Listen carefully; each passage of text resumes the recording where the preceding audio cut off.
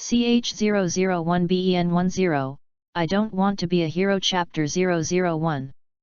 In summer, the mountains are green and the trees are shady. The orange sunlight shines on the road, which exudes the unique scent of summer. A dilapidated old RV was driving on the road. Inside the car, a young man with black hair and blue eyes leaned his hand against the window, supporting his face with his hand, and looked at the scenery outside the window with boredom. The boy was about 10 years old, with short, slightly messy black hair. He had a pair of sapphire eyes on his tender but still delicate face, which was very handsome. But the most special thing is the watch on his left hand that flashes a faint blue light, the Omnitrix, also known as another Omnitrix, which belongs to the second generation. Compared with the first generation and the calibrated first generation, it has the advantage of having a built-in gene library in the watch. Klein Azroth is an ordinary time traveler. He was a mixed-race person before traveling through time. He had excellent conditions, but his self-awareness was not clear enough, so he was often accused of being pretentious and Versailles. But on the night before I was about to start my new life in college, I closed my eyes and opened them again to find myself on a street in an unknown place. My body seemed to have become smaller as if I had taken medicine, but I didn't become 7 years old. I was probably about 9 years old. None of this is important. What is important is that when Klein saw the watch on the protagonist's left hand, he was so excited that he couldn't express it in words. He ignored the loose clothes that were about to slip off his body, touched the surface with his fingers, and a virtual ring appeared. Damn, it's authentic. So Klein, who had lived alone for a while with the help of the identical psychic device, finally attracted the attention of a special person. It was at that time that he was discovered by Tien Mark and was adopted because of his young age and the identical psychic device. It has been a year since he traveled through time. Because he is a little older, Klein has a younger cousin. The cousin was a girl with orange hair and blue eyes sitting opposite him, Gwendolyn Tennyson, also known as Tien Xiaoan. This cousin was very smart and polite, but there was an abnormal blush on her face that made Klein feel helpless. Are kids nowadays so precocious? He's only 10 years old. The cousin who is being picked up now is Benjamin Kirby Ben Tennyson, also known as Tien Xiaoban. The old car continued to move. Soon, Klein's pupils shrank and the corners of his mouth twitched slightly. Tien Xiaoan looked in the direction Klein was looking. Datu, this is so embarrassing. I saw Tien Xiaoban and another unknown boy hanging on a tree, and they were hung by their underwear. Xiaoban, we're about to set off. Tien Mark said to Tien Xiaoban. Grandpa. Can you do me a little favor? Ben and the boy who didn't deserve a name were let go. Ben followed Mark into the old car, and the other boy went somewhere unknown. Anyway, no one cared where he went. I really want to go on vacation with you, you. What are you doing here? Grandpa, why is she here? Xiaoban's mood was like a roller coaster, going down as soon as it got on. Come on. Datu. Don't be nervous, I was forced to do this. Someone convinced my mom that traveling with him would be a great summer vacation experience. Xiaoan also looked unhappy. Xiaowen was not happy when she was forced to travel with her grandfather, but after seeing Klein, she felt that her grandfather was right. However, she thought it would be a perfect summer vacation with her handsome cousin, but it was ruined by the annoying Datu. Grandpa, it can't be you, cousin. You are here too. Xiaoban was surprised. Although I have to spend it with the ugly nerd girl, this summer vacation is finally not that bad. Klein had traveled through time a year ago and had known Tien Xiaoban and Tien Xiaoan for a long time. He had a good relationship with them, but there seemed to be some problems in his relationship with Xiaoan, which made Klein a little helpless. Hey! I've also made plans for the summer vacation. Xiaowen picked up her original schedule. I even used different color blocks to distinguish them to prevent doing the same thing 2 days in a row. Although I didn't use it, it was fun to travel with my cousin, but I don't want to travel with Dai Tou, it's still 3 months. I just think it would be fun to spend the summer vacation with you guys. Is there anything wrong with that? I have a feeling that this summer will be very, very long. Mark felt a little helpless when he saw Xiaoben and Xiaoan arguing. The old car continued on its way. As night fell, in the slightly eerie woods, Klein, Tian Xiaoben, and Tian Xiaoan sat on the camping chairs that came with the old car. It's time to eat. Tian Mark came out of the old car holding a big bowl of still-moving insects. Grandpa! What is this? Xiaoben said in horror. Live and fresh rice worms are a rare delicacy in some countries. I think it's extremely evil. Xiaowen's face turned pale. If you don't like it, there's smoked lamb tongue in the refrigerator. Grandpa, isn't there any normal food? Like hamburgers or something? Xiaoben obviously didn't give up. Don't be silly, this summer vacation will be a journey of tasting new things for your taste buds. I'll go get the lamb tongue from the refrigerator. Mark walked into the old car. Okay, I have half-eaten corn flakes and chocolate bars in my backpack, what do you have? Xiaoben whispered. A few rice crackers and fruit candies. Xiaowen replied. No. Klein calmly picked up a rice bug and threw it into his mouth. He had been adopted by Tian Mark for so long, if he couldn't even eat these, he would have starved to death. It's so disgusting. How can you eat it, cousin? Xiaoben's face turned a little pale. Cousin, is it okay for you to eat this? Can you eat this? Are you feeling unwell? Xiaowen asked with concern. I'm used to it. Thanks, Xiaowen. Klein continued to eat the rice bugs calmly. You guys eat first, I'm going to take a walk. Xiaoben looked a little bad, as if he was about to vomit, and walked straight into the depths of the forest. Okay, be careful. Klein just said lightly. Although he hadn't watched Ben10 for a long time before the time travel, he still remembered Ben going into the forest to get the Omnitrix. Klein fully supports Ben getting the Omnitrix. After all, he doesn't want to be a hero. Klein doesn't think he is a good person and has no interest in being a hero. But Tian Mark knows that he has another Omnitrix, so it is best to let Ben get the Omnitrix and become a great hero. Post views, 622.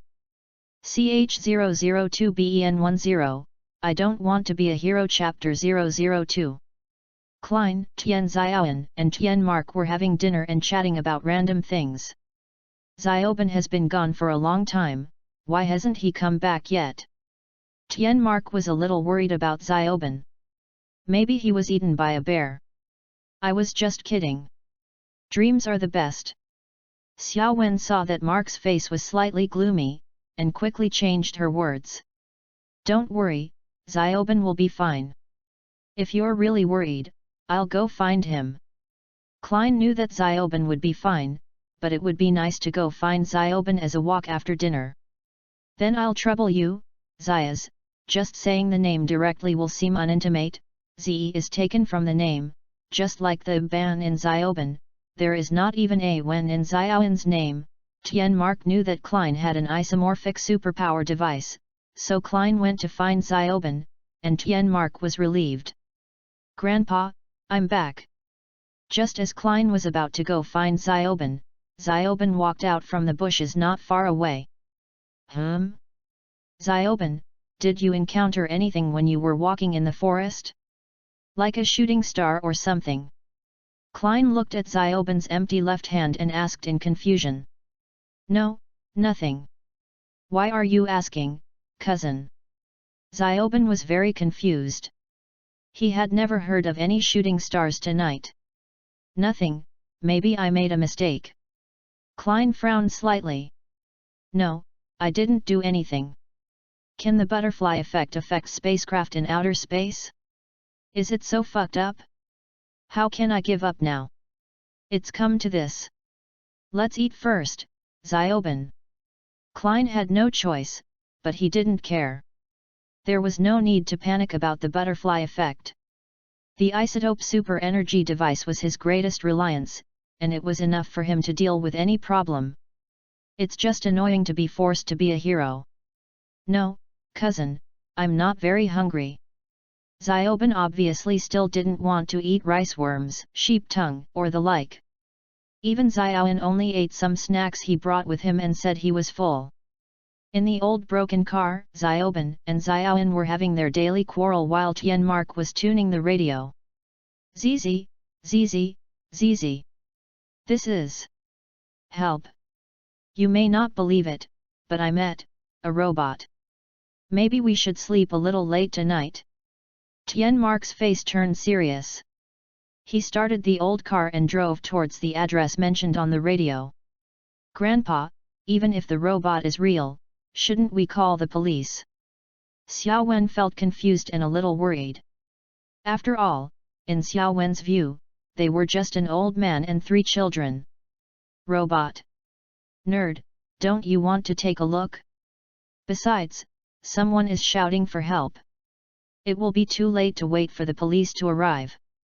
Xiaoben always refuted Xiaoan. Big fool, I think your little head is too hot-headed. How can you stop the robot? Your small body is not even strong enough to be hit by a hammer. Xiaoben and Xiaoan started arguing again. Don't worry, we can save those people. Tianmark glanced at Klein through the rear-view mirror.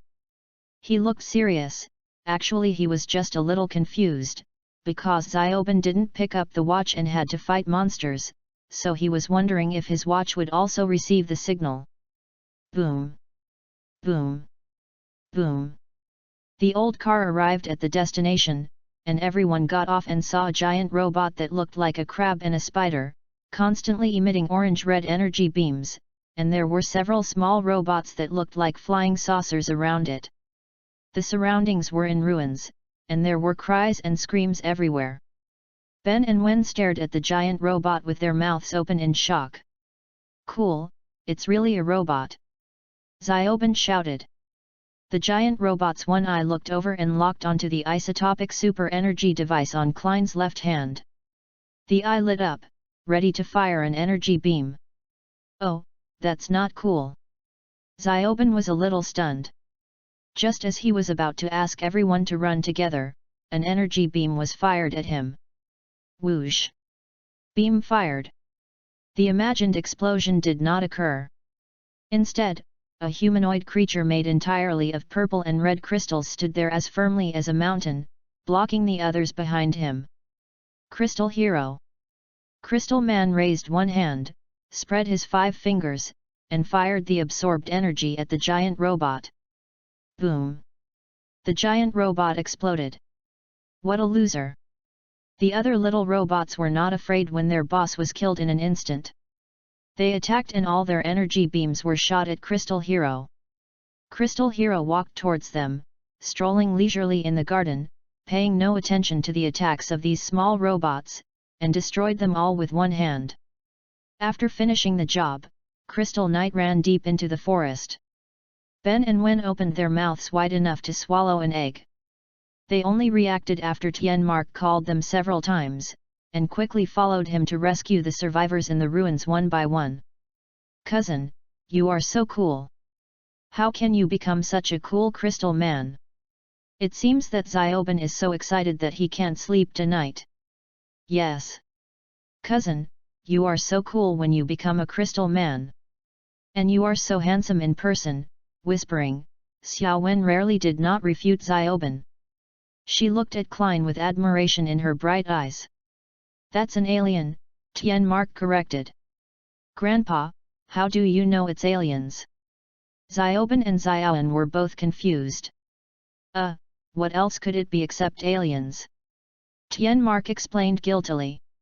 What's the name of that alien? Can I give him a name?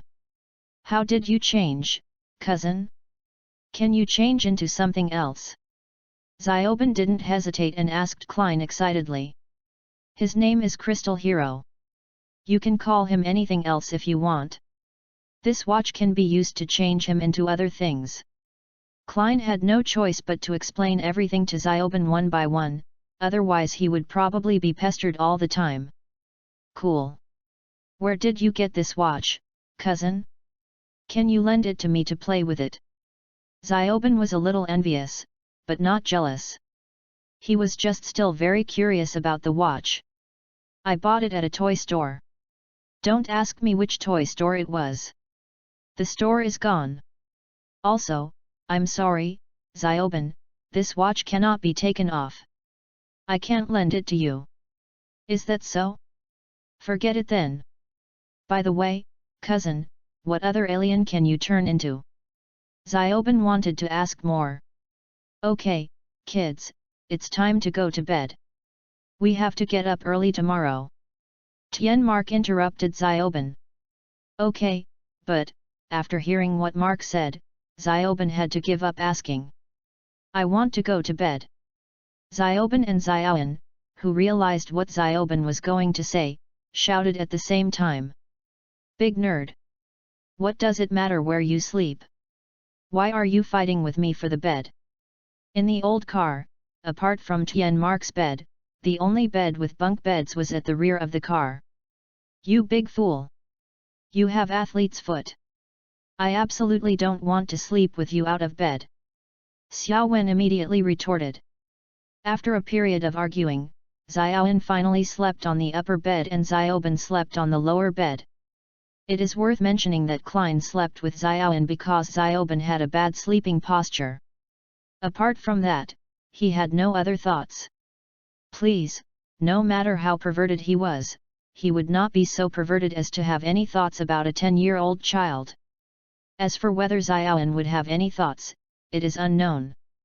Anyway, when Klein woke up the next day, Xiaoan's face was frighteningly red. Post views, 346. CH003BEN10, I don't want to be a hero chapter 003. It was a sunny morning. Klein and his two companions packed their bags with Mark and prepared to go to their next destination. Finally, I've finished packing. I'm ready to start an awesome summer vacation trip. Xiaoben shouted excitedly while wiping the sweat off his face. On a clear morning, in a city dyed light yellow by the sun, a fat bald man stood at the door of an old apartment building. Knock knock knock. Hey, Dongwu, open the door quickly. The fat man knocked on the door and opened it with the key. Creak. The door opened. The fat man walked in without paying attention. The room was shabby, dark, and damp, and the only thing that could be seen was the sunlight coming in from outside.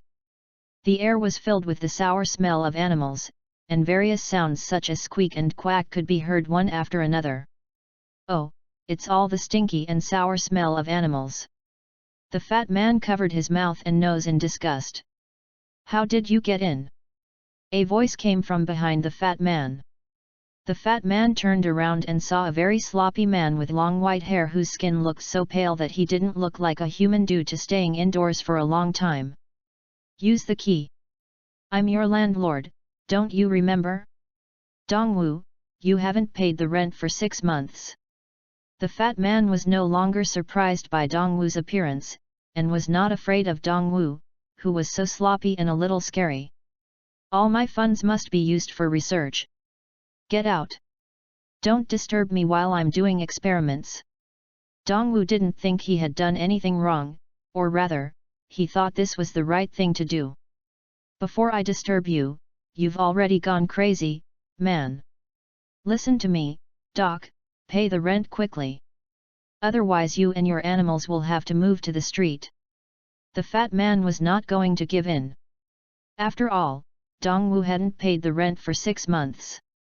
If this continued, he might as well just give the house to him. Animals? Yes, you like animals. Dongwu put on a strange helmet on his head while saying these crazy words. Pfft! Ha ha ha ha! What is this? Are you a member of the Animal Association? Seeing the strange helmet and Dongwu who looked a little funny in the helmet, the man suddenly burst into laughter. This is my gene mutator, a first-stage prototype. It can accelerate the gene mutation of various animals. Watch this. Dongwu grabbed a frog from an animal ecosystem and put it on the ground, then started the machine. The double horns on his helmet emitted red electric light, which hit the frog, causing it to grow larger until the room seemed crowded. The fat man kept backing away in fear, but was still swallowed by the frog and held in its mouth. Ha ha ha! Why does your voice sound so weird, like a frog is stuck in your throat? Ha ha ha!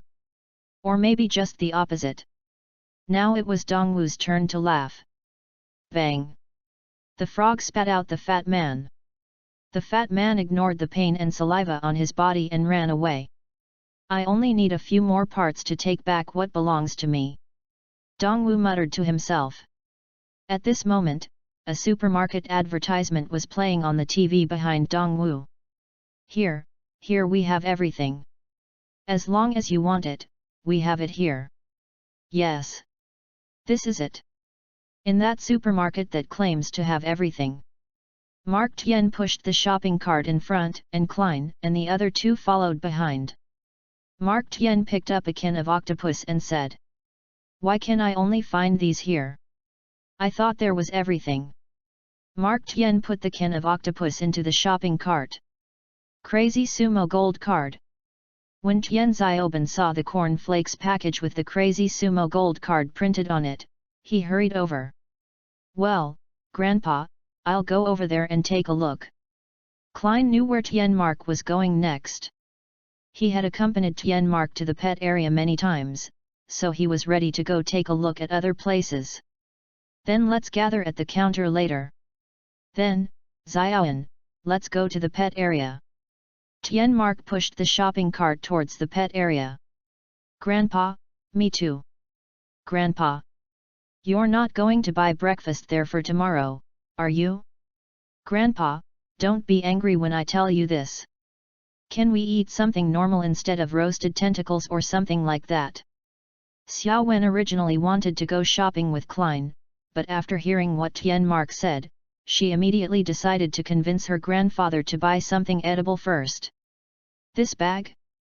This bag? No. This bag. It's so annoying. Which bag of corn flakes has the Violent Sumo Gold Card?" Xiaoban held a bag of corn flakes in each hand, tilted his head and shouted irritably. Tsitsiza class discovered that the TV screens in the TV area had turned into black and white snow, and they could faintly hear people screaming. Boom! The wall where the TV was placed was directly crashed through by a huge frog. The monster on the frog jumped down, walked straight to a category of goods, and took one of them directly. "Hey! Put it down!" Ben didn't think that this weirdo wanted to buy that thing. "Little devil! Leave me alone!" Dongwu rode on the frog, and the frog stuck out its tongue and attacked Xiaoban. Xiaoban quickly jumped away. Seeing this, Dongwu no longer paid attention to Xiaoban and rode away on the frog. Damn it! If only I had a watch. Ben had never wanted the Omnitrix more than at this moment. Although he didn't have a watch, Ben's sense of justice still made him chase after it. Tian Mark and Xiaowen were choosing tomorrow's breakfast in the pet area. Xiaowen failed to convince the owner, when they heard some noise in the distance and stopped. Dongwu came over riding a frog and made a hamster and a parrot giant. The hamster discovered Tian Mark and Xiaowen and approached them step by step. Tian Mark protected Xiaowen and kept retreating. Xiaoban, who came right after him, looked around for something that could save Grandpa and Xiaowen. When Xiaoban saw a scooter, his eyes lit up. Just when the hamster was about to attack Tian Mark and Tian Xiaowen, Xiaoban threw a can of drink at the hamster. "Hey! Stupid mouse, come and chase me if you dare!"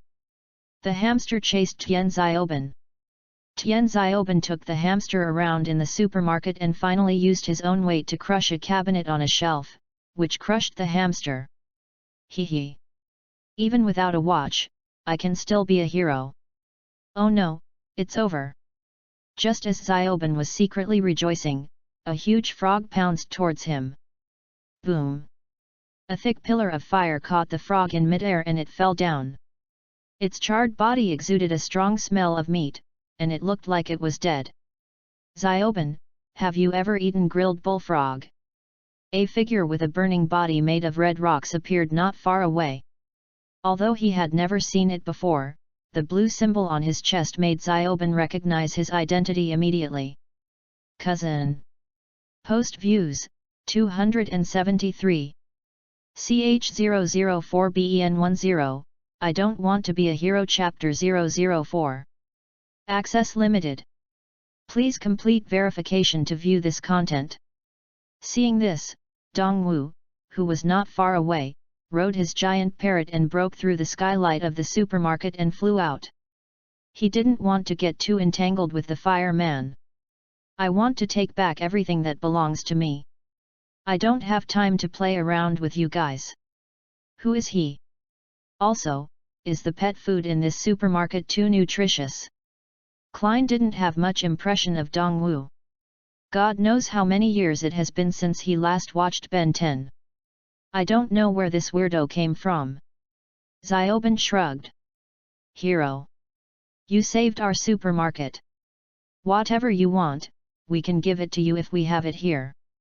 The shop owner walked over with his hands touched and said to the flaming man. Oh, what a mess. I defeated that stupid rat, but what did I get? 0. Ben saw that the shop owner never paid attention to him. With the flame man around, no one treated this kid as a hero.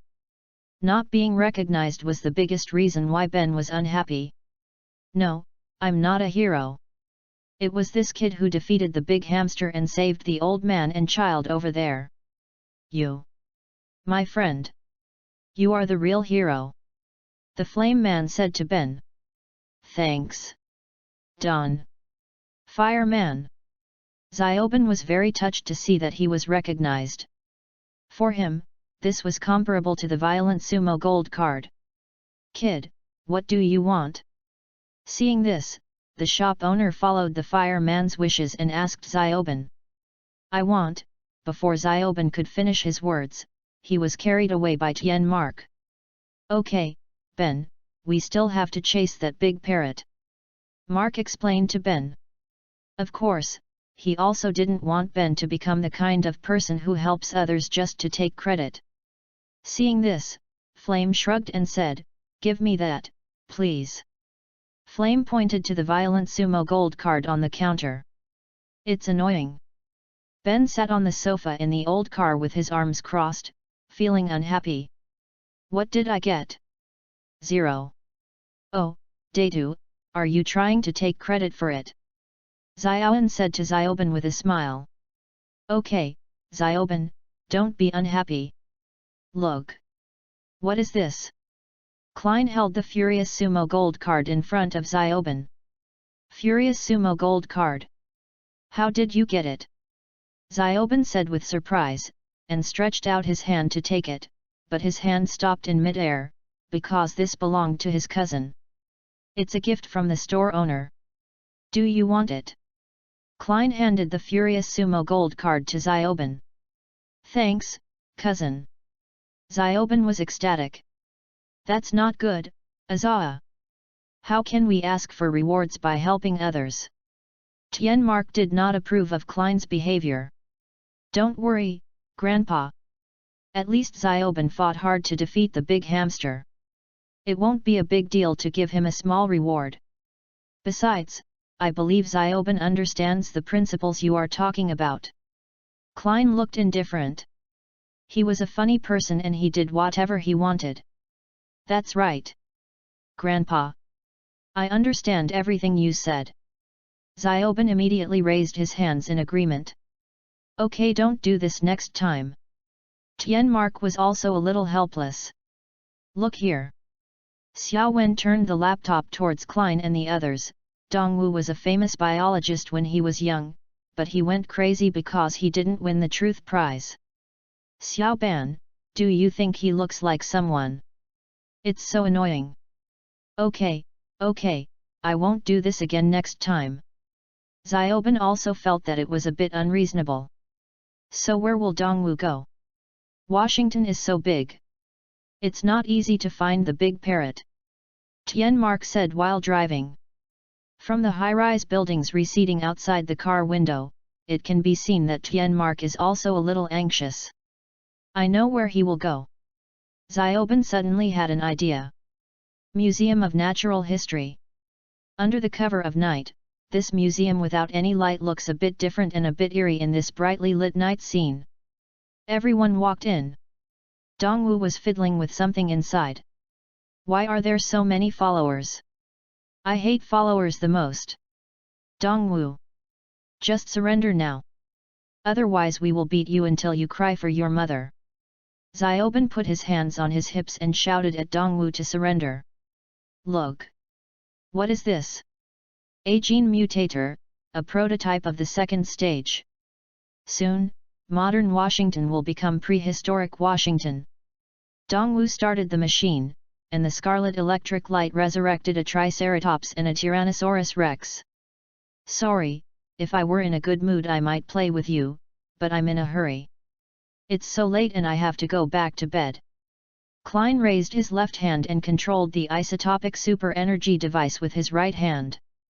The mighty Tyrannosaurus.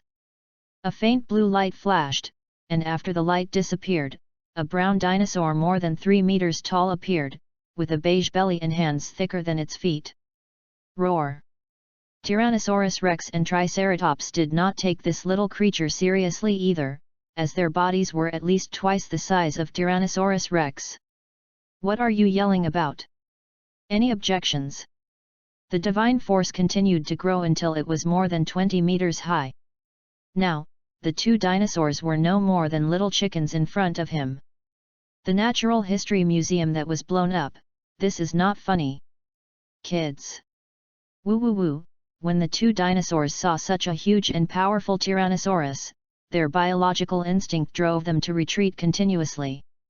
The powerful Beng Shenli grabbed a dinosaur's head with one hand and slammed them together with a little force. The two dinosaurs fell to the ground and could not get up again. Listen carefully, big stupid dragon, I'm going to take back what belongs to me. Don't bother me. Dongwu saw that the huge divine power was a little difficult to deal with, so he was ready to start, but he still had to say some harsh words. Dongwu, who was riding on a big parrot, hadn't flown high enough when he was knocked down by a punch from the Tyrannosaurus Rex. After being hit by the Tyrannosaurus, Dongwu's small body was almost dead. But the Tyrannosaurus didn't bother to care. I don't care if you die. If you don't die, then I will die. Even if there was someone patrolling, it was the Tyrannosaurus that killed him. It had nothing to do with Klein. It was just that being lectured by his grandfather was annoying. Klein wanted to explain it by saying he missed the shot. Woo! The police finally arrived at the scene. You are a cockroach, right? You're still okay.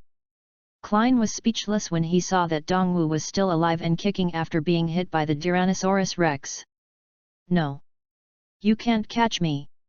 I still have to go receive the award. My Truth Award. The cockroach, Dongwu, was still shouting. Okay, kids, let's go back to bed. We have a long journey tomorrow. I believe you will be looking forward to tomorrow's destination. Tianmark took the lead and returned to the old car. Xiaoben and Klein didn't care about it. As for Xiaoan, I can only say that Xiaoan with a blushing face today is also very cute. Post views, 186. CH005BEN10, I don't want to be a hero chapter 005. Access limited.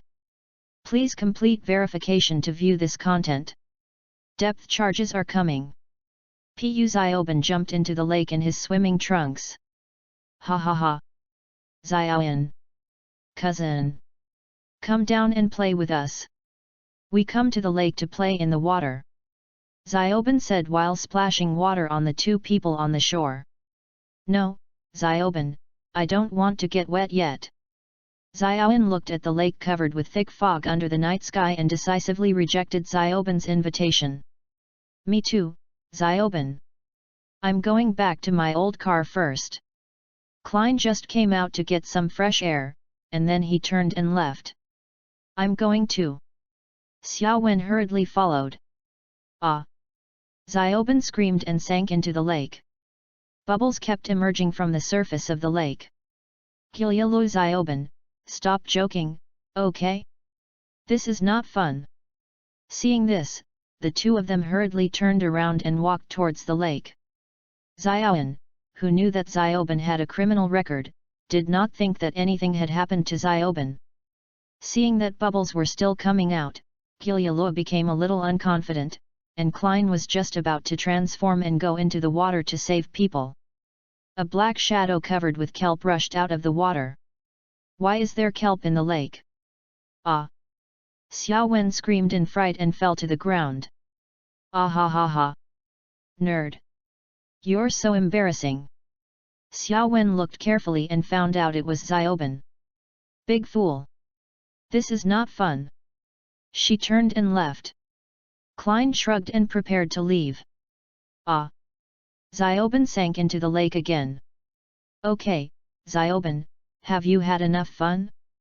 It's time to leave. Klein didn't care.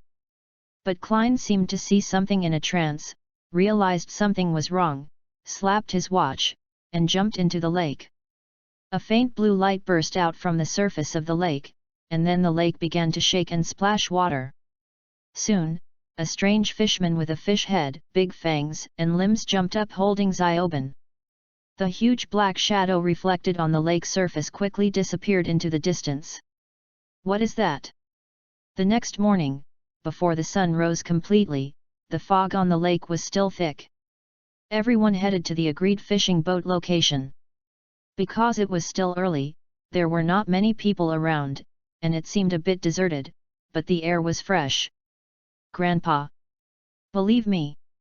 There really is a monster in the lake. If my cousin hadn't saved me, I would have been dead. Xiaoben pestered Tianmark and told him about the thrill of last night. Okay, Xiaoben, let's talk about the water monster later. We're going to go fishing all day today. I was a fishing expert when I was young. You can see it later. Tianmark was obviously looking forward to fishing. He didn't take the giant water monster that Xiaoben mentioned seriously.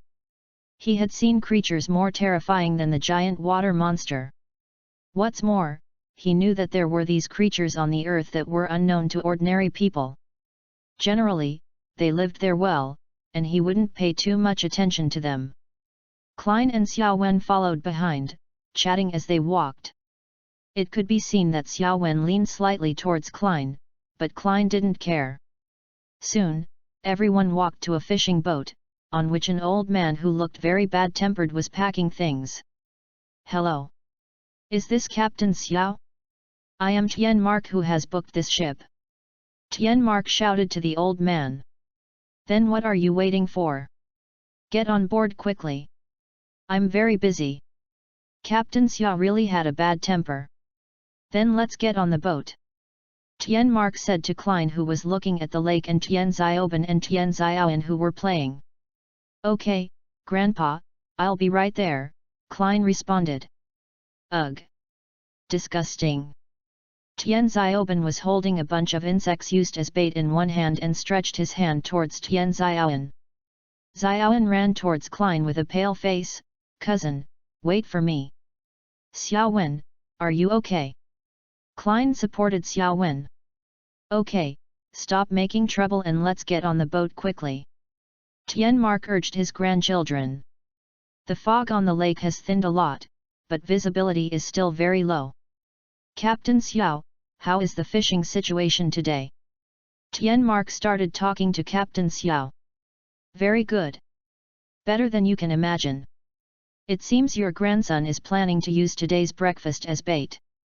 Captain Xiao saw Xiaoben lying on the side of the boat with his head facing the lake. Datu, what's wrong with you? Xiaoan asked Xiaoben.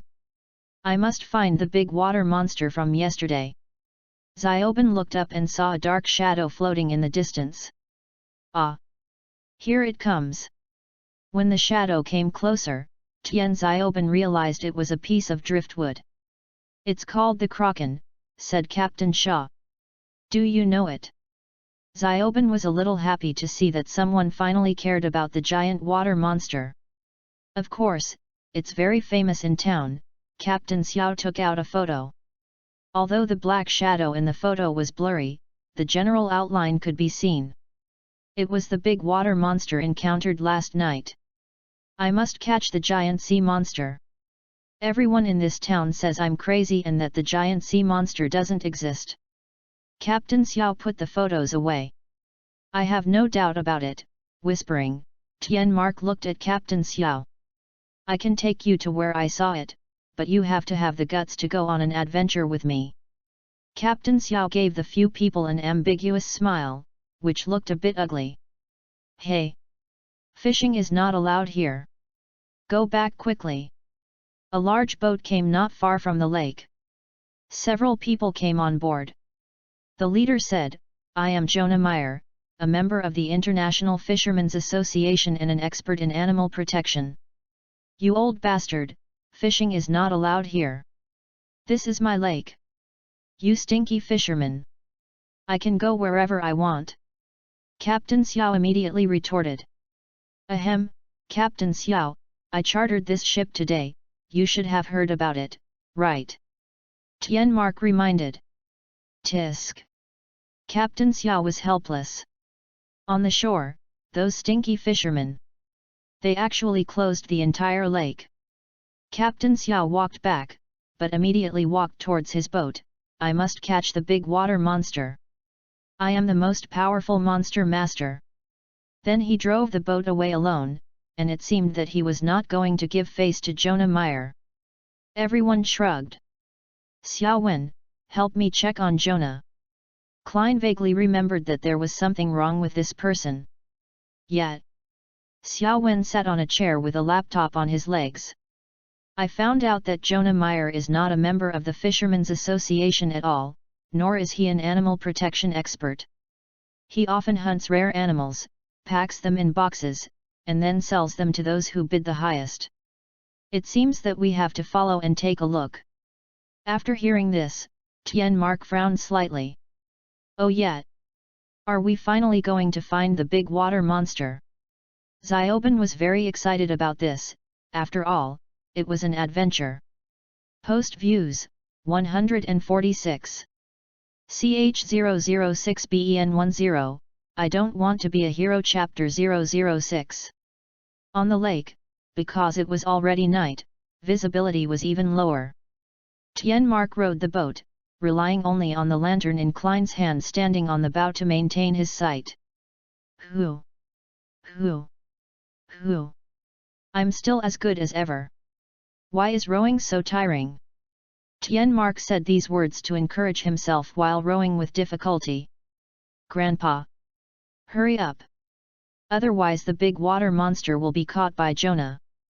Xiaoben was a little dissatisfied with Tian Mark's rowing speed and seemed a little anxious.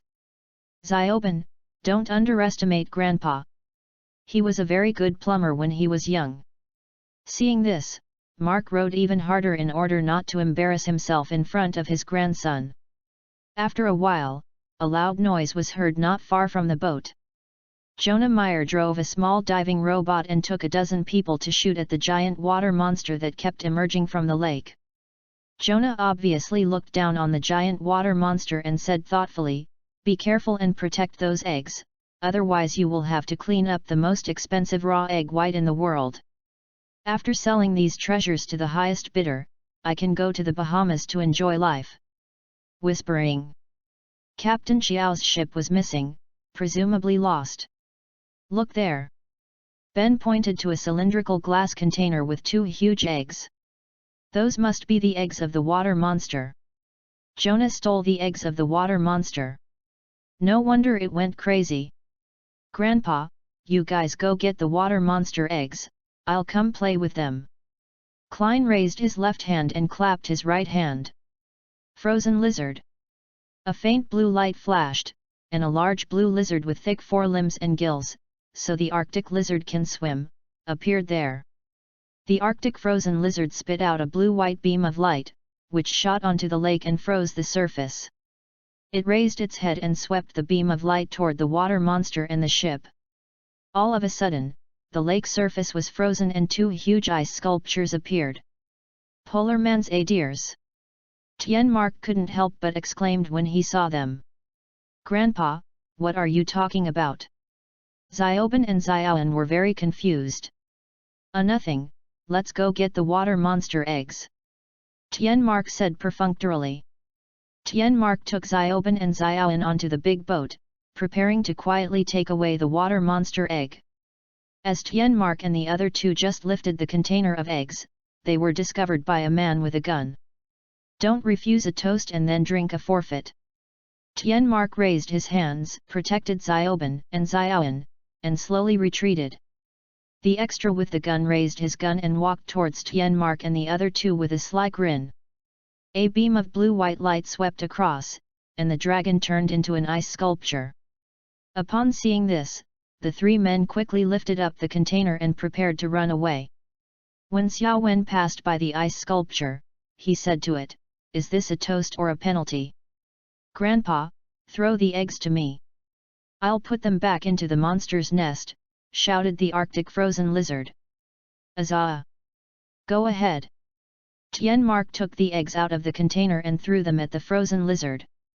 Bang! Bang! Jonah drove the diving robot to break free from the ice crystals, and so did the giant water monster. "My eggs!" Jonah shouted when he saw the water monster eggs being thrown at the frozen lizard. "Your eggs are not that big." The frozen lizard caught the two water monster eggs and kicked them with its right foot. Boom! A gap appeared on the frozen lake surface, and the Arctic frozen lizard jumped into the lake holding two water monster eggs on the left and right. Seeing this, the roaring water monster quickly dived down and caught up, wanting to get its child back. "My eggs!" Jonah wanted to start the robot and catch up, but breaking free from the ice had already consumed a lot of the robot's energy, and some of the robot's functions were also frozen, so Jonah tried several times but failed to get the robot to move. In the lake, the Arctic frozen lizard swam quickly, and the big water monster followed behind, attacking the Arctic frozen lizard with its two tentacles from time to time, but the Arctic frozen lizard dodged it. The frozen lizard swam for a long time but couldn't find the monster's nest. It was understandable that the lake bottom was so big that it was not easy to find. The frozen lizard had no choice but to keep looking. He also thought about giving the eggs directly to the monster, but he thought that the monster would think that he was afraid of it and drive him away. He didn't want to do such a thankless task. "I must find the monster's nest today. Although I don't know what it's for. There's no way around it. Once you start to think about some things, you can't let go." After a while, the frozen lizard finally found an irregular circular depression, which made him feel surprised but also helpless. "I swam half of the lake before I found it. Am I so unlucky?" The Arctic frozen lizard placed two water monster eggs in the water monster's nest in front of the big water monster. Seeing this, the big water monster hurried forward, crawled into the nest, used its tentacles to protect the water monster eggs, and stopped attacking the polar frozen lizard. Seeing this, the Arctic frozen lizard did not disturb the giant water monster and swam to the surface of the water. The puffy frozen lizard swam out of the water. "Da-da-da!" Jonah Meyer shot at the frozen lizard with a gun, but the skin was not even broken. "You lizard freak, give my eggs back to me, otherwise something bad will happen to them. I think they should be your accomplices." Jonah pointed his gun at the three tied-up Tienmarks. There were several people guarding around them. Seeing this, the frozen lizard was also irritated. "Just because I play with you doesn't mean you can involve others, especially my family." In the eyes of Klein, who loves fun, fighting with some little Karami is fun and interesting, so he usually doesn't use alien heroes that are too advanced. But if the opponent is too advanced, it's not fun anymore, it's the end. The sign of the frozen lizard patting its chest. "Super giant!" A faint blue light flashed, and a giant over 50 meters tall appeared. The giant had a single horn, and was red and white in color, with a faint blue logo on his chest, the only difference between the alien hero transformed by Klein and the alien hero transformed by Ben was the logo and the color of the eyes. He was like a mountain, and people couldn't help but feel awe. Of course, they could only feel fear of the enemy. The supergiant stretched out his left hand and gently grabbed Tianmark and the other two. The guards around them were so scared that they fled in panic. Master took us. Tianmark couldn't help but exclaim again when he saw this. Cousin, you are so cool. This giant is so cool, Grandpa, you are saying something we can't understand again, what on earth are you talking about? Xiaoben and Xiaoan were also very surprised to see that they were rescued, but they were confused again when they heard their grandfather's words. A man, although I tied them up, you also took away the water monster egg, so we are even, okay. Jonah broke out in a cold sweat when he saw this giant who was more than 50 meters tall, and said from the bottom of his heart. Who cares about you? The supergiant hammered down with his right hand. The ship, frozen into an ice sculpture, broke into two halves, and the surviving poachers fell into the water. The colossal giant turned and left, but when he turned around he vaguely saw something. With his body of more than 50 meters tall and his super eyesight he could only vaguely see it, and that thing was also far enough away. Not long after, the surviving poachers were taken away by the police who arrived. It is worth mentioning that Captain Xiao was also found lying on the driftwood during the search. He was lucky enough to survive in that situation. However, Captain Xiao, who held out for so long before being rescued, was still muttering water monster when he was rescued. It seems that he and the water monster are true love. Post views, 112. CH007BEN10, I don't want to be a hero chapter 007.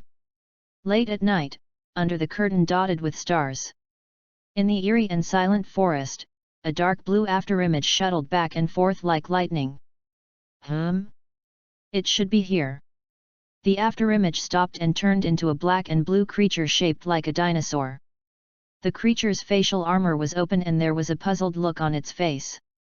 After hesitating for a moment, Flash Star decided to continue searching. His curiosity did not allow him to leave without finding out what that thing was. Hey! The Flash Star stopped again, and the sound of the wind following behind also reached the front of the spaceship. Yes, it was a spaceship, but it looked a little shabby. Flash Star fiddled with the spaceship for a while, and the hatch of the spaceship opened successfully, and Flash Star slid in. He moved quickly by sliding on wheels. Where is this place? Flash Star stopped in front of a room.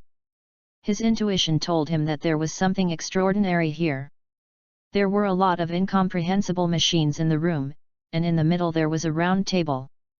Flash Star used his speed advantage to press buttons on the round table. The platform was activated, and the middle of the platform opened, revealing the items inside. It was indeed an incredible thing. Hey! This is it! Flash Star was surprised and then picked up the item and left. After the Flash Star left, a faint sound was heard from deep within the ship. The next morning, the old car was driving on an empty road. There were no other vehicles on the road except the old car. However, there were many cacti in the desert on the side of the road. Stare! Cousin, why are you staring at me? Is there something on my face? Tian Xiaoben, who was playing games, felt a little uncomfortable when Klein stared at him. He even had a hard time playing his favorite sumo game. Even Xiao Wen was a little unhappy about this. Could it be that Xiao Ban was prettier than her? Klein stared at him for a while, then suddenly asked, Xiaoben, do you want to be a hero? Of course. Who doesn't want to be a hero? But I also know that I'm just an ordinary kid. Unlike you, cousin, I don't have the ability to be a hero. Xiaoben suddenly felt a little lost. What if you also have this ability? Klein opened his backpack on the sofa, took out a spherical object from it, and handed it to Xiaoben. Cousin, what is this, could this be? Ben was surprised and excited when he realized what Klein was talking about. Is this really for me? That's it. Open it and take a look. Klein placed the ball on the table in front of Zioben. Zioben gently touched the sphere, and the sphere opened, revealing what was inside. It was a strange watch, the Omnitrix. Ben was ecstatic. He stretched out his left hand, and the Omnitrix was automatically put on. Woohoo! Who is the hero? I am the hero. Zioben raised his left hand and shouted excitedly, Cousin, thank you. Datu, don't get carried away. Zioben was a little unhappy, not because Zioben got the Omnitrix, but because Klein gave something to Zioben but not to her. Sorry, Xiaowen. I will definitely give you something suitable for you in the future. Klein also noticed that Xiaowen was a little unhappy. He thought it was because of the Omnitrix. By the way, Xiaowen, I have something for you too. Klein's memory, which had been idle for many days, finally presented an important scene in his mind. But before that, Grandpa Tian Mark, who was a little dazed, actually he was wondering when Asmus created 2 watches. Note, Tian Mark knew Omnitrix, and some of its genes were collected by Tian Mark for Asmus, came back to his senses. Mark Tian saw through the rear-view mirror that Klein had an expression that said, You're awesome, you're worthy of being my grandpa. He also sweated a few drops of embarrassment. What's wrong?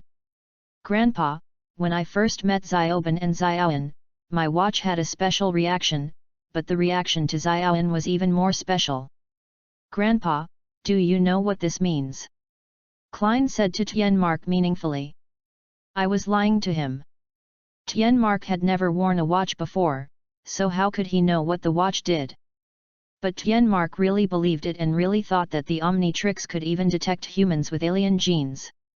You are worthy of being me, Grandpa. Klein's words overwhelmed Tian Mark's last bit of luck.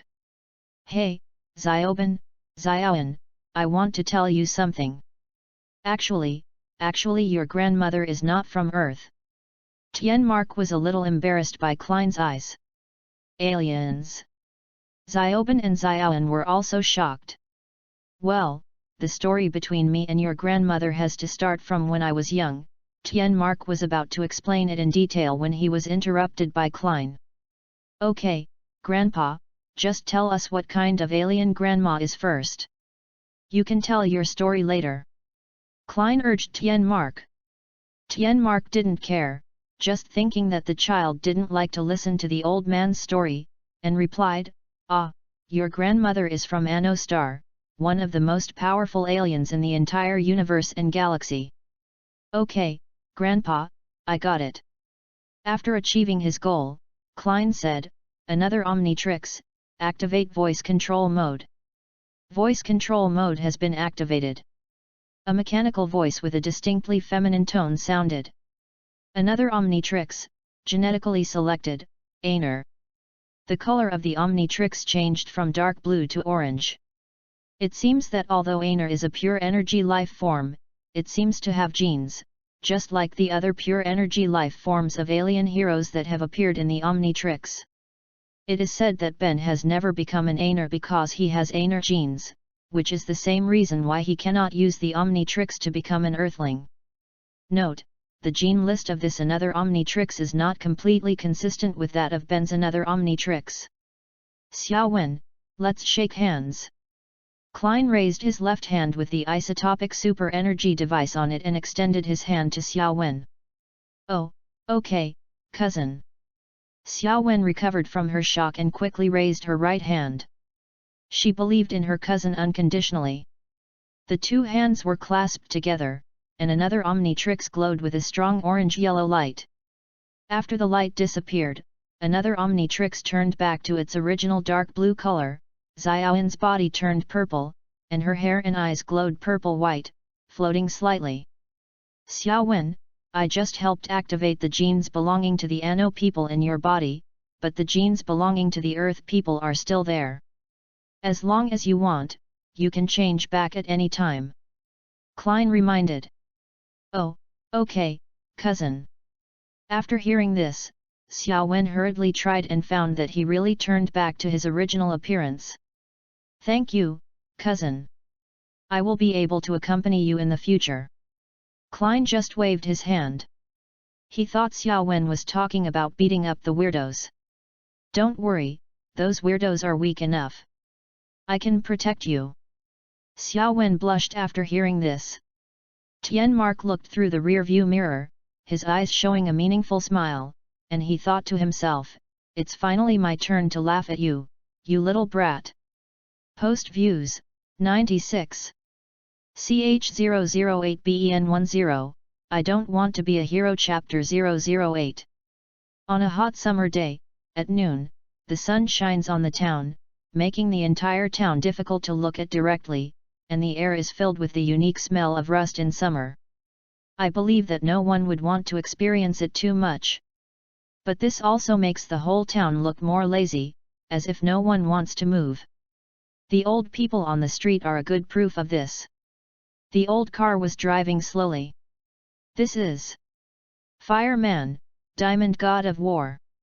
Let's call this little heroes. There are 10 alien heroes in total. Great! Ben was sitting on the sofa fiddling with the Omnitrix. I can't wait to transform into an alien hero and beat up the bad guys. Big fool, I think you're getting too excited in your little head. You think you're my cousin, but don't get so scared that you forget how to use the watch. Xiao Wen used his spiritual energy to get the kettle next to the sink, poured a glass of water for himself and Klein beside him, and took a sip. I want one too. The excited Xiaoben didn't intend to argue with Xiaoan, but it was easy to get thirsty in such hot weather. Pour it yourself. Xiao Wen didn't indulge Xiao Ban either. Haha, they have a really good relationship. Tian Mark glanced at the rear-view mirror. We're almost there, we need to be ready. Vera is really good at pinching her face. Soon, the old car stopped in front of a small house, and a fat old woman was standing at the door. Vera, long time no see. Tian Mark greeted Aunt Vera. Mark, long time no see. Aunt Vera replied, then looked at Klein and the other two. Oh, long time no see, Xiaoben and Xiaoan, who is this child? Aunt Vera pinched Xiaoben and Xiaoan's faces respectively. When it was Klein's turn, she was stunned for a moment before pinching them, and then asked Tian Mark. Ah, I adopted this child a few months ago. Tian Mark then introduced Klein to Aunt Vera, and Klein could not escape being pinched on the face by the self-familiar Aunt Vera. Okay, let's go in, I made lunch. Aunt Vera warmly invited everyone into the house. Inside the house, Xiaoben was complaining out of boredom, Xiaoan was chatting with Aunt Vera, and as for Klein, he looked around curiously. Soon it was lunchtime. On the dining table, there was a large bowl of brown jelly in the middle, with many brown and white lumps in it. Klein and the other two were unable to eat this strange food. Klein had never eaten it before, let alone got used to it, so he couldn't eat it like rice bugs. Vera, this is so delicious. What are these brown lumps? Tian Mark was very satisfied with the meal. That's pork liver, and the white ones are lettuce, Great Aunt Vera responded cheerfully. I'm full, I'm going to the bathroom. Xiaoben escaped from the dining table. I must escape from this place, whispering, Although Xiaoben spoke the last sentence in a very low voice, Klein still heard it. His body was originally better than that of an ordinary person, and so were his 5 senses. Shortly after the toilet door was closed, a green light could be vaguely seen from the gap in the toilet. Xiaoben turned into a ghost. Don't ask Klein how he knew it. Before leaving, Xiaoben did not forget to scare Xiaoan, who was sitting next to Klein. Haha, where are we going to play? The ghost shadow passed through the wall and floated out. The old man along the way did not stop the ghost until the ghost smelled the scent of pie. A pie placed by the window. The ghost floated over and then found an old lady in the house swatting a fly. The fly kept dodging and then stopped on the ceiling. The old lady jumped up, her limbs stuck to the ceiling, and swallowed the fly in one gulp like a spider. Old woman ninja. The ghost was shocked by the old woman. This is so weird. Then the ghost floated away. Along the way, the ghost saw many strange scenes, such as an old lady doing a backflip, an old man almost having a car accident because of watering, and even an old man with his neck twisted 180 degrees. Yes, it was the old man in front of Xiaoben. Originally, the old man pushed open a trash can in the middle of the garbage dump, and there was a secret door under the trash can. Just as the old man was about to open the secret door, he heard a noise from behind. Then he turned his head 180 degrees and stared at Xiaoben. What annoyance! What country are you from, little bastard? Xiaoben quickly ran back, and had a fast and furious show with the old man, and was finally saved by a water pipe. Oh no! The old people in this town are all alien weirdos. Ben ran into the room in panic. SHH. Xiaoben was interrupted by Tianmark and Xiaowen. Vera has just fallen asleep. Xiaoben, don't make too much noise. Tianmark reminded. Is this true? It's only 6:30. Xiaoben was also a little speechless. Okay, Xiaoben, what did you just say? Klein quickly brought the topic back to the topic upon seeing this. When Xiaoben saw his cousin asking questions, he recounted in detail what he had just seen and heard. Xiaoben, take me to that secret door. Klein didn't want to lose sleep tonight because of worrying about these weird things. Next to a Western-style house, Xiaoben and a few others were leaning against the wall stealthily, peeking at the situation outside. There were several old men who seemed to be looking for something. Okay, great detective, what's wrong with you? Xiaowen was a little speechless about Xiaoben's behavior. Xiaoben, I remember you said that one of their old men was scared by the water, right? Klein didn't plan to go on like this. How long would it take to end this sneaking around? It would be fine if he didn't have the strength, but if he had the strength, they should be the ones sneaking around and hiding from him. Klein was unhappy, and decided to start a crushing victory. Klein snapped his watch. Water Tyrant. A faint blue light flashed, and an alien hero wearing red armor, possibly skin, appeared. Okay, since that's the case, then, let the hero appear. Xiaoben clapped his watch when he saw this. Four-handed overlord. A green light flashed, and a burly man with red skin, 4 eyes and 4 hands appeared. Weirdos, let the hero beat you up. Then the four-handed overlord jumped out. Xiaowen also turned into the form of an Anno-alien, floated up, and used heavenly energy to control a dozen flame monsters, mentioned by Xiaoben in the anime. Then he crushed them with heavenly energy, but unfortunately they quickly returned to their original state. The four-handed overlord soon encountered this problem as well.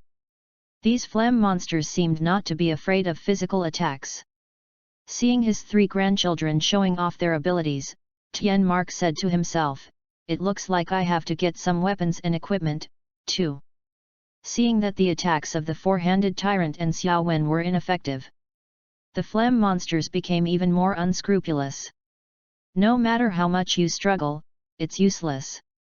Catch them, pickle the old ones and eat them, and take care of the young ones for a while longer. Shui Bassian saw that the flame monsters were so arrogant and didn't tolerate them. He raised one hand and spurted out a torrent of water from his palm. The flood submerged the flame monsters in front of him and many buildings were also collapsed. The four-handed overlord and Xiaowen also reacted upon seeing this. After all, it was their first battle, so it was normal for them to be a little slow to react. The four-armed overlord crushed the water pipes of the surrounding houses, and Xiaowen condensed the heavenly energy into a disc shape, threw it out, and cut the fire hydrant in half. For a moment, the streets seemed to be flooded. Post views, 91. CH009BEN10, I don't want to be a hero chapter 009. After eliminating all the flame monsters, the four-handed overlord led the others to the trash can in the middle of the garbage dump. The four-handed tyrant pushed open the trash can, opened the secret door, and jumped down holding Grandpa. Shui Bassian also jumped down, and Xiao Wen flew in after him. Once you reach the bottom, there are several tunnels leading to different places. Just at this moment, the four-handed overlord's transformation time came. A red light flashed and he turned back into Xiaoben. Oh, that's annoying. Xiaoben, you choose a path. Shui Bassian said. He didn't know the road and didn't have the perception function like the super beast, so he had to bet that Xiaoben had the aura of the protagonist. Okay, cousin, let's go this way. Xiaoben chose a road at random. Everyone walked to the end. It was really the end, it was a tunnel that had not been dug yet. Hey, sorry, I don't know either. Xiaoben felt a little embarrassed that he had led everyone into a dead end. With no other options, I had to go back the same way and randomly choose another route. This time the choice was not wrong. Everyone saw countless large green eggs and a disc-shaped building in the middle, which looked like a flying saucer or something. Xiaoben walked up to an egg and said, "There's an old lady in here. The phlegm monster must have captured all the old people in the town and brought them here." Tianmark reacted immediately. "Aunt Vera, here." Xiao Wen stood in front of an egg not far away. "Let's move them all out first." Tianmark picked up an egg and prepared to go out. "Don't even think about it. This is our food. Hurry up!" And a few strange words made of phlegm that came out from nowhere were washed away by the water before they could be finished. "Do you think this is some second-rate movie? Who would wait for you to finish speaking before taking action?" Shui Bassian was disdainful of the talkative phlegm monster. Seeing this, the remaining phlegm monsters that had hidden themselves knew they could not defeat the water tyrant, who could completely defeat them, so they decisively turned into a pool of mucus and entered the flying saucer through the gap in it. The UFO was started and flew upwards. Shui Bassian raised his hands and a column of water gushed out from the palms of his hands. The water column smashed the bottom of the flying saucer, but it still seemed to lack strength when facing the flying saucer that had already flown to a certain height. The UFO broke through the earth wall above and flew out of the earth. "Okay, we have to start moving." Tianmark no longer paid attention to the flying saucer that left, and looked at the headache-inducing number of eggs around him. "This will probably take several hours.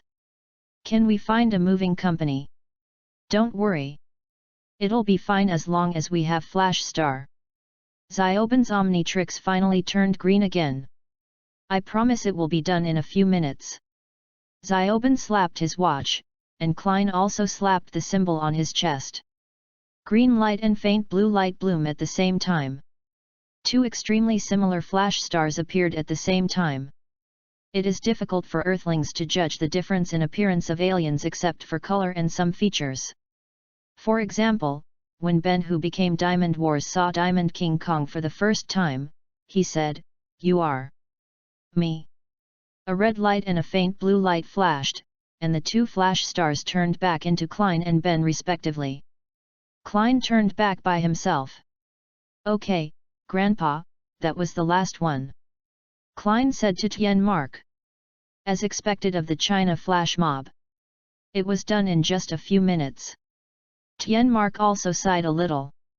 "Grandpa, you're saying these things again. What did you do when you were young?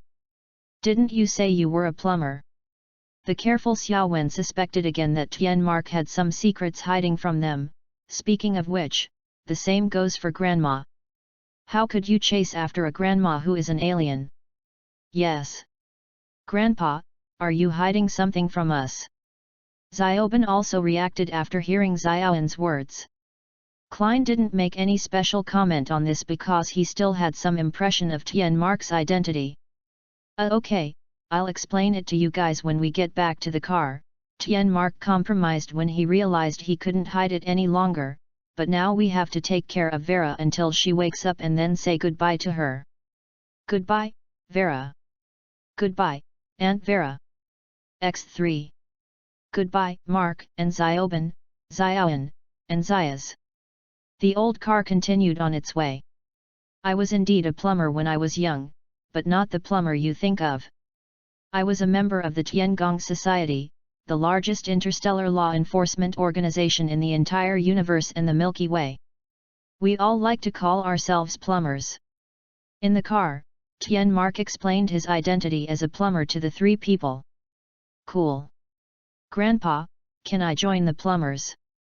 Xiaoben was obviously very interested in these.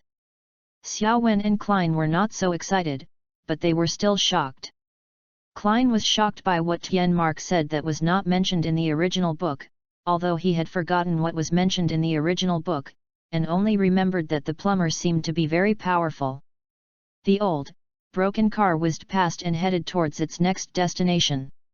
Post Views, 88. CH010BEN10, I don't want to be a hero. Chapter 010. On a hot morning, the old broken car stopped in a deserted place. There were no plants around except cacti. There was nothing but desert gobi and flying sand and rocks. Tian Mark was controlling a simple wooden device. Tian Xiaoben, who had transformed into the Diamond God of War, was inside the device. Tian Mark pulled down the first lever on the left, and several empty cans smashed at the Diamond God of War. The Diamond God of War sprayed out several diamond fragments from his hands and cut all the empty cans into pieces. Tian Mark pulled down the second lever on the left, and several targets were erected not far from the Diamond God of War.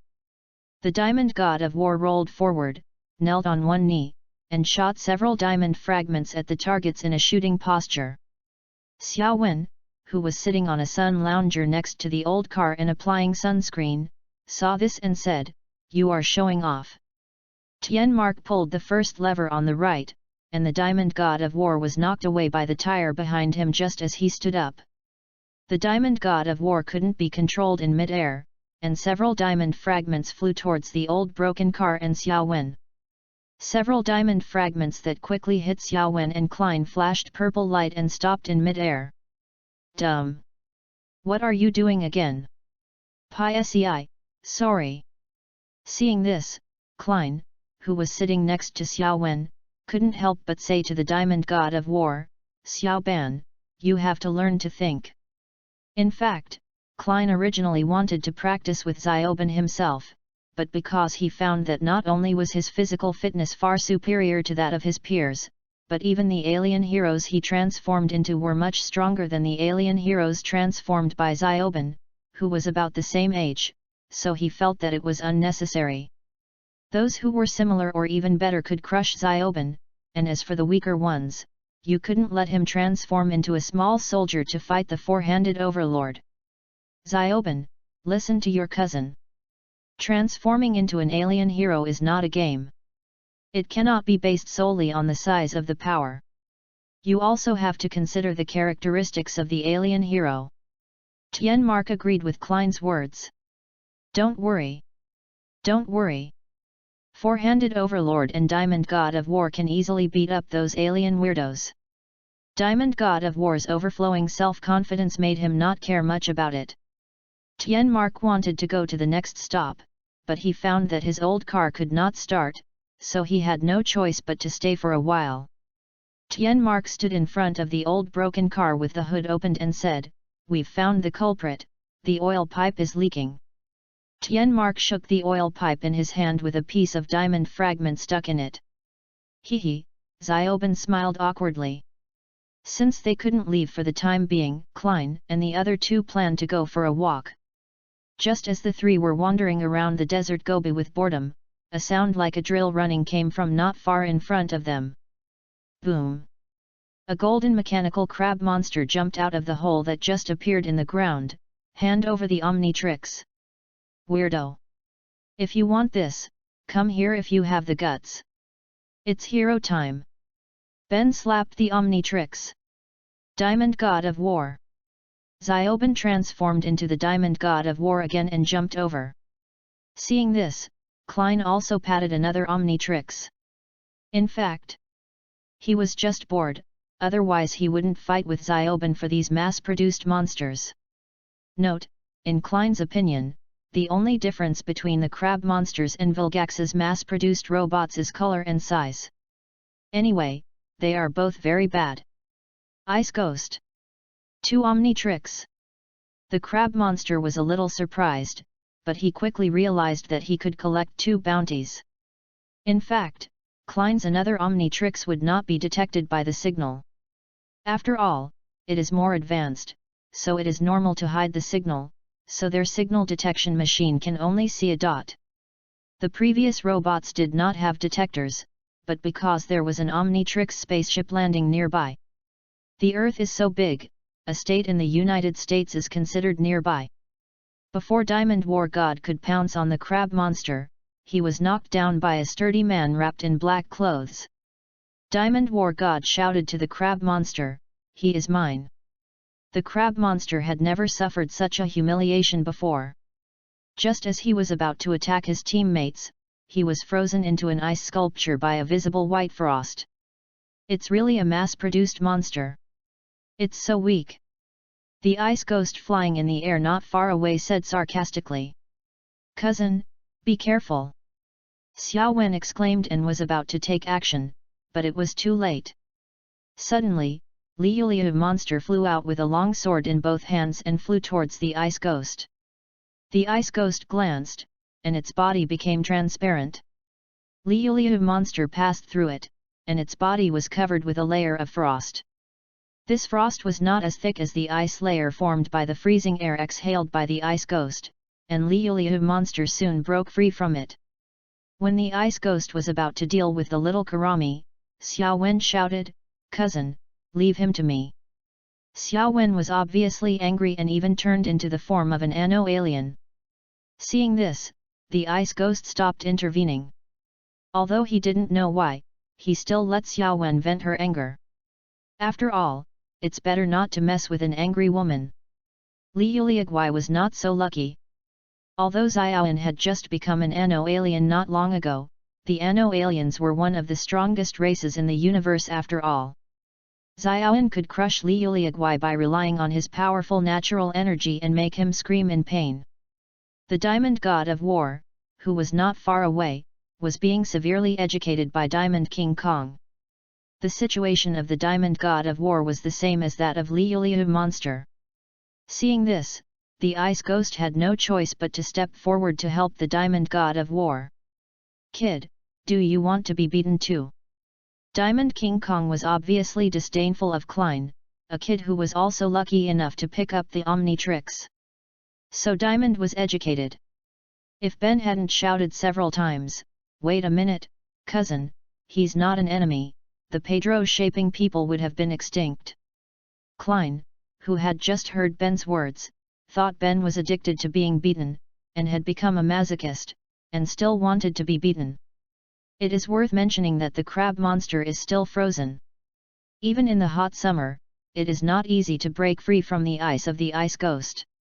Cough cough cough, "Okay, little, your name is Klein, right? I believe you can protect the Omnitrix. With you here, the little kid over there probably won't lose his Omnitrix." Diamondback coughed a few times in pain and got up from the ground. "Xiaoban, right? Anyway, you saved my life. So I'll give this to you." Diamond King handed his hoverboard to Diamond God, and then left in style. He just staggered a little. Hoverboard. Cool. Diamond War God was surprised to hold the hoverboard, but he thought of another question and shouted to Diamond King Kong, who had not walked far, "Without the hoverboard, how can you leave the Earth? I have my own way. See you later." Diamond King Kong left without looking back. Diamond achieved his goal, Klein successfully found some fun, Ben got the hoverboard, and Xiaoan successfully let out a sigh of relief. Everyone was happy. Even Liuliagui was not very happy. He lay on the ground and raised his right hand towards Xiu and Jinggong with difficulty. However, what made him despair was that Xiu and Jinggong did not even look back at him. Liuliagui's hand dropped weakly, and it seemed that his broken body would not live long. "Everyone, we are about to hit the road." At this time, Tian Mark, who had repaired the old broken car, drove the old broken car to the side. It is worth mentioning that before everyone left, the ice ghost thickened the ice layer on the crab monster and then threw it into an abandoned warehouse. Post views, 87. CH011BEN10, I don't want to be a hero chapter 011. Access limited. Please complete verification to view this content. It was still a sunny morning and the old broken car was driving on the road. Lolyalu, Xiaoban stuck to the car window and made faces at the boy sitting in the back seat of the sedan next to the old car. Seeing that the face-making contest was at a stalemate, the boy turned around, picked up the hamburger next to him, took a bite, chewed for a while, and spit it out towards Xiaoban. Actually he just put it on his tongue. Damn, that's a seafood special. Xiaoban was also disgusted. In that case, I'm going to take out my secret weapon. Xiaoban squatted down. A green light flashed and the gliding King Kong stuck to the car window, opened its mouth wide towards the boy, and yellow-green saliva splashed everywhere. The boy was frightened. The boy's father in the driver's seat was attracted by the boy. He followed the boy's line of sight and saw the gliding King Kong stuck on the car window. The car swayed left and right a few times, accelerated and rushed in front of the old car, and it seemed that it had no intention of slowing down. Ha ha ha ha, gliding King Kong laughed out loud while lying on the floor of the old broken car. Datu. You're playing with your watch again. Xiao Wen walked over and prepared to sit down on the sofa. No way. Having fun is the most important thing. The gliding King Kong sprayed a pool of yellow-green mucus towards Xiao Wen's seat, but the mucus stopped in mid-air emitting purple light and then flew towards the gliding King Kong. The glider King Kong was caught off guard and had his face covered in slime. Just as he was about to fight back, he heard. Xiaoban, you really need to think carefully about how to use the Omnitrix. Klein mentioned. Okay, cousin, I'll listen to you. Xiaoban still respected Klein very much, and the Omnitrix was given to him by the other party. Seeing this, Xiao Wen smiled proudly at the gliding King Kong and said, See, my cousin still supports me the most. Just as gliding King was about to say something, the old car braked and gliding King Kong slid forward. Come and see, oh. You are really fast. Tian Mark was about to call 3 people over when he saw the gliding King Kong gliding next to him. There was a car accident in front of the old broken car. A large truck collided with 2 cars. There was a person trapped in the large truck. The flames burning in the car indicated that an explosion was about to happen. Grandpa. I'll go. Seeing this, the gliding King Kong quickly flew out of the car window. Although Xiaoban usually likes to argue with Xiaoban, she still recognizes Xiaoban's strength, so she stayed in the car. As for Klein, for him, the biggest purpose of giving the small class the Omnitrix is that he doesn't have to worry about these annoying trivial matters. After rescuing the man, the old car continued on its way. You're going to love playing it. Xiao Wen read out the words on the signboard passing by the road. Please. Grandpa. Give me a hint, what is it? Xiaoban stood next to the driver's seat. Sorry, I've been preparing for this surprise for the entire summer. Tian Mark rejected Xiaoban's request. Welcome to Fantasy Light Paradise. Xiaoban and Xiaoan looked at the simple sign at the entrance of Fantasy Light Paradise and unconsciously read out what was written on it. When Klein and his 2 companions saw the deserted Fantasy Light Paradise, they felt like they had been deceived. It was truly a big surprise. Although Klein and the other 2 no longer had any expectations for this Fantasy Light Paradise, Tian Mark seemed extremely excited. Is there any place in the world more fun than the Fantasy Light Paradise? Hello. Welcome to the Fantasy Light Paradise. A man dressed like a garden director said expressionlessly, I am the garden director here. It is easy to imagine that being a garden director in such a barren place where no one lays eggs and no one comes ashore, it would be a miracle if you can be happy. I know you guys can't wait to go in and have some fun. Tien Mark bought 3 tickets from the director and gave them to Klein and the other 2. Then I'll go book a room first. Oh, how annoying. What on earth are we doing in this damn place? Xiaoben complained about this extremely boring place. Soon, the 3 of them walked to the ticket counter in front of a room. Who knows what's inside? Welcome to the Fantasy Light Park, please show your tickets. The same expressionless face, the same flat tone, it was indeed the director from before. I thought you were the principal. Xiaoben pointed at the principal and the entrance of Fantasy Light Park, where the principal was standing just now, in surprise. Kid, I think you should know the meaning of the more capable you are, the more work you should do. The director tore open the tickets for the 3 people with an expressionless face. It's easy to imagine that 1 employee is enough for this shabby place, or even redundant. After all, the director seems to be very idle. The 3 of them had fun playing around in all the facilities in the Magic Light Park. Actually, they were just entertaining themselves, except for this. Please don't take pictures of it. Please do not use any electronic devices near it. It's a giant rubber band ball. Before Xiaoben saw it, he was a little bit expectant because of a few flashing signs. But until he saw it, he realized that he shouldn't have expected anything from it. You can play as long as you want, but please follow the rules, the headmaster said expressionlessly. It's just a huge rubber band ball. Xiaoben still didn't give up.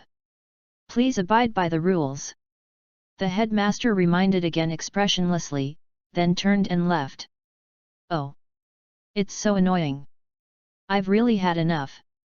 Xiaoben slapped the Omnitrix directly, and a green light flashed. 4-handed overlord. The 4-armed overlord picked up the giant rubber band ball with 2 hands. Datu, I support you this time. Xiaowen and the 4-handed overlord smiled at each other, then the 4-handed overlord threw the rubber band ball to Xiaowen. The rubber band ball stopped in front of Xiaowen with a flash of purple light, and then the rubber band ball flew towards the 4-handed overlord, but the purple light of the rubber band ball disappeared in mid-air. Klein realized what they wanted to do and smiled. If we want to play ball, a cat is the most suitable one. Klein slapped his watch and a faint blue light flashed. Violent tiger. Hey! Stupid 4-handed muscular tyrant. Hurry up and throw the ball to your Uncle Baohu. Oh! It's over. X3. After the 3 of them played volleyball for a while. The 4-handed bully wanted to show off his skills and accidentally let the rubber band ball fly out. The giant rubber ball crashed around in the Magic Light Park, causing all the rides to collapse or fall down, although there weren't many rides to begin with. Finally, the rubber band ball stopped in the middle of the road in the Fantasy Light Park. What no one noticed was that a few faint electric lights flashed on the surface of the rubber band ball. I'll go get it back. The 4-armed overlord realized that he was in trouble, and hurriedly prepared to run to get it back, but the rebellious Omnitrix obviously didn't intend to give him face. With a flash of red light, the 4-armed overlord turned back into Little Ben. Oh! That's annoying. Upon seeing this, Baohu hurried to retrieve the rubber band ball and also tried to repair the amusement facility, but unfortunately failed. Post Views, 84. CH012BEN10, I don't want to be a hero Chapter 012. Access limited. Please complete verification to view this content. Klein and the other 2 walked back to where they were staying tonight while discussing. What should we do? It seems we can only play dumb and pretend we know nothing. Xiaoben said to the other 2, it's easy for you to say. You are even dumber than me. Xiaowen, who has always been a good girl, said that it was difficult to do. Well, since we can't escape anyway, let's go find Grandpa first. Klein waved his hand and walked ahead. If you're kidding, the worst that can happen is that he'll get scolded. He already maxed out this skill of letting it go in one ear and out the other. Coming to a house, Klein pushed open the door. It is worth mentioning that the door and interior decoration of this house are reversed 90 degrees. That is, the wall is the floor, and the floor is the wall. What do you think? This place is really amazing. Tianmark put his hands on his hips, and it was obvious that he was very satisfied with the place. What? We really don't know anything. The good girl Xiaowen started to self-destruct. Tianmark's basic attack led to his ultimate move. Haha! Grandpa, she's super fun here. Xiaoben hurried out to save the situation. Klein looked at Tianmark and saw nothing unusual on his face, so he didn't say much. The next morning, Tian Xiaoben. Tian Xiaowen. Klein. Grandpa has no love anymore and won't even call us by our abbreviations, the three of you come out. Tianmark's voice came from outside the house. Ah! Oh, the three people who heard the sound moved, fell off the bed, and let out a cry of pain.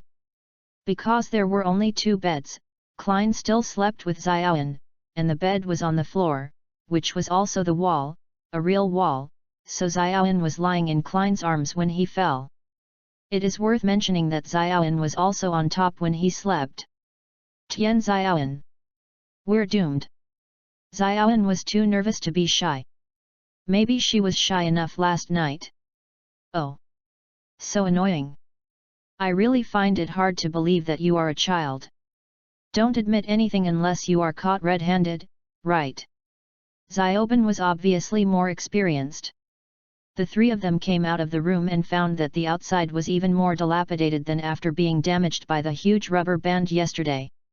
What's going on? Xiaowen couldn't help but ask. It looks like there was a typhoon yesterday, Tianmark replied. Typhoon? Yes. I mean, these weird natural phenomena. Xiaoben didn't expect that Grandpa was so considerate and had already found excuses for them. Klein became interested. He didn't hear any typhoon sound last night. Looks like some old-fashioned brat tricks.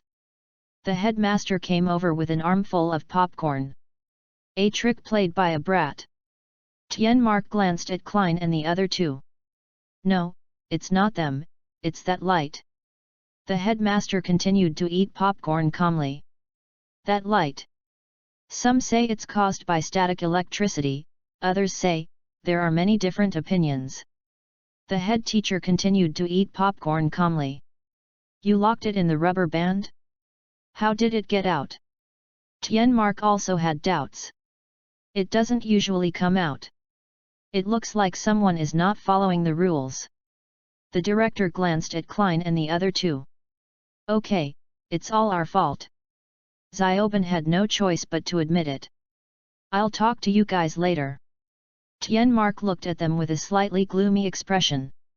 Ha ha ha, ha ha, ha ha ha. A metallic laugh sounded. Golden lightning flashed, and flashes of lightning appeared on the surrounding wires and electrical appliances. A fire hydrant exploded, and a column of water gushed out. Is that the light? How do we catch it? Tianmark asked the director. We? No, it's you. You let it go, so you have to be responsible for catching it back. The director slumped in a park chair, eating popcorn and just giving a shit. Tianmark led the three people walking on the abandoned streets. So, how are we going to catch it? Xiaoben looked at the street where there was no light, not even a leaky object. I don't know. Let's find it first. Tianmark decided to take it step by step. Ha ha ha. The electronic laughter appeared again. Tianmark was lifted up by the light, in the air, and it was his underwear that was lifted up. It hurts. Boom, that light let go, and Tianmark fell down. Don't worry, Grandpa. I know who can teach this little Guanghai a lesson. Here comes the hero. Xiaoben slapped his watch. There was a flash of green light, and the shapeshifter appeared. Adatu, how are you going to deal with that Xiao Guanghai? Xiaowen couldn't figure it out. Don't make noise. I have my own ideas. The shapeshifter answered Xiaowen loudly, looking like he was in a bad mood. Could it be that you didn't become the person you originally wanted to be? Xiao Wen saw it and smiled at Xiao Ban. The shapeshifter glared at Xiaoan. Don't run. Xiao Guanghai. The shapeshifter shot a laser at the light and then chased after it. As it turned out, it was really difficult for the shapeshifter to move the light, and the attack was ineffective. After finally catching it with my hands, I was electrocuted and let go because the shapeshifter was an organic metal life form. Watch out! The shapeshifter grabbed a manhole cover from the ground and threw it towards the light. The light was split into two by the manhole cover, but what was unexpected was that the two halves of the light each grew another half, directly becoming two lights. No way! The shapeshifter was stunned. Seeing this, Klein knew that this was not a solution. The shapeshifter couldn't do anything with the light, so he slapped his watch and a faint blue light flashed. Electric Lizard. This is not the bad class as another Omnitrix, the gene list is different, there is an electric lizard in the table but no light. Ha ha ha, ah. The one who was laughing at the shapeshifter was caught by the electric lizard before he could react. At this time, the shapeshifter turned back into Xiaoban. Ah! Ah! The two lights struggled hard, continuously discharging electricity. Unfortunately, they were far less powerful than the electric lizard, and the electricity they discharged was completely absorbed by the electric lizard. The electric lizard grabbed the light in his right hand into his left hand, holding the two lights in his left hand, and stretched out a finger of his right hand to lightly touch the another Omnitrix logo on his chest. A faint blue light emanated from the sign and swept across the light. The genes have been recorded. The female electronic voice appeared again. Ben, come here and pick one. The electric lizard extended his left hand holding the light to Ben, touch the Omnitrix with the light. Xiaoban did as he was told. When the Omnitrix touched the light, the green mark on its surface turned yellow. And soon the surface returned to green. Xiaoban twisted the cover and found a figure of light inside. Cool. It was the first time he knew that the Omnitrix had this function. Then the electric lizard found a big light bulb and stuffed the two little light monsters into it. There wasn't much in the fantasy light paradise except for large items, such as big playing cards, big thermometers, etc., and locked them up again. As for whether that light is innocent or not, he doesn't care. He is not a good person. He doesn't even care about the life and death of human beings, so how can he care about you, an alien? The old car drove away into the distance again. The director looked at the old rickshaw that was gradually disappearing and couldn't help muttering, strange things happen every year, but this year there are especially many. By the way, I plan to write a special chapter after each season is finished. It is a chronological story, that is, the special chapter will be after the season is finished and before the next season. The first special chapter will be used to introduce the uniqueness of the protagonist, and the next one will be a list of errors. If you have any suggestions for the next ones, please feel free to give me some. Post views, 79. CH013BEN10, I don't want to be a hero chapter 013. Access limited. Please complete verification to view this content. At the counter of a luxury 4-star hotel in New York. This hotel really has everything. An open-air restaurant, an indoor swimming pool, and a spa. Xiao Wen expressed her satisfaction with the hotel. Xiaoban looked around boredly. Suddenly, his eyes lit up. The launch of the latest Rampage Sumo game console. I can try out the latest Rampage Sumo game. Without thinking, Xiaoban rushed to the door of the press conference hall, but was stopped by the gatekeeper. Invitation. The gatekeeper did not show any friendly expression just because Xiaoban was a child.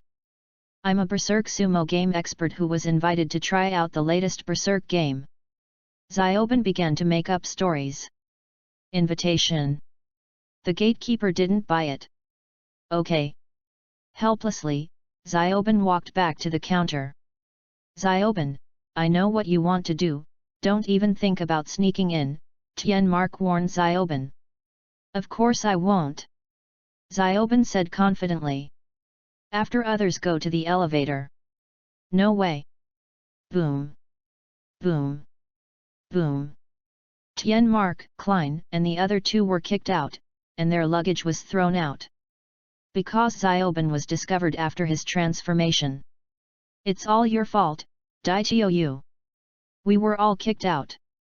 I haven't had a proper bath since my summer vacation. That's a spa. A spa.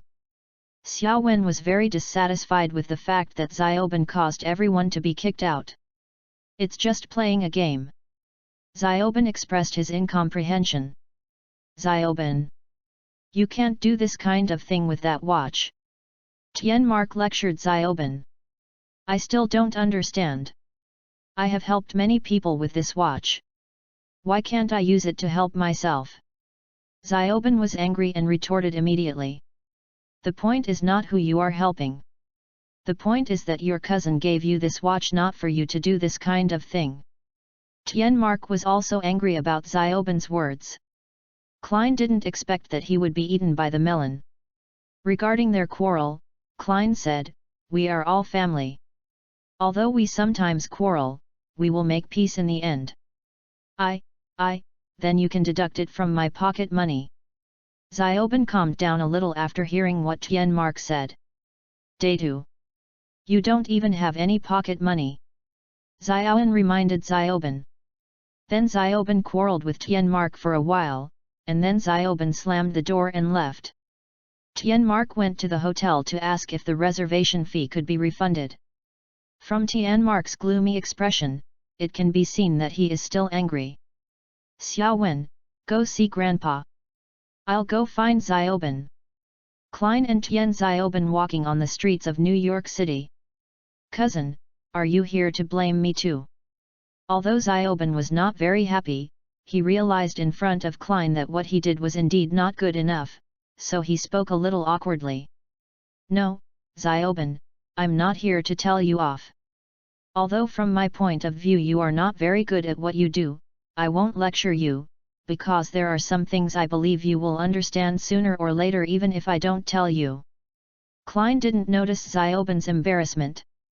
I just want to tell you that it's good to go out and relax, but don't play for too long, or Grandpa will worry. Thanks, cousin. Xiaoben was also touched after hearing this. Then Klein walked back. He was not worried that Xiaoben, who had the Omnitrix, would be in any danger. At night, New York, as an international metropolis, is still brightly lit. Why hasn't Xiaoben come back yet? Did anything happen to him? Xiaowen was a little worried about Xiaoben. Let's go look for it, Klein suggested. After listening to his grandchildren, Tianmark had no choice but to drive to find Xiaoben. The radio of an old car driving on the road suddenly broadcast a piece of news: the arrival time of the subway tonight will be delayed. According to the personnel on the scene, a serious fire broke out in the subway station. Grandpa. Xiaowen reminded Tianmark. You know what I mean. Tianmark's face darkened again. Klein fell into a state of confusion. No, let me comfort you, why did you commit a crime directly? On the speeding train, Xiaoben was holding on to the gap on the roof with both hands that had just been melted by the flame man. Beep. An old broken car sped up from the road next to him. Xiaoben. Klein opened the window and shouted to Xiaoben. Here. Tianmark opened the awning on the side of the old broken car. Okay. Xiaoben looked at the old broken car, then looked at the sign in front of him that was about to hit him. It's time to jump. Xiaoben encouraged himself, then slowly stood up, steadied himself, and jumped. Xiaoben successfully landed on the awning of the old car. When Xiaoben returned to the train and saw Klein's strange expression, he quickly explained, "It's Kevin." Then Xiaoben explained the whole story of why he was on the train. In short, Xiaoben wanted to go to the game hall to play games to relax, but his money was stolen. Kevin used his special ability to hack into the game hall and invited Xiaoben to play. Then Xiaoben saved Kevin, who was about to be beaten, and then the two of them became good friends because they were chased by a helicopter while stealing a game console. Then Kevin wanted to ask Xiaoben for money, but that would kill hundreds of people. The two men, who disagreed with each other, fought in the subway station, and what happened next was what everyone saw. "We must stop Kevin," Xiaowen said hurriedly after learning from Xiaoben that Kevin might go for revenge. "You know it. New York is indeed a big city, there are so many cars that there is a traffic jam. In this situation, it's time for the gliding King Kong to take action." Xiaoben slapped his watch and a green light flashed. "Oh! It's so annoying." The strong man hugged his knees with his forehands and huddled in the old car. The four-handed tyrant pushed open the car door, and because it was too narrow, he also smashed the door of the car next door. "Then I'll go wait for you guys under overpass No. 42. Four-handed tyrant said, and just as he was about to jump away, he heard. "Wait, Xiaoben, I won't intervene in the feud between you and Kevin, and I won't let Xiaowen intervene either. You handle it yourself." Klein decided to use this incident to help Xiaoben, who had a weak memory, grow up. "Just kidding, if Xiaoben doesn't work hard, how can I, your cousin, be lazy?" Post views, 71. CH014BEN10, I don't want to be a hero. Chapter 014. Access limited. Please complete verification to view this content. After the old broken car arrived, several people saw two red strong men fighting each other. There were also policemen around shooting at the two red strong men, but the bullets could not even scratch their skin. The police's gunfire gradually died down. It seemed that they were giving up. What else could they do? They had no bullets left. Go up and fight? Why risk their lives for a few $1,000s a month's salary? "Kevin, you can't beat me." The four-handed overlord threatened Kevin with one punch, knocking him back dozens of meters, and Kevin also smashed several pillars under the overpass. "Really?" Kevin crawled out of the ruins. "If that's all you want to say, then my answer is, come on if you dare." Kevin waved his fist again and rushed towards the four-handed overlord. But the four-handed tyrant was beaten by Diamond King and Klein after all, so how could Kevin, who had just gained great power, compare with him in fighting skills? When Klein was bored, he would beat Xiaoben in the name of training. "I see you've never experienced a real fight." The four-handed overlord's combination of punches made Kevin see stars. "I see you have never experienced a real street fight." Kevin unexpectedly bit one of the four-handed overlord's hands, causing him to exclaim, "Oh!" Then Kevin seized the opportunity to grab the four-handed overlord and threw him out. The four-handed overlord crashed through the overpass and fell onto the road above the overpass. "Oh!" The four-handed overlord touched his head and slowly climbed up. Kevin immediately jumped up and taunted the four-handed overlord, "You idiot! Who's getting beaten up badly now?" Kevin seized the opportunity when the four-handed overlord hadn't completely climbed up, grabbed the four-handed overlord again, spun him around a few times, and then threw him dozens of meters away. Kevin wanted to press on with his victory, but this time the four-handed overlord had learned his lesson. He suddenly grabbed Kevin's waist and threw him over his shoulder. "Ah!" Kevin couldn't help but cry out in pain. The two men fought from under the overpass to on top of it, and then from the overpass along the road into the city. Every punch hit flesh, and it was so exciting that people couldn't help but exclaim. "In the city! They're heading towards the city!" Xiaowen quickly reminded. At this time, several policemen who were playing cards also reacted and quickly picked up the intercom. "Those two weirdos are heading to the city center. The situation is urgent. Requesting backup. I repeat, requesting backup." Then they continued playing cards and joking around. There was no point in following them, and using the intercom to request support was the best they could do. "Let's go!" Tianmark shouted to Klein and Xiaowen, then drove his old broken car to chase after four-handed overlord and Kevin. After a while, a large area in the city turned into ruins, with collapsed buildings and broken ground. Several fallen street lamps were still flashing faint electric light.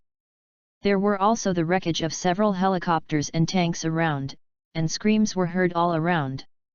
The old rickshaw arrived at the scene, but the battle seemed to be over.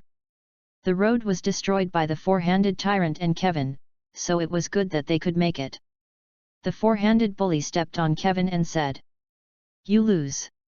I know I was wrong, I just wanted revenge, but now I really know I was wrong." Kevin begged for mercy, "Please let me go, we can still be good friends, okay?" Seeing that he didn't seem to be lying, the four-armed tyrant lifted his feet. He was still too young, but the four-armed tyrant was also prepared to deal with Kevin's sneak attack, such as grabbing his hand and throwing him away. Kevin stood up slowly, "Give me your watch."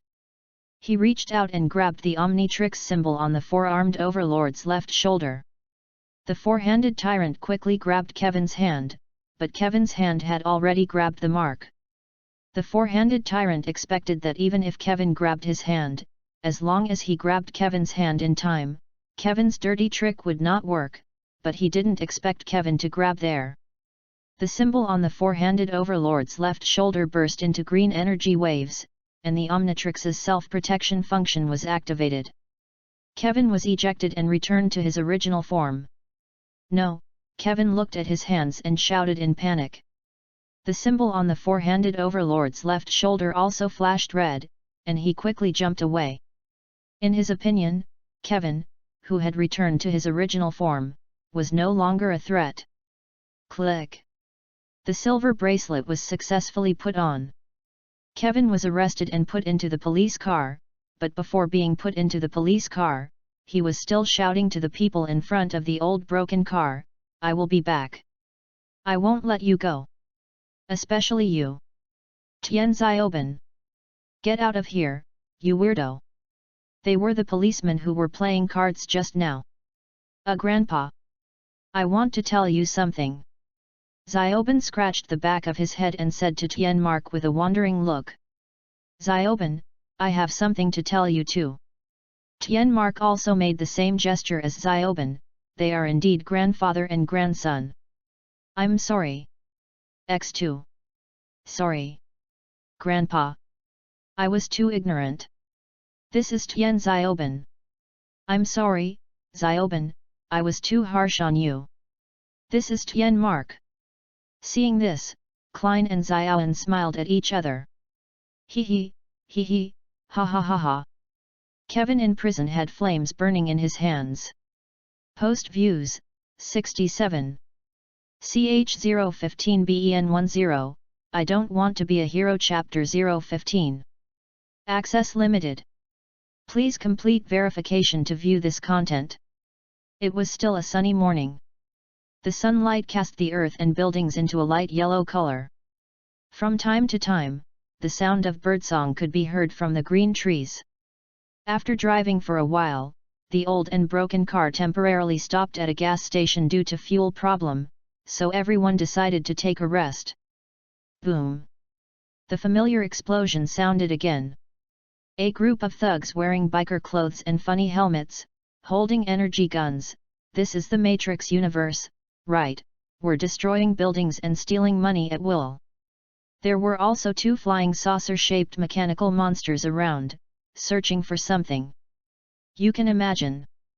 "It's so funny," said the thug leader, "I forgot his name, but it doesn't matter, it's just used to introduce the plot of Vilgax," with a sneer. Xiaoban. Klein only said this lightly. Ordinary people? He even found it troublesome to do it. As for the robot monster, this thing gave him the impression that it was very useless. The hero is here. Xiaoban never picks on the monsters he fights. A green light flashed. Oh! So annoying. I want to transform into a four-armed overlord, not a little alien flame. The flame man looked at his hands and had no choice but to rush forward. Who is this weirdo? The thugs were not afraid of the flame man. They raised the energy guns in their hands and shot at the flame man. Lack of skills. Those toys can't even tickle me. The fireman raised his hand and a pillar of fire burned the air and caused it to fluctuate. The flames dispersed the energy rays and attacked the thugs directly. The flames blew the thugs away, causing their helmets to fall off, and then the flame man's hands sprayed 2 flames respectively to blow up the 2 mechanical monsters. The flame man turned around and saw the female thugs lying on the ground. Are they all women? I don't hit women. The flame man was dumbfounded and his raised hand unconsciously dropped down. Thank you so much. The female thug leader got up and used the butt of the energy gun to knock the flame man away. Ouch! Blaze cried out in pain. Are you a squishy guy too? Oh! The female thug leader quickly followed the flame man's footsteps. Klein, who had come behind her at some point, kicked her several meters away. I'll fight! Klein stepped on the left hand of the female thug leader as she tried to pick up the energy gun. However, no one noticed that the right hand of the female thug leader accidentally touched the wreckage of the mechanical monster, and the eyes of the mechanical monster, just think of it as eyes, lit up for a moment, then dimmed. I'll fight too. I'm a girl. Xiao Wen used her divine power to control several other female thugs. Soon, the police arrived and it seemed that they were delayed because of playing cards again. The police took the female thugs into the police car and Klein and his companions got into the old broken car and started their journey again. In the car, a cousin, is it true that you beat women? It can be seen that Xiao Wen cares about this a lot. Don't worry, I will never hit you. Klein thought Xiao Wen was worried that he would hit her. Xiao Wen's delicate little face was slightly red. The old broken car was driving on the mountain road. Hee. The next stop will definitely make you extremely happy. Tian Mark once again kept the next destination a secret from Klein and the other two. Grandpa, this isn't going to be another amusement park with alien monsters, is it? Xiaoben was very worried about this. He no longer had any expectations for the surprise his grandfather had mentioned. Klein and Xiao Wen also nodded silently. Of course. Just as Tian Mark was about to make a promise. Huge rocks from the mountain were smashing towards the old car. Klein quickly tapped his watch, and a faint blue light flashed. Diamond God of War. The Diamond God of War opened the door and jumped out of the old car, with his hands planted on the ground. Diamonds extended from his arms to the mountain and then condensed into a diamond wall that blocked all the falling boulders. What the hell is going on? 3 people from the small class also got out of the car. You didn't tell me, I quit. Diamond War God Super Hearing heard faint conversation coming from the mountain. There are people up there. The Diamond God of War reminded him and then condensed a diamond staircase and ran up the mountain. Seeing this, Xiao Wen quickly transformed into the form of an Anno star and flew up to catch up. There are enemies, right? Good. Let Gliding Kong teach these weirdos a lesson. Heroes appear. Ben excitedly slapped the Omnitrix, and Ben's nemesis was randomly chosen to appear again. There was a flash of green light, and the shapeshifter appeared. Oh! It's so annoying. What country are you from, little bastard? The shapeshifter complained madly while looking at his hands. On the mountain, the female thug leader, the version possessed by a mechanical monster, saw 2 guys who looked difficult to deal with rushing towards her from the foot of the mountain, so she turned the laser cannon on her shoulder to her back as a thruster and prepared to run away. Goodbye. Weirdos, the female thug leader was flying in the air for a short time before she was hit by a diamond fragment. The laser cannon, thruster, on her left shoulder was pierced, causing her to fly unsteadily and stagger down the mountain. Hey! God knows how far it is. The shapeshifter climbed the diamond stairs condensed by the Diamond God of War with difficulty. He was so tired that he stopped halfway, supported his knees with his hands and complained. Ah! The shapeshifter heard the screams of fear coming from far away, looked up and saw the female thug leader flying towards him, and quickly jumped and grabbed the female thug leader. Then the shapeshifter found that it could possess the body, so it immediately took the initiative to possess it. The strange thing was that before the shapeshifter could control the female thug leader, she fell out as if she were ineffective. Just when the shapeshifter was about to fall miserably from a high altitude, a diamond slide appeared under the shapeshifter and saved him. Xiaoben. Are you okay? Tian Mark hurried over and helped the shapeshifter up. Ouch, my head hurts. The shapeshifter supported his head and stood up. The female thug leader fell because she couldn't control her flight, and then she exploded. At this time, Diamond God of War and Xiao Wen also rushed over. I think, at least we don't have to worry about her anymore, Xiao Wen said unconsciously as she watched the explosion in the distance. Back to the car. Grandpa. I just saw a flower branch head, and he said he would not let me go.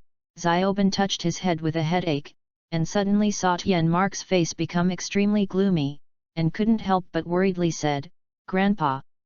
Are you afraid of him? No, nothing, let's get on the road. Tian Mark did not choose to answer. Although he had told his grandchildren that he was a plumber, his excessive vigilance against his old rival, Vilgax, still prevented him from answering Xiaoben's question. Klein actually heard that Ben was talking about Vilgax, but he was not worried. Instead, he was a little excited. It should be fun to fight with Vilgax. Of course, if Vilgax falls, you can choose between the colossal giant and the atomic power. Post views, 70. CH016 BEN10, I don't want to be a hero chapter 016. Access limited. Please complete verification to view this content. I'm not a circus freak. I'm a hero. Big Steel Teeth explained angrily to the police. After Xiaoben completed one of his daily tasks catching the robbers, they were finally about to reach their destination. Circus. That's something only kids watch. Xiaoben was extremely opposed to watching the circus. I love watching the circus. Xiao Wen is just the opposite. That's because you're like a clown yourself. Xiaoben crossed his arms and said to Xiaowen, anyway, I'm sleepy. Let's go to bed first and watch the circus next time. As he said that, he was about to walk towards the bed. Xiaoben, it's only 11 o'clock in the morning. Tian Mark reminded while driving. Klein, who was sitting on the sofa nearby, looked at Xiaoben deeply. What is meant to come will eventually come. After Xiaoben tried his best to stop others from coming to see the circus but failed, everyone finally arrived at the circus door. I see the tickets are almost sold out. It's a waste of time for us to queue up. Let's go back first and come back next time. Xiaoben said and was about to walk back. Don't be silly, you're here already. Tian Mark grabbed Xiaoben. At this time, a man with a mustache who looked like the host came out from the door. Now, welcome the powerful bald bully to the stage. The man with the mustache was indeed the host of the circus. A sturdy man who didn't look too smart came out of the darkness carrying a steel bar, then bent the bar and threw it out. Then please welcome the snake-haired lady. God knows what this hot girl will look like with her hair down. The man with a mustache continued the introduction.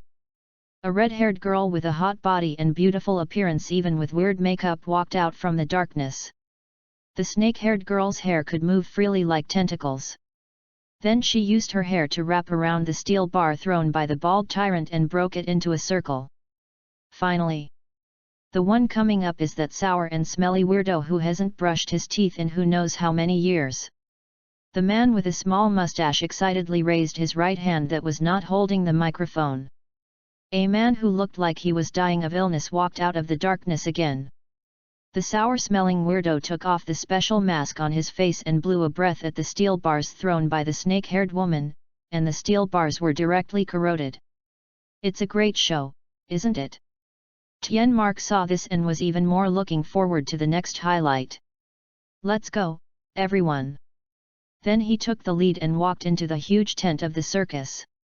Xiao Wen also excitedly pulled Klein to catch up, Perhaps she did it on purpose under the pretext of watching the circus performance, but Klein didn't care. He was also a little interested. Although the abilities of those three people seemed mediocre to him, he quite liked others performing for him like monkeys. "Let's go, Zioben." Klein's voice interrupted Zioben's idea of running away. Zioben had no choice but to follow. It's so boring." After a while of the performance, Klein rested his elbows on his knees and his face in his hands, looking at the clown Sampiso on the stage with boredom. The clown was quite clownish, but a little boring. I didn't know why everyone except me and the class was laughing. Suddenly, Klein vaguely saw a faint blue light flashing behind Sampiso. And vaguely saw that it was a huge machine. Then, as if realizing something, he looked around at the people who were obviously laughing abnormally. Finally, something interesting has happened. I'm going to the bathroom." Zioben tried to run away again. "Come with me, Zioben." Seeing that Zioben was planning to run away, Klein also stood up and then pulled Zioben out of the tent.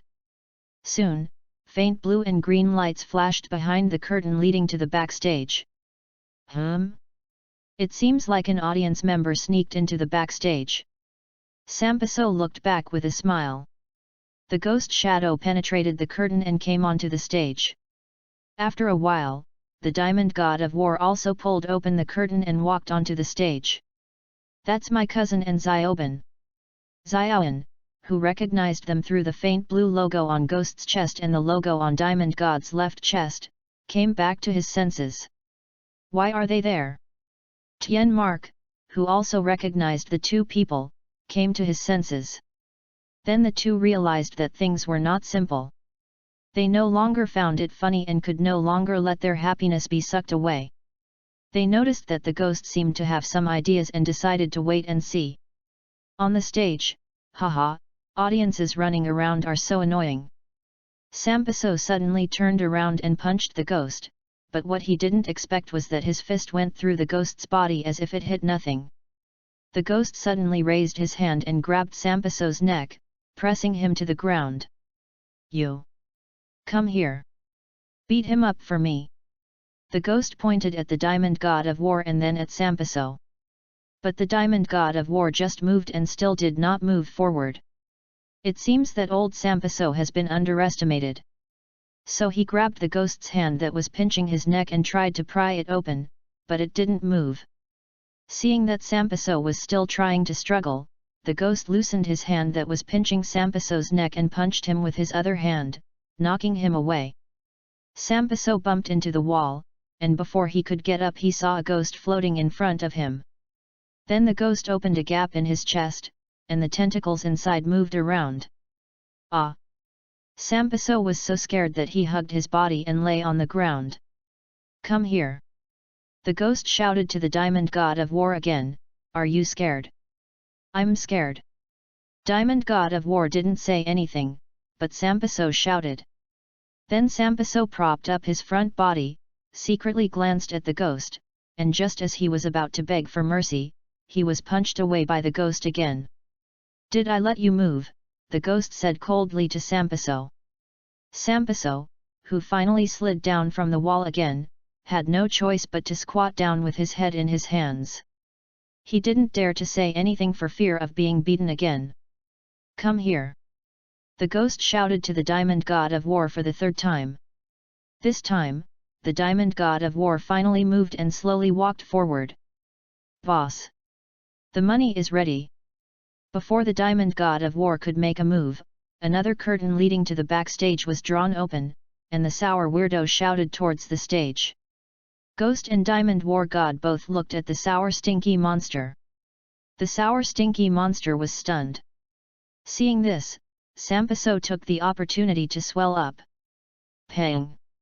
The Sampiso exploded, but there was only white smoke and streamers left in its place, and he escaped. "Hey!" Diamond God of War couldn't help but breathe a sigh of relief, then clenched his fists and walked towards the sour and smelly weirdo. "It seems your boss bought you." Hearing this, the sour and smelly weirdo couldn't help but break out in a cold sweat. Post views, 59. CH017BEN10, I don't want to be a hero. Chapter 017. Access limited. Please complete verification to view this content. On a quiet night, an old broken car was speeding on the road. We must find the clown and get those people's happiness back, Tianmark said seriously while driving and looking at the road. Although Tianmark and Xiaowen were not deprived of their happiness due to Klein and Xiaoben's troublemaking, most of the audience still lost their happiness. Tianmark, Xiaoben, and Xiaowen all care about regaining the audience's happiness, but Klein doesn't care that much. Those audiences have nothing to do with him. Experience tells him that it is not happy if he is too involved. Klein always had the attitude of not saving people who had nothing to do with him. But now he only cared about the fact that even his drastic measures failed to help Xiaoben overcome his fear. Xiaoben was also a little embarrassed by Klein's disappointed look. So, what happened to Xiaoben? Xiaowen had noticed something was wrong with Xiaoben when she was in the audience just now, and now Klein's eyes made her even more curious. Don't laugh when I tell you this. Ben couldn't help but look at them and confessed, I'm actually very afraid of clowns. Oh, so that's it. That's why you didn't dare get close to Sampiso on the stage just now. Xiaowen suddenly realized. I'm sorry, cousin, for letting you down. Xiaoben was a little afraid to look Klein in the eye. Forget it. Who doesn't have something to fear? Klein also let it go. He was not the type to meddle in other people's business. Some things only needed to be tried once. If they didn't work, he wouldn't dwell on them. Sorry, cousin. Xiaoben felt even more ashamed when he saw this. His cousin's understanding made him feel even more inferior. Klein waved his hand and didn't care much, but he thought that Sampiso was useless, so he might as well destroy him. It was rare that Xiaowen didn't mock Xiaoban. After all, the current situation was not really appropriate. After a while, everyone found Sampiso's lair and stopped the old car not far away. Tianmark prepared to sneak in and find a way to bring back the audience's happiness first. In fact, Klein had originally planned to rush in directly. After all, there were only a few weaklings, but he thought it would be interesting to sneak in, so he agreed to Tianmark's suggestion. Tianmark, Tian Xiaoben, and Tian Xiaowen sneaked towards the clown Sampiso's big tent, and Klein followed behind leisurely. Although Dang didn't step on the branch, Xiaoben accidentally kicked the iron pole. Pi sei, have you had dinner? We got lost while looking for a restaurant. This doesn't look like a restaurant. We'll leave first.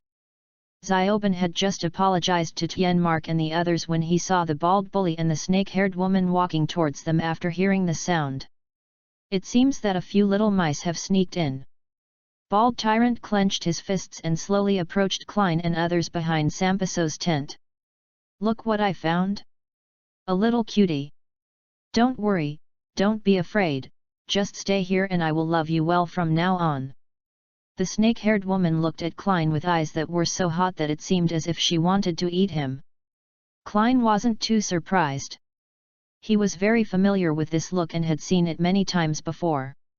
However, those girls were stopped by Xiaowen. So, it's more fun to just charge in. Klein smiled slightly. Although this smile looked as beautiful as an angel accompanying God in the eyes of others, for some reason the bald tyrant and the snake-haired woman both shuddered. As Ben would say, here comes the hero. Klein slapped another Omnitrix. The mighty Tyrannosaurus. A faint blue light flashed, and the Tyrannosaurus Rex appeared. It's just a small lizard. I'm going to turn you into a lizard. Bald Tyrant was not afraid of the more than 3-meter-tall Tyrannosaurus Rex and walked forward. What an interesting little brother. The snake-haired woman looked at the Tyrannosaurus Rex with interest. She planned to rescue the Tyrannosaurus Rex from the bald tyrant later and gain his favor. What the hell are you screaming about? The Tyrannosaurus Rex began to grow larger and larger until it was more than 20 meters tall. A lizard. Dinosaur brother, I just want to help you trim your nails. Your nails are simply perfect. I think I'm not needed here, so I'll leave first. Bald Tyrant looked at the fist of the Tyrannosaurus Rex that was bigger than his own, then swallowed and turned around to leave. Dong Guang Taoba was hammered into the ground by the Tyrannosaurus Rex. Then the mighty Tyrannosaurus looked at the Gorgon. I can do it myself. The look in the snake-haired woman's eyes when she looked at the Tyrannosaurus Rex did not seem to show any sympathy for her. Then the snake-haired woman did a front flip like a gymnast and turned a few times in the air. Her hair did not stretch out, but it was still long enough to tie herself up. The snake-haired woman was tied up like a silkworm chrysalis and lay on the ground. Then it's time to get rid of that unfunny clown. The mighty Tyrannosaurus turned to Sampiso's tent. Actually, it didn't matter to him whether the clown Sampiso lived or died, but Sampiso's previous performance did not satisfy him but made him very bored. Now he hasn't gone to bed yet. With the new and old grudges added up, he might as well kill Sampiso. The mighty Tyrannosaurus stretched out his hands and hugged Sampiso's tent. He pulled it hard and the tent was directly pulled up, revealing Sampiso and the Joker inside. There were also dozens of pieces of glass in the air. They were what Sampiso used to build a maze in the tent. Sampiso was confused and the clown could no longer laugh. I really give up. Sampiso held his head and gave up on himself. Do you think it's easy for me? His voice even had a hint of tears. The students in the small class also came back to their senses after seeing the brave performance of the mighty Tyrannosaurus. In fact, it was also because the bald tyrant and the snake-haired girl were defeated too quickly. Tian Xiaoban came to his senses and saw the self-destructive Sampiso. I'm not afraid of you. You're just a clown who was scared by your cousin. Xiaoban slapped the Omnitrix. A green light flashed. Diamond God of War? Oh! So annoying. I want to transform into a ghost. Xiaoban originally wanted to transform into a ghost to repeat his cousin's glory. It's you. Sampiso recognized the Diamond God of War and stopped his self-deprecation. Then he suddenly looked at the mighty Tyrannosaurus Rex as if he had thought of something. I've seen that logo before. It's you. What happened to the sour and smelly weirdo? I would like to make it clear in advance that Sampiso did not suddenly have a change of heart. He just wanted to use this opportunity to find out what would happen to him. You will be with him soon. The mighty Tyrannosaurus explained to Sampiso generously. Asshole! Sampiso, am not someone you can easily bully. The clown machine extended a pipe to connect to the nose of the clown pattern on Sampiso's back. Even if I die, I won't let you have an easy life. Sambuzaman rushed towards Tianmark and Xiao Wen. He planned to drag a few people down with him. He couldn't beat those two weirdos, but could he not beat the old man and the child? Boom!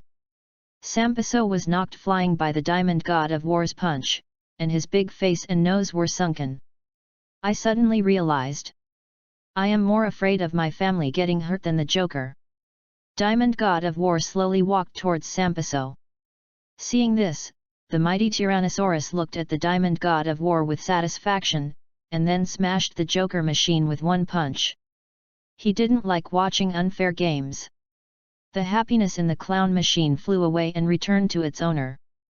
Sampiso, who lost the amplification of the clown machine, was punched by the Diamond God of War who was no longer afraid of clowns. I don't know if this weirdo has too much milk. The result is predictable. Sampiso lost the fight and was arrested by the police just like the snake-haired woman. As for Baldy, after being hit by the giant Tyrannosaurus Rex, the police didn't think he could be alive from the look of him. Even if he was still alive, they were too lazy to dig him out bit by bit. It is worth mentioning that the sour and smelly monster is not dead, after all, Tianmark is watching. However, the sour and smelly monster is not far from death. The old car continued on its way. Hey! Xiao Wen, wearing a clown mask, suddenly appeared from the passenger side. Haha! You're so funny! Xiaoban, who was sitting in the passenger seat, was not scared this time. Oh! Datu! It's not fun to scare you anymore. Xiao Wen took off the mask. Klein sat on the sofa, drinking water and watching the scene in front of him. Post views, 55. CH018 BEN10, I don't want to be a hero. Chapter 018. On a brightly lit night, inside a museum that still uses the ancient lighting method candles. A local tour guide took Klein and his 4 companions and a dozen other extras to visit the museum, and the tour guide was introducing all the items in the museum.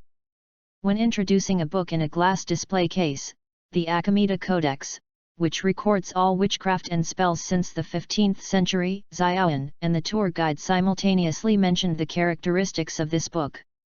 I think it's better for you to be the tour guide, little sister. The tour guide frowned at Xiao Wen, then led the way to see the next exhibit. Xiao Wen felt a little depressed after hearing this. Don't be mad at that old lady, she may be even older than that book. Seeing this, Xiaoban, who was still making a fool of himself, hurried over and comforted Xiaoyan in a low voice. Klein also heard what Xiaoyan and the tour guide said, but Klein was not very good at speaking, so he didn't know how to comfort Xiaoyan. But he has always been a man of action. He sees that Xiao Wen seems to like the magic book very much, so he will steal it for you later. Ah! Klein had just thought of an excuse in his mind to explain to his grandfather how the magic book came from, when he heard the screams of the tour guide and a dozen other extras who were swept into the air by a whirlwind. Xiao Wen and Xiao Ben, who had transformed into a flash star, went to rescue them. Akamita Spellbook. The powerful magic contained in this book will belong to me. A black and red mist floated in and turned into a strange old man dressed like a wizard and a zombie. The corpse floated to the display cabinet of the Akamita Spellbook and recited a spell. The glass display cabinet exploded, revealing the Akamita Spellbook inside. Magic! Klein's eyes lit up when he saw this, and he slapped another Omnitrix. A faint blue light flashed. Whirlwind turtle. The corpse heard the noise and looked back. Where did this big turtle come from? Stinky turtle. If you don't want to die, get out of here. Hand over all the magic items on you. Don't force me to do it. The whirlwind turtle stretched out its right fin and shouted towards the corpse. Ha ha. Ha ha ha. What are you talking about? This is really the funniest joke I have ever heard. You die. The terrifying corpse laughed for a while and used fire magic towards the whirlwind turtle. To Haishi's surprise, the fire magic did not work on the whirlwind turtle. He then used lightning magic and whirlwind magic, but none of them worked. How is this possible? Haishi took 2 steps back involuntarily. You country bumpkin, don't you know that the people of Aldabra are immune to magic? Then the limbs of the whirlwind turtle began to spin, and a fierce whirlwind rushed towards the corpse, blowing it against the wall and making a human-shaped dent. The tornado turtle slowly walked towards the terrifying corpse. The terrifying corpse was really horrified. He reluctantly raised his right hand and shouted hysterically, "No! Don't come over here! Don't come over here!" The tornado turtle ignored him and struggled to pick out the magic pendants from his body one by one. The fins are really hard to use, and then snatched away the scary corpse's staff, complaining, "This staff is so ugly. It even has a bird head. I wonder if Xiao Wen will want it." Then the tornado turtle looked at the clothes of the scary corpse. The wizard's clothes should also have magic, right? No. No. This is just an ordinary piece of clothing. At least leave one piece of clothing for me. Aren't you a hero? There is no hero like you. The corpse wanted to awaken the kindness of the whirlwind turtle, and tried to use the title of hero to restrain the whirlwind turtle. The whirlwind turtle used its right fin to slap the corpse in the face and said, "Don't make noise. I will be able to tell whether there is magic or not after I get it." Then he stripped the corpse naked. The tornado turtle slapped the another Omnitrix on his chest and turned into an Anorian, with a dark blue body and eyes and hair that glowed blue and white. Klein, in Anno's alien form, picked up the zombie's clothes with his right hand. Hey? There's really no magic. Forget it, I don't want it. Then he threw the clothes to the zombie with disgust as the zombie hugged his body and huddled in the corner. The corpse quickly covered his body with clothes. This action made Klein, in Anno form, beat him up again. What? Do you have any objections? Don't show me that I'm a woman and I'm going to fuck you to disgust me. The corpse was taken away. According to relevant personnel at the scene, the corpse was taken away by the police on his own initiative, and got into the police car even faster than the police. Klein and his companions returned to the old car. Xiao Wen, do you want to learn magic? Klein decided to hide his intentions before giving Xiao Wen a gift, and then harvest a wave of admiring looks from the little girls. Thinking of this, Klein couldn't help but curl up his lips slightly. This is really interesting. Cousin, why are you asking? Of course I want to. Although I have natural abilities, I can only control energy. It would be great if I could also learn magic. Xiao Wen said, sighing unconsciously while supporting her face with her hands. Xiao Wen, I just bought this for $2.50 at the grocery store next door. Do you like it? Klein took out the magic props he had just purchased from the corpse from the back of the old car. This is the Akamita spell book. And the staff and magic pendant of that weirdo just now. Xiao Wen was surprised, and then she was moved. This was a gift from her cousin, and it was a very precious magic prop. Those don't belong to us. We should return them to the museum.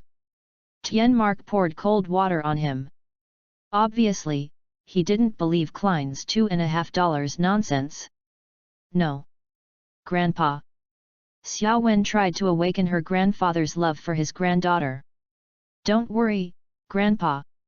These things will be stolen sooner or later if they are placed in the museum. Fortunately, we are here this time, but what about next time? If there is no He, there are Heba, and if there is no Heba, there are zombies. Although I don't know why I always feel that the guy named Heba will not steal these things, they will be stolen sooner or later anyway. Isn't it better to keep them here with us for safekeeping? Klein's implication is, even if you return them, I will steal them again. Mark Tien pondered for a moment. He had adopted Klein for a while and knew him a little. Although Klein's actions did not seem good, he was not a bad boy by nature. Moreover, Klein had not caused any trouble in recent years. Besides, Mark Tien did not want to make Xiao Wen sad. Seeing that Grandpa didn't say anything, Klein knew that the matter was settled, and said to Xiao Wen, put it away. Grandpa agrees. Great. Thank you, cousin. Thank you, Grandpa too. Xiao Wen was very excited. Forget it, this is fine. Tianmark looked at it calmly and continued to drive the old car on the road. Post views, 50. CH019BEN10, I don't want to be a hero. Chapter 019. The twists and turns of the 6 city towers. This is for the small class. Dash down more than 200 feet. This is Xiao Wen. Dive at extreme speed, over 25 miles per hour. This is Xiaoben. Finally, the whole person was thrown into the huge wave pool of more than 300,000 gallons. This is Xiao Wen. Welcome to the big wild wave speed zone. These are Xiaoben and Xiaoan. That's right, everyone came to the water park that day. After the last time the zombie was captured, Tianmark was still worried for a while because he was worried that the zombie would come to take back the magic props. He didn't think that the zombie would be easily locked up without the magic props. But for some reason, the zombie didn't appear in front of them at all. So in order to relax, Tianmark decided to take a few people to the water park for a day of fun. However, Xiaoben soon encountered the first trouble of the day. You're too short. The lifeguard stopped Xiaoben and pointed to the swordfish-shaped sign next to him that measured his height. But it was just a little bit. Xiaoben looked at the lifeguard in disbelief. Sorry, Xiaoben, I heard that the baby banana boat is also very fun. Xiaoben proudly pulled Klein towards the big wave speed slide. Bye, Xiaoben, see you later. Klein didn't have a yin-yang Xiaoben, but he was also quite interested in such a long slide. Xiaoben looked at the two people walking away with eyes full of unwillingness. Where's Xiaoben? Klein pushed back his hair that was still dripping with water and looked at Xiaoben.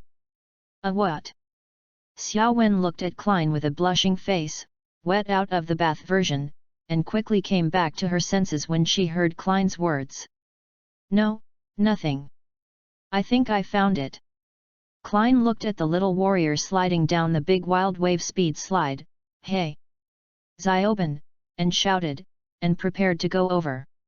I finally caught him. The little warrior was caught by a man with glasses who floated out of the water. Seeing this, Klein decided to step forward to rescue the little warrior. With his physical fitness, he could still beat the man with glasses who looked like a otaku.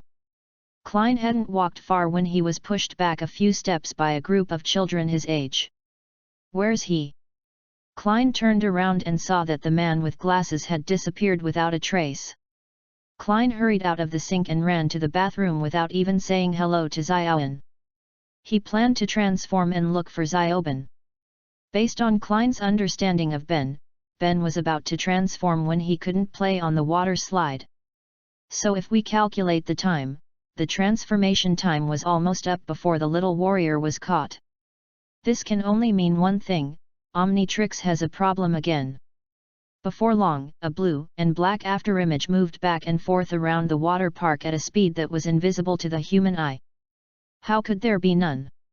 Flash Star was also confused. This guy with glasses is too abnormal. How long has it been since he ran out of the water park? The last person who was so abnormal was Dongwu, who survived a punch from a giant Tyrannosaurus Rex. Cousin, what should we do? Xiaowen also knew that the situation was urgent, but there was nothing she could do, at least not before she learned some helpful magic. By the time she learned it, all the little warriors had been turned into specimens. Let's go find Grandpa first. Flash Star picked up Xiaowen and disappeared in a blue and black afterimage. So, now we can only look around. Tianmark frowned as he drove his old car. He originally wanted to come to the water park to relax, but ended up making him feel even worse. It's just what I have to do. Klein was helpless.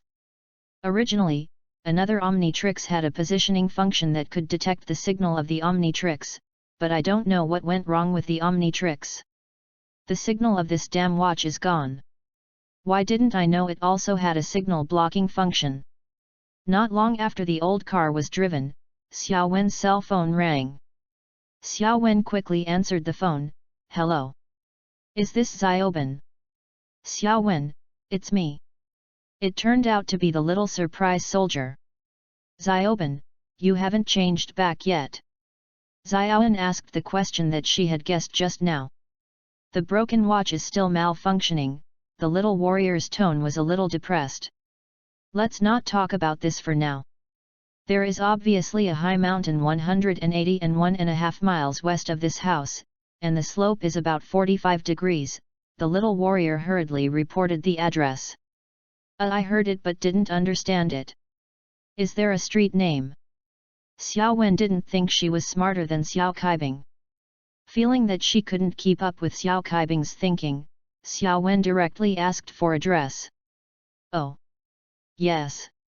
The little warrior looked at other buildings outside the window and said, River Lee, but before he could finish his words, the little warrior's voice disappeared. Xiaoben. Xiaoben. Xiaowen called out twice quickly, but unfortunately the phone was hung up. River Lee Street, River Lee Road, River Lee Avenue. Xiaowen took out a map and started to search. Oh.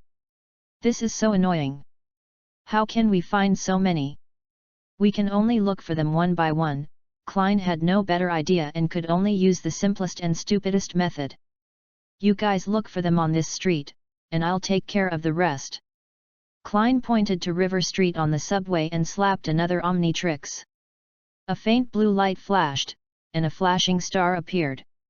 I'm going first. I'll come find you guys later. Flash Star opened the car window and jumped out. Looking at the disappearing blue-black afterimage, Mark Tien also accelerated the speed of the old car and drove towards River Street. Grandpa! How is it? Where's Ben? A blue-black afterimage flashed by, and the Flash Star stopped in the yard outside one of the houses on River Street. Look! This! Tien Mark and Xiaowen squatted on the grass in the yard looking at the clue they had just found. Tien Mark gestured to Flash Star with the flip phone in his hand, and the screen clearly showed the frightened expression of the little warrior. Mark Tien pressed a few buttons on his phone and opened the call log. If we can track the location of the signal from this call, we should be able to find them. Grandpa, I admire you more and more for being both cunning and treacherous. Xiaowen couldn't help but sigh. Klein and the other two crouched behind a bush, secretly looking at a Western European-style medieval castle not far away. This is not an ordinary house, Xiaowen looked at the castle, this is a fortress. They are a very wealthy secret organization that calls itself the TNG Organization. Tien Mark explained, they are dedicated to finding powerful alien technology. Klein and Xiaowen, who knew Tien Mark's true identity, did not find it strange. It's already the second time.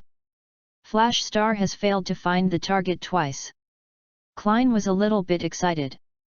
After all, for a fun-loving person like him, it was the most boring thing to be fooled around the whole time. Xiaowen, you protect Grandpa. I'll go find Xiaoben first. Klein became a Flash Star again, and this time he wanted to clear the name of the Flash Star. The blue afterimage flashed towards the fortress not far away. Tien Mark and Xiaowen looked at each other, shrugged, and then quickly followed. I have to run away quickly. The little warrior who had escaped from nowhere ran forward while looking back a few times. Ah! The little warrior bumped into someone and fell to the ground. Before he could panic, Xiaoben. Flash Star, who was wondering if Xiaoben was dead, looked at little warrior in surprise. That's right, Flash Star just missed little warrior who escaped. Cousin! You finally came to save me. Let's go. They want to make me into a specimen. The little warrior also had a psychological trauma towards these people.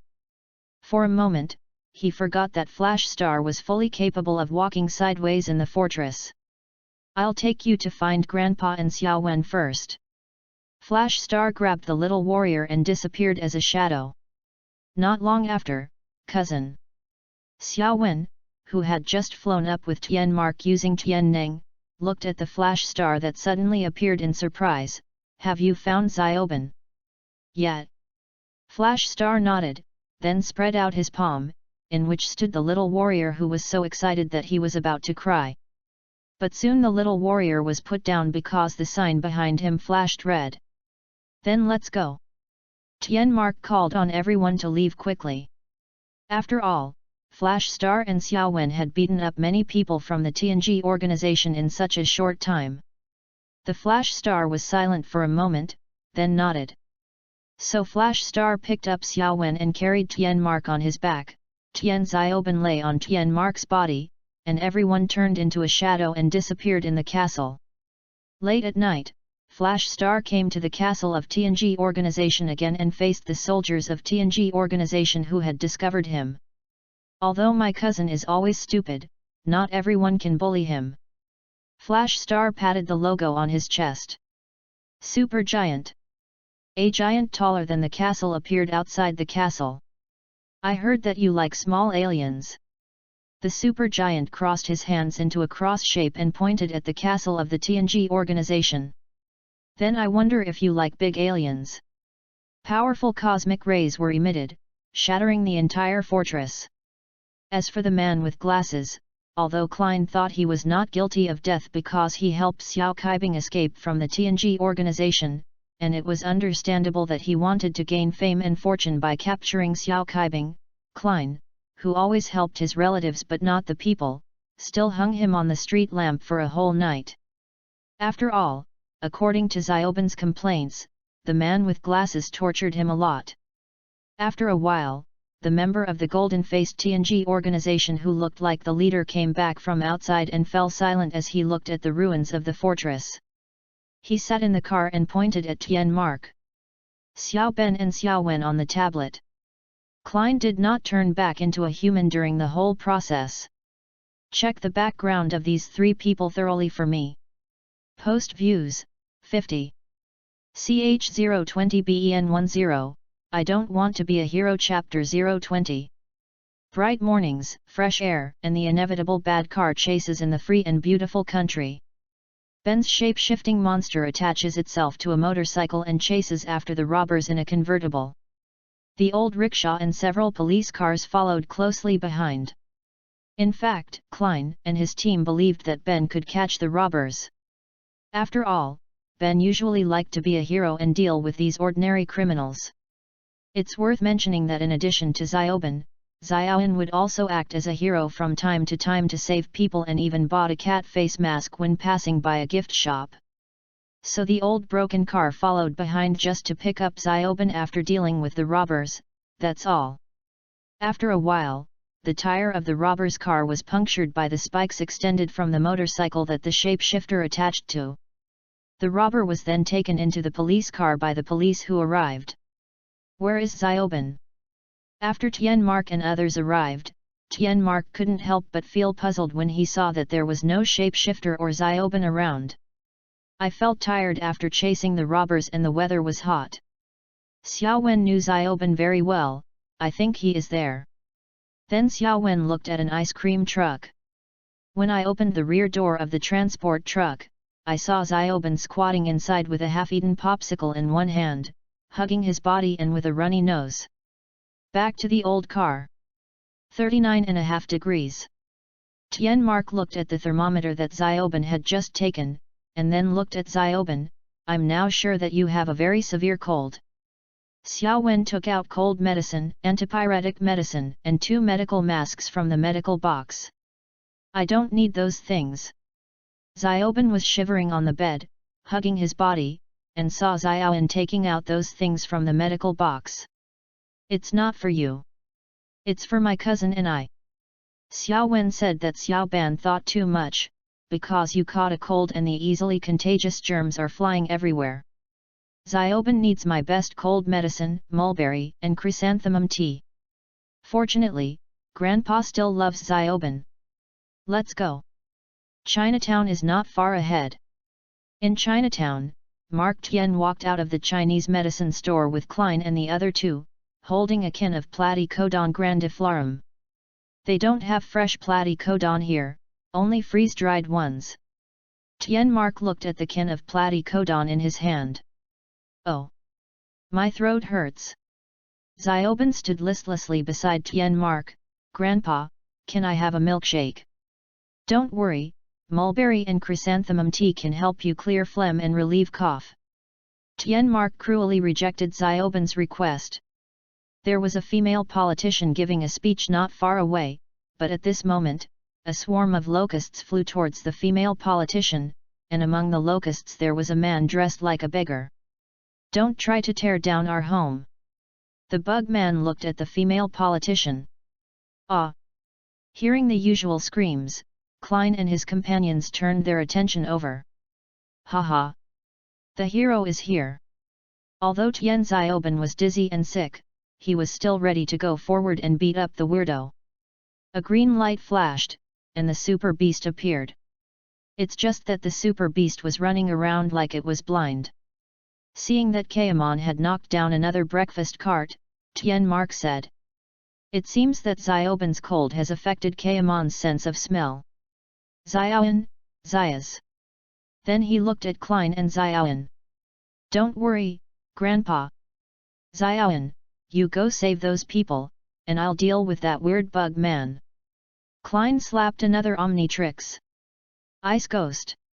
The ice ghost turned transparent and flew towards the insect man, and the locusts passing by on the way turned into small but lifelike ice sculptures.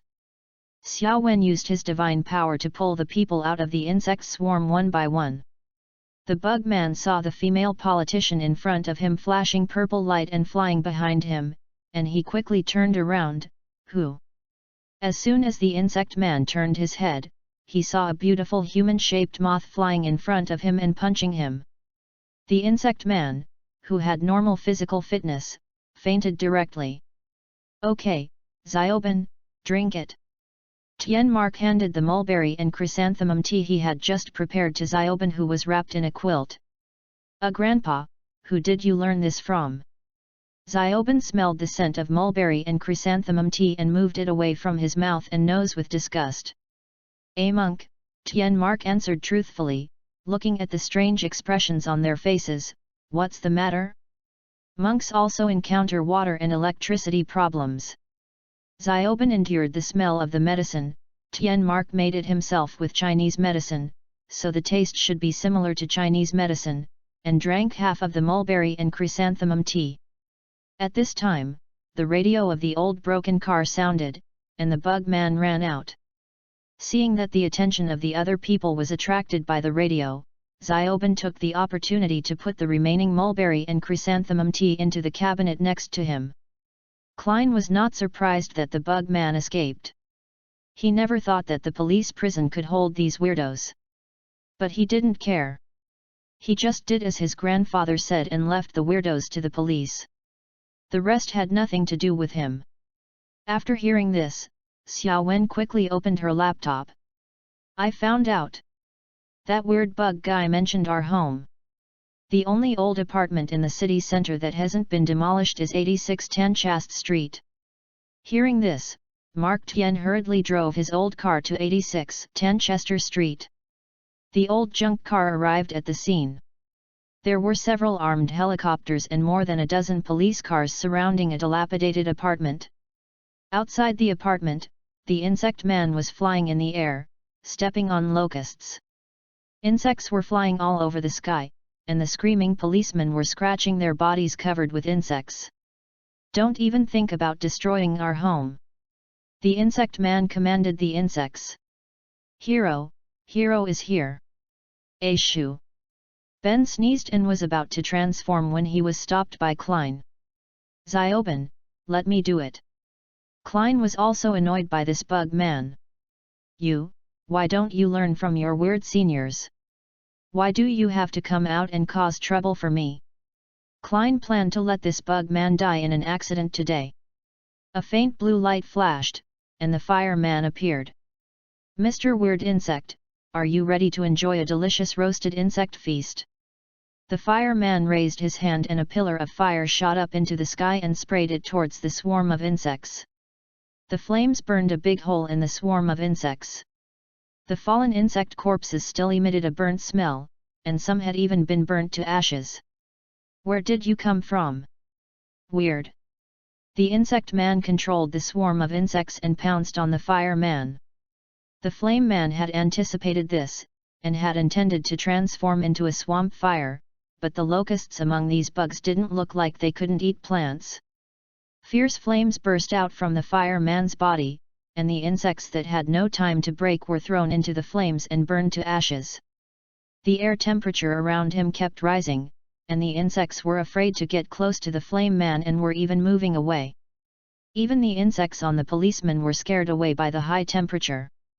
In fact, if there were no people, it would not only be the temperature that rose, but the building would have been burned down. The insect man was forced to retreat continuously due to the temperature until he retreated back to the shabby apartment. Seeing this, the fireman began to attack the surrounding insect swarms continuously, and then a fireball accidentally shattered the supporting pillars of the apartment, causing the apartment to collapse.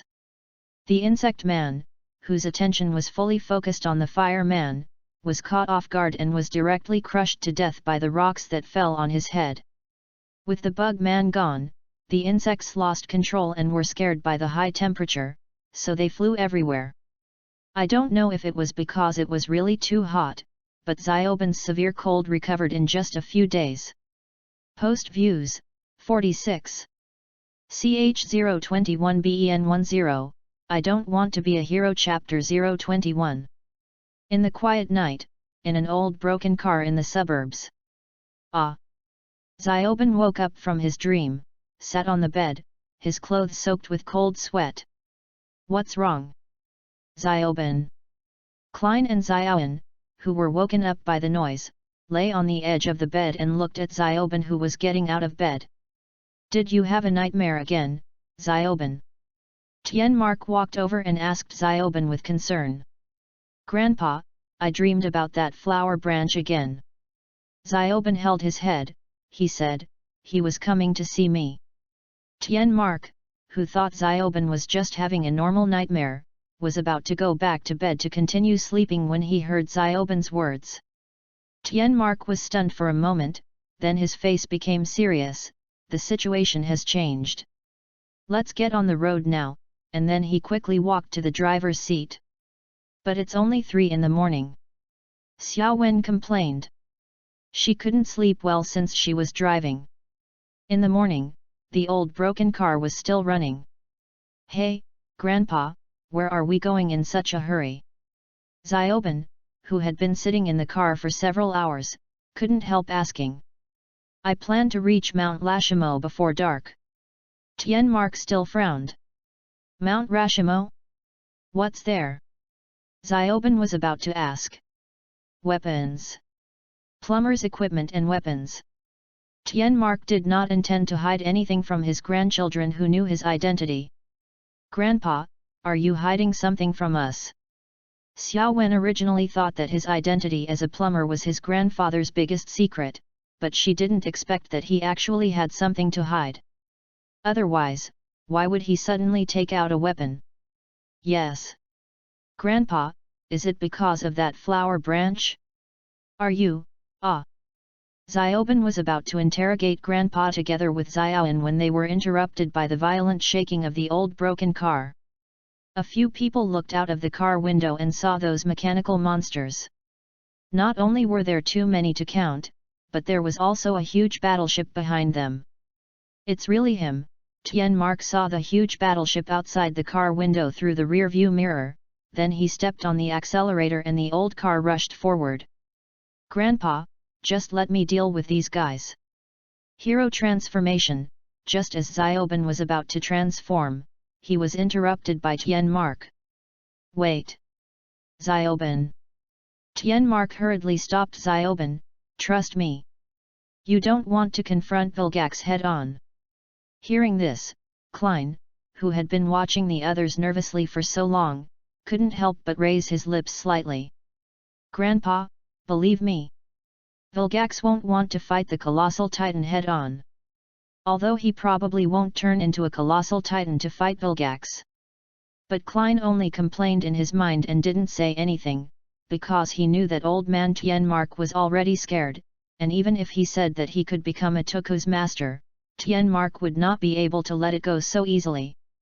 Moreover, Tianmark had known for a long time that Klein could transform into a colossal giant, but now his mind was filled with the horrific experience of facing Vilgax, which made it impossible for him to remember this at all. This shows that Vilgax is indeed very famous. After all, Tianmark became a legendary plumber because he defeated him. All right. Grandpa, we can't get away like this. Klein stood up from the sofa. Ben and I will go stop Vilgax. And you and Wen will go to Mount Lashimo. Great. Cousin. Let's go beat up that Vilgax. Ben jumped up from the sofa. Cousin. I too, Xiao Wen also planned to go with them. No. Xiaoan. You and Grandpa go to Mount Lashimo together. Grandpa needs your protection. Klein interrupted what Xiaoan wanted to say. This was a rare time that he rejected Xiaoan's request. Are you kidding me? If all his grandchildren went to fight Vilgax, would Tianmark still go to Mount Lashimo to get some weapons? Even if he had nothing, he would fight Vilgax. After hearing what Klein said, Xiao Wen pursed her lips, but didn't say anything else. She just looked at Klein worriedly. Believe me. Xiao Wen. Klein just looked at her and said. Wait. Tianmark was about to stop them when he saw Klein and Xiaoben open the car window and jump out. Tianmark had no choice but to speed up the car. Only by getting the weapons quickly could he come back to save his grandchildren. Outside the car, faint blue and green lights flashed, Klein turned into a stingray, and Ben turned into a fireman. The stingray flew towards the group of mechanical monsters at high speed, shooting green energy rays from his eyes at them along the way. All the mechanical monsters that were swept by the rays exploded. The fireman used his hands to spit out flames for propulsion. He flew into a group of mechanical monsters and burst into flames like a volcanic eruption. Then he flew out from the black smoke filled with the wreckage of the mechanical monsters. Ben, let's go and take down that big guy. Seeing that there were only a few mechanical monsters left, the stingray flew towards Vilgax's huge battleship. After hearing this, the fireman threw a few fireballs to smash the remaining mechanical monsters and quickly spewed fire to catch up. The stingray flew not far from the battleship and stopped in mid-air, emitting green energy rays from its eyes and tail that cut along the battleship. The fireman stepped on a cloud of flames and sprayed columns of fire from his hands at the warship, burning from the front to the back. When I modify my own car in the future, I must find Vilgax to import raw materials. The fireman saw that it took him and his cousin so long to dismantle the thrusters of several battleships, and he couldn't help but sigh that the materials of the battleships were quite hard. No. You don't need it. A huge meteor hammer was launched from the battleship and smashed towards the Flame Man. Seeing this, the Flame Man quickly dodged. The meteor hammer smashed into the woods beside the road, creating a large hole with a radius of more than 10 meters in the woods. The meteor hammer extended from the middle to both sides, revealing a hatch. Then the hatch opened, and a flower branch head more than 3 meters tall walked out. Because you will soon have no future. Vilgax looked at the Flame Man. Although the enemy is at hand, the stingray still couldn't help but complain about Vilgax's aesthetics. Who rides a meteor hammer when traveling? However, this is not important. What is important is that this flower branch is so strong, it should be very durable. I'll give you a laser first. The stingray's eyes shot out green energy rays towards Vilgax. Seeing this, the fireman raised his hand and fired 2 fireballs. Yes. Who do you think you are? You stinky squid. If that's all you have to say, then my answer is. Come on if you dare. After a loud bang, the smoke dissipated and the pit where Vilgax was located became several meters deeper. The meteor hammer spaceship shattered, leaving only a few pieces of wreckage, but only his raised right hand had 2 holes shot by the stingray's laser, and it could be seen that the flesh in the holes was constantly wriggling, and it should heal itself soon. 2 little brats. I don't know where the other Omnitrix came from, but since there are 2, I'll take them all. Vilgax bent his legs slightly, jumped suddenly, and jumped hundreds of meters, rushing straight towards the stingray. On the other side, Tianmark and Xiaowen finally arrived at Mount Lashimo. The old car drove to the top of Mount Rashimo, and then the position where the old car was parked on the top of the mountain began to descend. When it descended to the bottom, Xiaowen was surprised to find that there was a huge space inside, at least dozens of meters high, full of huge cabinets, which should be filled with the weapons that Grandpa said. Post views, 42. CH022 BEN10, I don't want to be a hero. Chapter 022. Tianmark came to several cabinets in succession, opened a few of them, and then found what he wanted, an energy cannon. This thing is still connected to Vilgax's genes. I hope I can get rid of him completely this time. Grandpa. Who is Vilgax? What is your relationship with Vilgax? Xiaowen asked hurriedly. She wanted to know what kind of character her cousin was facing. The situation is urgent now. Let's deal with Mojas first and then explain to you. Tianmark took Xiaowen into the old car and drove to the battlefield. When the stingray saw Vilgax rushing towards him, he did not dodge but slapped the symbol on his chest. Vilgax rushed into the dark blue light and punched the newly appeared four-armed overlord's crossed hands, sending him flying. The four-handed overlord was knocked back hundreds of meters, crashing into dozens of trees on the way, and leaving 2 long marks on the ground with his feet. The four-handed overlord's slightly trembling hands reflected how heavy the punch was. Ha! The four-handed overlord grinned. Finally, there was someone he could fight with. Then he bent his legs slightly and shot up, rushing towards the falling Vilgax like a bullet. With a dull thud, the four-handed overlord smashed the counter-attacking fist of Mogus with his right hand, and the aftermath flattened the surrounding area of more than 10 meters to the ground. The four-armed overlord punched Vilgax's head with his left hand, but Vilgax caught it with his right hand. Then the four-armed overlord opened his right fist and grabbed Vilgax's left hand, pulling it hard and slamming his head into the flower branch. Vilgax was hit so hard that he saw stars. Before he could react, the third and fourth fists of the four-handed overlord hit him in the stomach, and he was suspended in the air for a short time. Vilgax bent like a lobster in pain, and was immediately kicked away by the four-armed overlord. Vilgax knocked down dozens of large trees and left a trail hundreds of meters long on the ground. Vilgax took a deep breath, then supported himself with his hands and climbed up from the ground, wiping the blue-purple blood from the corner of his mouth with his right hand. "Stinky squid!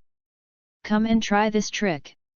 At this time, the fireman flew around Vilgax and surrounded Vilgax, spraying columns of fire at him. Vilgax blocked the pillar of fire with his left hand, jumped up, grabbed the flame man's feet and threw him away. The flame man fell along the ground several times, creating several large holes, plowing a long trail in the forest along the way, and finally fell into the rock wall of a mountain. Oh! The fireman grabbed the rock wall next to him with both hands, used the force to pull himself out, and shook his head. "This guy is so cruel. It will be super painful tomorrow." "You won't have it tomorrow." The flame man looked up and saw a flowery head suddenly appear in his face. Vilgax planned to take advantage of the victory and solve this weakness first. As soon as the flame man came out, he was knocked back by a punch from Vilgax, and spider-web-like cracks spread over the rock wall within dozens of meters. As soon as Vilgax raised his other hand, it was grabbed. The four-armed overlord threw Vilgax behind him with a shoulder throw, then rode on Vilgax and hammered him hard with all four hands. Vigilante, who was beaten so hard that he saw stars, gave up defense and grabbed the four-handed overlord with both hands and threw him away. Vilgax quickly stood up, shot out, grabbed the foot of the four-armed overlord who had not yet had time to stand up, spun around a few times and threw him out. But then Vilgax gasped as if he was exhausted, and his body covered in blue-purple blood and trembling muscles showed that the four-handed overlord's fist was not so pleasant. The sound of falling gravel was heard, and the fireman finally climbed out from the rock wall again. Vilgax rushed towards the fireman again. He no longer intended to take the omni-tricks of the four-armed overlord. Seeing this, the fireman ignored the pain in his body, raised his hands and spewed out raging flames, trying to stop Vilgax from advancing. But Vilgax did not slow down at all. He planned to capture the flame man and leave as soon as possible, otherwise he might not even get an omni-trix.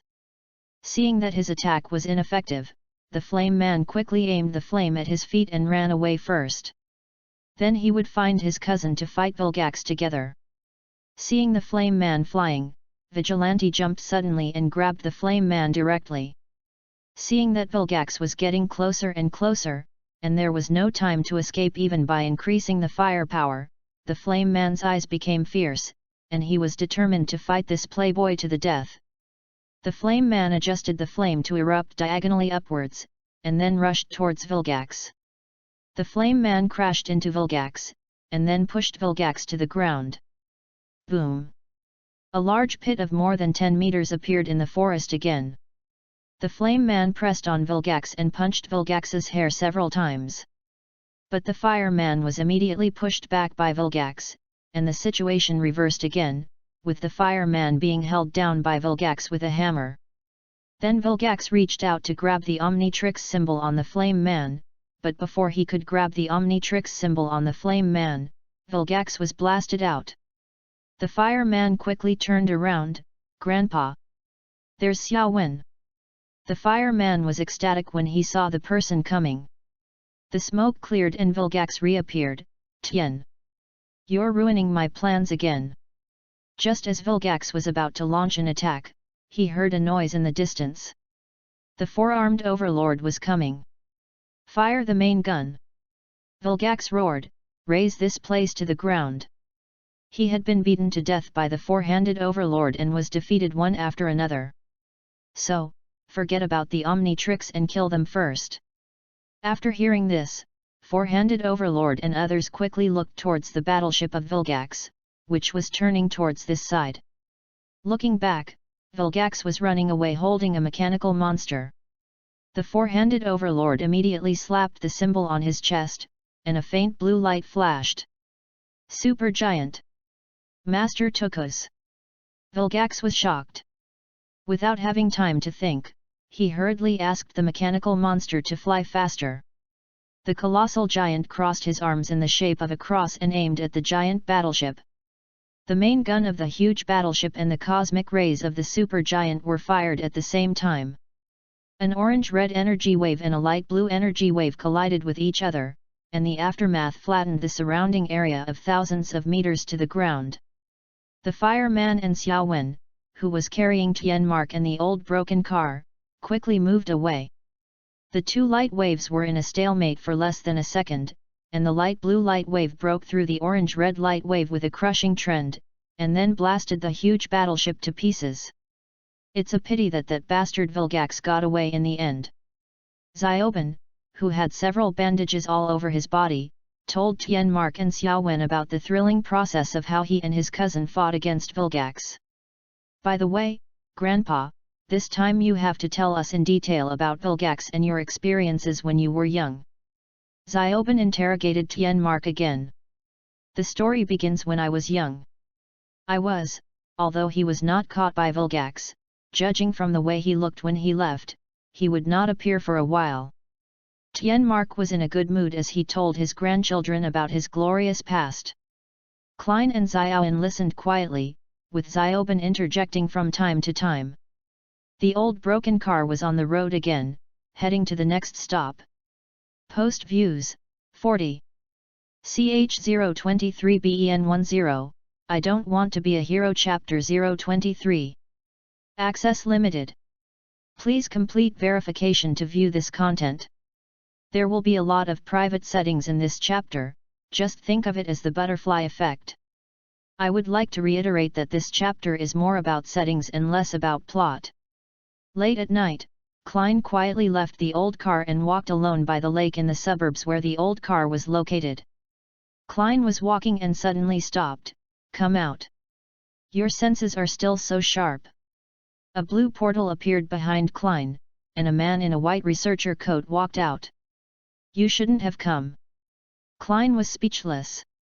There really was someone here. Tonight, he didn't know why he felt like someone was spying on him, which caused him to not fall asleep all night. For this reason, he decided to make sure the old man didn't fall asleep for the next while. "But I'm here anyway." The man in the white researcher's coat smiled. Although he remained calm, he saw Klein's unhappy look and said in a faster tone, "You said it, or it was you in the future who said it. You said come to me anytime if you need anything." There was no way. Based on his understanding of Klein, if he didn't speak up quickly, he would really be punished. If it were him, he would really be punished himself. Klein was stunned after hearing this, then he looked at the strange man in front of him and motioned for him to continue. The man in the white researcher coat was obviously a smart guy. After understanding what Klein meant, he introduced himself. "I don't remember my name, but you can call me Dr. Contradiction." Then, Dr. Contradiction explained his purpose. "I came here to ask for your help. I might get into some trouble later, and I want you to help me deal with it." Klein is confident that he has the ability to solve all problems, and he is very interested in this contradictory doctor who claims to know his so-called future self. As for whether Dr. Contradiction might be lying, Klein's intuition told him that it was not the case. He had always trusted his intuition, at least in some matters, his intuition had never been wrong. Okay, Klein nodded slightly, but you have to tell me why. Why did I look for you? Why did I think you would help me? Or why did I say your future self? Contradiction continued, because only you can help me, and now that you are interested, you will definitely help me. I can travel through different timelines. Mao Dun walked to Klein's side, but what I want to do can only be done in this timeline. Although I know you in the future, only you in the present can help me. After all, Klein in the future already knows what he is going to do and can't help him, so it's right to say that only Klein in the present can help him. What about Ben? Klein shook his left hand wearing the Aeonther Omnitrix. My abilities come from it, and Ben has the same thing. Omnitrix? This thing is indeed very powerful. Dr. Contradiction looked at another Omnitrix, but Tian Zioben is not you. He can't do it. It's the same for any Tian Zioben. Well then, Klein raised the corner of his mouth slightly. He was indeed interested. Let's go. Dr. Contradiction opened a blue portal and he and Klein walked in one after another. A boundless place, as beautiful as the universe and as a painting palette mixed with multiple colors. Dr. Contradiction and Klein are standing on a black floor of unknown material. Where is this? Klein asked Drive. Contradiction after admiring the beautiful scenery for a while. The earth where the universe was created. Dr. Mao Dun said calmly. The earth of the creation of the universe. Klein felt as if he had heard it somewhere before. It sounds familiar. This is the hometown of the alien gods. Dr. Madun said shockingly. The Outer Heaven God tribe. Klein was stunned for a moment, and suddenly had a bad premonition. Could it be that you are in trouble? Then he looked at Dr. Contradiction in disbelief. It's nothing, just a few dozen people from the Outer Heaven God clan, maybe there will be more. Dr. Mao Dun was still not panicked at all, or he would not panic at all. Dr. Contradiction placed his right hand on Klein's shoulder. I believe you can handle it. You're kidding me. Klein slapped Dr. Contradiction's right hand away. The Outer Heaven Gods. There are dozens of them. Do you want Gong Sui Nu to fuck their princess? Klein, who rarely swore, couldn't help it. Nothing, Dr. Contradiction shrugged, I just want to get their DNA. Besides, you can easily deal with them when you transform into X-Man. I heard that in the original story, X-Man's genes were given by Contradiction, and Contradiction was only warned not to approach the outer heavens within 500 light years. I don't believe that the outer heavens really can't do anything to Contradiction. Although the warning seems to be because Contradiction and the outer heavens have different ideas. But it doesn't matter, since I can't figure it out anyway, so I just use it as a private setting in the novel to introduce the uniqueness of the protagonist. The setting here is, knowing Klein's special contradiction, the alien gods took advantage of the controversial personality of a certain alien god and used special means to extract the DNA of the alien gods, and then directly put the blame on the protagonist. Contradiction, this is my boss protects me, you can go to him if you have any problems. The alien gods can't do anything to the protagonist, so they have to warn Contradiction and the protagonist, and then the matter is revealed. However, the alien gods are not that easy to fool. The reason why Klein was successfully blamed by Dr. Mao Dun is that in the eyes of the alien gods, even if it is not the future, from a certain perspective, Klein and Dr. Mao Dun are indeed in the same group. As for why the alien gods did not prepare in advance or resolve the conflict in advance, it is because the alien gods are set to be omnipotent and can do whatever they can think of. They are not omniscient and omnipotent. They can predict the future by checking the timeline, but they cannot know the future in advance without checking the timeline in advance. Moreover, it is useless to predict the time period involving themselves. With their abilities, it is difficult for them to be bound by the so-called timeline. Note, the Tenge tension in this book strictly follows the setting that the faster the decision is made, the stronger it is. That is to say, every action of the Tenge tension must be agreed upon by all personalities before it can be carried out, instead of being able to act arbitrarily through a decision with a vague action range like in the anime. Because if that were the case, the difference between the Tenge tension would only be who strikes first. After all, with their physical fitness, it is unknown how long it would take for the same clan to fight, maybe hundreds of millions of years. Anyway, they would not fall down in a few hits like in the anime. In this case, it would not make any difference who strikes first. Ha! Klein sneered, you really think highly of me, but you are right about one thing. I am going to become Superman X and leave. And before I leave, I will change your style. Dr. Contradiction seemed not to hear, then I'll go first. Then he opened a portal and walked in. Really? Klein was a little anxious for the first time. Although he didn't know whether Dr. Contradiction would really attract dozens of alien gods, it was definitely the right choice to run away first. Then Klein touched the screen of another Omnitrix with his finger, and a virtual ring popped up. I'll leave the rest to you. A portal opened, and Mao Dun poked half of his body out of it, then shrank back after he finished speaking. So fast. Klein was a little dumbfounded. Then, a black portal with flashing lights opened not far away, and dozens of people from the Outer Heaven God clan came out. Are you the Time Walker's accomplices? A member of the Outer Heaven God clan who was leading the group spoke. Klein gritted his teeth and slapped his watch. A faint blue light flashed and X-Man appeared. Dozens of members of the Outer Heavens tribe disappeared at the same time, teleportation was activated, and the battle began. When the fist of an outer heavenly being was about to hit X-Man. Superman X, counterattack, agree, the motion is passed. X-Man punched the outer heavensman in front of him at an even faster speed, and the space in front of his fist, which was half the size of the universe, turned into nothingness. X-Man suppressed dozens of outer heavens with a decision-making speed far exceeding that of other outer heavens. While other members of the Outer Heavenly God clan were still deciding whether to defend, dodge or attack, Superman X had already used more than a dozen skills. It was also after the transformation that Superman X successfully made himself understand why.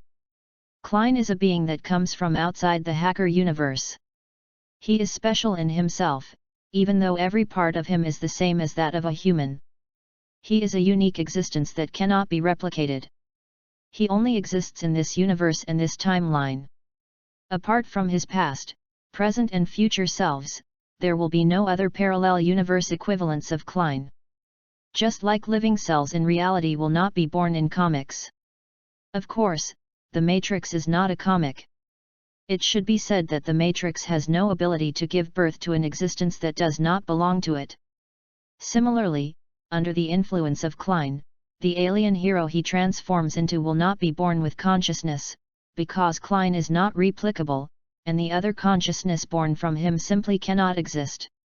And, just like people in real life can draw comics at will, but the attacks in comics cannot hit people in real life, Klein can affect the alien heroes in the Watch, but the alien heroes in the Watch cannot affect him. What acne, male mothers are definitely not allowed. In addition, because Klein is special, the alien hero he transforms into is also special, with abilities far exceeding those of his kind, including X-Man.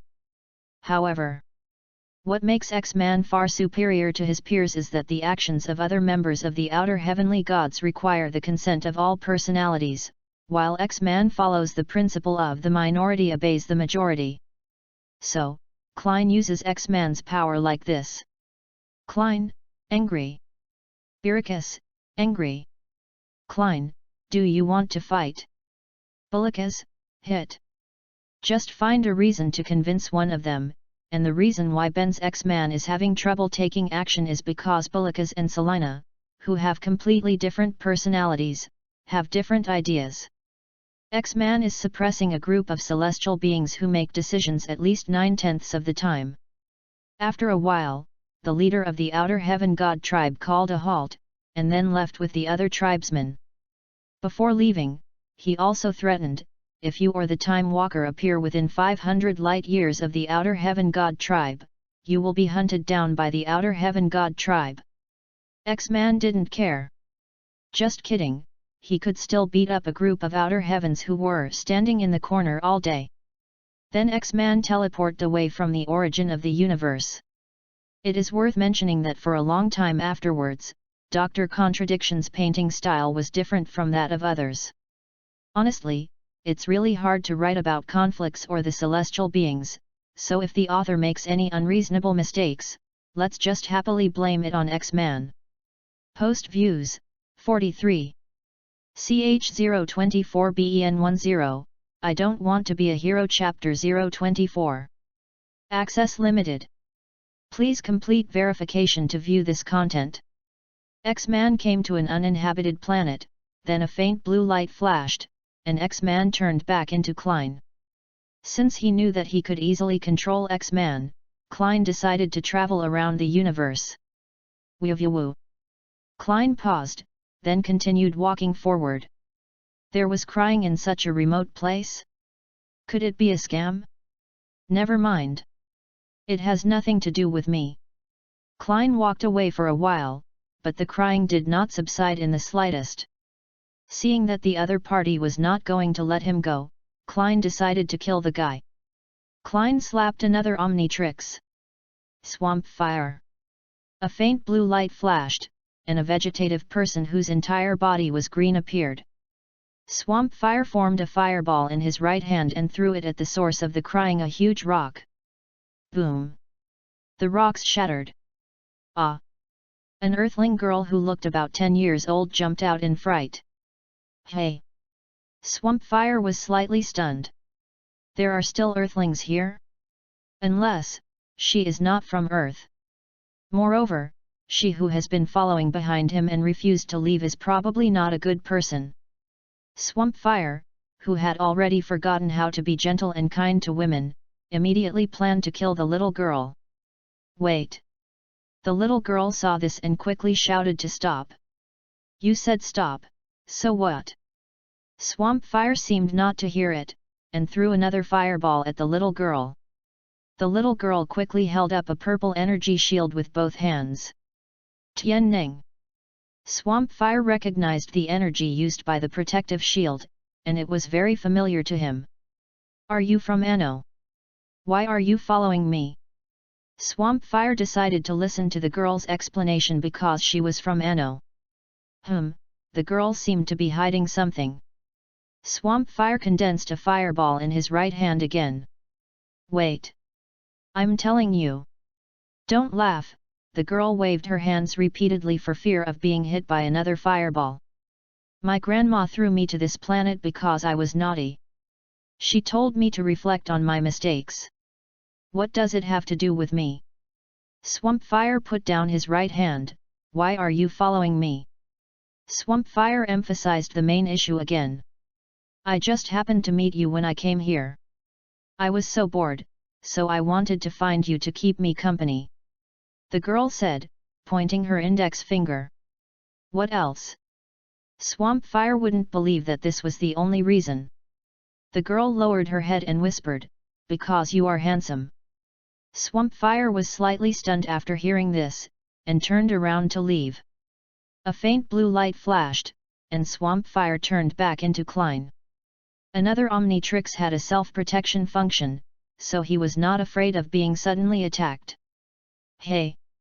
The girl hurriedly followed him and said, My name is Sunny, what's your name, handsome brother? Klein originally came here to explore or something, and these uninhabited planets are perfect for exploration. But now he felt a little regretful. Sunny kept talking all the way as if he had never talked to anyone. But she didn't have any bad intentions, and she didn't provoke him in any way, so he couldn't kill her. Plus, Klein still had a little conscience, so he didn't abandon the girl and run away. Klein now just wanted to find the girl's grandmother and go back to sleep. He also knew that Sunny's grandmother had just abandoned Sunny here and should still be on this planet.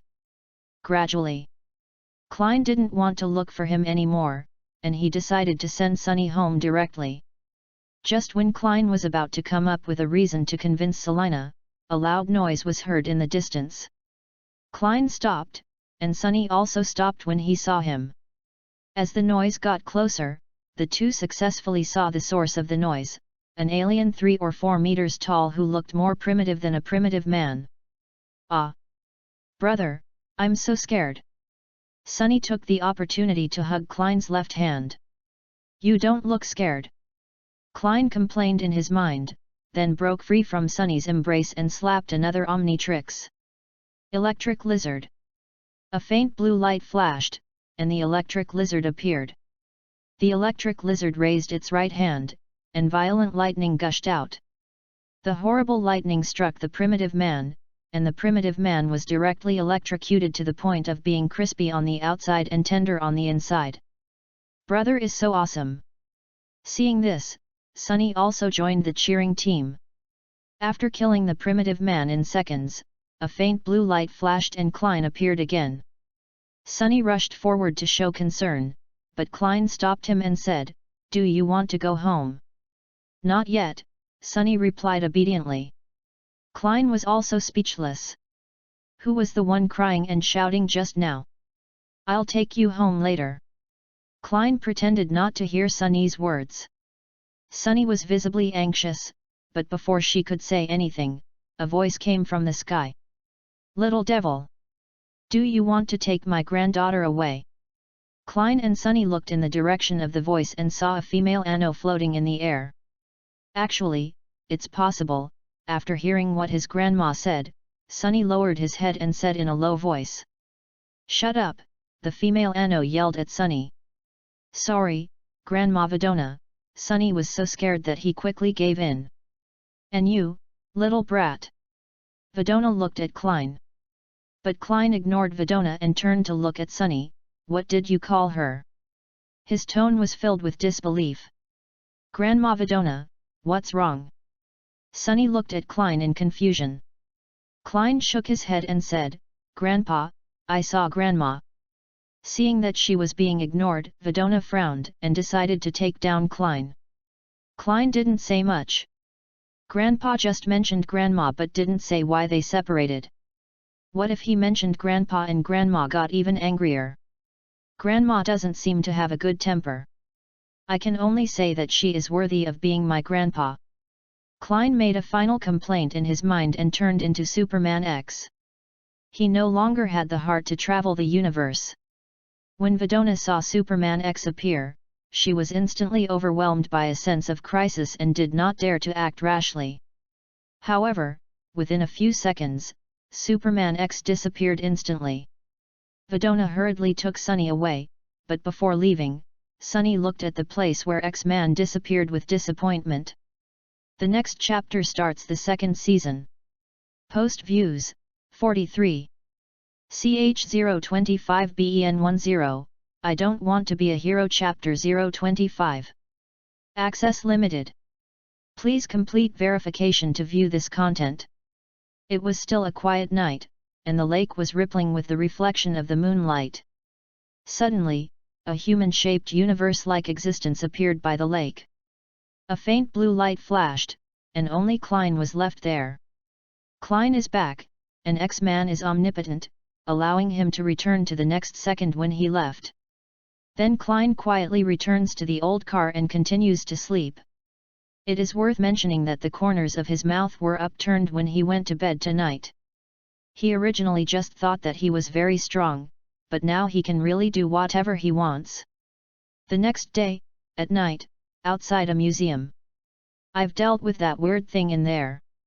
Zioben came to Klein and the others proudly, it's just that a weird old guy almost turned me into a fish fillet. Then he pointed to the door.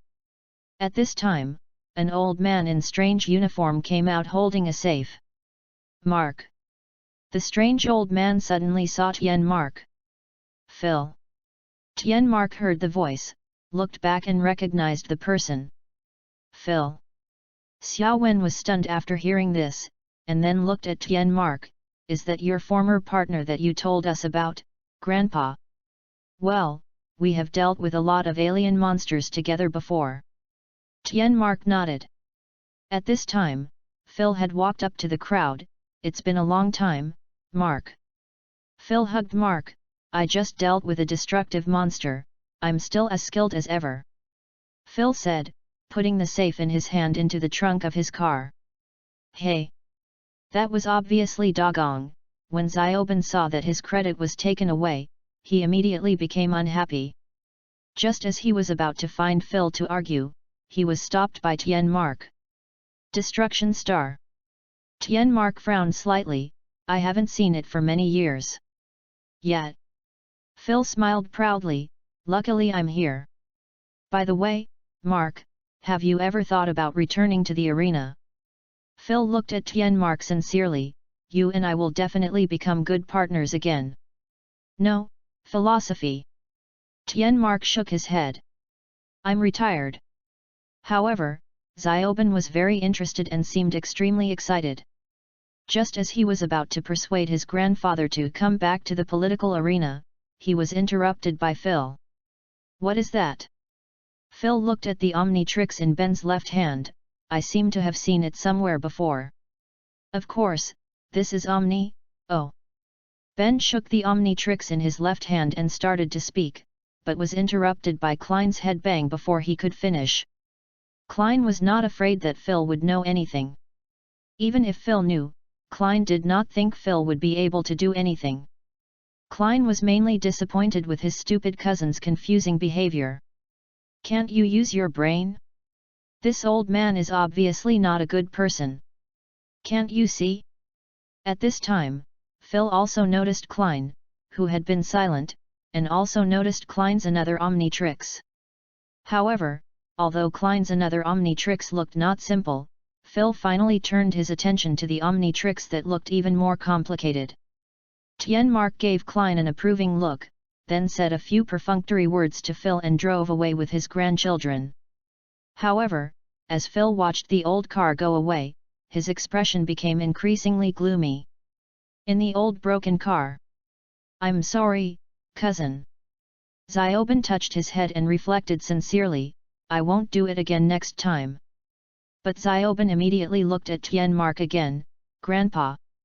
Why don't you want to come back to the society? After hearing this, Mark Tian just shook his head without further explanation, Xiaoben, plumbers are not for fun. There are some things I hope you will never know. At this time, Lapoche received Phil's call for help, Mark, come and save me, there are 2 Wapimancer star beasts here. After Tian Mark arrived, his expression became serious and he immediately turned around and headed for the place designated by Phil. The old, beat-up car was parked outside a meat processing plant. Klein and his companions pushed open the iron door and walked in. It was eerily quiet inside, except for Klein and his companions heard the noise and ran over quickly. They pushed open the door and walked into a room. Inside the room, Phil was holding an energy gun and fighting with 2 adult Wapimancer star beasts. Xiaoben looked at Klein, and Klein nodded. Let me communicate with them. Xiaoben slapped the Omnitrix and turned into a super beast. Roar! Roar! Roar! Roar! Roar! Roar! Roar! Roar! 2 adult Wapimancer star beasts were successfully enraged. What did you say to them? Xiao Wen quickly opened the energy shield to block the Wapimancer star beast that was rushing towards him. The super beast replied, but unfortunately no one understood it. Then the super beast pounced out and was run over by 2 adult Wapimancer star beasts. Seeing this, Klein did not step forward to help. If there was any danger, he would take action, but now, Klein planned to watch Xiaoben being chased. He thought it was quite interesting. It's very difficult to reason with the Wapimancer beasts. Sometimes they even kill each other, Tian Mark explained. At this time, Phil, who was in a daze, finally reacted and murmured, so it's true, it's really the Omnitrix. Phil used an ultra-low frequency tuning fork. The Ultraman and the two Wapiman sermons held their heads in pain. Sorry, Ben, this is the only way to subdue the Wapiman sermons. A red light flashed, and Supermon turned back into Ben. Ben got up from the ground and shook his head in a trance. At this moment, one of the Wapimancer star beasts suddenly jumped up and pounced on the ultra-low frequency tuning fork in Phil's hand. Phil was suddenly a little panicked. But Xiao Wen used his celestial energy to control the Wapping-Mancer star beasts and threw them into the food processing room. Then Tianmark pressed the button, the iron door lowered, and the Wapping-Mancer star beasts were successfully locked up. Mark. Phil looked at Tianmark sincerely again. Let's work together. Your experience, my talent, and Xiaoban's superpowers. We will definitely make a lot of money. In fact, Xiaoban also noticed it, but Phil has been a plumber for so many years and has seen some humans with special abilities, so he cares more about the Omnitrix, which he thought was just a legend. Tianmark hadn't answered yet, but Klein had already laughed. This old man actually talked to him about talent. You are old.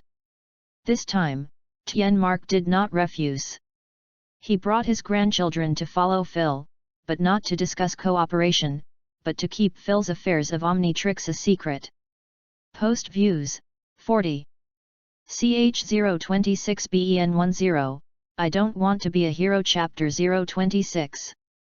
Access limited. Please complete verification to view this content. The old rickshaw followed Phil's car to a luxury hotel. Then Klein and his companions got out of the car and followed Phil inside. After entering, Tianmark said in an unhappy tone, "Presidential suite? So rich." He had already vaguely guessed what was going on with Phil and those alien monsters. It's just a small amount of money. The boss of the meat factory arranged it to thank me. As long as you cooperate with me, you will have it all soon. Phil stretched out his arms towards Tianmark. Tianmark did not answer, but was thinking about something. What's wrong, Mark? Phil looked at Tianmark in confusion. I was just wondering what the probability is that the Destroyer Star and the Wapping-Mancer Star Beast will appear on the same day. Tianmark hinted to Phil and then walked out. Kids, order whatever you want to eat. Phil said and followed them out. Thank you. Only Xiaoban, who had been eating like crazy, replied. Klein looked at the two people who left, his face darkening slightly. Klein looked at Xiao Wen, let's follow. Then he patted Xiaoban, stop eating. Grandpa is in danger. After hearing this, Xiaoban quickly swallowed the food in his mouth and hurried to catch up with Klein and Xiaoban. The old car isn't here. Klein saw that the parking space for the old car was empty. Phil's car too. Xiaoban hurriedly checked Phil's parking space. Where will they go? Xiaoban felt something was not right. Klein didn't answer, but just slapped another Omnitrix. A faint blue light flashed, and a flashing star appeared. Flash Star picked up Xiaoban and shouted to Xiaoban, Xiaoban, follow me. The old broken car was parked on the mountain road, and Phil also parked his car next to it. Tianmark got out of the car and said to Phil, Phil, you have taken the Void Zero projector, right? He intended to directly persuade Phil to turn back, as Phil had already gone astray. Mark, what do you mean? Phil's face turned ugly. It was you who released the Destroyer Star and the Wapping-Mancer Star Beast. Tianmark didn't beat around the bush with Phil and pointed it out directly. Mark, you, Phil's face became more and more ugly. I originally wanted to cooperate with you, but now it seems that there is no choice but to get rid of you. I will tell Ben your last wish and tell him how much you want him to inherit your job and become my partner. Phil took out the Void Zero World projector and fired it towards Tianmark. A golden portal appeared and a prison dog beast flew out. Phil, you, Tianmark looked at his old friend who had once fought alongside him in disbelief, and then hurriedly dodged the attack of the prison dog beast. But Tienmark was old after all, and he soon ran out of strength. Just as he was about to be swallowed by the prison dog beast, two blue-black afterimages appeared, and one of them took Tienmark away. Flash Star, Ben, puts Tienmark down and shouts to Phil, who hasn't left yet, "I will never be your partner." Phil was stunned after hearing this, then he raised the void projector again. "Really? Then you two can die together." The golden portal appeared again, and more than a dozen prison hounds flew out of it. Seeing this, Flash Star, Klein, shouted to Ben, "Ben! Protect Grandpa," and then slapped the another Omnitrix logo on his chest. "Xiao Wen and I will take care of these guys." A faint blue light flashed, and the four-handed overlord appeared.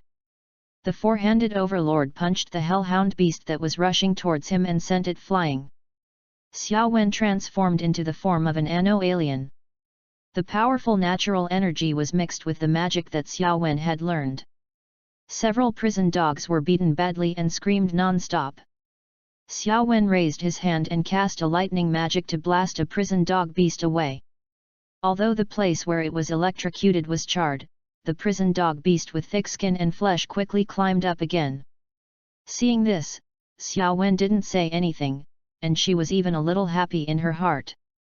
After all, she had always wanted to fight side by side with her cousin like she was doing now. Unfortunately, it was usually Xiaoben who played the hero, and her cousin seldom took action. Even if he did, it was either because the opponent was too weak and didn't need her help at all, or she just couldn't help.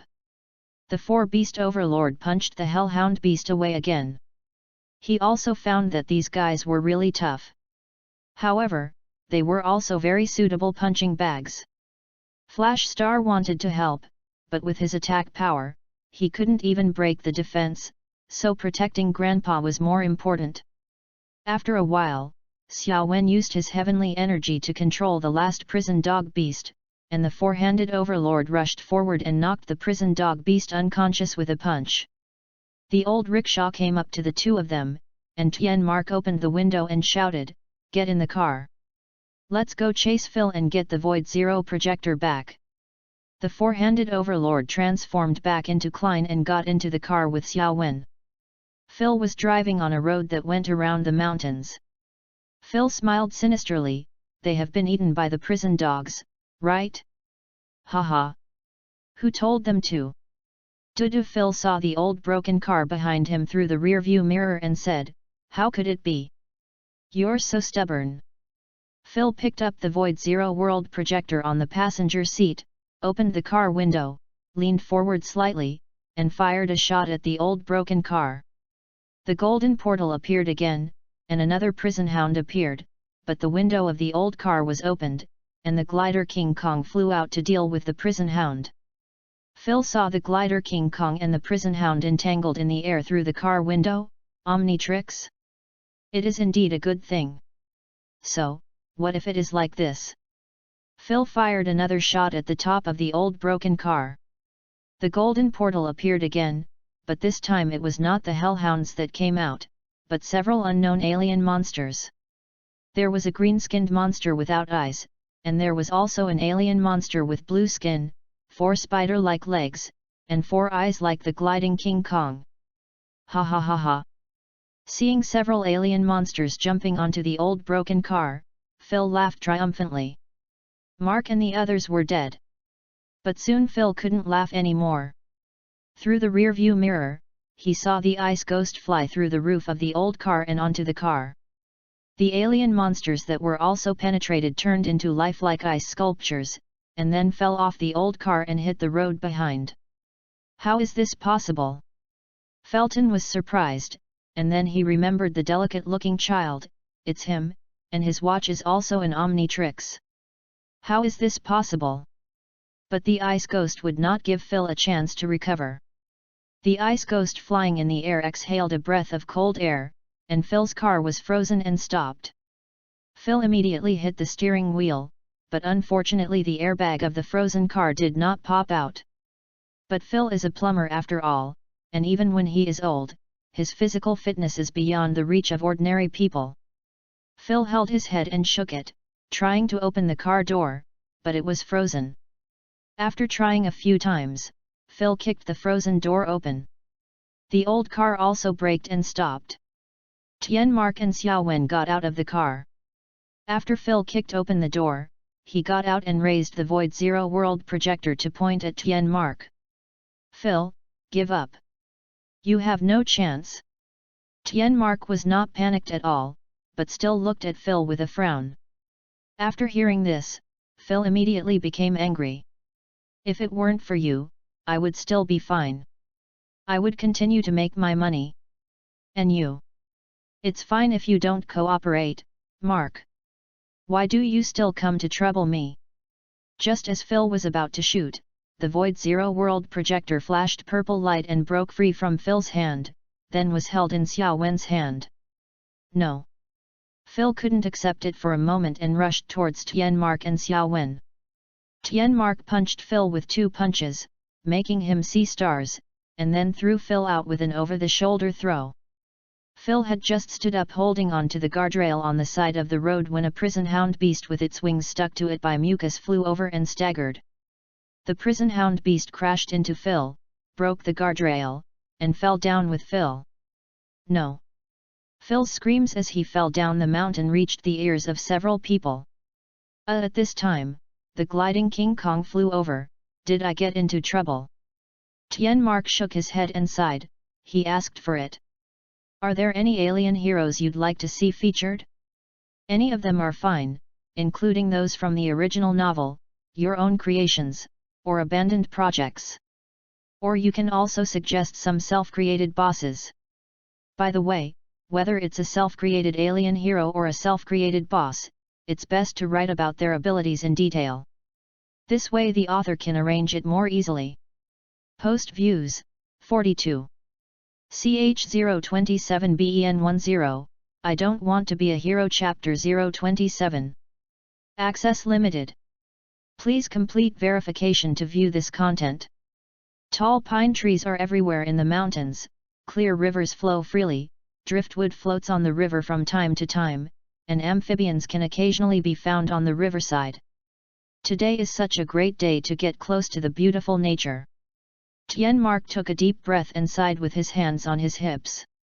Yes, this place is really great. Xiaowen pulled Klein to follow Tianmark. The picturesque scenery also made her happy. Klein admired the beautiful scenery around him. Although he didn't say anything, the slightly raised corners of his mouth showed that he was in a good mood. As for Xiaoben, he slapped the Omnitrix a few times with a look of displeasure on his face. Datu, what are you doing again? Xiaowen saw Xiaoben messing with the Omnitrix again and was worried that he would break it. Oh! This is so annoying. Xiaoben still didn't give up. I wanted to be the star of the flash mob, and then run to buy a burger with extra pickles, but this stupid watch didn't react at all. Xiaoben, there are many delicious foods in nature. Tianmark walked to a fallen rotten tree and kicked it open. For example, this one. After the rotten tree was kicked open, a large number of large beige fleshy worms that looked like earthworms appeared where the rotten tree had originally been. A big, fresh meat worm. Tianmark grabbed a meat worm and threw it into his mouth. It will be more delicious if you stir-fry it again. Ye Xiaowen felt a little nauseous, then walked towards Xiaoben and helped him fiddle with the Omnitrix. Let me help you, I want hot sauce on my burger. Cousin, what about you? Just the most classic one. Klein traveled with Xiaoben and Xiaowen for a while, and was also led astray by them. He often went with them to find snacks. Klein said, who would eat rice bugs when there are hamburgers to eat? What kind of life did he live before? At this time, Xiaoben's Walkman played a piece of news. The earphones were not plugged in tightly according to observations by astronomers in this city. A small meteorite was clearly diving towards the northwest of the state. Meteorite. Tianmark didn't care much about it. After all, although meteorites were rare, he had seen quite a few during his years of wandering around the world. Grandpa. Klein reminded him, we are in the northwest of the state, right? Tianmark was stunned after hearing this, and then said helplessly, "It seems that we can't enjoy nature today." Tianmark knew that his grandchildren were very powerful and might not be afraid of meteorites, but meteorites were very powerful. Out of concern for his grandchildren, he decided to leave early. Just as Tianmark was about to call his grandchildren over and prepare to leave, Xiaoben finally succeeded in his transformation. The alien hero that Xiaoben turned into made Tianmark swallow back what he was about to say, because he was also attracted by this alien hero. This alien hero is mostly white, with sleek yellow armor on his hands, feet, and back. Thunderbolt, the alien hero that Ben has become. Of course, he has not been given this name yet. Thunderbolt, Klein has one, but it has never changed, and his name has never been mentioned, so it is naturally not named yet. Oh! Hong Tianli's legs were not long, and he fell down accidentally, unable to get up for a while. Seeing this, Tianmark and Klein stepped forward and helped Hong Tianli up. "What do I look like?" Hong Tianli looked at his big fleshy hands. "A big round ball of meat," Xiao Wen said after taking a look. "How funny." Hong Tianli looked at Xiao Wen unhappily. New alien heroes. Tianmark couldn't help but sigh, maybe there are hundreds of alien heroes in the table. Really? Thunder's eyes lit up, and then he shifted his gaze to Klein. After all, the Omnitrix was given to him by his cousin, and he should know better. Will there be a Tyrannosaurus Rex? Xiaoben has been coveting his cousin's Tyrannosaurus Rex, which looks even stronger than the four-armed Tyrannosaurus, for a long time. Is there, right? Klein didn't know whether the current Omnitrix had the genes of the magic Tyrannosaurus Rex, but seeing Xiaoben's expression, he didn't want to pour cold water on him. Even if it didn't matter. At worst, he could just add it to the Omnitrix himself. He was just too lazy to do it before, not that he couldn't do it. Great! The not-so-smart Thunderbolt didn't hear the uncertainty in Klein's tone. What abilities does this alien hero have? Hong Tianli immediately shifted his attention to this new alien hero. Ah! Hong Tianli opened his mouth wide, but unfortunately nothing came out. Can't spit fire.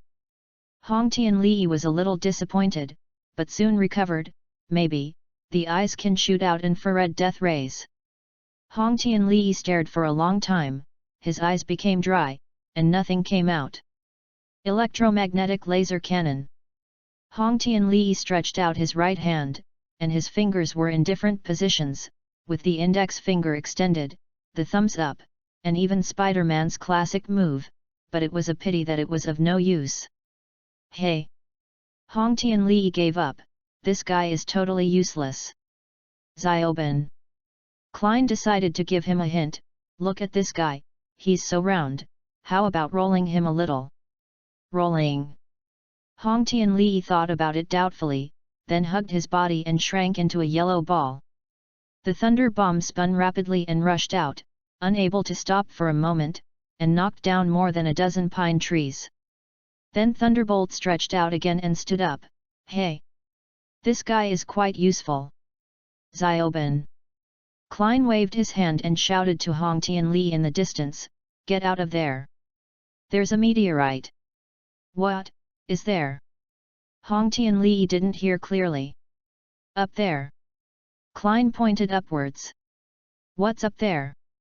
Hong Tianli looked up and saw a meteorite falling towards him at high speed.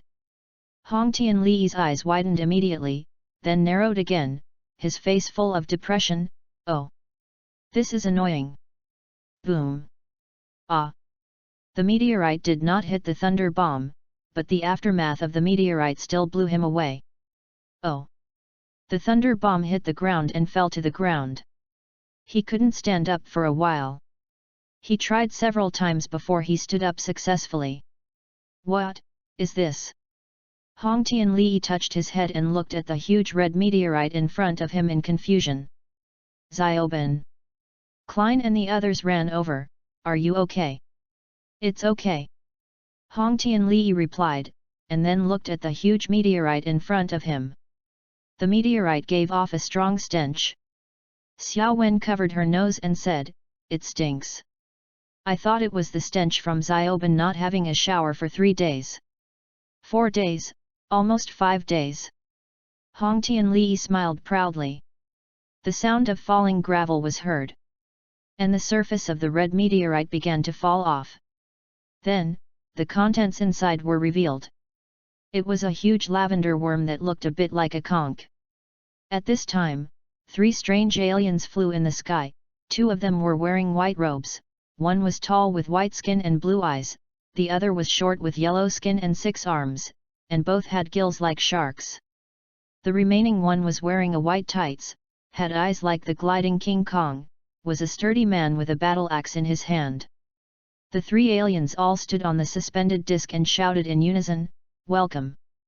The Great Supreme King!" Post Views, 37. CH028 BEN10, I don't want to be a hero Chapter 028. Access limited. Please complete verification to view this content. Supreme King. Klein looked at the 3 aliens in surprise, then turned to look at the giant lavender bug. Is that it? You low-class, immature earthlings! The 3 aliens turned around angrily as if they had heard someone was going to kill their entire family. How dare you defy the great Supreme King? You're courting death! The tall blue-eyed alien and the short 6-armed alien fired lavender lasers from their foreheads at Klein, but the lasers were blocked by a purple energy shield. I don't allow you to touch him! Xiao Wen glared at the 3 aliens, then used his divine power to grab the 3 aliens and threw them out. Boom! At this moment, the tentacles on the huge lavender insect's mouth, which were like octopus tentacles, suddenly pierced into the ground. Then, with the insect as the center, the earth became dark, the trees turned yellow, and the rivers began to dry up. It started. The tall blue-eyed alien who got up from the ground looked at the huge lavender bug like a fanatic, the supreme power of the Supreme King. Wei Li, you're a screw. Hong Tianlei shrank his body and spun towards the Supreme King, but unfortunately he was bounced away, without even a scratch on the Supreme King's shell. What a stupid Nabri Simpalolita! The tall blue-eyed alien sneered at Hong Tianli, I don't know why you are here, but is this place too far from your hometown?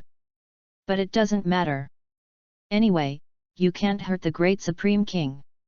My hometown is right before my eyes.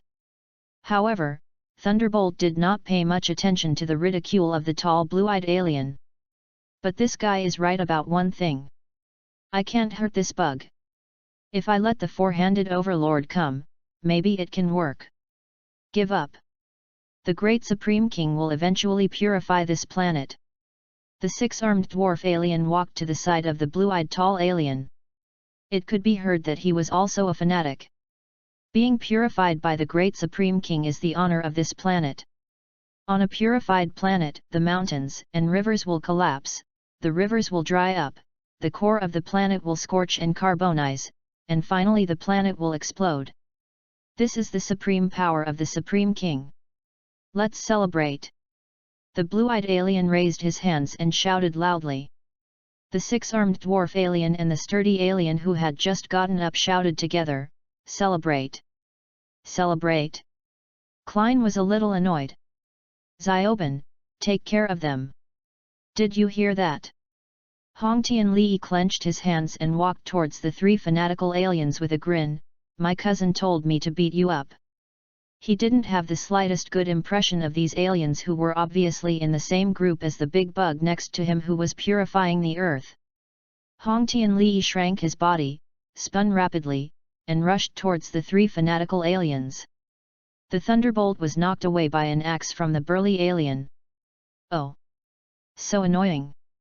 Hong Tianli, who had stopped, touched his head and said in a trance, I take that back, this guy is still useless.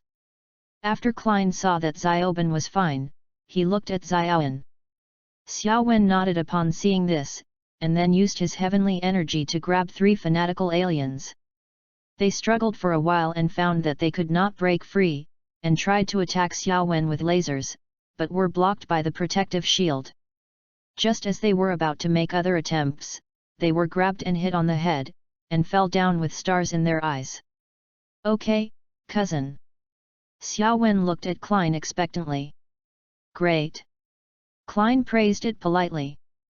"Well, let's think about how to deal with this big bug." Tianmark held up his chin and looked at the Supreme King, who was getting fatter and fatter. "Xiao Wen, Xiao Zi, what do you think?" Tianmark said that he had no choice. Many potentially useful equipment were in Mount Lashimo, and it would be too late to get them now. Xiao Ban had already tried it. If he waited until his next transformation time, the earth would be in an unknown state. Xiao Wen thought about the magic he knew now, but it might not be able to have any effect considering the size of this insect. Just as Thunderbolt was about to say something, the Omnitrix logo flashed red, and then Thunderbolt turned back into Ben. "Oh! That's annoying. Ha ha ha ha. The Supreme King is great and invincible. How can you lowly earthlings possibly deal with the Supreme King?" It turned out that the three aliens who had no strength and looked down on others had woken up again. "Wait! Don't do anything. We won't stop you." The three aliens chose to follow their hearts, since they couldn't do anything to the Supreme King anyway. "Forget it, let me do it." Klein slapped another Omnitrix, and a faint blue light flashed. Super Giant. A giant even bigger than the giant lavender bug appears. The colossal giant picked up the Supreme King with both hands as the Supreme King roared in resistance, and the Supreme King's tentacle-like mouth parts were broken. Then the colossal giant stood firmly on his feet, turned around a few times, and threw the Supreme King out with force. The Supreme King was thrown out by the terrifying power of the super giant and flew into outer space without slowing down. The super giant crossed his hands into a cross, aiming at the direction where the Supreme King flew, and a light blue cosmic ray burst out, heading straight towards the Supreme King, who flew into outer space. Boom! A strong light flashed, the clouds were blown away, and then a huge circular gap appeared in the clouds. The trees far above the ground were bent by the aftermath. Xiaoban and others protected their faces with their hands, and then tried their best to stand firm so as not to be blown down by the strong wind pressure. Supreme King! The three fanatical aliens stared at the exploded Supreme King in amazement. Soon, the tall blue-eyed alien turned to the supergiant and knelt down resolutely. "Long live the new Supreme King!" The other two aliens also reacted quickly and shouted, "Long live the new Supreme King!" Great! Xiaoban was in a good mood when he saw the arrogant aliens kneeling down to worship the giant. "How do you feel, cousin?" The supergiant had no interest in becoming the so-called Supreme King. He simply grabbed the three aliens who were still kneeling and threw them out, asking them to accompany their Supreme King. The colossal giant clapped his hands, a faint blue light flashed, and Klein reappeared. Xiao Wen looked at the restored nature around her and couldn't help but sigh. Finally everything is back to normal. "You're wrong. Our lives have always been abnormal," Xiaoban said with his hands on his hips and smiled.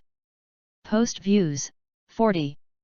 CH029BEN10, I don't want to be a hero. Chapter 029. Access limited. Please complete verification to view this content. There was a long queue outside a video game store, and Xiaoban and others were among them. "We've been waiting in line for 2 hours and haven't moved a step." Xiao Wen complained impatiently. She had been exposed to the sun for 2 hours just to accompany a silly guy to buy a video game.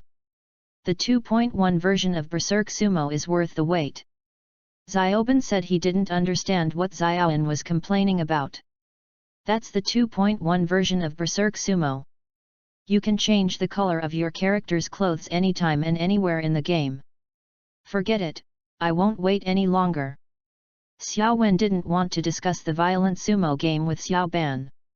She was already too hot to handle it. She took Klein's hand and left the team. "Come on, cousin, let's go to the bookstore and sit for a while." Klein gladly accepted it. After all, he was also extremely hot, but he just hadn't found a reason to do so. Zioben, let's go to the bookstore and sit for a while, and come back when there are fewer people. Tienmark also planned to leave. After all, video games can be bought at any time. Let me give up my position? Impossible. Zioben crossed his arms to refuse. You guys go first, I'll go back to the old broken car when I buy it. Do you want me to buy you some books? Tienmark suddenly turned around and asked Zioben. I'm on summer vacation. Zioben said with disdain, why do I need to read a book? Klein and the other two returned to the video game store, each holding an ice cream. Zioben has been waiting for so long, he won't go crazy, right? Zioben said jokingly. Let's go and take a look. Tienmark quickened his pace. Ah! People in the video game store suddenly rushed out screaming like a tide. The door of the video game store was smashed along with the wall, and after the smoke cleared, the culprit was revealed. Four-handed overlord. Tienmark looked at the four-handed overlord in disbelief. I just said he was crazy. Xiao Wen couldn't believe that the big fool would do such a thing. Klein, who usually sees everything but never speaks out, remained silent and just acted as a background figure. The four-handed overlord had smashed all the surrounding police cars, and the police fled in all directions. However, the police stopped before they ran far and surrounded the four-handed overlord from a distance. Seeing that the police were unable to do anything to the four-armed overlord, Tienmark planned to ask Klein to find a place to transform. After all, it would be difficult for Xiao Wen to use magic in front of so many people. It would be possible if most of the people had escaped. However, before Tienmark could say anything, an armored vehicle arrived at the scene. The car door opened and a tough guy with short blonde hair, a sturdy build and a serious expression walked out. I'm Captain Steve. Leave this to us. Captain Steve showed his license to the policeman who was obviously the speaker. However, when Captain Steve was about to call on his men to take action, the four-handed overlord saw that the surroundings had been almost destroyed and ran away. Let's go back to the old car first. I believe Zioben will have a reasonable explanation. Tienmark still didn't believe that Zioben would do such a thing. Tienmark opened the car door and walked in first. Zioben. I believe you will have a good explanation. Zioben was playing the newly bought Violent Sumo video game. What are you talking about? You are really crazy. You caused a scene in the video game arcade just for this Violent Sumo game and even smashed the police car. Xiao Wen became angry when she saw that Zioben refused to admit it. What on earth are you talking about? Zioben put down the game console and turned to look at them. Zioben, we already know that you turned into a four-handed tyrant and made a scene. We were there at the time. Don't you have anything to say? Seeing that Zioben still refused to admit his mistake, Tienmark frowned. Maybe it was because Zioben was too mischievous, or maybe it was too much of a coincidence, and the four-handed bully looked so similar to Zioben that it was impossible to say they were different. In short, Tienmark and Xiao Wen were almost certain that it was Zioben who did it. Yes. I want to ask you if you have any evidence to prove that I did it. Zioben was angry when he saw that he was inexplicably blamed, and he confronted Tienmark and Xiao Wen. Today, on the scene. The TV in the old car just happened to be broadcasting the news about the Four Hands Overlord causing trouble in the video game arcade today. Look. Xiao Wen pointed at the TV proudly and looked at Xiao Ban. This is impossible. This is not me. Zioben pointed at the four-handed overlord on TV and looked at several people, hoping to see what he wanted to see on their faces. Unfortunately, Tienmark and Xiao Wen just looked at him seriously. When Zioben looked at Klein, Klein just smiled playfully. Cousin, you will definitely believe me, right? Zioben looked at his most beloved cousin pleadingly. Zioben, go and turn yourself in. Klein's words broke Zioben's last straw. Zioben was petrified and fell directly on the sofa. His cousin didn't believe him anymore, so what was the point of struggling? Just when Xiaoben was giving up on himself, he heard a faint laugh. Looking over, he saw that it was Klein who was trying to hold back the playful smile on his face. Seeing this, Xiaoben also reacted, "Great! I knew my cousin believed in me." Tianmark and Xiaowen looked at Klein in confusion. Seeing this, Klein pointed to the four-handed overlord on TV. "He has no sign. Logo." Tianmark and Xiaowen looked at each other in confusion, then reacted. Klein grabbed Ben's left hand, "Yes, the Omnitrix symbol." Everyone returned to the same video game store in the video game arcade. "I must find the guy who destroyed the reputation of the aliens." Xiaoben was looking for clues outside the video game store, holding gravel in his hand and muttering, "Besides my cousin, I am the only one who can destroy the reputation of the aliens." "Okay, great detective, have you found anything?" Xiaowen said that they had searched the place thoroughly and should not waste any more time here. No, Xiaoben was a little discouraged. Suddenly, Xiaoben vaguely saw something red in the alley. He turned around and saw it was the four-handed overlord. "Don't run!" Xiaoben dropped the gravel in his hand and hurriedly chased after him. Seeing this, Klein and his companions hurriedly followed. Damn it! The four-handed overlord was too fast for Xiaoben to catch up. "Let me become a flash star and catch up to him and beat him up." At the critical moment, Omnitrix backstabbed Xiaoben again. Xiaoben tried several times and found that Omnitrix still did not respond. "Forget it. I'll chase him myself." Xiaoben chased the four-handed overlord all the way to the mint. He went in. Xiaoben pointed at the mint to the people who came later, and then went in first. Klein and Xiaowen followed immediately. Mark Tian leaned against the wall and asked, "Who said retirement is easy?" Post views, 35. CH030BEN10, I don't want to be a hero. Chapter 030. Four-handed overlord and Xiaoben entered the mint one after another, but Xiaoben did not see four-handed overlord after he entered. Where did he go? Xiaoben looked around in confusion, then ran to the left.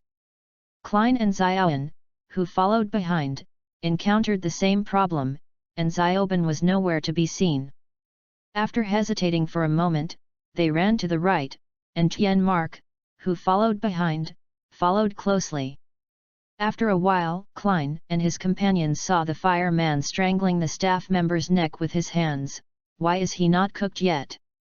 Next to him was an exploded money printing machine. "Xiaoben." Tianmark spoke subconsciously when he saw the fireman. "I'm not Xiaoben." The fireman loosened his hand that was pinching the staff member's neck, then raised his hand and sprayed a fireball at Klein and the others. Just when Xiaowen was about to block the fireball. "He's right." Diamond War God suddenly appeared and blocked the fireball with both hands. "I am Xiaoben. I don't know who you are, but I will never let you ruin the reputation of an alien."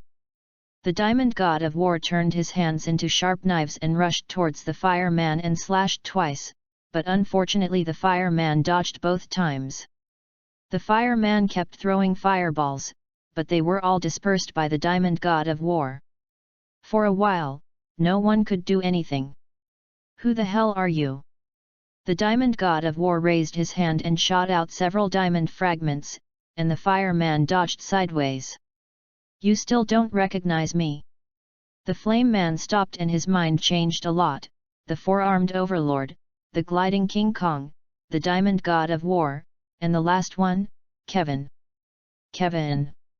Diamond War God looked at Kevin in surprise. "I thought you had exhausted the energy of the Omnitrix." "No. It doesn't. It allows me to transform into any of the 10 aliens I want. As long as I concentrate hard enough. It just takes me less time to transform back into a human."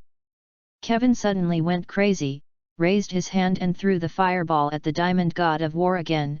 "It's all your fault. You turned me into a weirdo. It's none of my business." Diamond War God slapped the fireball away again, rushed forward and knocked Kevin down with a punch. He was also speechless by Kevin's logic. It was not him who forced Kevin to absorb the energy of the Omnitrix. Kevin stood up with the help of the machine beside him. So I want to destroy your reputation. Tian Xiaoban, I will commit the crime and you will go to jail for me. Kevin rushed forward and swung a punch at the Diamond God of War, but the Diamond God dodged by turning his head, punched Kevin in the head with his backhand, and kicked Kevin away. Boom! Kevin knocked a large machine into a dent. Tian Xiaoban. I told you. I will commit a crime and you will go to jail. Kevin climbed up, his body transformed into a gliding King Kong, rushed upward, broke through the skylight and flew out. Diamond God of War watched Kevin leave in silence. The remaining affection he had for Kevin, his former good friend, slowed his reaction. The Diamond God of War was just about to turn around and leave. Do not move. Captain Steve led a group of fully armed team members to surround the Diamond God of War. Alien freak! I finally caught you. You've kept us running crazy for the past week. Captain Steve then mentioned several locations and said that these were all messed up by alien monsters. That's not me. The criminal you were trying to catch just left. Diamond War God pointed at the broken skylight, but unfortunately Captain Steve didn't intend to let him quibble and directly ordered his men to shoot. I don't know if it's you or not, I'm only responsible for arresting him. Catch him for me. Seeing that the situation was not good, the Diamond God of War turned around and ran, shooting out several diamond fragments. Several team members dodged in a hurry, and as a result, a hole was torn in the encirclement. Diamond War God broke out of the encirclement, but Captain Steve still didn't intend to let him go, and hurriedly led his team members to catch up. The Diamond God of War continued to create diamond walls to block the progress of Captain Steve and others. Just when the Diamond God of War felt that it was difficult to escape for a while, the Omnitrix's logo flashed red. Oh! This is annoying. Before Diamond War God could worry about what to do, he found himself suddenly flying. Cousin. Looking back, Klein had turned into an alien hero he had never seen before. Cool. What's this called? Diamond War God was relieved to see that he had been rescued and started chatting. Light Whip Pterodactyl. The Light Whip Pterodactyl grabbed the Diamond War God and flew out of the skylight. Damn it! They escaped again. Captain Steve gritted his teeth and looked at the place where the Light Whip Pterodactyl and Diamond War God disappeared on the skylight. Sir! We found civilians in the Mint who have not yet evacuated. Several team members brought Tianmark and Xiaowen to see Captain Steve. Captain Steve saw that Tianmark and Xiaowen could not be employees of the Mint and wondered why they were here. After thinking for a while, Captain Steve suddenly asked, "Do you know the alien just now?" "No, how could we possibly know any aliens?" Tianmark waved his hands. Seeing this, Xiaowen also nodded. Captain Steve glanced at Tianmark and Xiaowen again and said, "Let them leave." The team members then made way for a passage. After Tianmark and Xiaowen left, Captain Steve looked at their disappearing backs and said to his men, "Keep an eye on them." Post views, 32. CH031BEN10, I don't want to be a hero. Chapter 031. After Klein and his friends got together, they walked and chatted on the street. Kevin did all that. Xiaoban told Klein and others what had just happened and explained that the recent crimes committed by aliens were not committed by him. Okay, Xiaoban, we all know it. Klein grabbed Xiaoban's left hand and turned the Omnitrix a few times. Here's this thing for you. Consider it an apology to Xiaoban and Grandpa for their misunderstanding of you. After hearing this, Xiaoban raised his left hand and checked the list of alien heroes. Diamond War God, Flame Man, Shapeshifter, this guy is great. Thanks, cousin. Xiaoban cheered and jumped up, ready to give Klein a bear hug. Klein pushed Xiaoban away with one hand in disgust, but Xiaoban didn't care. Ah! A familiar scream was heard, and Klein and the others looked back and saw a bus speeding down the road. What caught Klein and the others' attention was the color of the bus, which clearly showed that it was possessed by a shapeshifter. The bus whizzed past, and the wind it created made Klein and the others react. "It's Kevin!" Xiaoben was the first to recognize Kevin. Tianmark shouted hurriedly, "Hurry up and save people!" Ben and Klein ran into the alley, and moments later Supermon came running out, hurrying to catch up with the bus. However, what no one noticed was that someone on a building not far away was secretly observing Tianmark and his men. "Captain," not long after those two kids entered the alley, an alien monster ran out. "Okay, I got it. Stay where you are. I'll be there soon. Where's my cousin?" Xiaowen looked around puzzledly. "Xiaowen, Grandpa. Get in the car." At this time, a dark blue sports car came up to Xiaowen and her grandfather. The two listened to the sound of the car in surprise, and saw the logo of the car, another Omnitrux. The two men hurriedly opened the car door and got into the driver's seat and the passenger seat respectively. Sitting in the driver's seat, Mark Tian couldn't help but sigh, "Automatic driving, actually my old car also has it." "Cousin, what is the name of your alien hero?" Xiaowen expressed curiosity. "The 10 Tyrants, you can think of them as Transformers." The logo on the steering wheel kept flashing, and a mechanical sound came from the car's audio system. "Grandpa. Xiaowen. Fasten your seat belts." A few roars of engines were heard, and the 10 Tyrants rushed out. "Xiaoben. Dogs are not allowed in the car."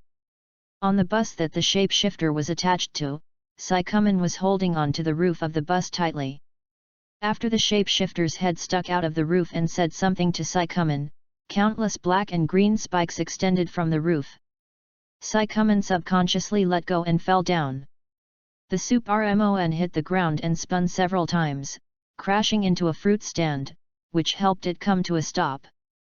As expected, a bad car chase scene must include a fruit stand that gets crashed. The Supermon climbed up, shook his head, and with the help of his super senses, he found that the bus that the shapeshifter was attached to had gone far away. A blue afterimage whizzed by. "Xiaoben. Go back to the old car and wait for us." Supermon stared blankly at the dark blue sports car that disappeared in less than a second.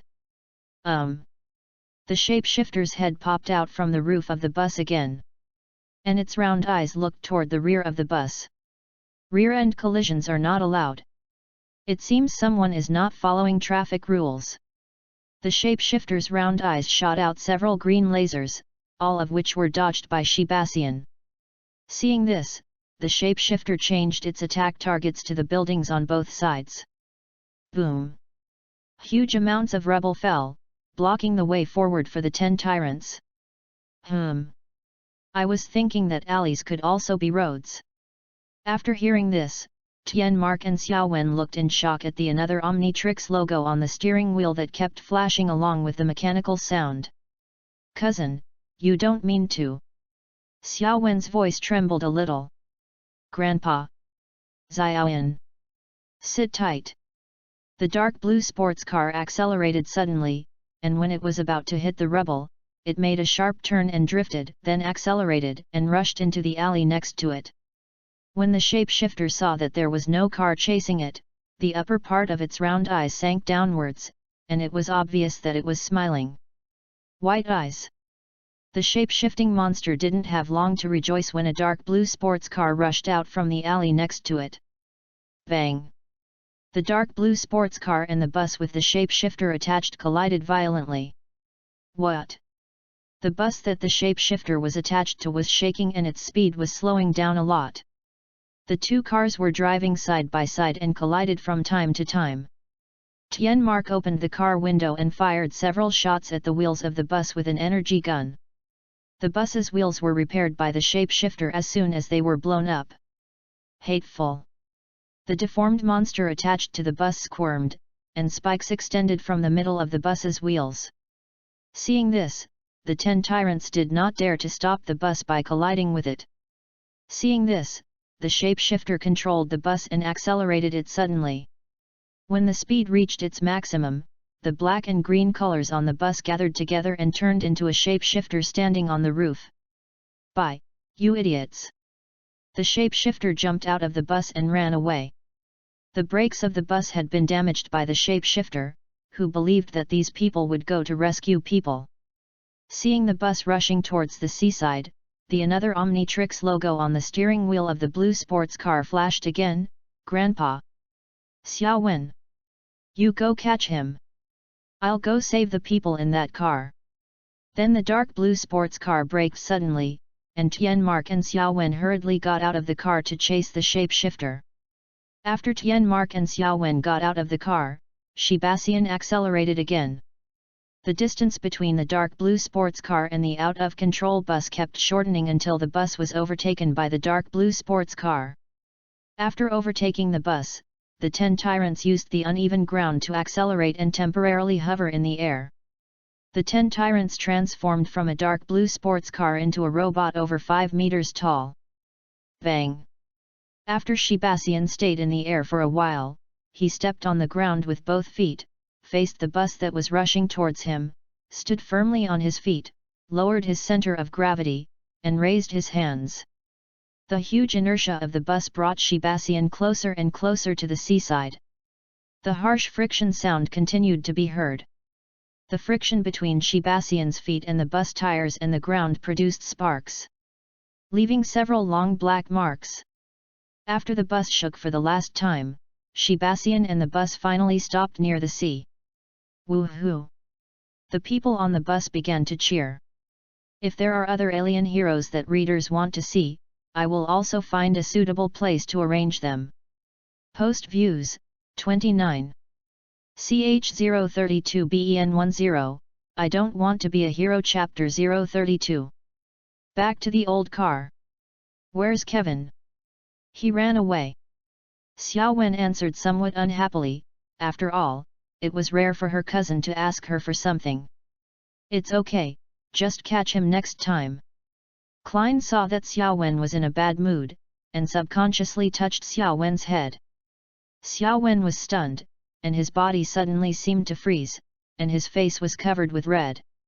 Xiaoben looked at the two of them depressedly. He was already very unhappy because Kevin ran away, and he didn't know why he was even more unhappy now. I'm going out to get some fresh air. Xiaoben opened the car door and walked out. Do not move. Xiaoben, who had just come out, saw that he was being pointed at by more than a dozen guns and quickly raised his hands. What's wrong? Several people in the car who heard the noise got out quickly. Don't move. Otherwise, you will all turn into a giant beehive. Captain Steve warned Klein and his men. Damn, threatening me? Seeing this, Klein was about to send Captain Steve and his team to heaven for a cup of tea. Another Omnitrix's protection function is enough to block the attack of those guns. Tianmark quickly grabbed his grandson. Sir, what happened?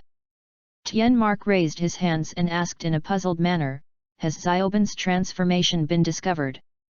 Tianmark wanted to have a good negotiation first, but unfortunately, Tianmark held Klein but not Xiaoben. Xiaoben had also learned a lot from his cousin, and seeing that the situation was not good, he decided to take down the person who was making trouble first. As soon as Ben raised his left hand, Captain Steve grabbed it and said, "You guys are using this watch to contact aliens." Captain Steve continued to talk to himself, "Tell me quickly. Where are those aliens?"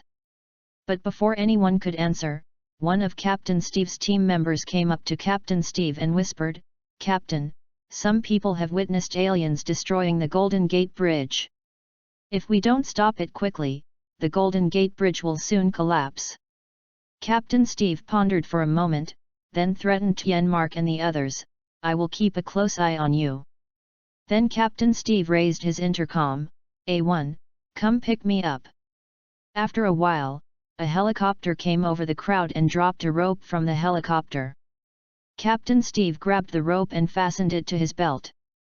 Then the helicopter took off and left the scene with Captain Steve. The rest of the team members hurriedly drove to catch up. If nothing else, this guy is pretty cool. Klein looked at Captain Steve with admiration as he walked away. Cousin, don't worry about these things for now. They can't beat Kevin. Let's go stop Kevin. Tian Xiaoban was much more anxious than Klein. It seemed that he was very concerned about everything involving Kevin. Could it be that he was still obsessed with Kevin, his good buddy? Kevin destroyed everything for Xiaoban, and Xiaoban ran around for Kevin. What do you call this? This is called running in both directions. However, the kids in the small class didn't know that Klein was playing tricks on them. Tian Mark asked his grandchildren to get in the car and drove quickly to catch up. Golden Gate Bridge. Kevin turned into the Diamond God of War and stood on the steel cables of the bridge. His hands continuously sprayed out diamond fragments to break the steel cables of the bridge. There was a loud bang, bang, bang. Steel cables kept falling and hitting the road on the bridge. I love doing bad things like this. Hey! Kevin turned his head and saw a helicopter carrying Captain Steve rushing over. Kevin raised his right hand and several diamond fragments flew out, piercing the tail of the helicopter, causing it to shake as it flew to the ground. It's a hit. Kevin changed his right hand back into a palm, made a pistol gesture, raised it to his mouth, and blew it. Seeing that the helicopter was about to fail, Captain Steve pulled out the dagger tied to his leg, cut the rope, jumped onto the steel cable of the bridge, and confronted Kevin. The eyes of both parties intertwined in an instant. The captain is going to die. Hurry up and save the captain. Tian Mark drove Klein and a few others to the scene, and as soon as they arrived, they heard the team members shouting. 2 team members were seen carrying a laser energy cannon, and with one shot they blasted down Kevin, who was about to kill Captain Steve. Unfortunately, although Kevin fell down, he was still not hurt. Moreover, Captain Steve was about to fall down with his hands on the steel cables of the bridge. Disgusting bugs. The smoke cleared, and Kevin dusted himself off and walked out. Kevin. When Xiaoban saw Kevin, he became excited instantly. When he saw that Kevin was about to attack Captain Steve's team members, he got out of the car and transformed. Kevin can transform into any of my 10 alien heroes at will, but this one. He definitely can't transform into this one. Small class one-shot Omnitrix. The mighty Tyrannosaurus. A green light flashed, and the deflated Tyrannosaurus Rex made a brilliant appearance. The mighty Tyrannosaurus rushed over to catch the fallen Captain Steve. Seeing the bruised and battered Captain Steve, the mighty Tyrannosaurus was stunned and said, "Kevin is really cruel." Kevin. Then the Strix Rex put Captain Steve down and rushed towards Kevin. Captain Steve looked at the figure of the Strix Rex, wondering what he was thinking. Xiaoban. When Kevin heard someone calling his name, he stopped walking towards those bugs, turned around, and was stunned when he saw the Tyrannosaurus Rex. Although he had never seen it before, he immediately recognized Xiaoban. Kevin. Come and fight me if you dare. That's exactly what I meant. The Diamond God of War raised his hand and fired several diamond fragments, but unfortunately they failed to break through the defense and were blocked by the Tyrannosaurus Rex. The mighty Tyrannosaurus and the Diamond War God charged at the same time. Bang! The Diamond God of War with less power was knocked away. Seeing this, the Tyrannosaurus Rex became even more excited. This is power. The Diamond God of War stood up and shook his head, his body transformed into a four-armed overlord. Come again! The four-handed overlord launched into action and tangled with the mighty Tyrannosaurus. The collision of fists caused muffled sounds to continue. The mighty Tyrannosaurus was stronger than the four-handed overlord, and the four-handed overlord was more flexible than the mighty Tyrannosaurus. For a moment, neither could do anything to the other. Captain, the energy cannon is ready. When Captain Steve's team saw that the 2 alien monsters couldn't decide who was the winner, they came to Captain Steve and asked for instructions. Aim at that four-handed monster. 2 team members set up energy cannons and aimed at Kevin. Fire! The energy cannon fired, and a bright beam of light hit Kevin directly. However, Kevin, whose eyes were full of the mighty Tyrannosaurus, would not pay attention to these. Tianzioben! You, ah! Kevin was knocked flying, rolling dozens of meters away. The mighty Tyrannosaurus looked back and saw Captain Steve nodded at him. The arrogant captain said that this was just to repay you for saving his life. The mighty Tyrannosaurus didn't think that his victory was unfair. In the words of his cousin, winning is winning. You're not convinced, right? Kevin climbed up and was about to continue his attack when he found that he had turned back into a human. Seeing this, the Tyrannosaurus Rex planned to turn around and leave. Tianzioben! Why are you leaving? Come back and continue fighting with me. It's not worth it. You don't deserve it. The magic Tyrannosaurus turned his head again. Seeing that Wonder Man was walking away without looking back, Kevin was stimulated and his body changed into a monster with the characteristics of the 10 alien heroes of the Omnitrix. Kevin tried to change back, but found it was no use. No. After Kevin went crazy for a while, he started to vibrate his wings and pounced on the Tyrannosaurus Rex. The Tyrannosaurus Rex was not aware of it for a moment and was knocked down by Kevin. Post views, 30. CH033BEN10, I don't want to be a hero chapter 033. Kevin, who looked like a jerk, wrapped his elbow around the neck of the mighty Tyrannosaurus. The mighty Tyrannosaurus grabbed Kevin's hands, pried them apart, and then threw Kevin out. 10 likes possesses 10% of the abilities of each of the 10 alien heroes, so the same is true in terms of strength. He is not even as strong as the 4-armed Tyrannosaurus, let alone the mighty Tyrannosaurus. Bang! Kevin smashed an empty car and dented it. Tianzioben! You're the one who turned me into a weirdo. Now I can't change back. Kevin got up with resentment and continued to rush towards the Tyrannosaurus Rex, but unfortunately he was knocked away by another punch. Kevin, who had lost his mind due to anger, could never defeat the mighty Tyrannosaurus by relying only on brute force. After a while, Kevin was beaten badly, but this also made Kevin regain some of his sanity. Idiot! Do you think I'm the only one who's unhappy with you? What do you mean? Boom! A sound like a falling missile came from behind the Tyrannosaurus Rex. The smoke cleared and a familiar figure walked out. That's what I mean. Vilgax! Why are you here? The mighty Tyrannosaurus looked at Vilgax in shock, wondering how he could be hanging out with Kevin. Vilgax didn't answer, but Kevin soon gave him the answer. I met this guy when I was sabotaging things everywhere and letting you take the blame. At that time, he mistook me for someone else and asked me for something called the Omnitrix. It should be your weird watch. Since we both have a grudge against you, we worked together. The mighty Tyrannosaurus gritted his teeth and looked at Vilgax and Kevin who were surrounding him from the front and back. What about the other little devil? Vilgax looked around, feeling a little confused. I'm here, Stinky Squid. When Vilgax heard the voice, he looked back and saw the Diamond God of War and Xiaowen in the form of Anno standing there. Very good, everyone is here. I must take back my Omnitrix today. After hearing this, everyone present planned to launch an attack, and a melee was about to begin. Wait a minute! Vilgax suddenly shouted to the Diamond God of War. He knew that the Diamond God of War was the little devil who was very difficult to deal with before and could turn into a Tukusta. After all, Ben and Klein gave people very different feelings. Who cares about you? Bang!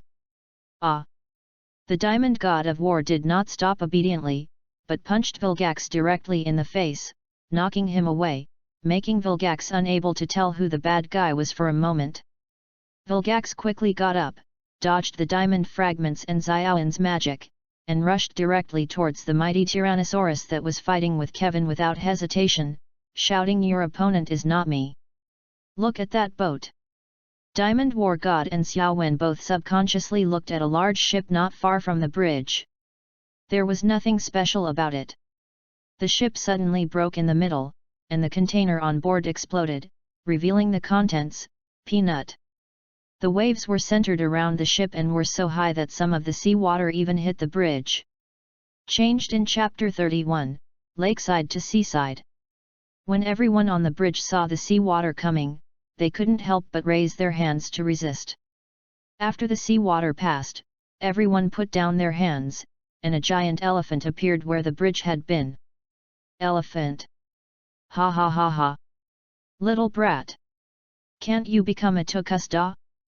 This is the opponent I found for you. Vilgax looked at the Diamond God of War proudly, and then continued to besiege the Dynamax Rex. However, seeing that the Dynamax Rex was about to be defeated again, Xiao Wen also joined the battle. When the Diamond God of War saw the huge elephant trunk man walking towards them, he jumped off the bridge and slapped the another Omnitrix logo on his chest in the air. A faint blue light flashed under the bridge. Super Giant. The super giant that suddenly appeared suddenly landed on the sea, and the waves it created were even more severe than before. The equally huge colossal giant faced off against the elephant man and charged at the same time. Bang! The hands of the colossal giant and the elephant man collided in wrestling. The colossal giant suddenly exerted force to grab the elephant man, flipped him over, and then threw him out with force. Boom! Bigger waves came. It is worth mentioning that because when gods fight, ants suffer, Captain Steve had already led his team members in a strategic retreat. Although Captain Steve was still unwilling to leave, he still left after repeated persuasion from his team members. On the bridge, Xiaoyan kept trying to help Xiaoben share the pressure, but both Vilgax and Kevin were like crazy, completely ignoring how painful Xiaoyan's attacks were, and only focused on attacking the Tyrannosaurus Rex. Bombard JAS and Magnificent Tyrannosaurus collided again. The Divine Tyrannosaurus laughed contemptuously. Vilgax, you don't think that guy can beat my cousin? Vilgax also sneered, I never thought so, but I don't need him to defeat the brat, just hold the brat back. And then, brat! Hand over your Omnitrix. Tian Xiaoben is mine. Kevin was under the influence of Xiao Wen's magic, and his body was covered with scars. Although he was in a mess, he still pounced on the Tyrannosaurus Rex with determination. When Vilgax saw Omnitrix being knocked away, he hurried to catch up. After all, if he delayed any longer, he would have to run away like last time. What kind of hatred and grudge is this? Xiao Wen knew that the big idiot in the small class was usually hated by others, but she didn't expect that his ability to attract hatred was so strong. Don't think that Xiaoyan's magic and natural energy are not strong just because Vilgax and Kevin didn't pay much attention to Xiaoyan's attacks. Even so, they still only attacked the Tyrannosaurus Rex desperately. It can only be said that their obsession with Tian Xiaoben/Omnitrix is terrifyingly deep. However, it must be said that although the Tyrannosaurus Rex that Xiaoben transformed into likes to be defeated, its ability to withstand beatings is extremely strong.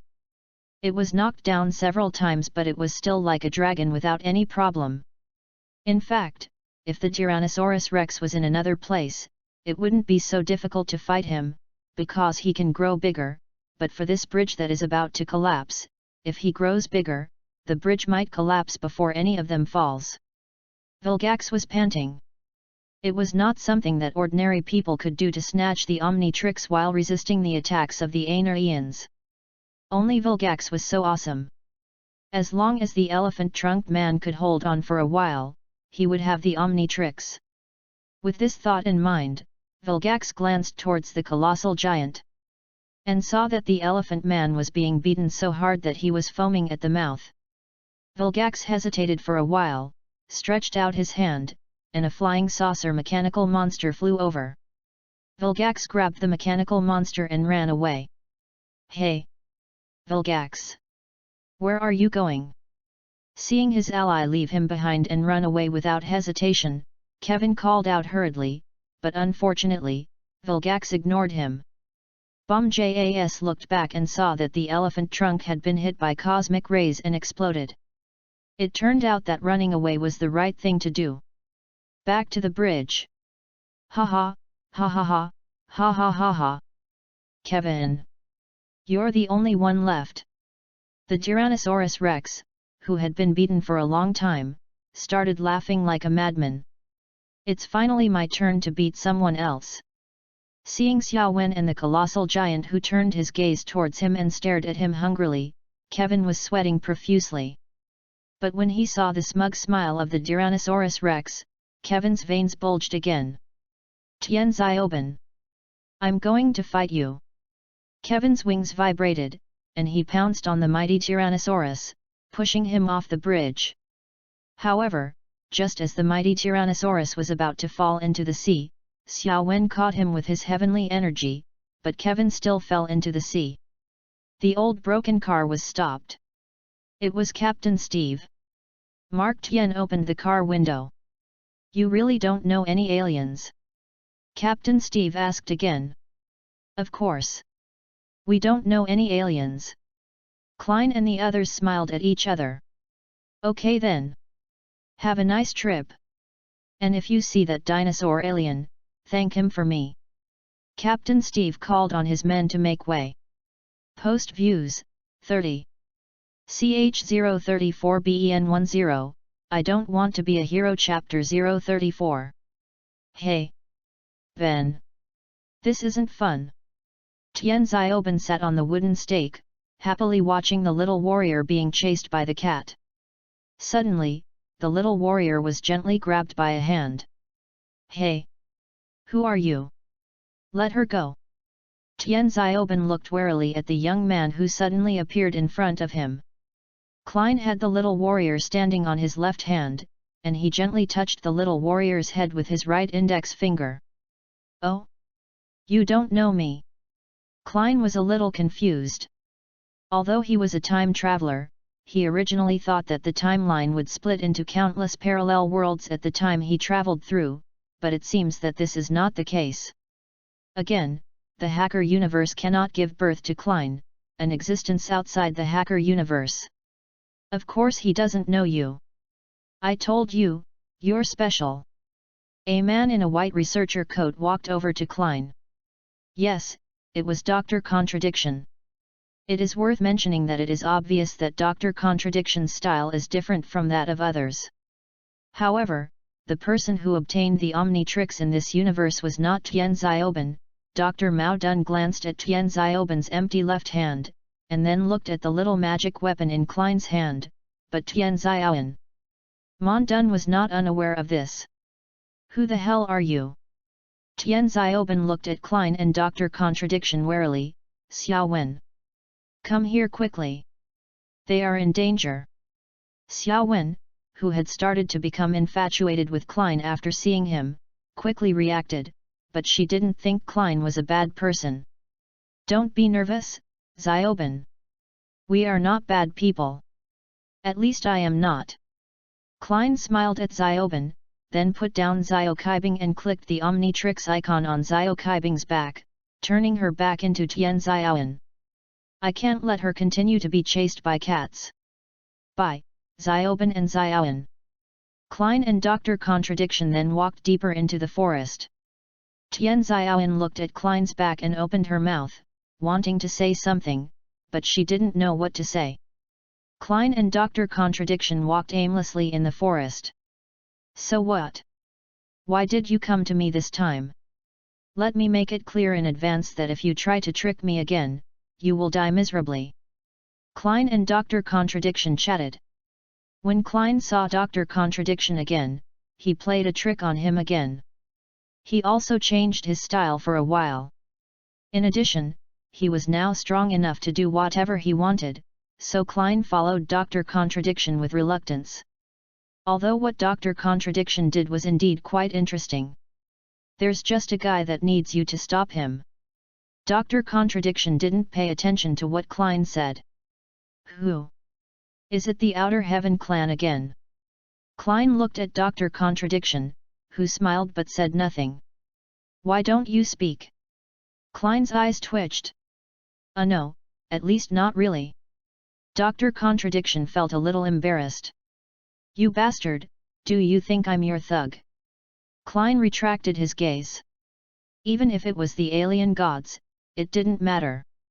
After all, he wasn't afraid of a group of alien gods, so why would he be afraid of just one? If it was a month ago, he would definitely kill Dr. Contradiction first, but for him now, fighting the alien gods was a very interesting activity. No, of course not. I only look for you because you are capable and have enough free time. Dr. Contradiction shook his head. By the way, why did you bring me here? Can't you just go find that guy? Klein looked at Dr. Contradiction in confusion. I just thought that you would be more willing to help your cousins, right? Dr. Contradiction smiled at Klein. Klein just shook his head and laughed. After a while, Xiao Wen, who had transformed into the Diamond God of War, was fighting a large mechanical monster.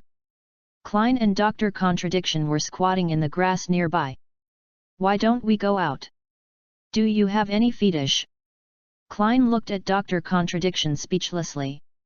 Don't you think this would seem mysterious? Dr. Contradiction said this was a matter of course. You were like this the first time you met me. No wonder I always felt like someone was spying on me.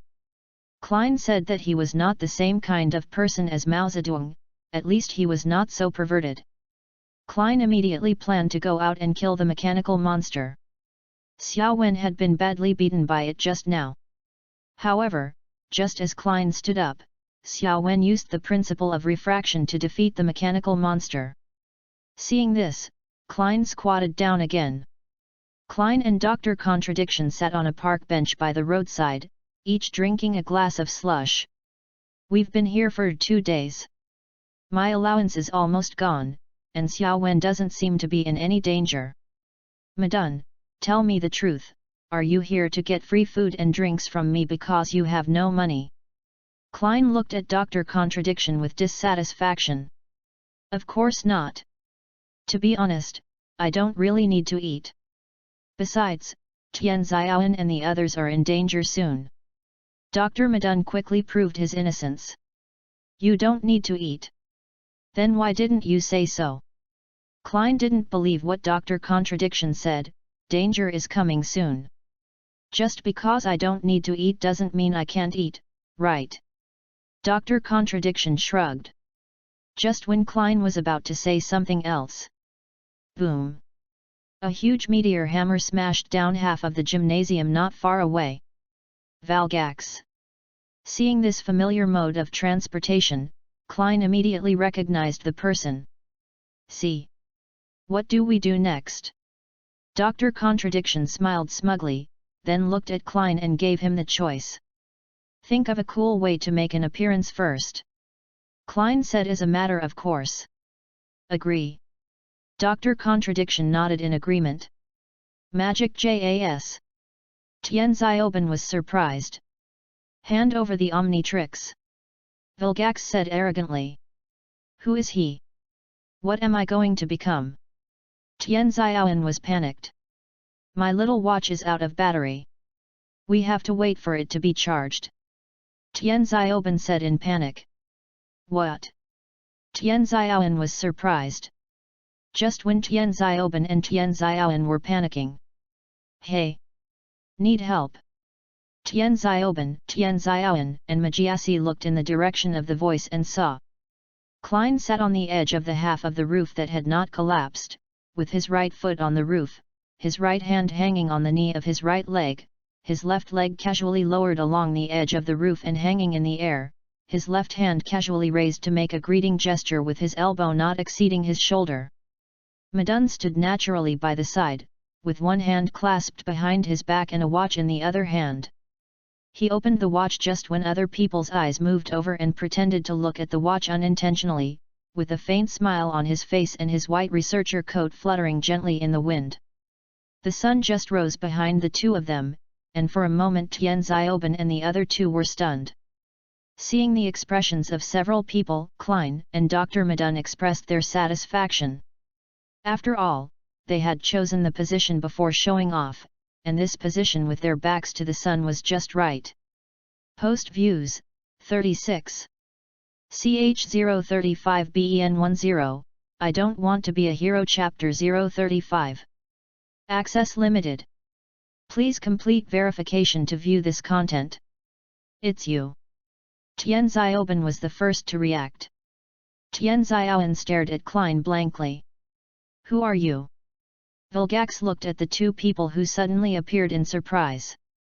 He didn't even notice that someone was hiding.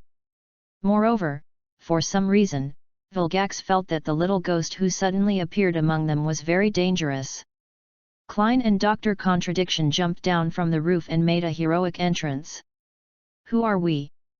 That's a good question, but it's not something that can be answered immediately. Klein looked at Vilgax with a disdainful smile. And here is a phrase that an old friend once said, the hero comes on stage. Dr. Contradiction looked at Vilgax with a confident smile. Dr. Contradiction took a step back and Klein stepped forward. All right, Vilgax, get ready to face the Diamond God of War. Klein slowly walked towards Vilgax and slapped another Omnitrix.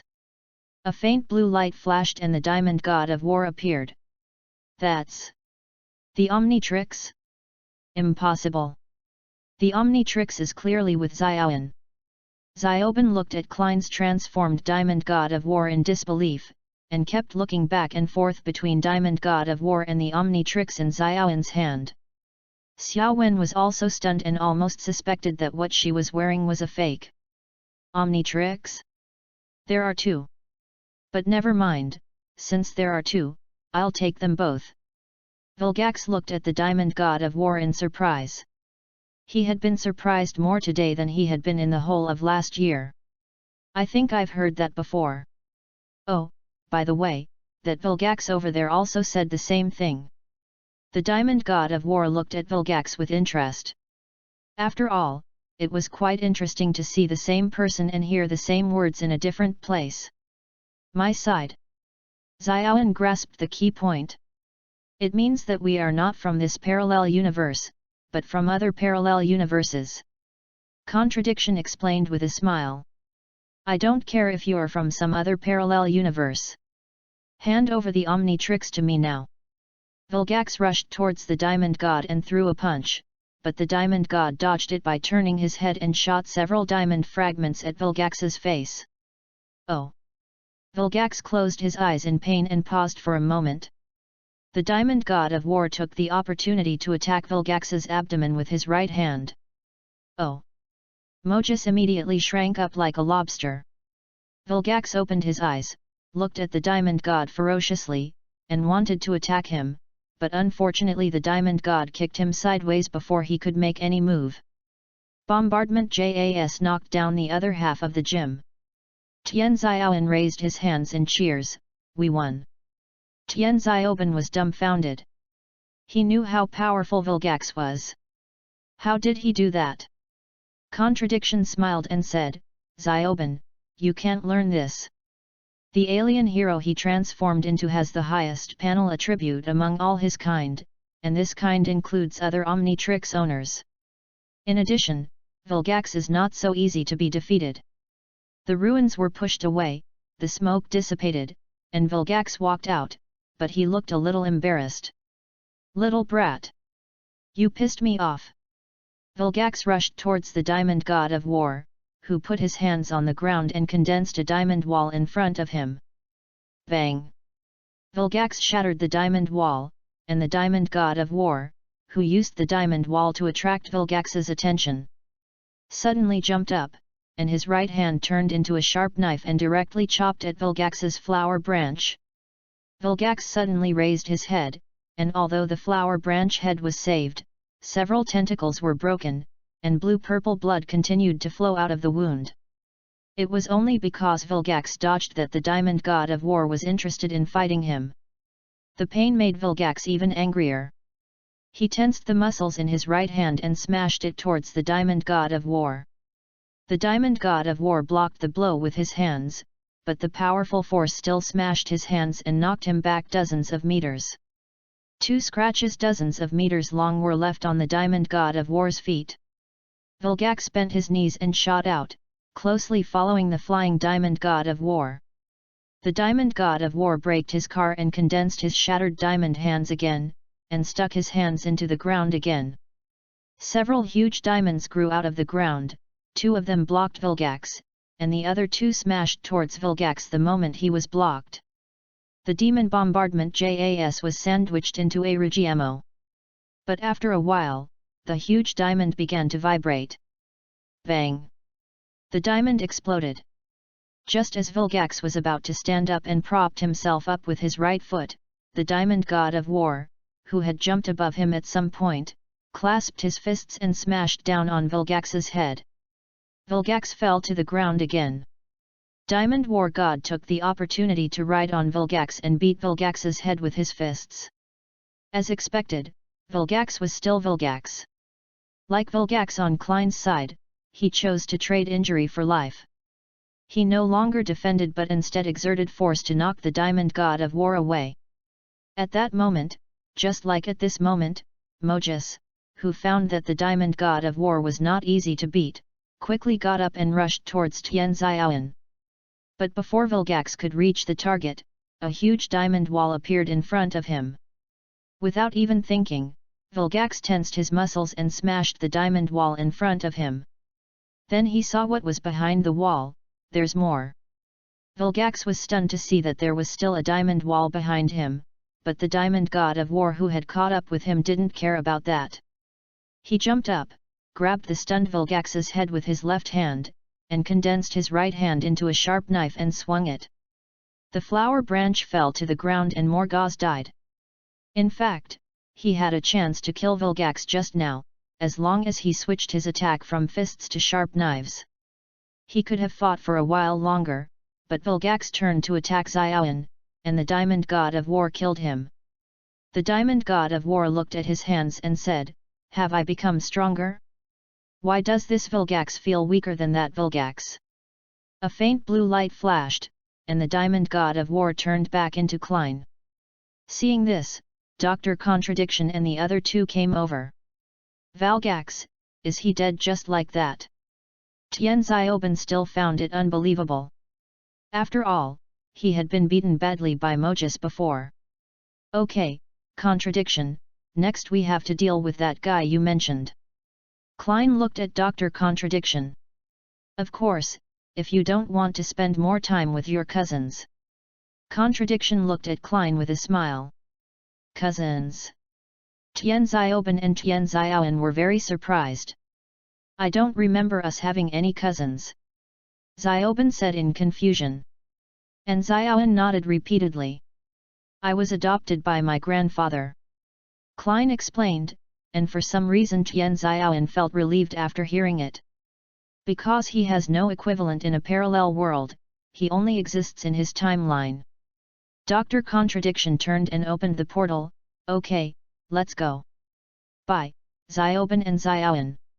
Dr. Contradiction walks into the portal, and Klein follows. Post views, 30. CH036BEN10, I don't want to be a hero chapter 036. Access limited. Please complete verification to view this content. So, Contradiction, you do have some fetish, right? Klein looked at Dr. Contradiction speechlessly. Dr. Contradiction took Klein away through the portal. It looked so impressive, but in the end they just returned to a parked chair not far away. Klein suspected that this was just a show-off due to the contradiction. "Don't say that. At least we saved ourselves a few steps." Dr. Contradiction shrugged nonchalantly. "I thought you were going to take me directly to where the guy you said appeared." Klein pouted his head helplessly. "Because he's about to show up, we just need to wait here." Dr. Contradiction picked up the unfinished slush and took a sip. "Night falls so. Where is the person you were talking about? We've been sitting here for hours." Klein began to consider whether to believe Contradiction again. "Well, you know, as a time traveler, my concept of time is a little different from yours. Dr. Contradiction felt a little embarrassed when Klein looked at him. Look over there. Mao Dun pointed to an old broken car not far away. Outside the car, Tian Mark, his grandfather, and his grandson were preparing to have dinner. Of course I know what's over there, we've been watching for hours. Klein said he didn't want to watch. He had been watching them for several hours because he was afraid that they would suddenly be attacked by the guy that Mao Dun mentioned. As a result, he now suspected that he had become a pervert like Mao Dun. Sorry, Xiaoben, I never thought that the day would come when I would say this, but I'm tired of you. Here it comes. Dr. Contradiction's voice suddenly rose. What's going on? Can't you just, fuck? Klein looked up at Dr. Contradiction dejectedly, then followed his gaze. I saw a lavender portal opened not far from the Tian family, and a man walked out of it, X-Man. He is not an ordinary alien god, because he has the Omnitrix. However, this Omnitrix is a bit too much. This guy is just a guest villain. I don't really want to write a plot where he shows off his power again because it feels a bit weird. Multi-Watch X-Man raised his right hand towards Tian Xiaoan, Omnitrix, give it to me. Tian Xiaoan raised his left hand and shook it, you want this? Come and get it.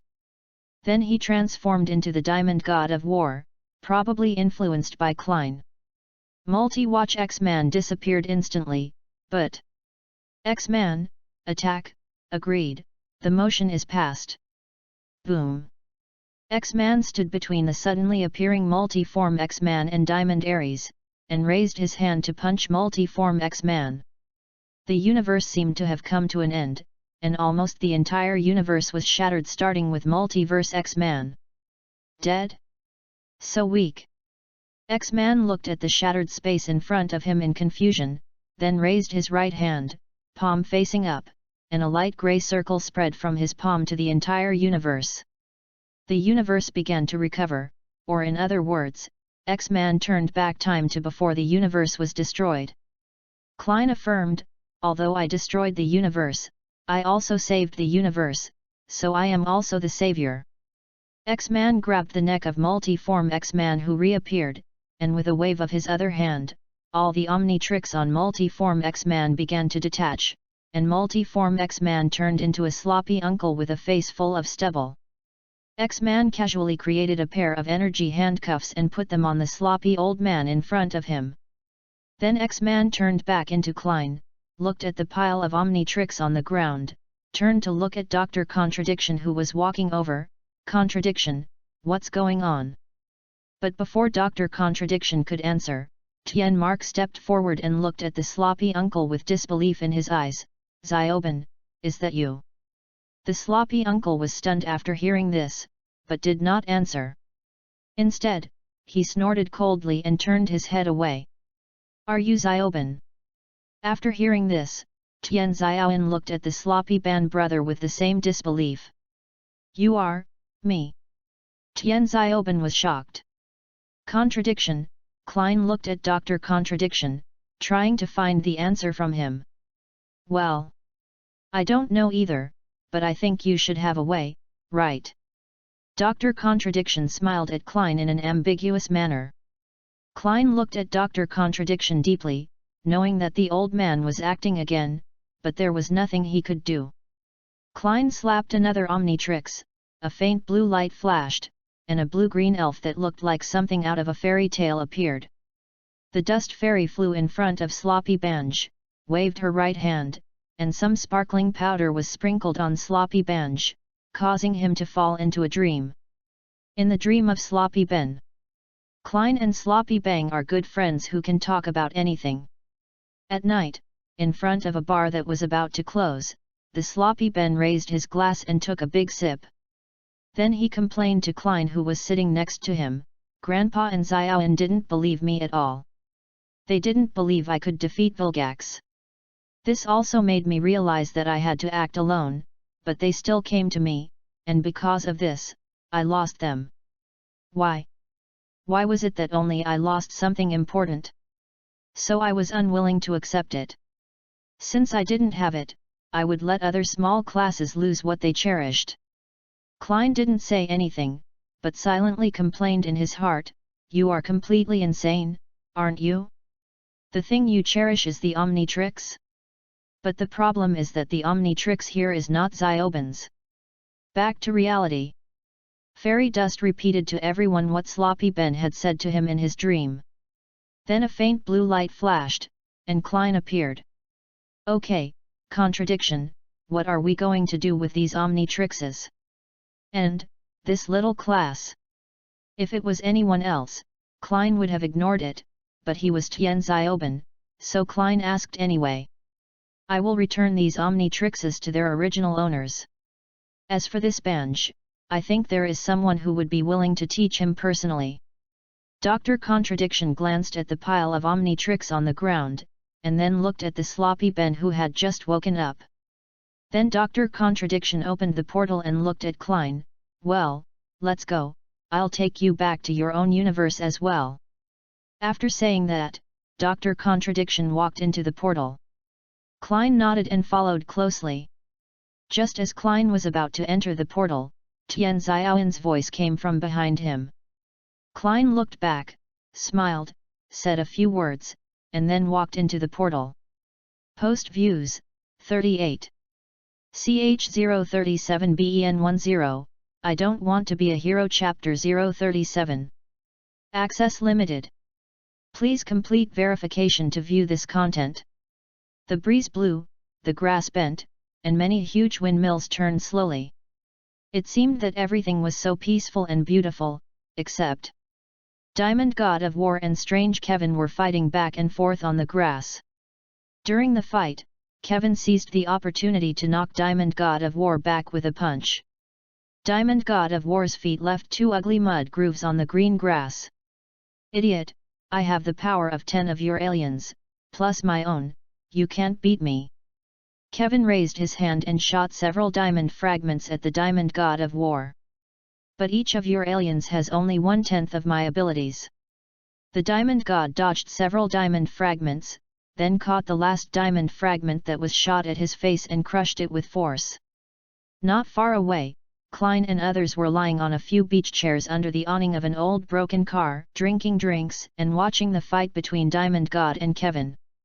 As for why Kevin didn't attack them, Kevin said that since he saw Klein transform into a supergiant last time, he hadn't thought about causing trouble for Klein. Anyway, he only had a grudge against Tian Zioban. So when he blocked the old car, he did not attack directly, but provoked Tian Zioban to challenge him in a one-on-one fight. It just so happened that Klein didn't want to interfere in the love-hate relationship between Tian Zioban and Kevin, so he let them love and hate each other. Klein and others were lying leisurely here, while Diamond God of War and Kevin rushed towards each other over there. However, before the two were about to collide, a red light descended from the sky and enveloped them. Seeing that the situation was not right, Klein decisively transformed into Flash Star and prepared to rescue Ben. Unfortunately, despite the speed of Flash Star, it was one step slower this time. Although Flash Star successfully pounced on Diamond God of War, he was teleported away along with Diamond God of War before he could take him out. "Cousin Zioban." Xiao Wen was so excited that he turned into the form of an Anno Star and flew to the place where Flash Star and others disappeared, but unfortunately he could not find any trace of them. "How so?" Tian Mark also ran over with a frown on his face. Xiao Wen quickly forced herself to calm down. After her mind finally became a little clearer, she took out something that originally belonged to Klein from her pocket. "Don't ask where it came from, I don't know either," and began to use the celestial energy to sense. "They're in outer space." Xiao Wen tried her best to look up at the sky. After hearing this, Tian Mark quickly called Xiao Wen and prepared to ask for a spaceship. Although he was retired, he still had some connections. Xiao Wen hurriedly followed. The Anno people can freely travel between planets, so they should be able to survive in outer space, but Xiao Wen doesn't know. Tian Mark does know, but he can't let Xiao Wen go alone. "Where is this place?" Flash Star looked at the darkness around him. Suddenly, the lights around me lit up. Woohoo! Cheers broke out. After hearing this, Flash Star frowned and looked around. This place seemed like an arena. Did they want to watch my show? I was always the only one who watched other people's shows. Just as the Flash Star was about to grab the cheering people in the audience one by one to play a survival challenge, a rooster crowed behind the Flash Star.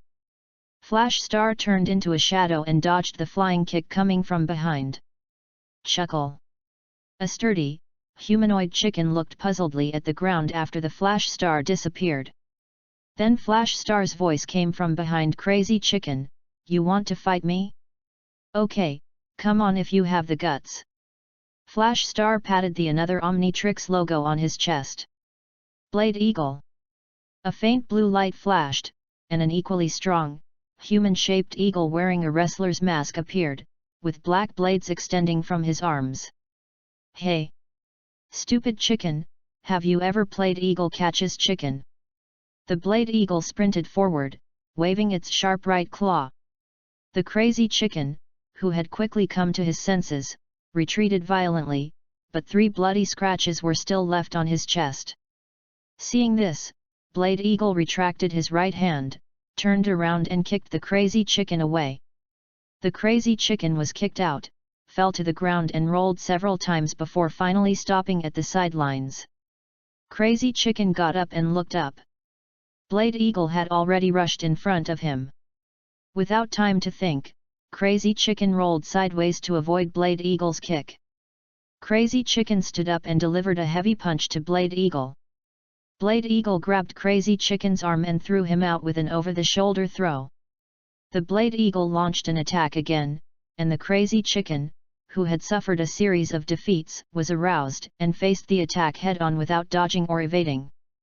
Crazy Chicken threw a right hook, and Blade Eagle raised his arm to block it, then used the blade on his arm to scratch Crazy Chicken's arm.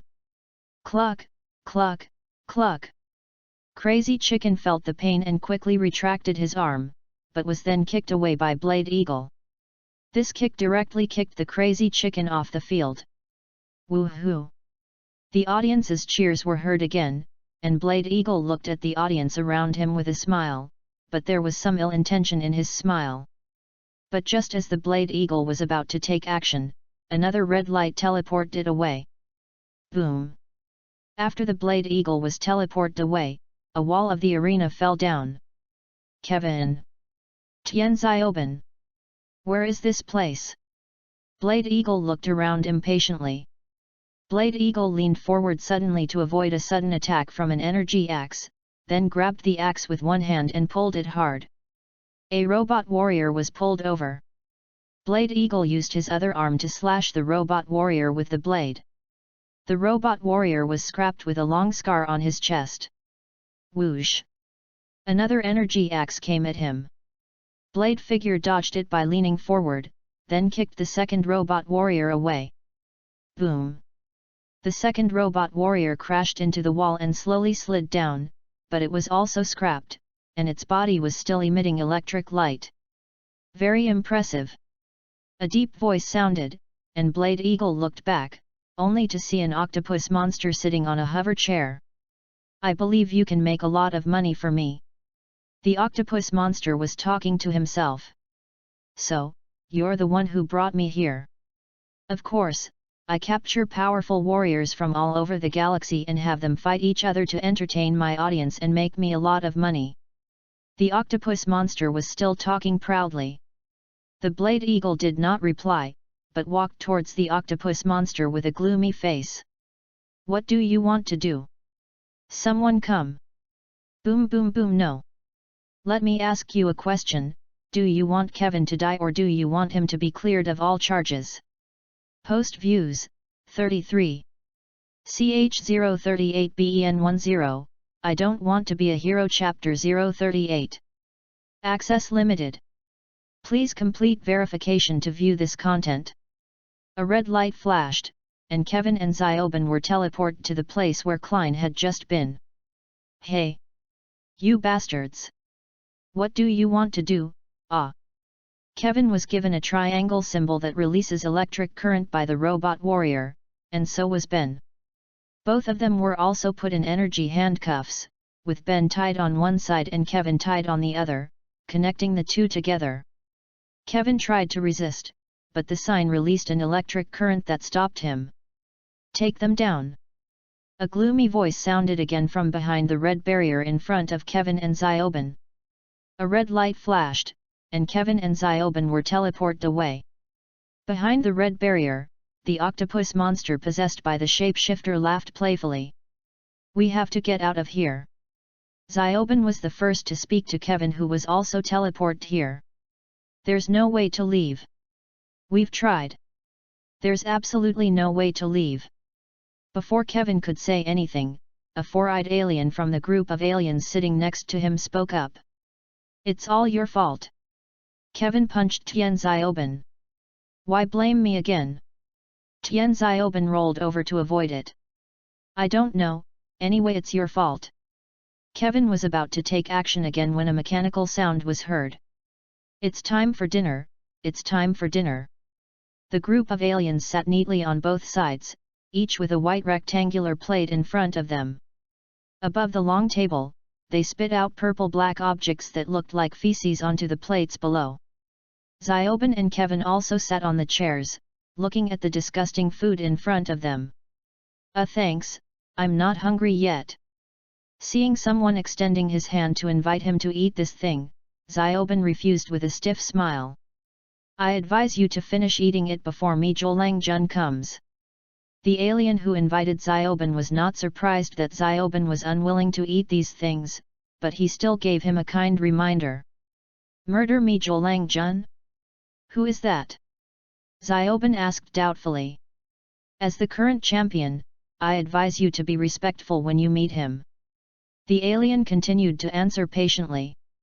The sound of heavy footsteps came from a passage not far away. A burly man with orange skin, spikes on his chin and a meteor hammer in one arm walked out of the darkness. Except for Zioben and Kevin, the other aliens knelt down when they saw Mr. Extinction coming. Mr. Extermination ate up all the aliens' food one plate at a time. When it was almost Zioben's turn, Kevin picked up Zioben's plate of food with his tail and blew it into Mr. Extermination's face. "Oh no, it seems someone is disrespectful." Kevin cheered. "It's not me," Zioben hurriedly explained. Some round pores on Mi Zhoulangjun's body were spewing white air, and it seemed that he was angry. Mi Zhoulangjun reached out to grab Zioben, but Zioben dodged sideways. "You want a fight? Then find a guy your own size." Tian Zioben slapped the Omnitrix, a green light flashed, and the four-armed overlord appeared. The four-handed overlord knocked Mi Zhoulangjun away with one punch. Mi Zhoulangjun stood up, shook his head, and rushed towards the four-handed overlord again. A red light flashed, and the four-handed overlord, Mi Zhoulangjun, and Kevin, who was watching happily on the side, were teleported away. "Oh! That's annoying. Here we go again." The four-handed overlord had just dodged the fist of Mi Zhoulangjun when he found himself being teleported to an unknown place by the strange red light. "Woohoo!" Cheers broke out all around. "Well, at least I know where I am." The four-handed overlord accepted his fate. Roaring sounds were heard, and the four-armed overlord discovered that there was a group of unfamiliar beasts with spider legs in the arena. Above, the octopus monster possessed by the shapeshifter is looking at the Colosseum below with joy. The group of beasts pounced on the three four-handed overlords. The three four-handed overlords kept punching and beating the beasts away, but the attacks of the beasts seemed to be endless and could not be defeated at all. Moreover, in addition to facing these beasts, Ben and Kevin also have to face the Extinction King. A familiar voice sounded, a red light flashed, and the four-handed overlord turned back into Tian Zioben. "Oh! What the hell? What country are you from?" Ben was furious at the Omnitrix's impotence. It just so happened that Mi Zhoulangjun was next to Zioben, and was about to attack Zioben when the octopus monster possessed by the deformation monster, who was sitting in the hover chair, touched a button on the transparent interface in front of him with his finger. Ah! The triangular symbol on Mi Zhuolangjun's chest released an electric current, and Mi Zhuolangjun covered his chest and squatted down, crying out in pain. The shapeshifter said that while he wanted to have some fun, he didn't want to lose his cousin in the process. Kevin wanted to take the opportunity to deal with Mi Zhuolangjun, but Mi Zhuolangjun quickly got up and punched Kevin. Kevin was knocked out, taking Xiaoben with him. "Oh, Kevin, we have to work together." Xiaoben touched his head and then looked at Kevin. "Why should I cooperate with you?" Kevin looked at Xiaoben unhappily. "With those guys?" Xiaoben pointed at the group of wild beasts and Mr. Extinction behind him.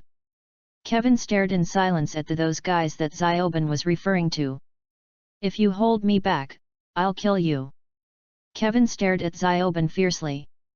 Xiaoben didn't care and climbed directly onto Kevin's shoulders so that he wouldn't hinder Kevin's actions. Kevin came to deal with the attacks from all around, and Xiaoben helped to observe and remind, but facing so many enemies, Kevin still found it difficult to cope. Suddenly, Xiaoben noticed that the slime that Kevin had just brought out was ignited after it touched the flame that Kevin had sprayed. "Kevin! Spray the slime of Glider Kong at them first, then spray the flames of Flame Man at them."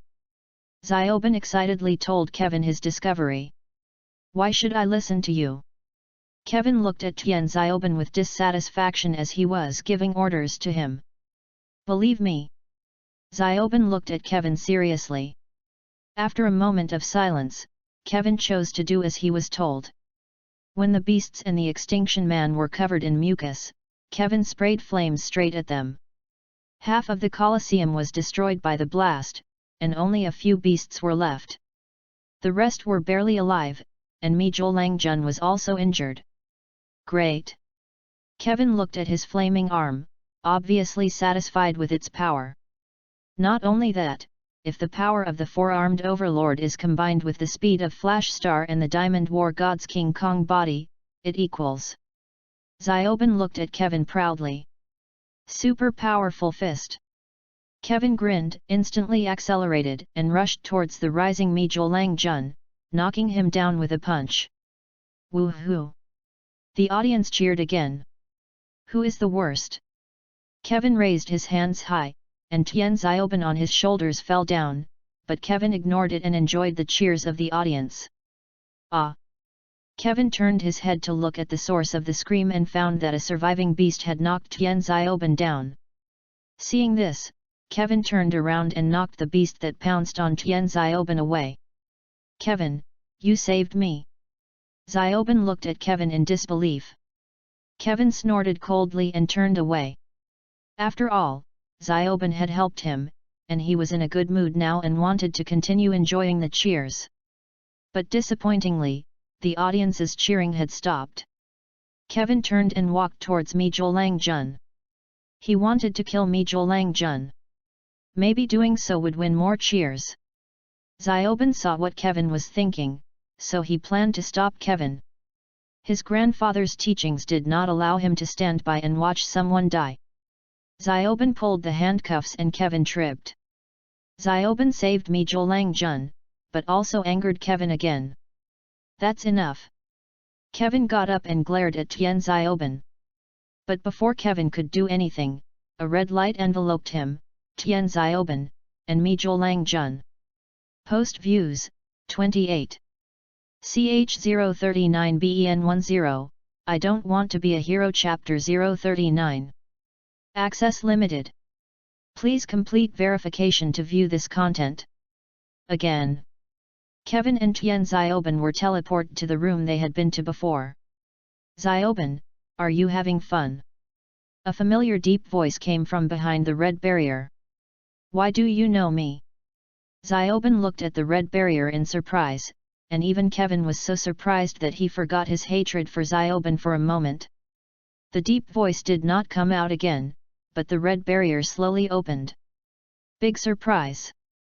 After the red barrier was pulled open, an octopus monster possessed by a shapeshifter sitting on a hover chair was revealed. "Cousin!" Zioben looked at the octopus monster possessed by the shapeshifter with surprise. "It's you." Kevin looked surprised. "I know you have a lot of questions, but let me make it clear in advance that I didn't bring you up here. I came up here with you, but I'm controlling this guy." The shapeshifter broke away from the octopus monster, and the octopus monster that got rid of the shapeshifter's attachment was destroyed after moving a few times, or it was attached because it was about to be destroyed. I have set up the escape pod and interstellar jump function in advance. When we return, this spaceship will set off and leave here. It is worth mentioning that the shapeshifter was set up in a remote place, and it was a place far away from the Earth. The shapeshifter walked toward the door, and Ben and Kevin followed. Kevin also felt very strange. He was obviously hostile to them, but he followed them unconsciously. In fact, he wanted to go back to Earth, but he didn't dare to do anything, so he just followed them obediently. "Cousin, there are still those who were captured. We have to save them." Tian Zioben remembered the alien who had been very friendly to him before. "Don't worry, I have set up all the escape pods. Just let them get on the pods and set their own destinations." The shapeshifter waved his hand, and then a faint blue light flashed, and the shapeshifter turned back into Klein. At the escape capsule entrance, Zioben commanded the captured aliens to enter the escape capsule and return to their hometown. Most of the captured aliens left, except "My life belongs to you, Master." Mi Zhuolangjun knelt on one knee in front of Zioben. "Why do you say that?" Zioben was so confused by Mi Zhuolangjun's behavior that he couldn't do anything. "You saved my life, you are my master." Mi Zhuolangjun said this seriously. "I don't need your life, I'll give it back to you, and you can go home quickly." Zioben doesn't like Mi Zhuolangjun's idea of recognizing his master. He treats everyone equally. But Mi Zhuolangjun still knelt on one knee in front of Zioben in silence. Klein, who was standing by, didn't quite understand the friendship between the two, but he was very aware of the start time of the interstellar jump he had set. If he didn't hurry up, he and others would be thrown into some unknown corner of the universe. Klein walked up to Zioben and grabbed his left hand, bringing the Omnitrix in Zioben's left hand close to touch Mr. Extinction. The light of the Omnitrix changed from green to yellow, and then back to green after a while. "Okay, Zioben has received the reward for saving your life. You can go back now," Klein urged Mi Zhuolangjun impatiently. When Lord Mijia saw that Ben's ecstatic expression when looking at the Omnitrix did not seem fake, he took 10 steps back and got on the escape pod. "Okay, let's go too." Klein walked onto the remaining empty escape pod first, followed closely by Ben and Kevin. The escape pod is launched, heading for Earth. Inside the escape pod, Klein and Ben sat on one side, and Kevin sat on the other. Klein was playing another Omnitrix out of boredom, and Kevin awkwardly didn't make any sound, just pretending to be busy looking at the floor. As for Zioben, he wasn't as embarrassed as Kevin because of Klein's presence, but he wasn't much better either. After a short period of time that seemed like an eternity, to Kevin, the escape pod landed on the ground. The hatch opened and Kevin ran out first. "Tian Zioben. I will come to see you again." Kevin left, although he looked a little embarrassed, but he still did not forget to make some harsh remarks before leaving. Klein and Zioben looked at each other and shrugged helplessly. "By the way, where are Xiaowen and Grandpa?" Zioben looked at the empty grassland around him and felt a little confused. "They should have found a way to rescue us. After all, we were captured right in front of them." Klein figured it out. "Well, let Flash Star find them out." Ben tried to transform into Flash Star, but was hit on the head by Klein. Zioben saw Klein shaking the phone in his hand and suddenly realized what was going on. At the same time, a large spaceship in the universe exploded, but a small spaceship flew out. Soon after, the small spacecraft landed at a space station. The hatch of the spacecraft opened, and an alien covered in metal with a head like that of an extinct man walked into the space station. The alien came to a round control panel and put aside the transparent cylindrical container filled with purple crystals in his hand. The alien operated a few times, and a projection appeared in the middle of the console. "We have element X. We just need to find the Basinian alloy. Where should we go?" "The Milky Way's lace field, Earth." Post Views, 27. CH040 BEN10, I don't want to be a hero. Chapter 040. Access limited. Please complete verification to view this content. It's still a sunny morning. Outside a large art gallery, Zyobin sat on a large artwork that looked like a foot and looked at a newly bought comic book. Klein accompanied Zyobin to appreciate art in the art museum. Grandpa was also in the museum, but he was acting separately from the two of them.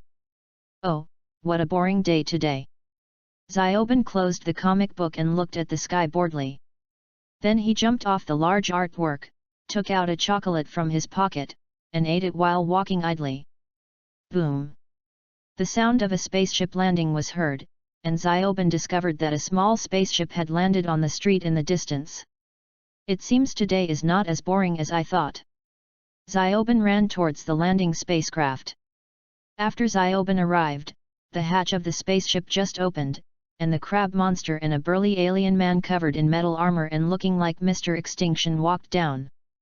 Ben looked at the crab monster in surprise. But before Ben could recover from his shock, the alien brute spoke up, "Earthling. Hand over the Basinian alloy to me."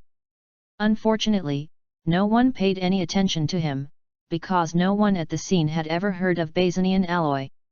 Seeing no one responded, the burly alien man called out to the crab monster and started to attack.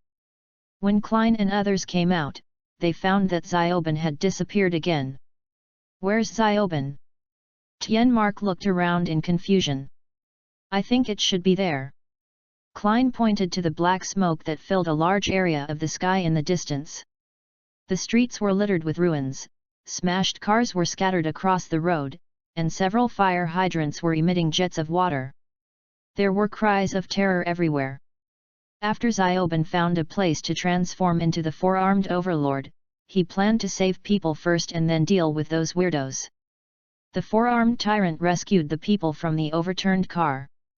At this time, a red laser shot towards the four-handed overlord, who was prepared and dodged sideways. The crab monster, which should have been frozen into an ice sculpture by Klein and was probably going to be frozen to death, suddenly appeared in front of the four-handed overlord. "Why are you here? Shouldn't your cousin have frozen you into an ice sculpture?" Although the four-handed overlord was confused, he had no intention of listening to the crab monster's answer. Originally, the crab monster was planning to run away when he saw that his sneak attack failed, but he turned back after hearing the words of the four-handed overlord. It turned out that he was the little devil who turned into the Diamond God of War and was beaten up by Diamond King. As soon as the crab monster turned around, he saw a red fist that was getting bigger and bigger in front of him. Bang! The crab monster was smashed away and crashed into a building, causing it to collapse into ruins. The four-handed overlord looked proudly at the ruins where the crab monster was buried. He had already learned some of the essence of Klein's fighting style. Even the words he just said, which seemed like he was shocked by the appearance of the crab monster, were just used to attract the crab monster's attention. "Damn little devil!" The crab monster crawled out of the ruins, its four mechanical legs swinging quickly as it rushed towards the four-armed overlord. The crab monster used its big claws to clamp the four-handed king's neck. The four-handed king grabbed both sides of the claws with both hands and tried to pry them apart. At the same time, the four-handed king's other two hands continued to attack the crab monster's body. The crab monster had been frozen for so long that its strength was no longer comparable to that of the constantly improving Zyobin. Its claws were also caught, making it unable to escape. For a moment, it was hit so hard that it screamed in pain. A red laser shot out from the middle of the crab monster's claws that were about to be pried open. The four-armed overlord, who had no time to react, was hit in the face by the laser. He cried out in pain and subconsciously let go of his hands. The crab monster quickly retreated, and the four-handed overlord, who had recovered, rushed towards the crab monster again, but was knocked away by the alien strongman who suddenly appeared. The alien who suddenly appeared was made mostly of metal, and his head looked very much like Extinction Man. His name was Mokana. I didn't expect this brat to be so difficult to deal with even without the frozen demon. The crab monster walked over to Mokana. Hey! Are you looking for me? A blue-black afterimage appeared next to the four-handed overlord who had climbed up. It's you! The crab monster screamed and tried to run away. I didn't save you to let you run away. And if you run away, don't even think about getting a penny from me. Mokana shouted at the crab monster that had just run a short distance. Hearing this, the crab monster stopped, hesitated for a moment, and then rushed towards the four-handed overlord. He planned to choose his opponent first. Seeing the four-armed overlord and the crab monster fighting each other, Flash Star patted another Omnitrix on his chest. North Star. A faint blue light flashed, and a body in yellow and black appeared. It had no neck, and its shoulders looked like clamps. A metal head was suspended in the middle, and its two hands looked like crab claws. Polaris raised one hand and magnetized Mokana's metal armor through his ability. Mokana, who was running towards the North Star, found it increasingly difficult to move until he could no longer move. Polaris raised his hand, and Mokana was also controlled by magnetism and suspended in the air. Mokana struggled, but no matter how hard he struggled, he couldn't break free from the magnetic force. Bang bang bang! Polaris controlled Mokana and smashed it to the floor continuously. Hurry, save me! Mokana struggled to ask the crab monster for help. The crab monster that was being beaten by the four-armed overlord heard Mokana's voice and subconsciously looked over there. The crab monster was so scared that it turned around and ran away. The four-handed overlord had no intention of letting the crab monster go. However, just as the four-handed overlord accelerated and was about to catch up with the crab monster also floated up. The four-armed overlord looked back and saw that Polaris's other hand was also raised up, towards the crab monster. Bang bang bang, the crab monster and Mokana were controlled together and smashed to the ground. But the crab monster and Mokana had both been in the universe for many years. After they realized that they could not resist at all, they struggled for a few times and then began to pretend to be dead. Not long after the crab monster and Mokana pretended to be dead, the old broken car arrived. Tianmark and Xiaowen hurriedly got out of the car, but before they could say anything, 3 blue lights flew down from the sky. After the blue light faded, 3 aliens in special uniforms appeared. A dark gray-skinned, stocky figure with black eye circles and white pupils, wearing a yellow and white uniform similar to Superman's. One is shaped like an octopus, with a transparent head through which you can see the brain, an expression like an animatronic creature, and is clearly wearing a yellow and white uniform that fits tightly to its tentacles. There was also a female Taizomon wearing a yellow and white uniform that looked like an ancient Roman kilt, and her strong physique was no less than that of the four-handed overlord. Post Views, 23. CH041 BEN10, I don't want to be a hero. Chapter 041. Access limited. Please complete verification to view this content. Galactic Volunteers. Attack. The 3 people who suddenly appeared struck a pose that looked awkward to others but not to themselves. According to the public authority granted to me by the Galactic Volunteer Army Code, I order you to vote. Where are the people? The leading alien, dressed like Superman, spoke and turned to look at the big hole created by Mokana and the crab monster. However, Mokana and the crab monster had already escaped while the Galactic Volunteers were attracting the attention of others. The Galactic Volunteers also discovered that because of their arrival, Mokana and the crab monster accidentally ran away. Run away! Xiaowen finished off the enemy from the side, which made the 3 Galactic Volunteers feel even more embarrassed. Ahem, hello. I'm Ultimate Superman, and they're Brainiac and Tiny. Ultimate Superman quickly changed the subject and began to introduce himself to Polaris and the others. Tien Mark stepped forward and wanted to say something, but Ultimate Superman was obviously not very interested in ordinary people like Tien Mark. He ignored everyone else and looked at Polaris. However, Polaris didn't give him any face and ignored him completely. Ultimate Superman is still embarrassed here, but it's different on the other side. Teeny walked straight forward and put her arm around the four-armed overlord's shoulders. How come a macho man like you is on such a remote planet? I saw your fight just now. You're really mighty. Don't you think we're a good match? She then winked at the four-armed overlord. Just as four-handed overlord was sweating in embarrassment, the voice that Xiaoban used to hate to hear sounded so pleasant to Xiaoban this time. Great! This voice saved me. A red light flashed, and the four-handed overlord turned back into Tien Xiaoban. Hey! Why did you become smaller? Tenny looked at Ben in surprise. I'm just a normal kid from Earth, except that sometimes I have 2 extra hands and stuff. Xiaoban explained as he backed away, feeling a little uncomfortable with Teeny's enthusiasm. So it's true. The legendary Omnitrix really did fall into the hands of a child. I heard that your mental abilities don't seem to be very good. No offense. Shen Nao Tong also looked at Xiaoban with a little surprise, and then subconsciously told him the rumors he had heard, but when he saw Xiaoban's unhappy expression, he quickly apologized. When Polaris saw this scene, he suddenly thought of something. A faint blue light flashed and he turned back into Klein. Looking at the shocked expressions of the 3 galactic volunteers, Klein expressed his amusement. Ben didn't pay much attention to what Brainwave said. Instead, he was very excited. Uniforms, superpowers, you guys are so cool. I can finally have a superhero friend to chat with. In Ben's eyes, Klein is a hero, but not the kind of hero he imagined in the comics. Ultimate Superman found that everyone's attention had been diverted, and the embarrassment just now seemed to have disappeared. Seeing that Ben was very friendly to him and others, he said, I now formally request to enter your planet's airspace.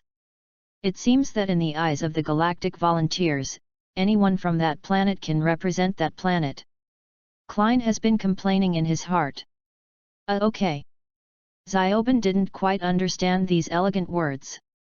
We need to hold a meeting to discuss the matter of Mokina and the crab monster. Ultimate Superman said to Klein and others.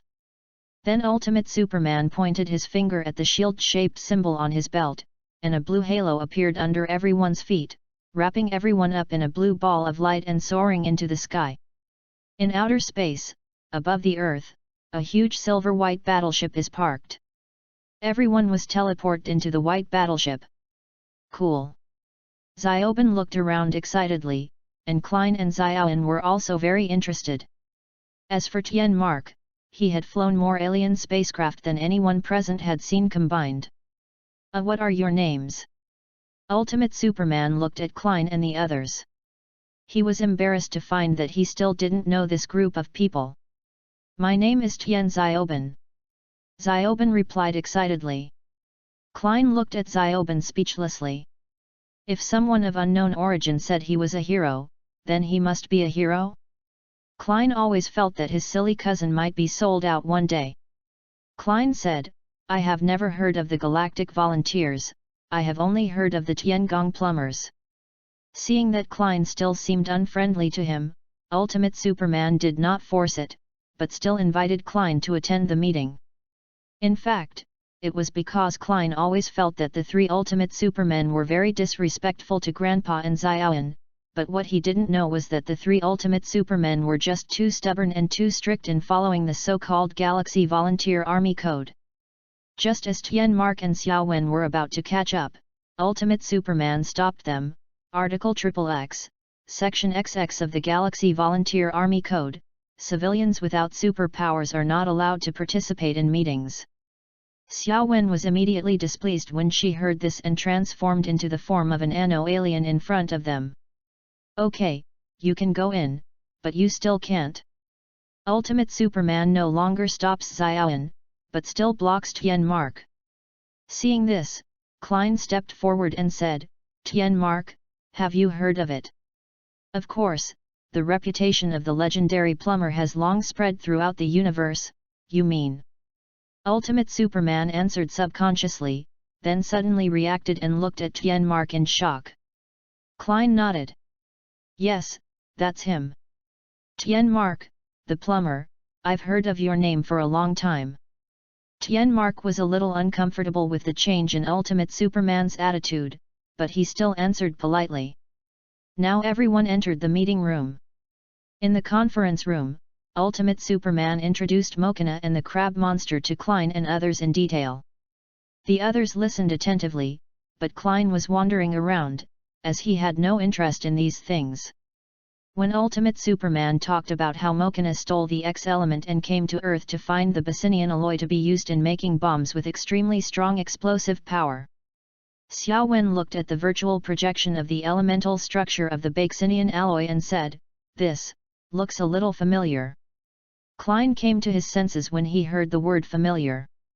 He looked at the virtual projection of the elemental structure of the Basinian alloy curiously. Isn't this thing iron?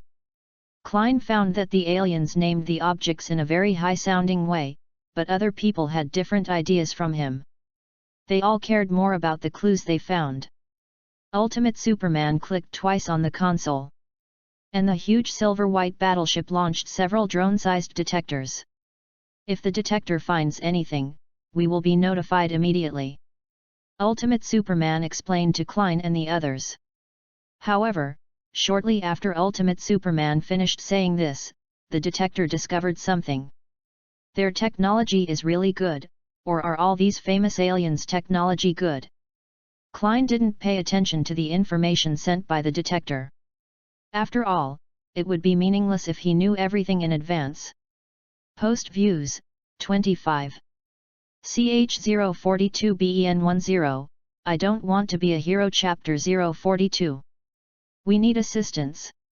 Would you be willing to temporarily become the Galactic Militia? Ultimate Superman extended an invitation to Klein and others. That's a great idea, said Tenny. This is a bad idea. Shen Nao Tong. It seems that I have the decisive vote. Ultimate Superman stroked his chin and thought for a moment, then decided to extend the invitation. Of course Xiaoban couldn't refuse, and Klein and the others had nothing to refuse either, since it was only temporary anyway. This is the Galactic Volunteer Army Code. The first 12,000 pages may be a bit boring. Of course, the situation is urgent now, so we will talk about the code later. Now, please put on your uniform. Ultimate Superman pressed a button, and a book called the Galaxy Volunteer Code, which was thicker than it was long and wide, fell onto the stage from above. Seeing the strange looks from Klein and others, he quickly moved on to the next step. So, you guys arrived so much later than the bad guys because the process was too complicated? Tenny put Ben on her shoulders and took him to change into his uniform. Xiaoban looked at his beloved cousin with eyes asking for help, but his cousin chose to turn a blind eye indifferently. Klein chose to reject Ultimate Superman's kindness. After all, wearing this uniform looked quite embarrassing for a kid like him. Seeing that Klein did not change his uniform, Xiao Wen chose to stay with Klein. Tian Mark actually wanted to change. After all, he and Xiaoban had a lot in common, and he was also interested in the Superman-like uniform, but when he saw Klein looking at the uniform strangely, he finally chose not to go. A moment later, Xiaoban walked into the meeting room wearing a yellow and white, baggy uniform like Superman. Please welcome Superman class. Ben proudly walked towards the group, but unfortunately he accidentally stepped on his cape and fell down. I did it on purpose. Xiaoban explained awkwardly. All right. Let's get the Galactic Volunteers out to take care of the bad guys. Ultimate Superman walked to the operating table, ready to use the teleportation function to transport himself and others directly to the destination. Xiaoban watched while eating chocolate. What is this? Ultimate Superman. Chocolate. Do you want some? Zioben. Oh, it's a specialty of this planet. Of course I won't refuse your kindness. Ultimate Superman. At an iron mine somewhere, Klein and his companions hid behind a large machine, secretly observing the Mokina and the crab monster digging iron ore not far away. In fact, Klein was not happy about it. After all, he did not have a good impression of this kind of voyeurism behavior, and Dr. Contradiction was specially mentioned here. But Tienmark suggested a surprise attack, so Klein had no choice but to follow along. Ugh, it's cold. I'm so cold. A weak voice came from behind Klein, who was peeking. Klein looked back and saw that the Ultimate Superman's skin had become darker, his sturdy body had become skinny, and he was squatting weakly with his hands holding his body. Shen Naotong quickly stepped forward and used his tentacles to support Ultimate Superman. What's wrong with him? Zioben asked with concern. This is clearly sugar poisoning, hey? What is this? Shen Naotong discovered that there was a brown stain around Ultimate Superman's mouth. I just gave him some chocolate. Zioben answered awkwardly. I knew I couldn't trust you. Shen Naotong instantly looked at Klein and others angrily. How do I know his weakness is chocolate? How did such a lame setting come about? Zioben replied hurriedly. Klein looked at the quarreling Zioben and Shen Naotong with displeasure. Come on. We are spying. What's the big deal about such a loud quarrel? Mokina and the crab monster on the other side had already noticed the movement here and began to approach slowly and stealthily. However, Klein, who was not interested in helping his relatives, stepped forward to help mediate. Klein walked up and slapped the big glass ball of Shen Naotong on the head. What a shame! Then Klein took advantage of the fact that Shen Naotong was still in a daze and didn't react, and pushed him away. Get out of the way, I'll save him. Klein raised his left hand, selected the alien hero on another Omnitrix, and then clapped his hands. Clock King! Since I've been discovered, there's no point in shouting. A faint blue light flashed, and a body made mostly of brass appeared. There was a transparent glass on the chest through which gears emitting a faint blue light could be seen. In the middle of the glass was the logo of another Omnitrix. The spring on the Clock King's head turned slightly, and the glass on his chest shone brightly. A blue beam of light shot out from the Clock King's chest and hit the weak Ultimate Superman. Seeing this, Shen Naotong and Tai-Ni wanted to step forward to stop it.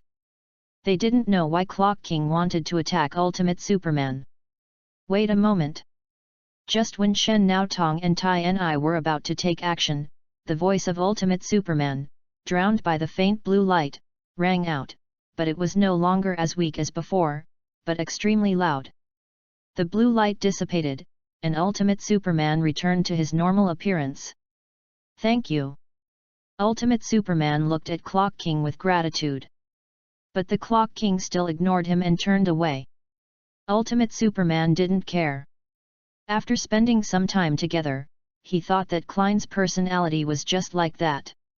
At this moment, the large machine that blocked everyone was opened, and Mokina's voice sounded, "Where did the little mouse come from?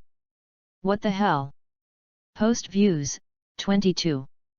CH043BEN10, I don't want to be a hero. Chapter 043. Mokina, who was holding up the large machine, was startled by the people who appeared in front of him, especially the Clock King with a faint blue light shining on his chest. He didn't recognize the Clock King, but the color still caused him to have an emergency reaction. He still recognized the color of Klein's another Omnitrix. As soon as Mokina recognized Klein as the Clock King by his color, he threw the large machine in his hand at everyone, picked up a box of iron ore without hesitation, and ran away. The crab monster didn't see clearly who was among the crowd, but when he saw Mokina running, he hurried to follow. No matter what Mokina saw, it was definitely right to run first. Boom! Ultimate Superman and Tiny worked together to knock away the large equipment that was thrown at them. A faint blue light flashed, and Klein, who had transformed back, shrugged as he looked at Mokina and the crab monster, each running faster than the other. What do you mean? Chase! Everyone immediately decided to chase after them and not let Mokina and the crab monster make a strong bomb. Are you finally going to become a Taizoman? Seeing Ben tinkering with the Omnitrix, Tenny became excited. No. I'm going to turn into a flash star and chase after him. As Zioban said this, he was about to raise his hand to take a picture. Get out of here! Do you have the heart to disappoint a girl? Klein grabbed Ben's arm, pulled Ben's left hand with a smirk on his face, twisted the Omnitrix a few times, and then pressed it down. A green light flashed, and the four-armed overlord appeared. When Teeny saw the four-armed overlord reappear, she rushed over excitedly. Cousin, you! Zioban pushed Tenny away and looked at Klein with disbelief on his face. Don't thank me. This is what I should do as your cousin. Klein raised his hand to stop the four-handed overlord from continuing. Then Klein slapped another Omnitrix. Flash explosion beetle. A faint blue light flashed, and an insect appeared. It was mostly made of yellow and brown, had 4 legs, and had a long horn like a rhinoceros beetle. It looked less than half a meter tall. The flash beetle opened its brown mouthparts and spit out a green plasma ball, then jumped up, rolling the plasma ball on its 4 legs, and chased after Mokina and the crab monster. Xiao Wen transformed into the form of an Anno star and flew up to catch up. The four-handed overlord grabbed Tian Mark, put him on his shoulder, and then followed. Galactic Volunteers! Attack! The 3 members of the Galaxy Volunteers first once again struck a pose that looked awkward to others but not to themselves before following. Mokina was carrying a box of iron ore and was running when he suddenly looked back and said, "Oh my god!" The flash beetle followed them all the way, and the plasma ball under its feet was 2 meters high. Seeing this, Mokina accelerated again. When the crab monster saw Mokina speeding up, he looked back curiously, only to see several people who looked tough chasing them. He also recognized the Omnitrix logo of the four-armed overlord and the another Omnitrix logo of the flash beetle. Sparks are almost coming out of the crab monster's 4 legs. Even if I, the crab monster, can't outrun them, I will definitely outrun you, Mokina. Mokina ran while dodging the Cyclops used by Ultimate Superman behind him. Then he picked up the abandoned machinery next to him and threw it behind him. The four-armed overlord smashed the discarded machinery that was hitting them with 1 punch, and then the fragments of the machinery were absorbed by the plasma ball under the feet of the flash beetle, and the plasma ball became even bigger. At this time, everyone had already chased Mokina and the crab monster out of the mine. Mokina smashed a huge rock next to him, and the fragments of the rock blocked the people behind him, but it was still useless. The fragments of the rock were also absorbed by the plasma ball under the feet of the flash beetle, and the plasma ball became bigger again. Mokina had no choice but to concentrate on running, and secretly distanced himself from the crab monster. They're still chasing me. The crab monster began to feel a little self-destructive, and then seemed to have thought of something. He suddenly looked at Mokina's legs, slowly opened his big claws, and began to laugh strangely. Mokina suddenly shivered and cold sweat began to break out. He looked back and found that the crab monster was staring at his feet. What are you going to do? No. You won't get a penny from me if you do this. Mokina attempts to bring the bounty hunter crab monster back to his senses through money. The crab monster hesitated for a moment, and finally made up its mind. It opened its big claws, and a red laser shot out, successfully hitting Mokina's leg. Mokina fell down. At the moment he fell down, he felt as if time had stopped. Many thoughts flashed through his mind, but in the end, only one remained: "Crab monster, you bastard!" Before Mokina fell, his eyes were still fixed on the crab monster with a strange smile. The flash beetle rolled the plasma ball around the fallen Mokina and chased after the crab monster that was still fleeing. Xiao Wen and Shen Naotong followed closely behind. The crab monster just felt relieved, but when he looked back, he saw that the plasma ball under the feet of the flash beetle was bigger than a house. Fuck! The crab monster subconsciously cursed out a curse that did not belong to his planet. The crab monster really didn't expect that he would be chased even though he had sacrificed his boss. Mokina saved the crab monster and said that he would hire him for money. After all, the crab monster is also a bounty hunter, so it's not wrong to say that he is the boss. But it was too late for the crab monster to regret now. He should not have been greedy for that little bit of money, and now he could only keep running. On the other side, Mokina has been held down by the ultimate Superman who has caught up with him. Mokina, I will now order you to surrender according to the public authority granted to me by the Galactic Volunteer Army Code.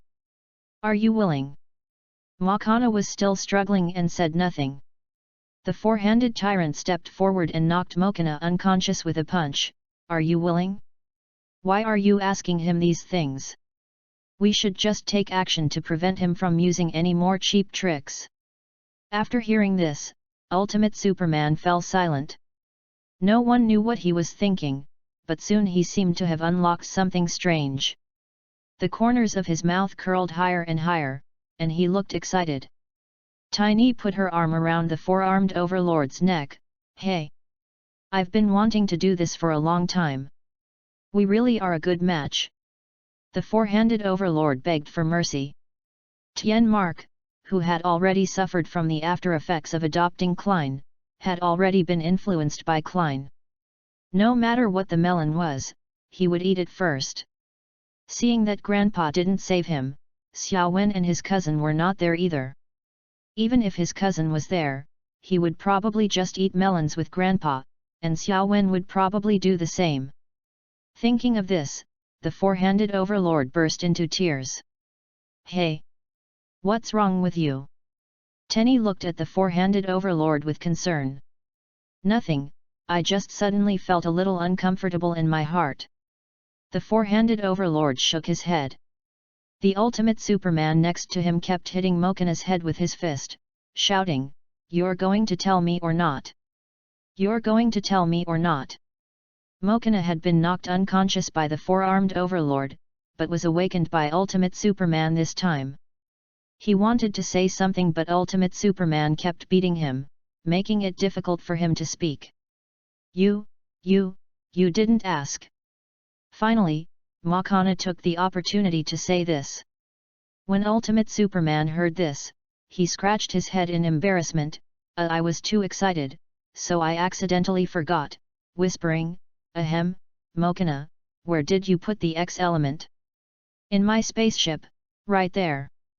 Mokina hurriedly revealed the exact location of the X element, fearing that he would be beaten again if he was a second late.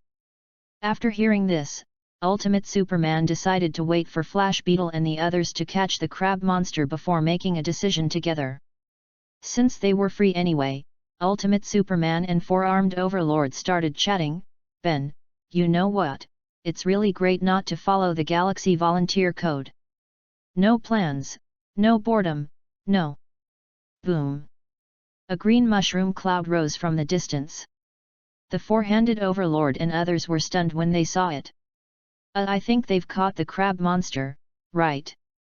Ultimate Superman spoke uncertainly. After a while, Flash Star appeared with Xiao Wen in his arms and Shen Nao Tong curled on his tail. Alas! I was of no help at all. Shen Nao Tong said this in disappointment. It's okay, you'll get used to it. Seeing this, Tien Mark stood up and went to Shen Nao Tong to comfort him. When Ultimate Superman saw that Flash Star didn't bring back the crab monster, he knew that the crab monster probably wouldn't come back, but he didn't say anything. Well, how does he handle it? A faint blue light flashed, and Flash Star turned back into Klein and asked. Well, we will escort him to the exclusive prison of the Galactic Minutemen. Ultimate Superman said. Klein shrugged nonchalantly. 3 members of the Galaxy Volunteers helped to send Klein and the others back to the old broken car. When they parted, Ultimate Superman suddenly spoke up. I would like to extend your appointment and formally invite you to join the Galactic Volunteers. Are you willing? Klein and the others looked at each other and said, no, we are already the best partners. Klein and the others wanted to return the Galactic Minutemen badge that Ultimate Superman gave them, but Ultimate Superman refused. Keep it, maybe it will be useful someday. Klein and others no longer refused. However, before leaving, Teeny found Zioben. Zioben looked at Klein with a look for help, and Klein understood immediately. Klein sent back a don't worry expression. Just when Zioben was about to feel relieved, Klein spoke up, Zioben and the others want some private space. Let's go first. Zioben was almost in despair when he heard this, but he still didn't give up. He looked at Zioben with a look for help. Unfortunately, Zioben's eyes were full of Klein and she didn't even look at him. Then Zioben looked at Tienmark with a look for help. Unexpectedly, Tienmark gave him an expression that said you are more powerful than your grandfather and left. In the end, the Galactic Volunteers left. It is unknown what Ben said to Tenny that made her leave. Post views, 20. CH044BEN10, I don't want to be a hero. Chapter 044. On a quiet night, heavy rain was pouring down and an old broken car was driving on the mountain road. Inside the car, Klein looked at the rain running down the glass, as if thinking about something. Zioben and Zioben are arguing again. Hey! Have you made up your mind? Come on, this is something I've been planning for months. Zioben and Zioben are arguing about what cake to order. Zioben and Zioben's birthdays are not on the same day, but due to special circumstances this year, they decided to celebrate their birthdays on the same day. Because the two people had different opinions, they kept arguing. I had already planned everything, birthday cake, interior decoration, invitations, but why did you suddenly come to mess with me? Xiao Wen opened her notebook, in which everything was planned, and there were also a dozen invitation letters. How can anyone plan this 6 months in advance? Zioben retorted that he didn't know Zioben had already made up her mind, so his choice was different from Zioben's. Zioben took off his shoes, put his feet on the table, took off his socks with holes in them, and started picking his feet. Zioben's athlete's foot made Zioben cover her mouth and nose and retreat. Klein, who was sitting next to Xiao Wen and thinking about what birthday presents to give his cousins, was also brought back to reality by the smell. Klein frowned. He was originally thinking about whether or not to go and rob the corpse again. After all, he didn't have many magic props, and apart from magic props, he didn't know what Xiao Wen liked. Zioben didn't know that he saved the life of the corpse in an unconscious state. Even Tienmark, who was driving in the driver's seat, smelled it. Tienmark threw a yellow bottle next to him to Zioben. Zioben, this is very effective no matter what kind of fungus it is. Zioben took the yellow bottle and took a look at it. Special medicine for athlete's foot. Zioben opened the bottle cap and sprinkled the light yellow powder in the bottle onto his shoes. Tienmark was driving his old car when he suddenly saw a child running out from somewhere in front of the car. He was terrified and waving his hands as if to stop the car from moving forward. Tienmark slammed on the brakes, but it was obviously too late. At this moment, a blue-black afterimage flashed by and took the little boy away. Klein turned into a flash star and saved the little boy in time. Well done! Azah! Tienmark also breathed a sigh of relief when he saw this. Flash Star put the fainted boy on Zioben's bed. A faint blue light flashed, and Flash Star turned back into Klein. Others also hurried forward. Who is he? Zioben wondered. His name is Gilbert. Xiao Wen explained. How do you know? Zioben was puzzled again. Women's intuition. Xiao Wen was proud. He has a name tag on his chest. Tienmark pointed to Gilbert's left chest. The purple patch on his shoulder is pretty nasty. Ben pointed to the purple patch on Gilbert's left shoulder. It looks like some kind of fungus. Klein looked thoughtfully at the purple patch on Gilbert's left shoulder. Why is he here? Tienmark was confused. He's from the Opinican camp. Xiao Wen looked at the logo on the clothes Gilbert was wearing. Let's send him back first. The old and broken car of Opinican camp is parked outside the camp. Tienmark. Klein and the other two got out of the car first, while Gilbert was still lying in the old broken car. It seems like everyone here has left.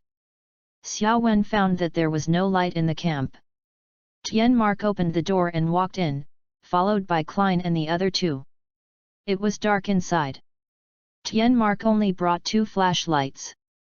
He looked at Klein and the other two and waved the flashlights in his hands. How do you want to divide it? My cousin and I will use one. Xiao Wen spoke first. In fact, her natural energy can be used for lighting, but she didn't say it. Hey!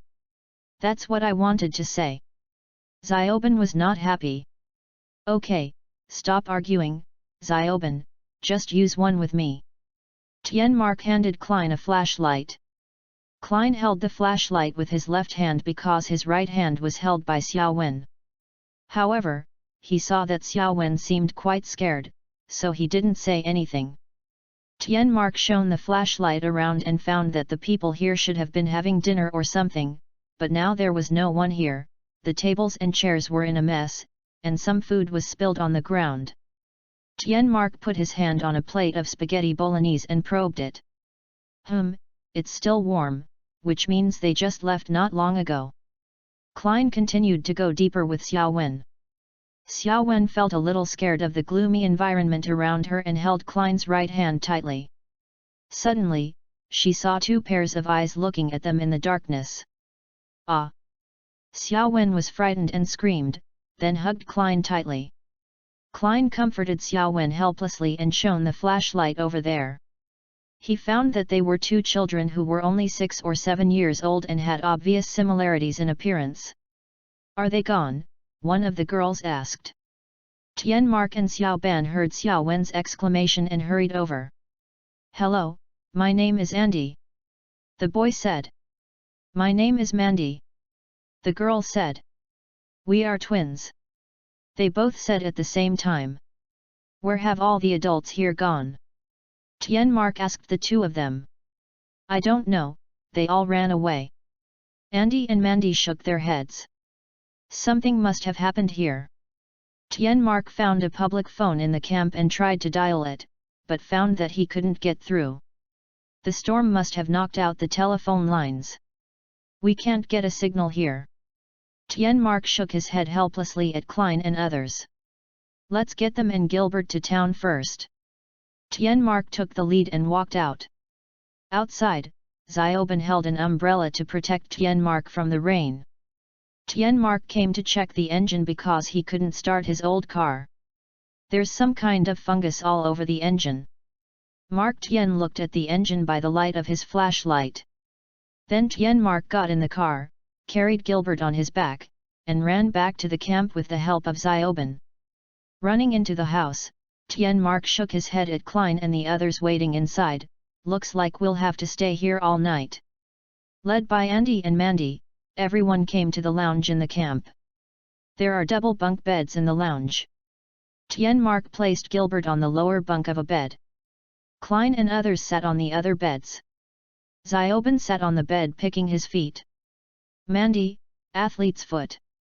Andy, everyone here has it. Okay, you guys rest here first, I'll go to the kitchen to see if there's anything to eat. Tienmark stood up and walked out of the room. Klein lay on the bed thinking. He felt that the fungus he had just seen was definitely not normal. Xiao Wen, Grandpa? Want to get something to eat? Ben, it's scary to think about it. There must be a first aid kit or something. Just then, a cry of surprise was heard. Ah! Post views, 23. CH045 BEN10, I don't want to be a hero chapter 045. Grandfather. As soon as Tienmark's scream was heard, Klein and the other 2 hurried out. Klein and Xiaoben had already gone out, and Zioben had just put on his shoes. Just when Zioben was about to go out. "Gilbert, don't go out. They'll find out." Gilbert woke up at some point and grabbed Zioben. "That's my grandpa." Ben shook off Gilbert's hand. Zioben rushed out of the door. "What is that?" Klein and Xiao Wen came to the room where they had eaten before. Through the glass, they could see a group of mushroom people who looked like mushrooms, with short and thick limbs, 2 eyes, and several cracks with spikes on their bodies. The mushroom man carried Tian Mark, who was tied up by thick mycelium, and ran deep into the forest. Whatever their reason for capturing Tian Mark, it couldn't be a friendly thing. "Save Grandpa first." Klein slapped another Omnitrix. Swamp fire. A faint blue light flashed, and the swamp fire appeared. Swamp fire runs off, and Stripe follows. Xiao Wen used his heavenly energy to condense an energy disc and threw it out.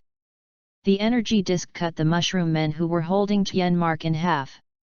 Swamp fire threw several fireballs, blowing away the mushroom people who tried to get close to Tian Mark.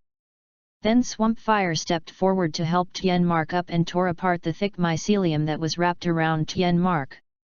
"Grandpa, you go back to the camp first, leave this to Xiao Wen and me." After saying that, Swamp Fire stood up and threw another fireball to blast away the approaching mushroom man. Tian Mark nodded, stood up and ran back to the camp. But there are too many mushroom people and it is difficult to kill them all.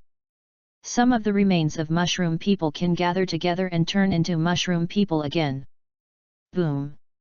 Dozens of large holes appeared on the ground, and huge fungi emerged from them, attacking Swamp Fire and Xiao Wen. Countless mushroom people also ran towards them. Just as they were about to get closer, for some reason, they all suddenly stopped. "Now, who is the boss?"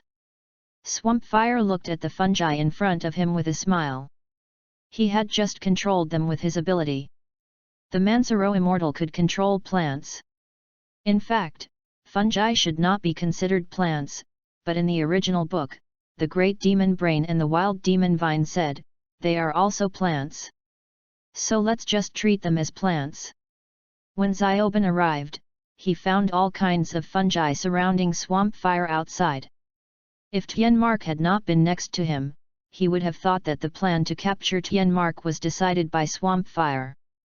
Seeing that everything seemed fine, Tian Mark and Xiao Ban walked out. "Cousin, what's going on now?" Zioben looked at the fungi quietly around him in confusion, then turned to look at the Swamp Fire.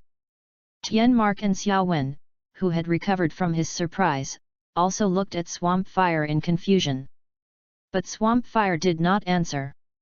Instead, he became serious. "Something is fighting with me for control of them." After hearing this, Tian Mark and the other two realized that the mastermind was still there and the matter was not over yet. At this time, Andy and Mandy also ran out. They had had enough.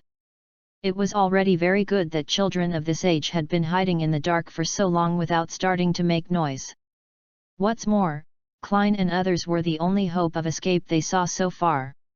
When Gilbert saw the twins running away, he didn't dare to stay alone, so he had to follow them. Gilbert and the twins came out only after they saw that the mushroom man was not moving and Tian Mark and the others were standing there quietly. "Well, what happened to them?" Gilbert pulled Ben's clothes and pointed at the mushroom man. "Hey, Andy and Mandy, you said everyone here has athlete's foot, right?" At this time, Swamp Fire looked at the twins and spoke suddenly. "Ah, yes, we did," whispering, "Dot." Andy and Mandy were startled by the Swamp Fire who was obviously not a human, but seeing that he did not seem to be a bad person, they calmed down for a long time before speaking fearfully. "Then there should be that thing here." Swamp Fire cast his eyes towards Zioben's pocket, and Zioben reacted and took out a special medicine for athlete's foot from his pocket. After hearing this, Tian Mark also reacted and hurried into the house to search. Zioben and Xiaoan also went over to help. After a while, 3 people came out holding a bunch of bottles. "Let's try this thing and see if it works." Swamp Fire took a bottle of special medicine for athlete's foot from Xiao Wen, opened the bottle cap, and sprinkled it on the head of the nearest mushroom man, and the mushroom man immediately began to wither and die. Mushroom man, I treat you as the boss, but you want me dead. It works. Swamp Fire clenched the athlete's foot medicine in his hand, and then threw it to Gilbert. You guys use this to protect yourselves, I'll go deal with the guy who has been causing trouble. Then Swamp Fire walked deeper into the forest. Cousin, I'm going too. Xiaoben and Xiaoan shouted at the same time and followed Swamp Fire together. They really look like twins. Andy and Mandy said at the same time. In the forest, Swamp Fire walked in front with Xiaoben and Xiaoan on both sides, and a large group of mushroom people following behind them. It looked like a gang boss leading his brothers to get back their territory. After a while, the three of them and the mushrooms arrived at their destination. In a mine not far away, I saw all kinds of tall and strange fungi growing, some of which could even glow. In the middle of the mine is a bottomless cave. Swamp Fire controlled some thick hyphae to gather in front of them. Swamp Fire stepped on them first, followed by Xiaoben and Xiaoan. The mycelium lifted the three people, moved them above the cave, and slowly descended.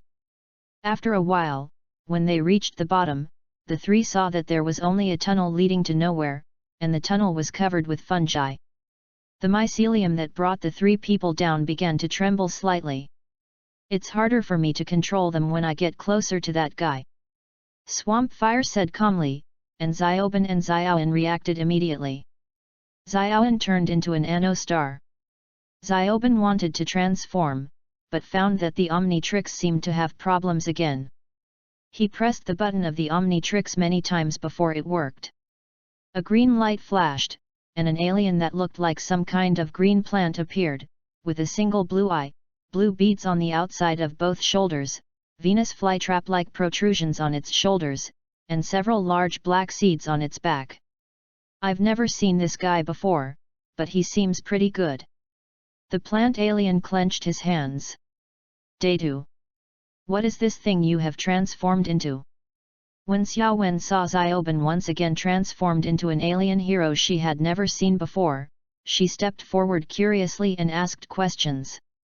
The plant alien thought about the name for a while immediately after the transformation, and then spoke without hesitation, his name is. Seriously, Xiaoben can really come up with names during battle. Post views, 21. CH046BEN10, I don't want to be a hero. Chapter 046. Wild Demon Vine. Wild Devil Ivy shouted loudly, but Swamp Fire and Xiaoan had already walked ahead. Hey! Wait for me! The Wild Demon Vine quickly followed. Swamp Fire was walking, and suddenly raised his hand. Flames burst out from his palm, burning several thick hyphae that attacked him. Then just keep walking forward as if nothing happened. Although Xiao Wen and Ye Emoteng were alert to their surroundings, they were not too nervous. After all, the sense of security brought by their cousin was extraordinary. The wall made of mycelium was burned into a big hole by the flames, and the three Swamp Fires walked through it. After walking for a while, we finally reached the end of the tunnel, an extremely empty underground space with a huge irregular pink-purple sphere in the middle that looked like a brain. It looks like this is the guy. The Wild Demon Vine looked at the big demon brain in front of it curiously. As plants too, why would you help these humans? When Wild Demon Vine heard this, he looked around for the source of the voice. Did you hear it? What's wrong with you, stupid guy? Why is there any sound here? Xiao Wen looked at the suspicious Wild Demon Vine with confusion. Xiao Wen, it's that guy. You're not a plant so you can't hear him. Swamp Fire pointed at the Great Demon Brain. Big Demon Brain, did you hear that? Swamp Fire, I heard you. Big Demon Brain, answer me. Why? Swamp Fire, I won't. Big Demon Brain, then you go die. The thick mycelium around it attacked the Swamp Fire again, but the mycelium stopped again, and the swamp fire once again began to compete with the big demon brain for control of the fungi. The thick mycelium stopped in mid-air. Because of the conflict between the orders from both sides, it simply stopped moving and rotted. Fungus, why do the bosses have to make things difficult for us workers when they quarrel? Xiao Wen watched the big demon brain twitching like a psychopath, and looked at the swamp fire curiously. What's wrong with it? Maybe he had a stomachache. Who knows? Swamp fire replied calmly. But the big demon brain was not calm. It had lost control of the fungi and was unable to move itself. Coupled with the arrogant attitude of the swamp fire, it was so angry that it almost choked. Big demon brain, fuck you. Swamp fire acted as if he didn't hear his words. He turned and walked towards Wild Ivy. He stretched out his finger and touched Wild Ivy's Omnitrix logo. A red light flashed, and Wild Ivy turned back into Ben. Swamp fire, Xiaoben, this guy has a stomachache, lend me the medicine. Xiaoben, cousin, I could understand what it said just now. Swamp fire reached out and took out the special medicine for athlete's foot from Xiaoben's pocket, then turned and walked towards the big demon brain. Big demon brain, what do you want to do? Swamp fire, you're welcome. Swamp fire opened the bottle cap of the athlete's foot special medicine and sprinkled a little on the body of the big demon brain. The part of the demon's brain that was sprinkled with the athlete's foot special medicine instantly began to ooze yellow mucus and began to shrink. Big demon brain, no. Go away. Don't come over here. Swamp fire, don't worry, you may feel a little dizzy, but it's normal to feel dizzy. You will be fine after you pass out. The swamp fire scattered here and there around the big demon brain, and ignored the big demon brain's screams until there was no trace of life left in the big demon brain. Swamp fire was worried that the treatment was not thorough enough, so he reached out and tore a crack in the big demon brain, and stuffed a whole bottle of athlete's foot special medicine into it. Swamp fire, run, smirk, dot. As soon as swamp fire stuffed the special medicine in, he turned and ran away, just like a prankster who ran away after ringing the doorbell. Xiao Wen obediently flew up and followed. What's wrong? Why? Damn it! Xiaoben looked at swamp fire and Xiaoan who were running away in confusion, then turned back and saw that the big demon brain had exploded, and yellow mucus gushed out like a spring. Xiaoben, what's wrong with you? When Tianmark saw the mushroom people begin to wither, he knew that his grandchildren had solved the problem. Klein and Xiaowen, who returned unharmed, also confirmed his thoughts, but he was still shocked when he saw Xiaoben. I saw Xiaoben covered in yellow mucus and emitting a bad smell. After hearing what his grandfather said and seeing the resentful look from Xiaoben, Klein immediately chose to be the first to complain. Klein pointed at Xiaoben with one hand and covered his chest with the other. He said in a painful voice, "Don't you trust me at all?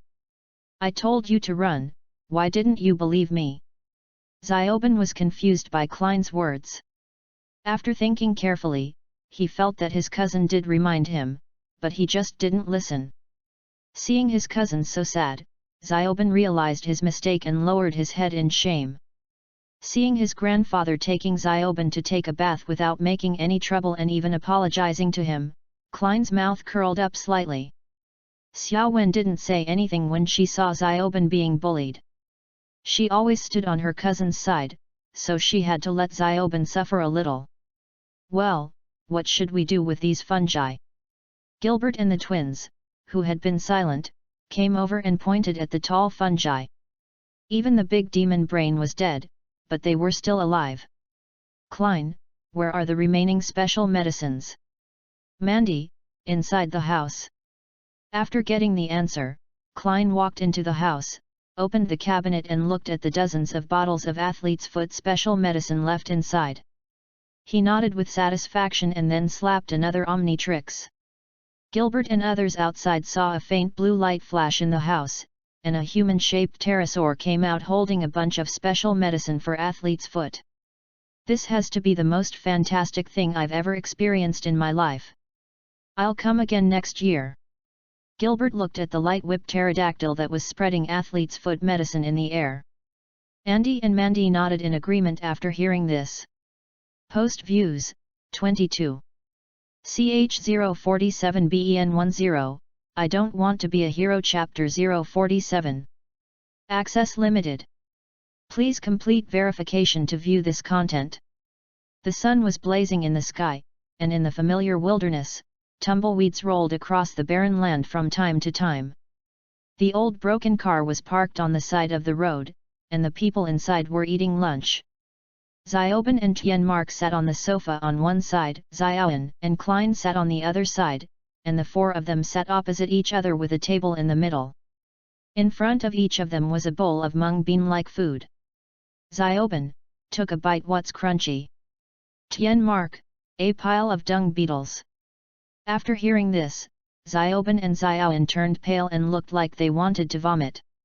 Klein put down the spoon helplessly. Sorry, Grandpa, I can't go back after eating normal food. Tianmark saw his grandchildren put down their spoons and asked in confusion, what's wrong? Is it too spicy? It's okay, you'll get used to it. Just as Klein and the other two were thinking about how to trick Mark Tian, the alarm sounded in the old car, and the screen in the car turned on, revealing a mask that Klein did not appreciate very much. Apch God and Demon Mask. Tianmark said in surprise as he looked at the mask on the screen. Xiaoben, confused, what is that? Tianmark, it is a mask made by the Mayans. It is said that it can find the legendary sword of Ektawa. Xiaoan, curious, the sword of Ektawa. Tianmark, that is a legendary weapon. It is said that it can destroy a city with one swing. Klein said that I can do the same if I transform into a kinetic energy King Kong, and even become stronger. Atomic energy Kong can control nuclear reactions at will, after all. It is impossible for him to just destroy a building like in the anime. Ben, interested, it looks like a sword worthy of the most, second strongest boy in history. Tianmark, serious, Xiaoben, that is not a toy. The plumber has been looking for it for more than 40 years. I didn't expect it to appear today. We must find the Apush God and Demon Mask first to prevent it from falling into the wrong hands. Tianmark stood up and walked to the driver's seat. Hurry up and sit down, lunchtime is over. Great. In a construction site, an old broken car was parked not far from a building. The Apushit mask should be there. Tianmark opened the car window and looked at the building not far away. Tianmark, serious, Xiaoben, Xias, you turn into alien heroes and sneak in to help us open the door. Klein and the other two looked at Tianmark in surprise. They didn't expect that their grandfather would say this one day. After all, Tianmark usually told them not to play with the Omnitrix. Xiaoben, confused, why? Can't we just break in? Tianmark, frowns, I don't have time to explain the seriousness of the matter to you now. Xiaoben, Xias, are you going or not? Klein looked at Xiaoben and decided it was you. After all, isn't a cousin meant to deal with things you don't want to do? Xiaoben, helpless, okay, I'll go. Klein nodded with satisfaction and looked back to see Tianmark looking at him seriously. Klein shrugged helplessly, and then had no choice but to follow Xiaoben. Next to the building, Ben slapped the Omnitrix, turned into a little warrior and slipped in through the water pipe. The little warrior came out of the water pipe and found that the water pipe led to the toilet. It was a toilet and there were 2 dogs in it. Who would keep dogs in the toilet? Loudly. Ah! The little warrior was discovered by the dog and started to flee. Just when he was about to be eaten by the dog, a sinister laugh sounded, ha ha ha. A pale hand appeared and grabbed the little warrior, then white began to extend from the hand, and finally a white ghost with 1 eye, black cracks, and some chains locking the neck and hands appeared. Little raiders, surprised cousin. The 2 dogs were frightened by the ghost and ran away, woo woo woo. The back door of the building was opened by a ghost, and Xiaowen and Tianmark walked in. Tianmark, dissatisfied. You are too slow. The ghost looked at Xiao Wen and Xiao Kaibing in confusion. What's wrong with him? It's only been 2 minutes. Xiao Wen and Xiao Kaibing both shook their heads to indicate that they didn't know. Tian Mark took the lead and ran inside, and the others followed behind. Xiao Wen looked at the drink in Klein's hand, who had just returned from his ghost form, in confusion. Cousin, where did you get this? Klein took a sip and said, I just took it, stole it, from the security room. I saw that it hadn't been drunk yet, so I thought no one wanted to drink it. Actually, they didn't have time to drink it yet, so I took it. Do you want it? Xiao Wen looked at the drink that Klein handed over and swallowed her saliva. It was the drink that her cousin had drunk. Xiao Wen took it with a slightly red face and took a sip. Thank you, cousin. Xiaoben, who was standing by, looked at the two of them sourly. Thank you, cousin, whispering, tisk. Not long after, Tian Mark found a safe. The Apush God and Demon mask should be inside.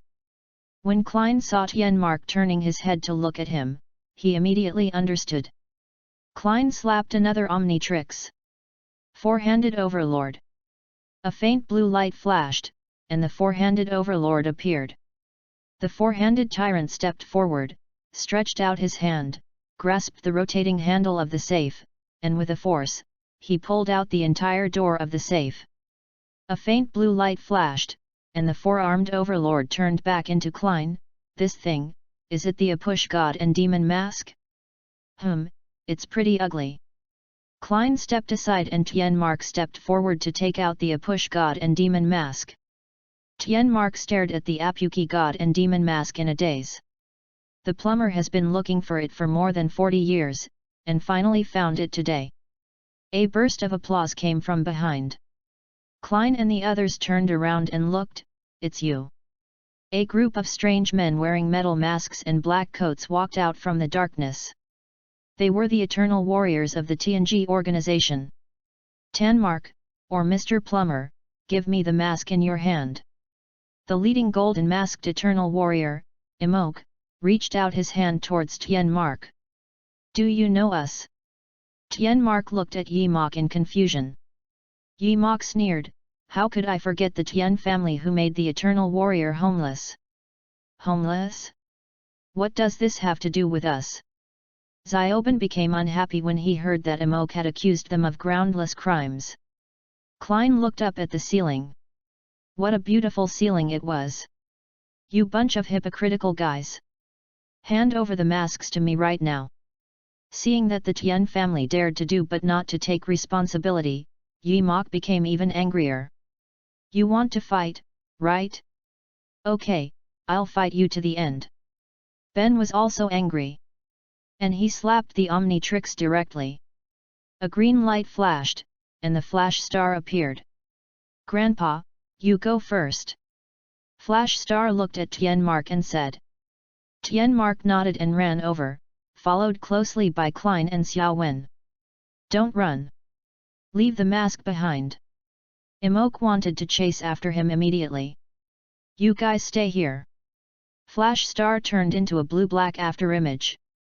After the afterimage flashed, all the Eternal Warriors present fell down, and then Flash Star left the room. Imok was the first to get up, shook his head, and shouted to the other Eternal Warriors who had stood up, chase them. On the other side, Tian Mark and others returned to the old broken car with the help of Flash Star. Then Tian Mark started the old car and left. In the car, Klein played with the Apush God and Demon mask. How do I use this thing? Tian Mark was worried that his grandson would damage the mask and wanted to say something, but suddenly he saw through the rear-view mirror that there was an extended Lincoln following behind the old car. They're catching up. Post views, 22. CH048BEN10, I don't want to be a hero chapter 048. Access limited. Please complete verification to view this content. It seems that the old plumber can't retire yet. Seeing that the Eternal Warrior was chasing him closely, Tian Mark opened the hidden buttons of the old car and pressed one of them to start the automatic driving mode. Then Tianmark went into the bathroom, and when he came out again, he was wearing the same style of uniform that Phil had worn before. I left this here a while ago, thinking it might be useful someday. Seeing the curious expressions on his grandchildren's faces, Tianmark began to explain. Bang! The extended Lincoln hit the old car. Tianmark staggered. Then Klein and others found that the extended Lincoln had driven to a position side by side with the old car. The sunroof of the stretched Lincoln opened, and two eternal warriors came out of the sunroof and jumped onto the old broken car. The two eternal warriors used their energy swords to cut a hole in the roof of the old car and then jumped down. After the two eternal warriors jumped down, Tianmark rushed over, knocked down one of the eternal warriors, snatched the energy sword from his hand, and then started fencing with the other eternal warrior. That, Grandpa! At this time, Klein's voice sounded. Tianmark frowned, "Stop making noise." Then the eternal warrior who was fencing with Tianmark and another eternal warrior who had just climbed up were thrown out by Xiao Wen using heavenly energy. Tianmark was stunned, and turned around to see Klein's helpless expression. "I wanted to say that we can take action." Klein didn't know why Tianmark suddenly became so passionate, and he rushed forward without saying a word. Xiaoben and Xiaoan looked at Tianmark with dissatisfaction. They didn't know why Tianmark behaved so abnormally. But Tianmark still didn't say anything, he just returned to the driver's seat with a serious expression. Tianmark accelerated his old car and gradually left the stretched Lincoln behind. Inside the extended Lincoln, Imok looked at the instrument in his hand that showed a flashing red dot and said gloomily, "The sword of Ektawa is mine." In fact, when Tianmark knocked down the first Eternal Warrior, the Eternal Warrior took the opportunity to fight with Tianmark and attached the micro-tracker to Tianmark. But at that time, Klein and the other two were all paying attention to Tianmark, who suddenly pounced out, and Tianmark, who was fighting, would not feel that there was a tracker installed on his body. Imok took out his phone, "Drive the helicopter over here." Somewhere above a tropical rainforest, gliding King Kong was carrying Tianmark on his back, and Ice Ghost was holding Xiao Wen. They used the virtual projection cast by the Apuchia mask to find the Mayan temple where the sword of Ikawa was hidden. "Xiaoben, can you be faster?" Tianmark urged the gliding King Kong. "Grandpa, this is already the fastest speed." Gliding King Kong answered breathlessly. To be honest, after flying such a long distance with Tianmark on his back, he felt like his wings no longer belonged to him. The Ice Ghost next to him felt that if he gave Tianmark a whip now, he might hit the gliding King Kong twice to speed up. "This is really weird." The Ice Ghost whispered that he suspected his grandfather was possessed by a ghost or something, but it didn't look like that. Xiaoan nodded in agreement. "Xiaoben, hold on a little longer. I can already see the destination." Ice Ghost used the white lie skill on gliding King Kong, otherwise he was really worried that gliding King Kong and Tianmark would fall down halfway. Finally, it's finally here." Gliding King Kong was lying in front of the Mayan temple, tired as a dog, but as soon as Tianmark came down, he went to find the entrance to the Mayan temple. A red light flashed, and the gliding King Kong turned back into Ben, and the Ice Ghost stepped forward to help Ben up. "Thank you." Xiaoben stood up. Tianmark was still observing around the Mayan temple. The Ice Ghost looked at the Mayan temple with great interest, and then its body began to become transparent, and it walked directly through the wall into the temple. Xiaoben followed Tianmark, so only Xiaoan noticed that the Ice Ghost had gone in. "Cousin." At this moment, Xiaoben suddenly seemed to have thought of something, and stepped forward to take the Apush mask from Tianmark's belt. Ben put it on his face and observed the temple through the green glass at the eyes of the mask. "Since this thing brought us here, there must be a way for us to get in." It turned out that Xiaoben was right. Through the Apch mask, Xiaoben successfully found the mechanism to open the temple door. Boom! The door slowly opened. "Cousin." After the door opened, Xiaoben was surprised to see the Ice Ghost standing inside. I can walk through walls. A faint blue light flashed, and the ice ghost turned back into Klein, then began to explain. Okay, hurry up and catch up. Tienmark said this and walked in first. Klein and the other two looked at each other, shrugged helplessly, and followed. Tienmark reminded as he walked, the most creepy thing about ancient Mayan architecture is mechanism.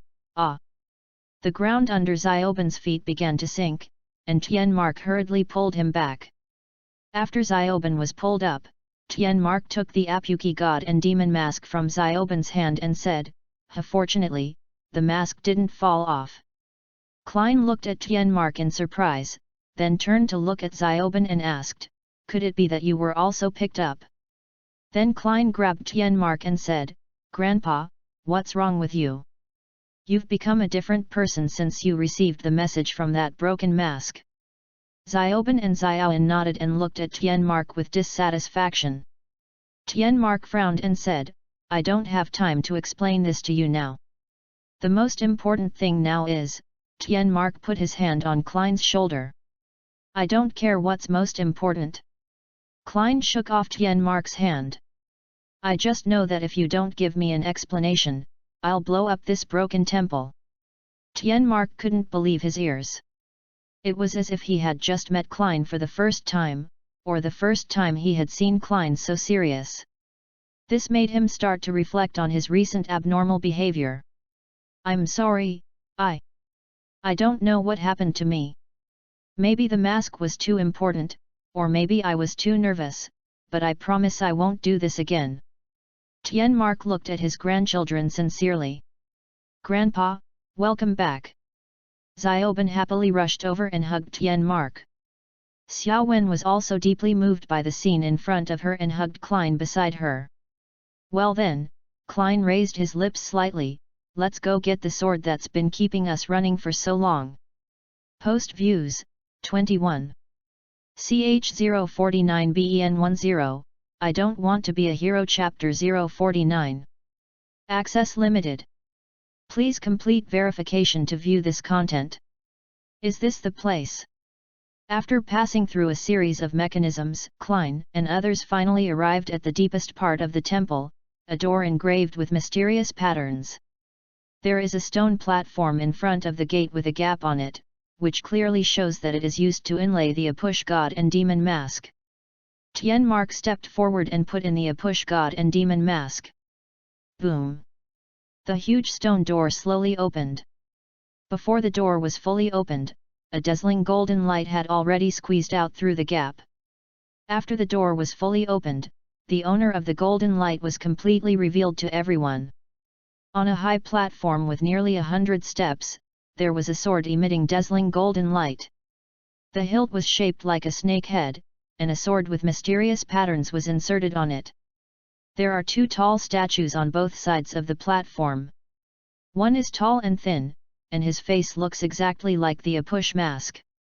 The other one is not as tall, but more sturdy, and holds a spear in his hand. The two statues seem to be guarding the sword of Ikuwa. In the secret room behind the stone door, the only source of light, the sword of Ikuwa, is enough to illuminate the entire secret room. That is, the Excalibur sword. Klein stared at the dazzling sword in a daze. It was obviously a good thing, so he had to find a way to get it later. Klein knew that after Tienmark got the Ikuwa sword, he would definitely hide it, for example, in a place like a plumber's base. In this way, it would be difficult for Klein to find the sword. So Klein planned to create an accident to accidentally lose the sword, and then secretly come back to get it. Just as Klein was planning how to lose the sword, Tienmark stepped onto the first step of the platform, and everyone suddenly felt that the entire Mayan temple was shaking. The surface of the statues on both sides of the platform began to fall off. Beneath the mud and stone surface of the roaring statue there is actually a real living creature. Tienmark looked in the direction of the voice and said in surprise, "That's the god of death Apuch and the evil god, the black god of war, Ikuwa, from Mayan mythology." The burly Ikuwa threw the spear in his hand directly at Tienmark. Tianmark quickly retreated to avoid the spear. Then Iqua jumped up to the side of the spear that was inserted into the stairs, pulled out the spear, turned around and looked at everyone, raised the spear, and jumped towards everyone. Seeing that the two guys didn't seem to want to let them go, Klein simply slapped another Omnitrix. Diamond God of War. A faint blue light flashed, and the Diamond God of War appeared. The Diamond God of War turned his hands into sharp knives, crossed them into a cross, and blocked Iqua's attack. A Puch on the side also started to act, turning around and running towards Tianmark, who wanted to take the holy sword. Okay, leave this guy to me. Small class one-shot Omnitrix. Four-handed Overlord. A green light flashed, and the four-handed Overlord appeared. The four-handed tyrant bent his knees and jumped, landing directly between Apch and Tianmark. Apch saw that he was stopped and attacked the four-handed Overlord without hesitation. A Puch punched the four-handed Overlord, who also clenched his fist and punched back. Boom! A Puch didn't move at all. But the four-handed Overlord took 2 steps back, which made the four-handed Overlord more serious, because a Puch was stronger than him. On the other side, the Diamond God of War used the sharp knives transformed from his hands to fight against Iqua's spear. Iqua thrust with his spear, and the Diamond God of War blocked with his sharp knife.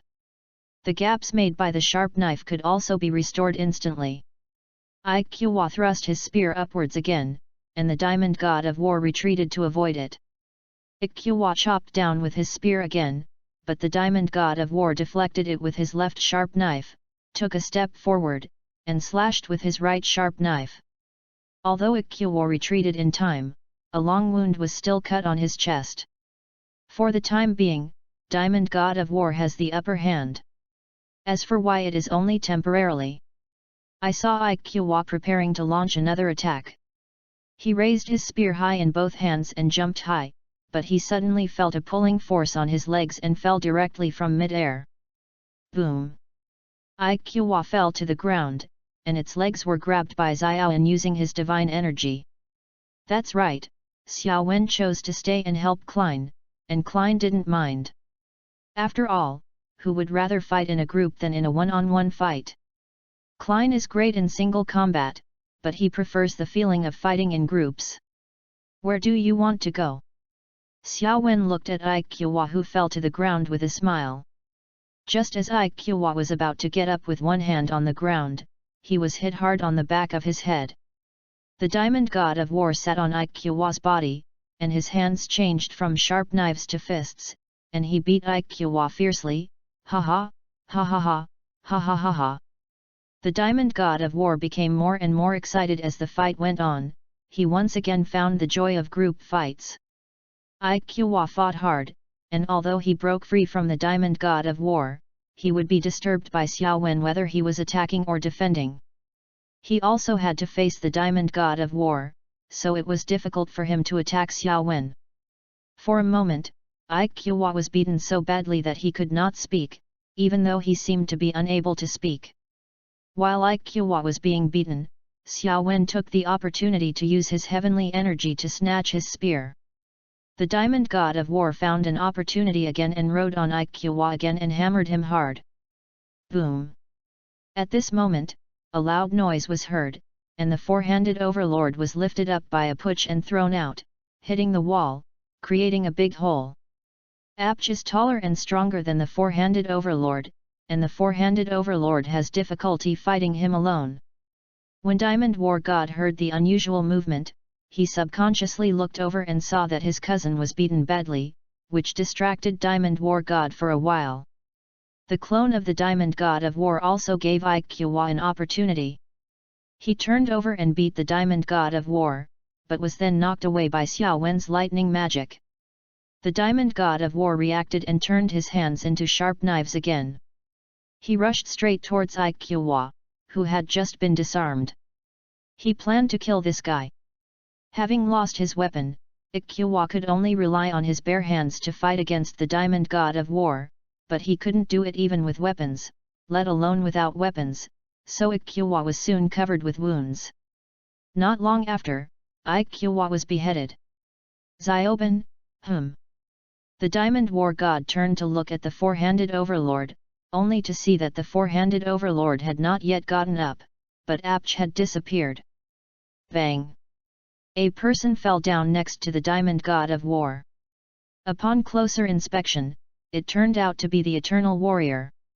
Turning his head to look at the high platform, he saw Apuch standing next to the Holy Sword, knocking away the approaching Eternal Warrior, while Tianmark and Yimok were fighting not far away.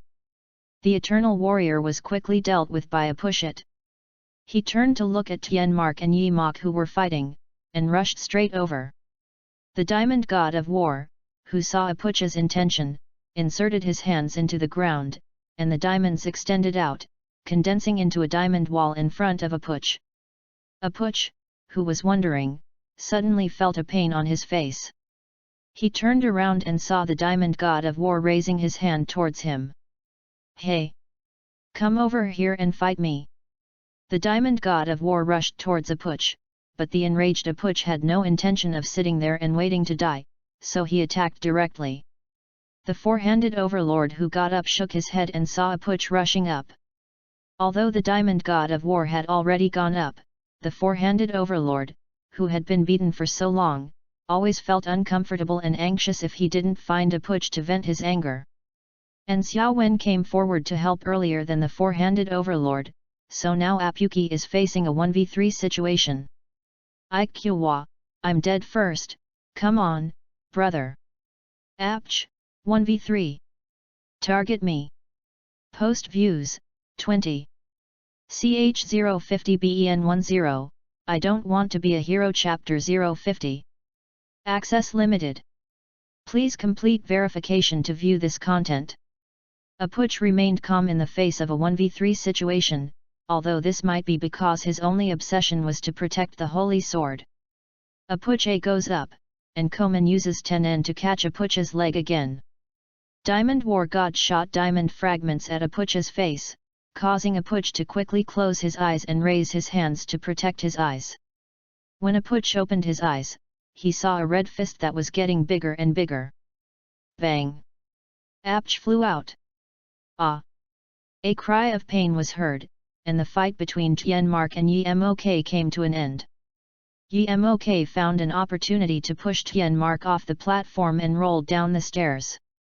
In fact, Tianmark did bring equipment, but very few of them were suitable for close combat, so he didn't have much advantage over Yimok. In addition, Tianmark was old, and although he had strong physical fitness, his reaction ability was a little poor, which led to Tianmark losing the fight with Yimok.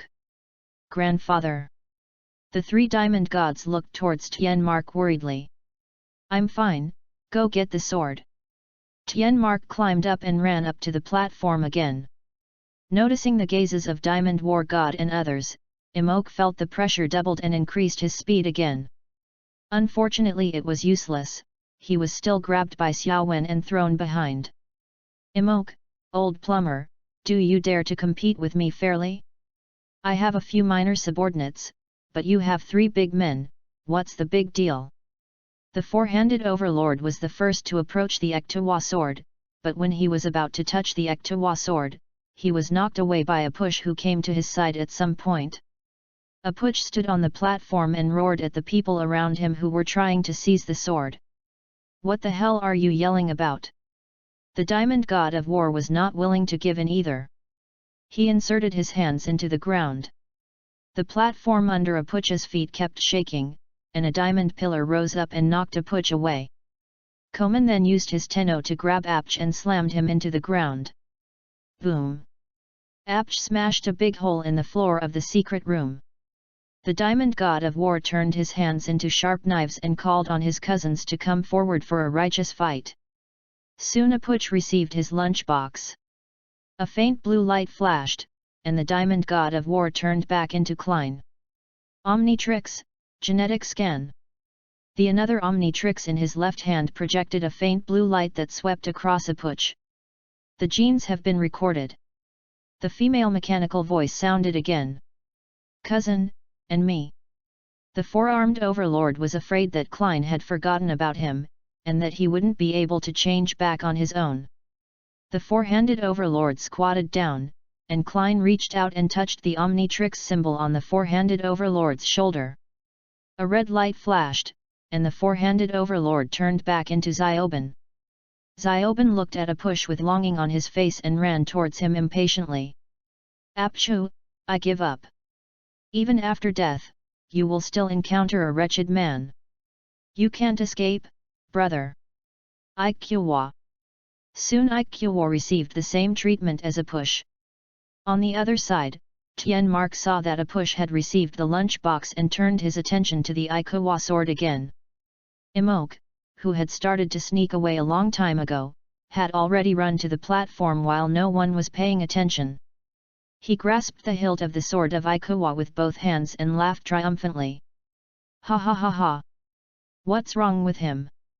Klein looked at Imok, who was about to laugh, as if he was a fool.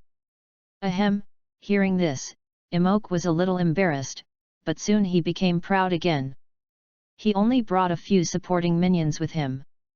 Isn't it funny that he could win with this configuration? Don't take the sneak as a win. With a strong effort, Imok pulled out the sword of Ektawa and held it high in one hand. Finally, the sword of Ektawa is mine. Not good. Tien Mark suddenly became nervous. If Imok got the sword of Iqwa, which was powerful enough to easily destroy a city, he didn't know what kind of trouble would happen.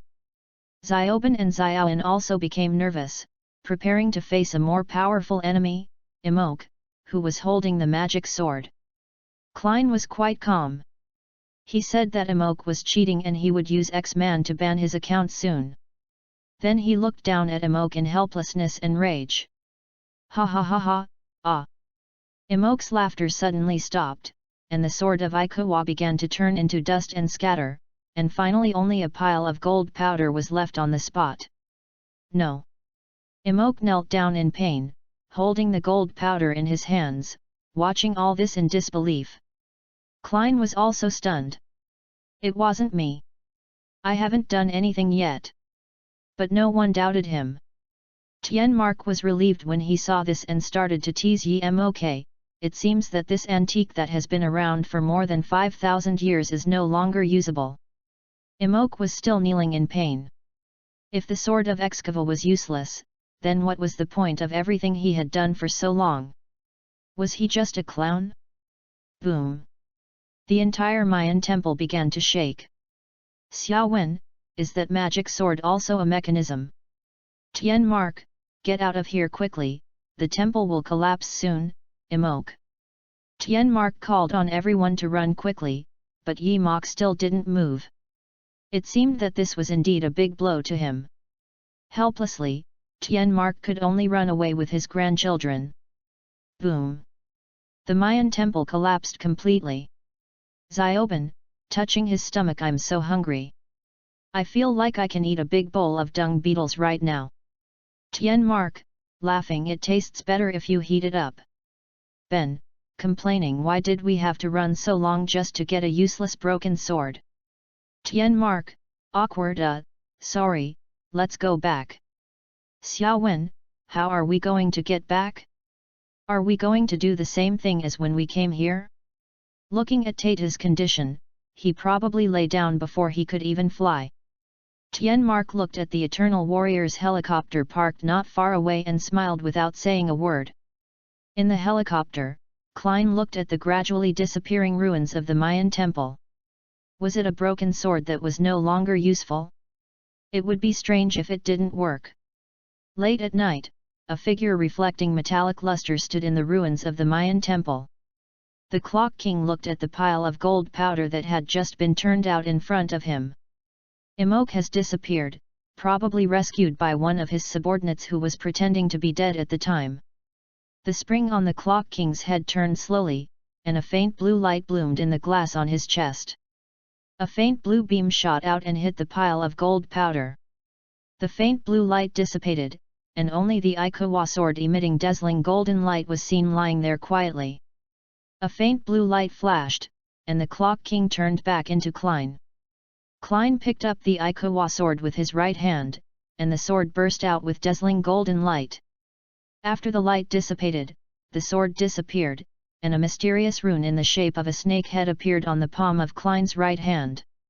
Because I defeated Ikuwa, I gained the recognition of the Excalibur, right? Klein received a message from the sword of Ikuwa. Klein gently clenched his right hand, a golden light flashed, and the sword was caught in his hand. The sword of Ikuwa does have the power to destroy an entire city with a single swing, but that is when it is fully charged. If it is not fully charged, it is just a slightly sharper sword.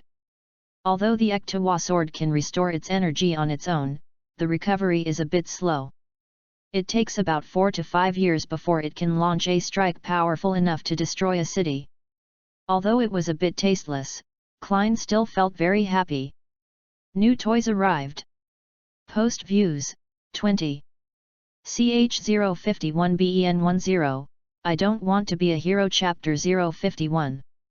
Access limited. Please complete verification to view this content. Boom. Late at night, an explosion occurred in a prison somewhere.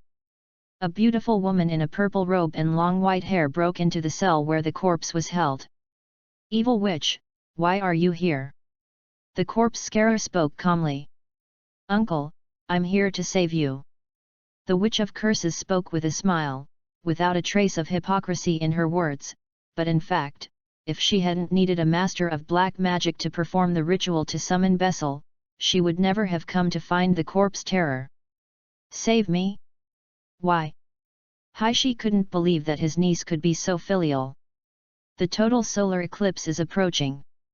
When the total solar eclipse comes, Uncle will perform the ritual to summon Bessel and gain supreme magic power.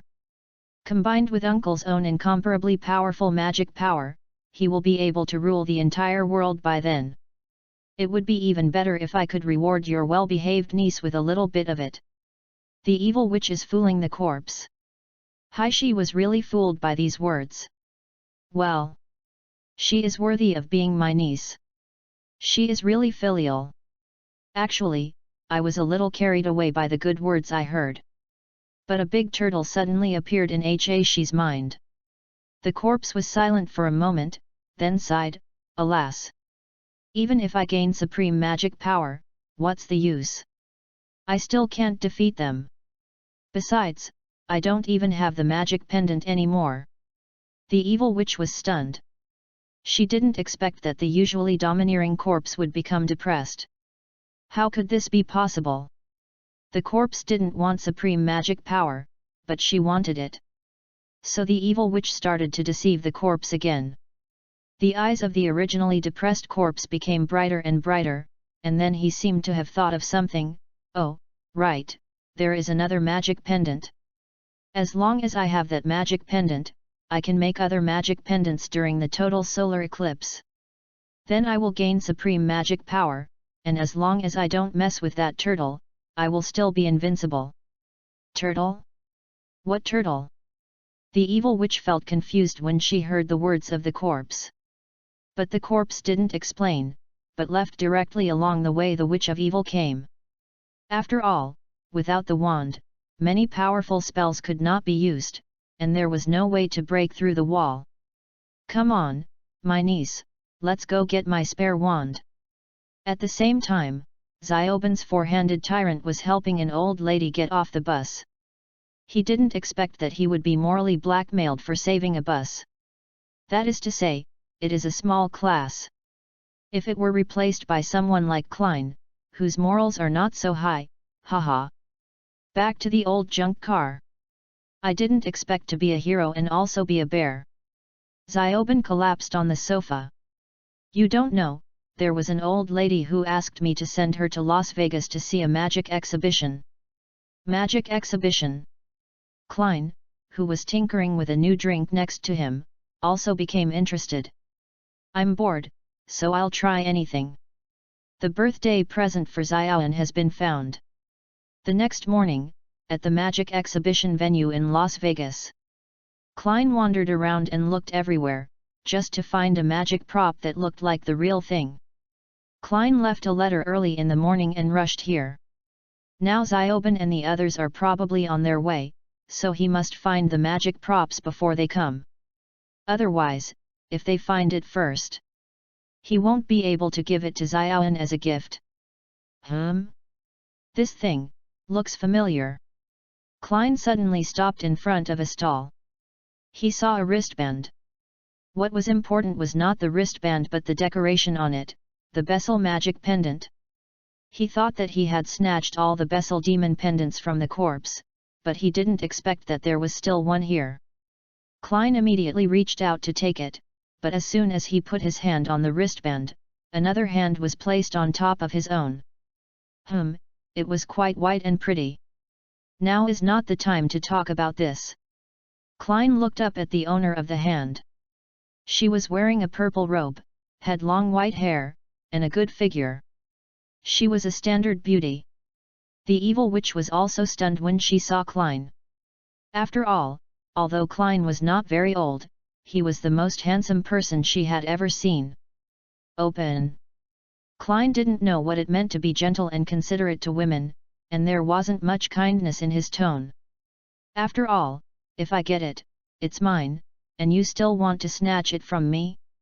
The evil witch came to her senses after hearing this, and blushed a little in embarrassment because she was so engrossed in staring at a member of the opposite sex, although he was still young. "A little brother, can you give this to me?"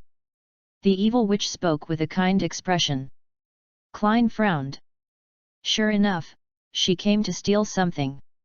If you want to fight for it, just fight. Why touch my hand? Klein was displeased that the evil witch took the opportunity to touch his hand twice. No. Mine. Klein had no intention of backing down. The evil witch had no choice but to let go and leave. If it were someone else, she would have snatched it away long ago. However, although she wanted to bully Klein, she did not want to leave a bad impression on him, so she had to steal it later. Klein happily received a birthday present for Xiaoan. Witch of the curse, where is the magic pendant? The corpse looked at the evil witch with displeasure as she was not doing her job well.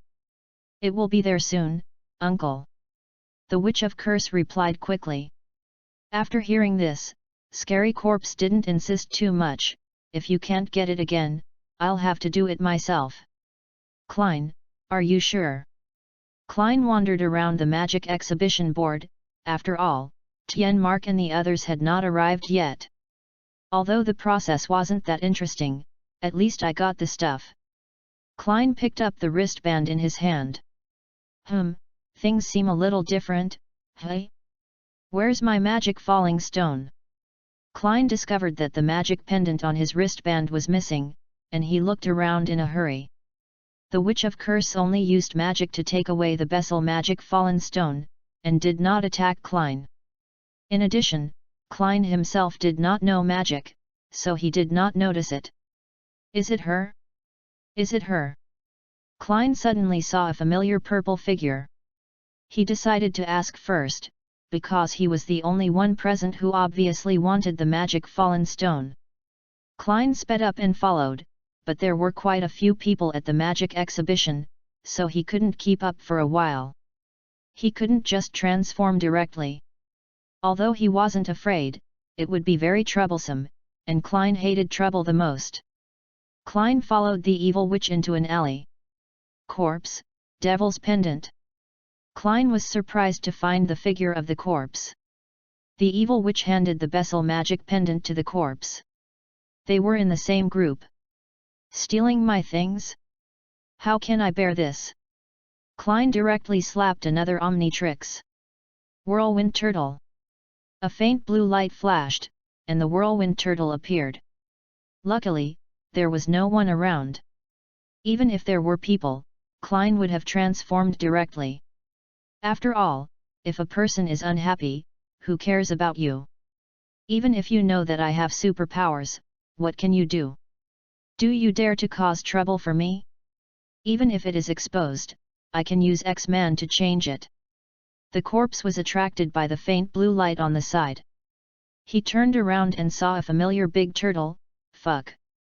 Hi she, thanks to my niece for the tip. Post views, 19. CH052BEN10, I don't want to be a hero chapter 052. Access limited. Please complete verification to view this content. Fuck. The corpse screamed and used flying magic to run away. Don't run. Seeing the corpse flying away with the Bessel demon fallen stone, the whirlwind turtle also flew up with its belly down and its limbs turning to catch up. When the corpse heard the voice of the whirlwind turtle, it flew even faster. If you say you won't run, then I won't run. The evil witch who was ignored the whole time said in surprise that it was the first time she saw such an uncle. Now is not the time to think about these things. We must let the corpse perform the ritual to summon Bessel during the total solar eclipse. Thinking of this, the Witch of Evil Curse also used flying magic to catch up. At this time, the old and broken cars on the other side were facing traffic jams. Oh my! Why is there a traffic jam? Xiaoben looked out the window with his hands propped up in boredom. Xiaowen was also a little unhappy. After all, the first person she saw when she woke up today was not Klein. When Xiaowen saw the note left by Klein, she was a little confused. She didn't expect Klein to be interested in magic. But why not take her with you? Something seems to have happened ahead. At this time, Tian Mark's voice came. Xiaoben and Xiaoan also looked curiously towards the traffic jam ahead. I saw a bunch of people getting off the bus, looking up at the sky, and some even taking pictures. Xiaoben and Xiaoan also looked up at the sky, and saw a strange man in a black robe flying in the sky, followed by a giant flying turtle, and behind the turtle was a flying beauty. Cousin. Sure enough, traffic jams could be caused by any reason. Crowd, on the phone brother, I didn't lie to you, I really saw a flying turtle. Tornado turtle, don't run. Scared corpse, crying then don't chase me. Tornado turtle, if you don't run, I won't chase you. Scared corpse, crying voice if you don't chase me, I won't run away. The tornado turtle chased the corpse all the way to a large maze in a park. The terrifying corpse took the opportunity to hide, and the whirlwind turtle flew in the sky and looked down to find the terrifying corpse. Why is this turtle chasing me? The terrifying corpse hid in the corner of the maze, secretly looking at the giant flying turtle in the sky. It was at this moment that Scary Corpse suddenly remembered that his niece had gone missing. Where is the Witch of Curses? She just gave me the Bessel magic pendant and then disappeared, clearly she abandoned my niece and ran away. Wait, where did she get the magic pendant? The corpse seemed to have suddenly thought of something, and looked back and forth between the flying turtle in the sky and the Bessel magic pendant in his hand with an expression of disbelief. On the other side, although the old broken car couldn't keep up due to traffic jam, Xiaoben and Xiaoan could. Xiaoben and Xiaoan followed the tornado turtle and the others into the maze. The evil witch who was not found by the corpse was instead encountered by Xiaoben and Xiaoan first. Who are you? Where is the corpse? Xiaoben and Xiaoan had seen the evil curse witch following the whirlwind turtle and the scary corpse before, so they thought that the other party must know something more or less, and she also knows magic, so maybe she has something to do with the scary corpse. The most important thing is, if we get the information about the corpse, we might be able to find the whirlwind turtle that is chasing the corpse. The evil witch didn't intend to pay any attention to the two children and planned to leave directly. Of course Xiaoben and Xiaoan would not just let the other go. In the words of their cousin, let's get them first and talk later. Seeing that the two kids were still trying to fight, the evil witch sneered as if she had thought of a joke, and planned to teach Xiaoben and Xiaoan a lesson. Hey! How can you transform? Not long after, the evil witch became obedient. It seemed that she had to talk about the corpse scare thing, but she had to get some information before she could talk about it. You can call me the Witch of Curse. I don't know where the corpse hunter has gone. What's your relationship with the corpse hunter? The evil witch first answered Xiaoben and Xiaoan's questions, and then mentioned it casually. The evil witch intends to determine her own relationship with the zombie based on the other party's relationship with the zombie. Seeing that the other party didn't know the whereabouts of the corpse, Xiaoben and Xiaoan planned to leave. Wait, I can help you. The evil witch thought that following Xiaoben and Xiaoan might bring unexpected gains. While following them to search for the corpse and the whirlwind turtle, the evil witch successfully gained the trust of Xiaoben and Xiaoan by inadvertently playing the victim. After seeing that Xiaoben and Xiaoan showed kindness, the evil witch also revealed her relationship with the zombie. However, when she said this, she described the zombie as bad as possible, and she herself as miserable as possible. During this period, the Witch of Evil Curse also found out about the relationship between Xiaoben, Xiaoan, and Klein. At this moment, the giant flying turtle in the sky noticed the three people below. The tornado turtle flew down and planned to attack the evil witch directly.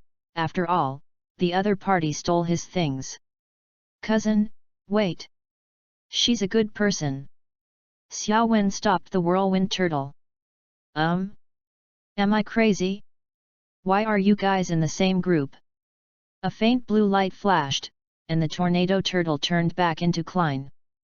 Klein stepped forward and touched Xiaoan's head, which made her less nervous. Okay, I'm listening. The evil witch standing by felt a little envious for some reason. When was the last time someone touched her head? But others don't know what the evil witch is thinking. Xiaoben was relieved to see that Klein stopped attacking, so he began to explain with Xiaoan and spoke well of the evil witch. As soon as Klein heard this, he knew that his cousins had been fooled, but he didn't say anything. First, he was not afraid of what the evil witch would do, and second, the most important thing now was to find the magic stone. Xiaoben, Xiaoan, did you encounter any zombies when you came here? Klein also started to ask questions. He was a little conflicted at this moment. He wanted Xiaoben and his friends to encounter the terrifying corpse so that he could know the whereabouts of the magic drop stone. But he also wanted Xiaoben and his friends not to encounter the terrifying corpse, otherwise they might have obtained the magic drop stone. Hunter Corpse, how much do you despise me? Didn't you think that there was a possibility that I could beat them away? Seeing that Xiaoben and Xiaoan both shook their heads, Klein breathed a sigh of relief, but then he was frustrated at not being able to find the corpse. That's right. Klein turned to look at the evil witch. When the evil witch saw Klein's gaze fall on her, she began to become a little nervous for some reason. Klein didn't know this, and even if he did, he wouldn't care. He just asked, "What does the corpse want with that thing?" The Witch of Curses was stunned for a moment when she heard this, but then she realized that she knew what Klein was referring to when he said that thing. After thinking for a while, she said, "He." Post views, 24. CH053BEN10, I don't want to be a hero chapter 053. Access limited. Please complete verification to view this content. The Corpse Havoc wants to find a high place during the total solar eclipse to perform the ritual to summon Bessel. At that time, he will gain supreme magical power. We have to stop him. If he succeeds, no one in the world will be able to defeat him. Shadow Corpse, blame me? It's you who fooled me. The evil witch is dressed very similarly, as if she is doing it for the world and for everyone. Klein doesn't believe in the nonsense that he will be invincible. Superman X can teach anyone how to behave. But at least we got some useful information, a total solar eclipse. And, high up. Klein looked up at the tall tower in the distance that stood out even in this forest of steel. The top of the tower. Klein was hiding here from the corpse. He was betting that the corpse would not give up its powerful magic power, and that the Witch of Evil Curse had not tipped off the corpse. Klein tricked Xiaoben and Xiaoan away. The sun gradually rose and a solar eclipse began to appear. He won't be scared, right? Why hasn't he come yet? Klein was getting a little impatient waiting. Ding! The elevator arrives. The elevator door opened and a figure in a black robe walked out. It was the corpse. He didn't dare fly over, for fear of being discovered by Klein. Klein didn't know he was coming here. A faint blue light shines. Although I don't know what the mentality of the corpse is, anyway, now the hanging heart is finally dead. Hi! He saw a young man with dark blue skin and blue-white eyes and hair waving at him not far away. The corpse scarer recognized the other person. He had seen him in the museum before. He was the giant flying turtle. Klein, who had transformed into an Anno star, immediately captured the corpse and said, "Run! Keep running! Why don't you run?" Alas, the corpse sighed calmly, his lifeless eyes seemed to have lost their life. The disheartened corpse began to review his experience. "I just wanted to hold a ceremony and then make other magic pendants to gain some magic power of I can't beat you anyway. I was obviously very careful. I only dared to take the elevator up," etc. Klein heard the key words, reshape other magic pendants. Hi, she didn't expect that there would be a turn for the better. Seeing that Klein seemed to be interested in other magic pendants, he immediately excitedly explained them to Klein in detail, and his eyes became bright again, just begging Klein to spare his life. "Why didn't you tell me earlier? Hurry and perform that ritual for me." Klein let go of the corpse. Klein is not afraid of the zombie running away because he can't run away. "You didn't ask, either." The corpse muttered to himself, but he didn't dare to say it out loud. After a short period of time that seemed like a year, for the zombie, passed. "Here it comes." She attached great importance to this ceremony. To put it bluntly, he didn't even take his father's funeral so seriously. \number at and *number %_, I don't understand anyway. As the corpse chanted the spell, the Bessel magic pendant slowly rose into the air. The sky began to turn dark red, and the Bessel pendant began to shine. Klein watched this scene with interest. In the sight of the terrifying corpse, the Bessel magic pendant in the sky began to overlap with the sun in a total solar eclipse. Then, shadows of other magic pendants began to appear around the Bessel magic pendant. "It's going to work." The corpse was getting excited, but the spell he chanted was still clear. He would not relax at all until the last moment. "Hero, don't underestimate the bond between me and my life." As the last word came out of the corpse's mouth, the light of the Bessel magic pendant reached its most dazzling level. Bang! The other Bessel magic pendants that had not been successfully reshaped began to dissipate, and the original magic pendant was directly blown away. Klein's face became increasingly gloomy. The corpse was so frightened that he broke out in a cold sweat and hurriedly took out the magic book that recorded the ritual. "No! No! This isn't right!" The corpse was flipping through the magic book while looking back and forth between the gloomy-faced Klein and the contents of the book. Finally, the corpse turned to the last page of the magic book, and there was a line of tiny words at the end. The ritual was inferred by the author based on the characteristics of the Bessel pendant, but it was not practiced because we could not wait until the total solar eclipse. "We are not responsible for any accidents." "Damn it, you're fucking me." The corpse stared at the line of words on the book, and his hands unconsciously exerted force, causing wrinkles on the book. "Where are my things?" Klein's light words sounded like the whisper of death to the corpse. "This, that, wait. Please wait a little longer. It will be done soon. I will be able to make those magic pendants soon." Scared corpse no longer had the heart to curse the bastard who wrote this magic book. He had to find a way to survive, and now he could only hold Klein back. Time passed little by little. In fact, it was only a few minutes. Just when Hashi was about to despair. "Hi!" The evil witch flew up. It was the first time that Hashi felt that his niece's voice was so beautiful. "This, do you want it?" The Witch of Curse threw the Bessel pendant in her hand towards Klein. Klein reached out to take it, and after taking a closer look at the pattern on the Bessel magic pendant, he found that it was exactly the original one. Klein looked at the Witch of Curse in silence.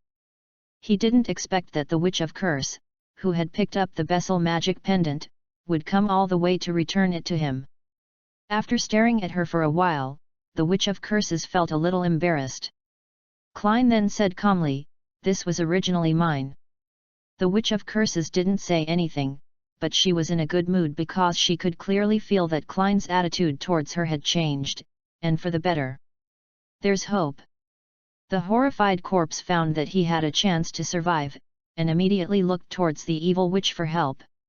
It was the first time that the evil witch had seen such a terrifying corpse. She felt as if she had gotten to know the corpse all over again today and saw many sides of the corpse that she had never seen before. But the filial evil witch didn't intend to care about the zombie. What if she saved the zombie and Klein was dissatisfied with her? Who could she cry to if the favor ability she had worked so hard to gain was gone? Besides, the total solar eclipse was over, and she didn't need the help of the corpse anymore. "I knew my niece wasn't that filial." The corpse knew that it was not going to work to talk about family affection with the evil witch, so he started to make gestures to her. He wanted to use real benefits to lure the evil witch. No, I don't want that. I've read that magic book." The evil witch shook her head. After hearing this, Haishi was stunned. "How the hell did you peek at my collection?" Helplessly, the corpse started gesticulating again. Not enough." The evil witch shook her head again. "Greedy." The corpse gritted his teeth and continued to gesture. Okay, deal." The evil witch nodded. Klein watched the two uncle and nephew gesture for a long time without knowing what they were doing, but he found it quite interesting to watch the corpse's unique expressions. My uncle." The evil witch turned to look at Klein and found that Klein was also looking at her. She suddenly felt a little happy, but she still had to deal with business first. Klein said nothing, just waved his hand. At night, in an abandoned church somewhere. "Evil curse witch! How dare you take advantage of the situation?" Haishi was very dissatisfied with his niece's behavior. "Uncle, what's wrong? Do you want to fight? Klein and I have a good relationship." The Witch of Curses was no longer afraid of the corpses. "That's right, she and Klein got to know each other again before leaving. You are truly my good niece." Post views, 23. CH054BEN10, I don't want to be a hero. Chapter 054. On the sea, the water reflected the sunlight and a luxury jet, which looked like an airplane, was flying slowly. Xiaoben and Xiaoan seemed very excited, and Klein, who had never been interested in many things, also seemed more energetic than usual. After all, he had never thought that the two words undersea and resort center could be connected together. "Ben, leaning at the window, this is so cool. The billionaire invited us to visit his new restaurant and even sent a private luxury jet to pick us up." Xiaowen, curious, "Grandpa, why didn't you tell us that you knew Mr. Donovan Grandsmith?" Tian Mark, smiles, "Maybe I didn't expect it." A slight feeling of weightlessness came over me, and the luxury jet began to descend, landing on an artificial platform on the sea. There was nothing on the platform except an elevator. It was very empty, and there were fences around the platform. The door of the luxury jet opened, and Tian Mark and his grandchildren got off the jet. They were greeted by an old man who looked to be in his 60s or 70s and a child about 10 years old. The old man and the child were wearing exactly the same style of clothes, both wearing brown high-necked long-sleeved tops and white trousers, and even their hairstyles were the same. The old man stretched out his hand to Tian Mark. "Brother Tian Mark, long time no see." Tian Mark, shaking hands, "How are you?" "Donovan." "Donovan, smiling, I own 16 big hotels around the world. I'm doing pretty well. I'm glad you've finally decided to enjoy life." Tian Mark didn't say anything, but looked at his grandchildren and introduced them to Donald Trump. "My grandchildren, Xiaoben, Xiaz, and Xiaoan." Donovan introduced the child next to him to Tian Mark. "My grandson, Edwin. Zioben, Zioan, friendly hi. Edwin, impatiently whatever. Zioben and Zioan were slightly stunned. Klein raised his eyebrows. This kid is so arrogant. Fortunately, I didn't say hello. Well. Not a loss.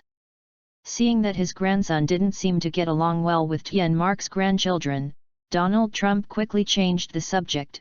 Are you ready to go to see? Donovan pressed the elevator button, the elevator door opened, and everyone entered the elevator. Edwin still had his arms crossed and looked impatient, and Zioben and Zioan also had bad expressions. The elevator descends. The elevator door opened and everyone came to an operating platform. In the middle was a device that looked a bit like the coffee cup in the amusement facility, but larger. Everyone sat on the device and after the staff operated it, the device began to descend.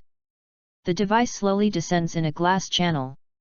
Because it is surrounded by glass, everyone can see the underwater world outside the glass, and even whales swim by from time to time. Cool.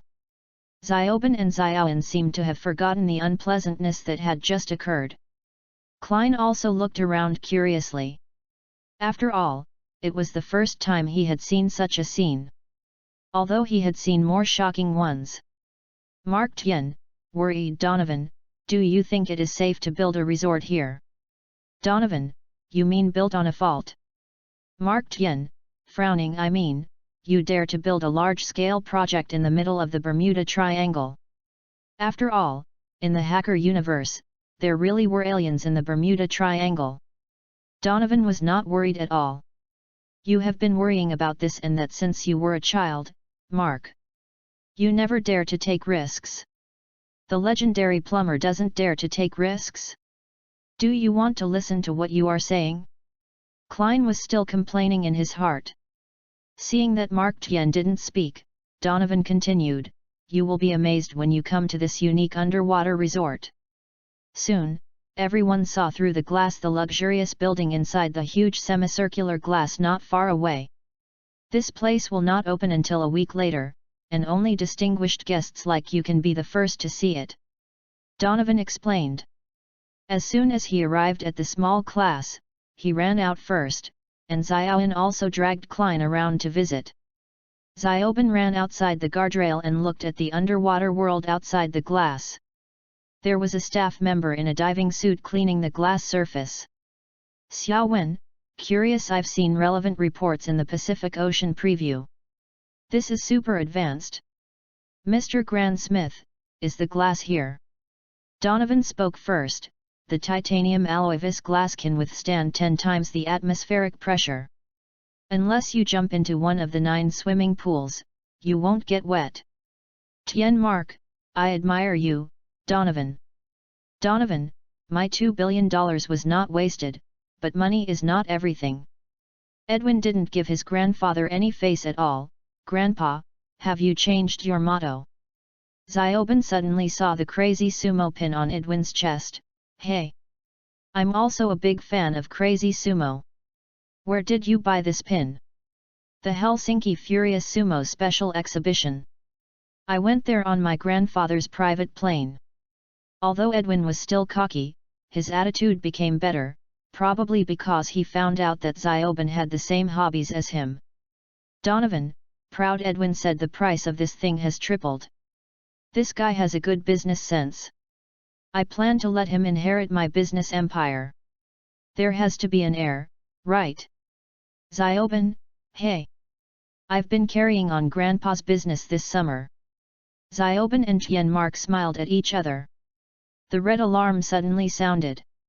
The staff member outside the glass was surrounded by sharks, and his diving suit seemed to be leaking.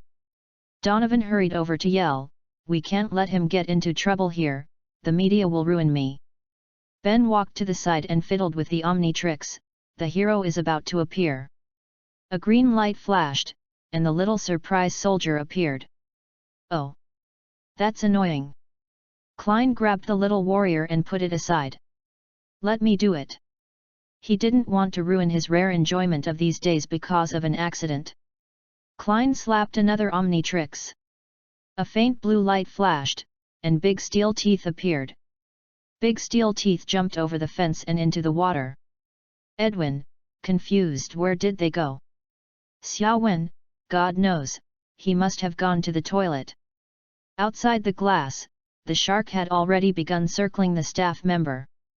Suddenly, a huge monster fish that looked like a mermaid bit a shark and bit the shark into 2 pieces. The shark's blood aroused the bloodiness of other sharks, but it was useless as the 2 sides were not on the same level. Big steel teeth started to show how to tear sharks apart with his bare hands, and in no time he killed all the sharks. At this time, the surrounding sea water turned blood red, coupled with the terrifying appearance of big steel teeth, the staff screamed in panic. If you scream again, I'll bite you to death. The big steel tooth started to intimidate the staff, and the staff was also confused. This strange fish can talk? But he didn't dare to disobey. More and more water was entering the staff member's diving suit, so big steel teeth quickly grabbed him and swam back to the resort. Cough cough cough. The staff knelt on the floor coughing the sea water in their throats. Seeing this, the others hurried over. A faint blue light flashed in the distance, and Klein also walked over. Donovan was in a good mood immediately. That's good. The problem is solved. Even if he says it was a talking fish that saved him, no one will believe him. Post views, 22. CH055BEN10, I don't want to be a hero. Chapter 055. Donovan was not worried that the matter would be leaked, because no one would believe it even if the staff member said it himself. Paying money to keep someone quiet is the Glenn Smith family's secret trick. Edwin, as always, did not give face to his grandfather. Ahem, Edwin, take Xiaoben and the others for a walk. I want to catch up with their grandfather. Donovan coughed twice awkwardly to remind Edwin. Mark, if you had taken my advice 30 years ago, you wouldn't have to fix plumbing while I was traveling around the world enjoying myself. Donovan took Tien Mark and walked in another direction. Oh, that's not necessarily true. Being a plumber is also very interesting. Tien Mark did not agree with what Donovan said. Oh, that's annoying. Xiaoben was depressed because the 2 old people left them to play by themselves. Klein shrugged nonchalantly. Xiao Wen didn't complain because Klein was there. Edwin brought Klein and the other 2 to the water park in the resort. Ben, wow, that's cool. Edwin, I will warm up here with my dedicated swimming coach and fitness trainer in the morning. Xiao Wen, are you good at swimming? Edwin, specialize in long-distance swimming. My grandfather said it can train the mind. Then Edwin walked forward first, and waited until Edwin was far away. Grandpa said it can exercise the mind. Xiaoben repeated it in a sarcastic tone. Edwin took Klein and the other 2 to visit the resort center. From water parks to restaurants, stadiums, cafes, bars, it has everything. Even Klein, who shouldn't have it, saw it. It's just that it's hidden quite deeply. Then Edwin took Klein and the other 2 to a room where a submarine was placed. This is the deep-sea god Boom, it belongs to my grandfather. Edwin introduced. Cool. Xiaoben is very interested in the deep-sea god. Want to take a deep-sea trip? Edwin extended an invitation. You're kidding, right? On the other side, Donovan took Tien Mark to visit how the underwater resort operates. They don't know yet that their grandchildren are planning to secretly drive away the deep-sea god bomb. The surroundings were filled with large machines whose functions were unknown, and there were staff members constantly walking around busily. The reverse electromagnetic pulse caused the vortex effect, and it's almost repaired now. Donovan explained to Mark Tien why there were so many staff members busy. It takes a lot of electricity to keep the lights on here, and it's impossible to get the electricity from the land, because the distance is too far. Tien Mark was more curious about this question. Donovan explained, the electricity here comes from submarine volcanoes. They are equivalent to our own thermal power plants. Tianmark suddenly saw a device not far away. Through the small glass, he could vaguely see something inside emitting purple light. What is that? It's just a backup generator. Donovan seemed a little nervous. Mark Tian vaguely felt that Donovan was hiding something from him. He must have lied. That thing was definitely not simple. Let's not talk about this for now, let's take a look at this. Donovan quickly changed the subject and nodded to the staff not far away, who responded immediately. With the operation of a group of staff, the lighting equipment of the underwater resort center suddenly emitted a dazzling light. It's bright enough to be seen from 500 feet above sea level. Donovan looked a little proud. Look at this again. Donovan took Tianmark to the edge of the fence and looked down. My most proud work, the deep-sea god bomb, where's my submarine? Edwin drove the deep-sea bomb and continued to dive. Klein and the other two looked curiously at the deep-sea creatures outside the glass that they couldn't normally see, such as the giant jellyfish that glowed purple. Well, that thing is pretty ugly. Klein looked at a fish not far away with interest. He usually didn't like to look at ugly things, but he had to look at this one which was so ugly. Ah! Edwin, who was driving a submarine, was startled by a mechanical squid that suddenly appeared out of nowhere and crashed into the submarine. Bang! Bang! Bang! Mechanical squids keep crashing into submarines. The mechanical squid grabbed the submarine with its tentacles and constantly hit the submarine with its sharp mouth parts. No way! Edwin looked in disbelief at the crack created by the mechanical squid. Klein stood up quickly. If he didn't do anything, he would be crushed into a can by the sea water. Xiaoben quickly followed. Where are they going? Although Edwin was curious, he was concentrating on driving the submarine, so he didn't dare to look back. I went to the bathroom. Xiaowen made up an excuse.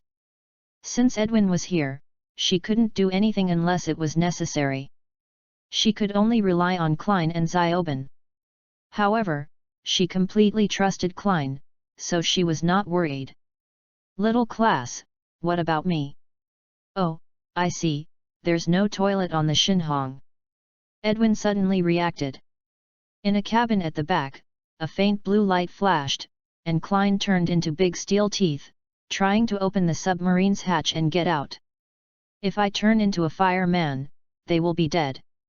After saying this, Ben directly slapped the Omnitrix, a green light flashed, and Flame Man appeared. No way! You little idiot!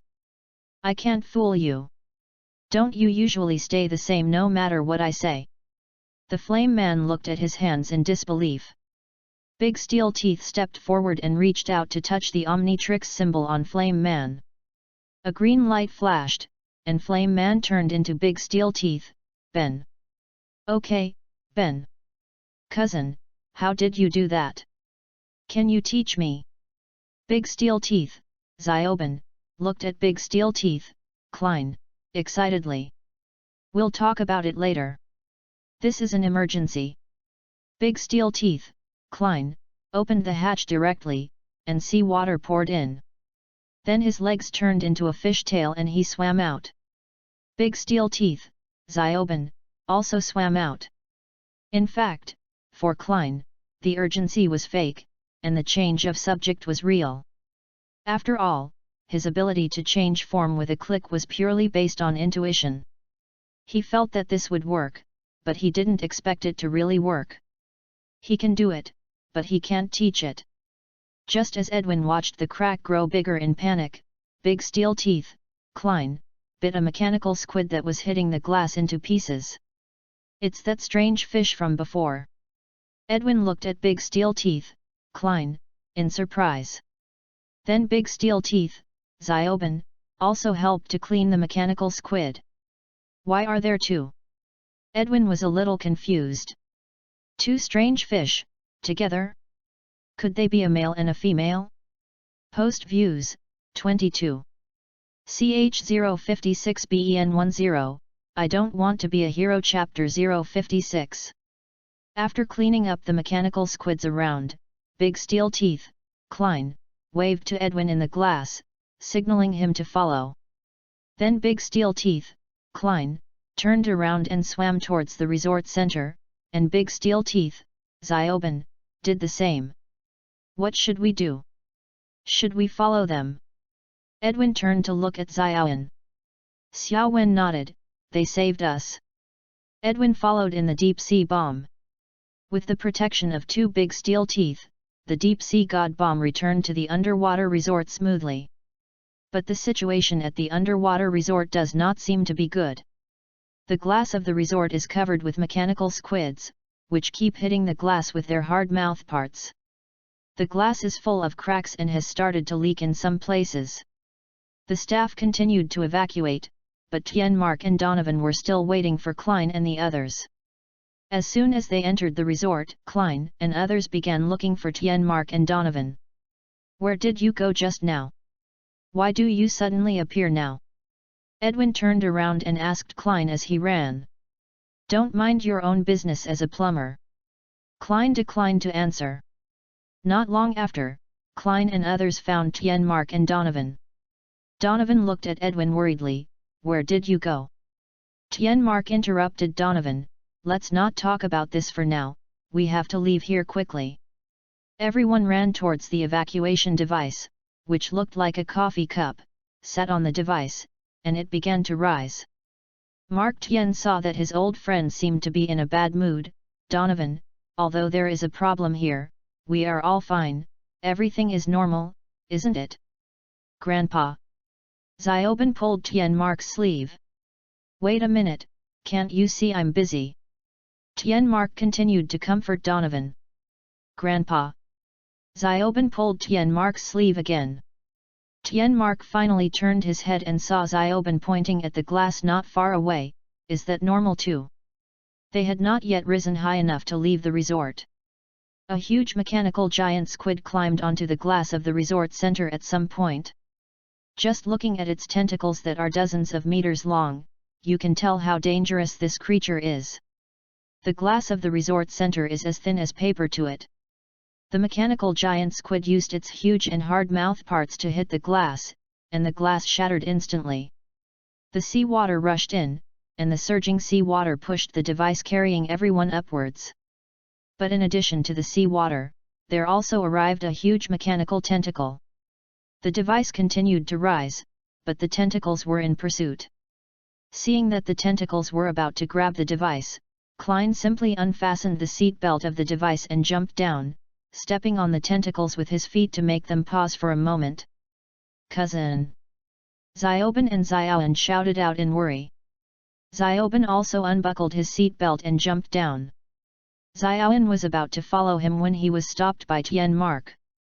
It's not that Tienmark didn't want to stop his grandchildren, but they jumped down before Tienmark could react, and he just happened to stop Xiaowen. Mark. Donovan said it was my turn to comfort you. Tienmark just shook his head and said, I believe that children have the magical power to survive the disaster. Donovan was confused. Tienmark, you, the guy with thick eyebrows and big eyes, are so calm even though your grandson is about to die. I really misjudged you. Klein and Xiaoben had been submerged in the sea water. Tienmark and the others could only see a faint blue light and a green light in the sea water and then nothing else. The device continued to rise. Underwater. The 2 big steel teeth dodged the tentacles' attacks and swam towards the source of the tentacles. They planned to get rid of this mechanical giant squid here. However, in addition to the tentacles of the mechanical giant squid, there is another trouble. Cousin. They're here again. Big Steel Teeth, Xiaoben, discovered that countless mechanical squids were swimming towards them again. Don't worry about them for now, deal with this big guy first. Big Steel Teeth, Klein, tore the mechanical squid next to it into pieces with one claw, and then swam towards the mechanical giant squid at an accelerated speed. Big Steel Teeth, Xiaoben, punched through a mechanical squid and followed immediately. After swimming for about a few dozen meters, the 2 big steel teeth finally caught up with the mechanical giant squid that had been swimming forward for some unknown reason. The mechanical giant squid looks similar to the mechanical squid, both have long glass heads that glow blue. The two big steel teeth each found a place on the glass head of the mechanical giant squid and took a bite. So hard! The big steel teeth, small class, were knocked on the teeth, and only a few cracks appeared at the biting place. Big steel teeth, Klein, did bite a hole, and some blue, sticky liquid flowed out of the hole. Looking at this unknown thing, Big steel teeth, Klein, found it a little difficult to take a bite again. Before Big steel teeth, Klein, could take any action, the mechanical giant squid went crazy first. The mechanical giant squid, feeling pain, I don't know if this thing can feel pain, grabbed most of its tentacles towards the two big steel teeth. Big steel teeth, Klein, quickly dodged away from the giant mechanical squid's head, attacking its tentacles while dodging. Hey! Damn! Big steel teeth, Zioben, who was touching his aching teeth, looked up and saw several thick tentacles attacking him. Although he dodged several tentacles, he did not react in time and was still pulled away by one of them. After being blown away for a long distance, Big steel teeth, Zioben, shook his head and continued to swim towards the mechanical giant squid. As long as you focus a little, the attacks of the mechanical giant squid are not difficult to dodge. After all, it only has its tentacles as a means of attack, and it doesn't seem to be very intelligent, not very smart. It can be said that it has high attack and defense, but all its attacks miss. Big steel teeth, Zioben, dodged the attack of the mechanical giant squid while continuously biting its head and tentacles. Although it took 2 or 3 bites to break it open, it still caused a lot of blue thick paste and engine oil to flow out, probably, it flowed out of the tentacles. Coupled with the continuous attacks of Big steel teeth, Klein, more than half of the blue thick liquid in the head of the mechanical giant squid flowed out, and several tentacles were broken. Perhaps knowing that it couldn't win, the mechanical giant squid turned around and ran away. However, what was strange was that its escape direction was a dead end. The two big steel teeth had no intention of letting it go and continued to chase it. The mechanical giant squid kept swimming deeper and deeper in the underwater resort filled with seawater, smashing many buildings in the process. It swam very fast and the attacks of its two big steel teeth did not slow it down. Until the mechanical giant squid lay on a building, stretched out its tentacles to make a big hole in the building, then stretched its tentacles in, grabbed a device and pulled it up, and the wires connected under the device broke one by one. This device was exactly what Tienmark had suspected and what Donovan had perfunctorily designed before. It contained the real energy core of the underwater resort center. Big steel teeth, Klein, who followed, looked at the purple light coming through the small glass on the device and finally understood what the mechanical giant squid was trying to do. Ben! Stop it! Big steel teeth, Klein, went up first after just one greeting. Big steel teeth, Zioben, also felt something was wrong as he watched the device getting closer and closer to the mechanical giant squid. The mechanical giant squid uses all of its tentacles except the ones that grab the device to block the two large steel teeth. The two big steel teeth did not intend to waste time attacking, but kept dodging and approaching the device. The mechanical giant squid couldn't stop the two big steel teeth at all. Not long after, Big steel teeth, Zioben, bit off the tentacles that were holding the device, and Big steel teeth, Klein, snatched the device away. You have no chance to act. Big steel teeth, Zioben, looked at the mechanical giant squid proudly. Wait, something's wrong. Big steel teeth, Zioben, turned around when he heard his cousin's voice. Big steel teeth, Klein, was seen holding the device and looking at it carefully, and he found that the device was a little different. The glass of the device no longer emitted purple light, and there was a big hole in the device. Looking through the hole, it was empty inside. The two big steel teeth quickly turned their heads to look at the mechanical giant squid, only to see that one of the mechanical giant squid's tentacles grabbed a glowing purple ball and put it into its mouth parts. It seems that the mechanical giant squid is quite intelligent. After the mechanical giant squid ate the sphere, the blue paste in its head was constantly infected by purple. The broken tentacles and broken glass head began to repair themselves, and continued to grow longer and bigger. This change continued until it was fully recovered and grew several times larger, with just one tentacle being hundreds of meters long. Post views, 21. CH057BEN10, I don't want to be a hero. Chapter 057. Big Steel Teeth, Zioben, was facing a formidable enemy, but Big Steel Teeth, Klein, remained calm. The mechanical giant squid didn't care what its opponent was thinking. It was almost dismantled just now, and it just wanted to dismantle those two strange fish. Seeing even thicker tentacles coming, Big Steel Teeth, Zioben, immediately planned to step forward to fight again.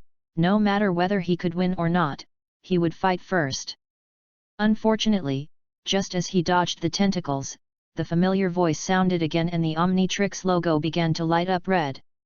It seems that when there is danger, the Omnitrix's transformation time will be extended, but in the anime, sometimes even when the danger is right in front of him, Omnitrix still lets Ben transform back, so here we assume that his time has been extended, but he is afraid that Ben's genes will be contaminated, so he still has to transform back. What country are you from? Big Steel Teeth, Zioben, is about to be driven crazy by the confusing operation of this stupid watch. Zioben, you leave first. The voice of Big Steel Teeth, Klein, came. What about you, cousin? Why don't you come with me? We'll find a way to deal with this guy later. No, I want to finish this guy off. Big Steel Teeth, Klein, shook his head. Ben thought Klein wanted to sacrifice himself for the greater good, but in fact Klein just felt that he was deceived and stole a useless device. He was angry that he was tricked by a squid, so he wanted to kill it. Big Steel Teeth, Zioben, was moved by Big Steel Teeth, Klein's bravery. Big Steel Teeth, Zioben, yelled, cousin. There's no need for you to face an opponent you can't win. Klein suddenly didn't understand what his cousin said. He didn't know what his cousin was thinking. What do you mean I can't win? I don't understand. Big Steel Teeth, Zioben, wiped away a tear.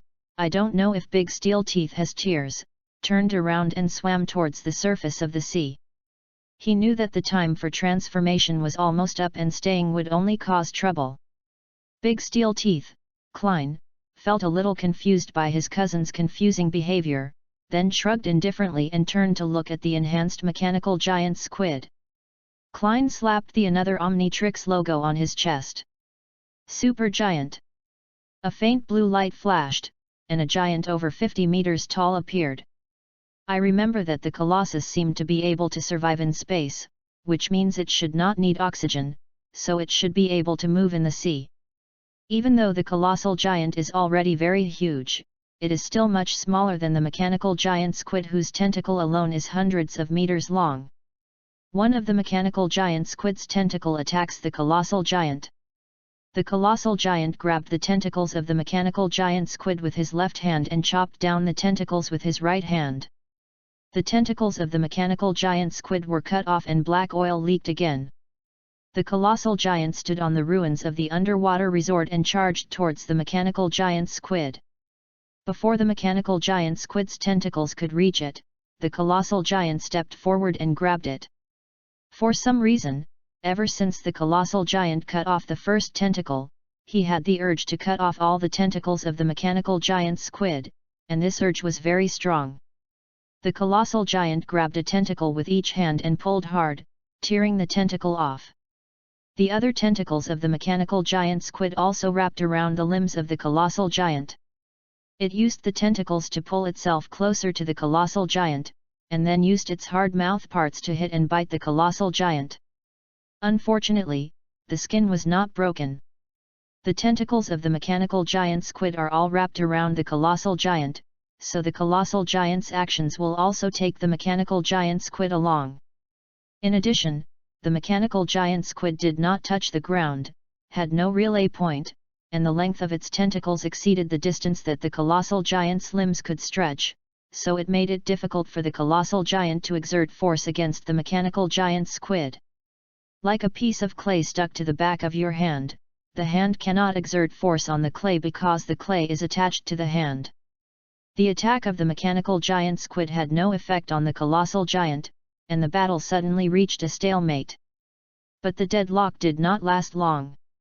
After the colossal giant pulled a few times and found it was useless, he simply fell sideways, taking the mechanical giant squid with him.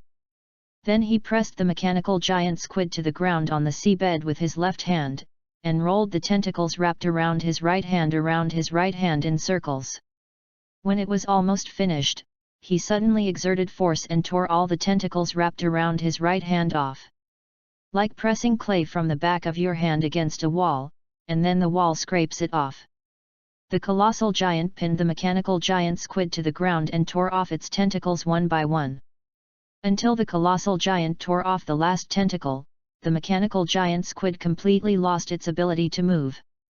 The supergiant stepped on the lower part of the remaining head of the mechanical giant squid.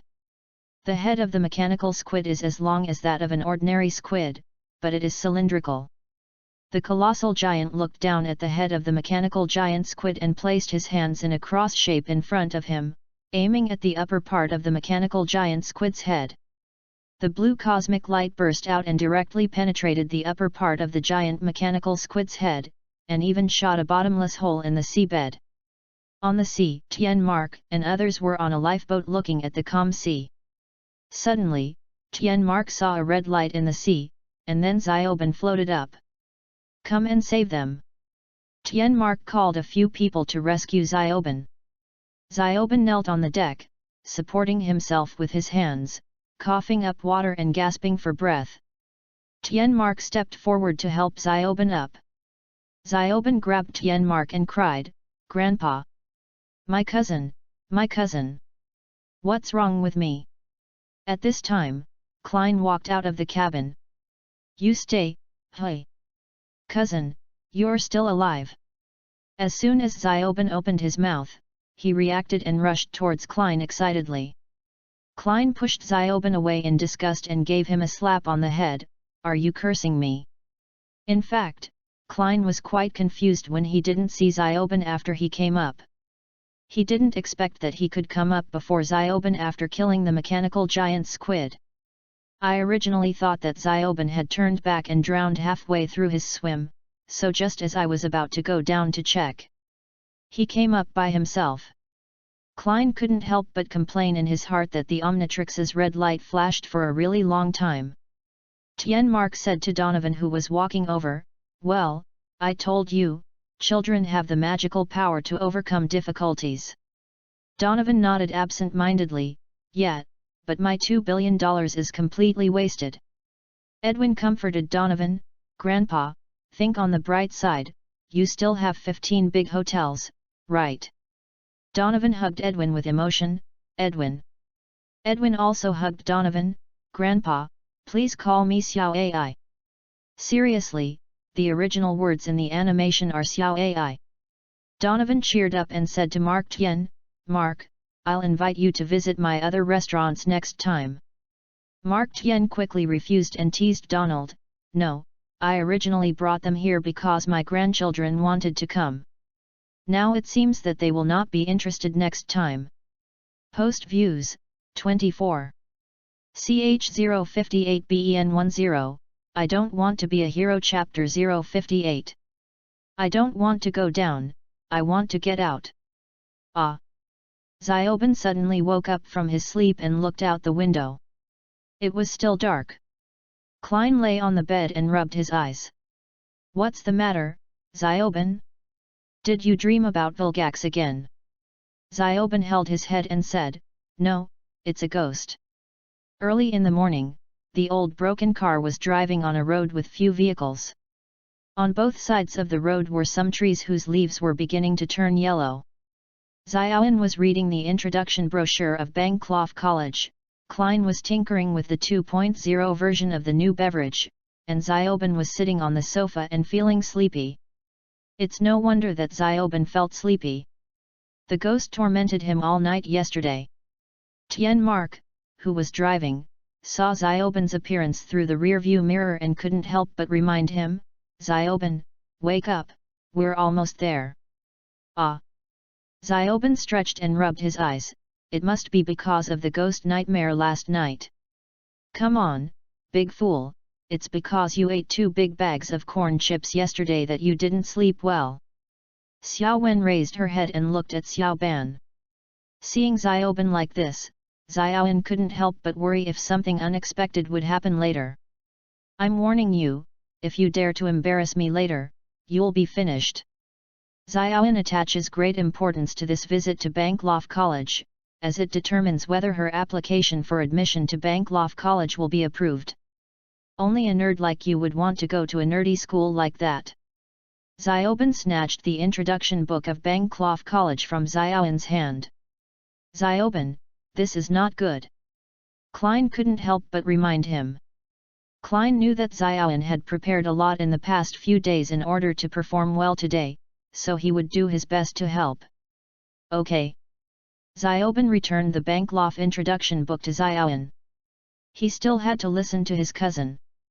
Bancroft College has classic Western-style architecture with classical beauty, the yellow leaves hide the melodious bird songs, the air is fresh, and students coming and going discuss various academic issues.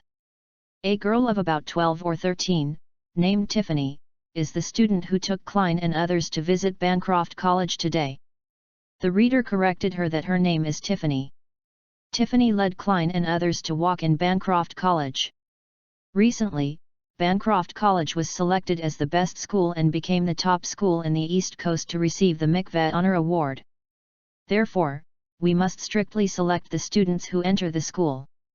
Yes, my college's total average score is 99 points. I am also the president of the computer club, the treasurer of the natural science club, a volunteer for social education services, and a member of our school's judo team.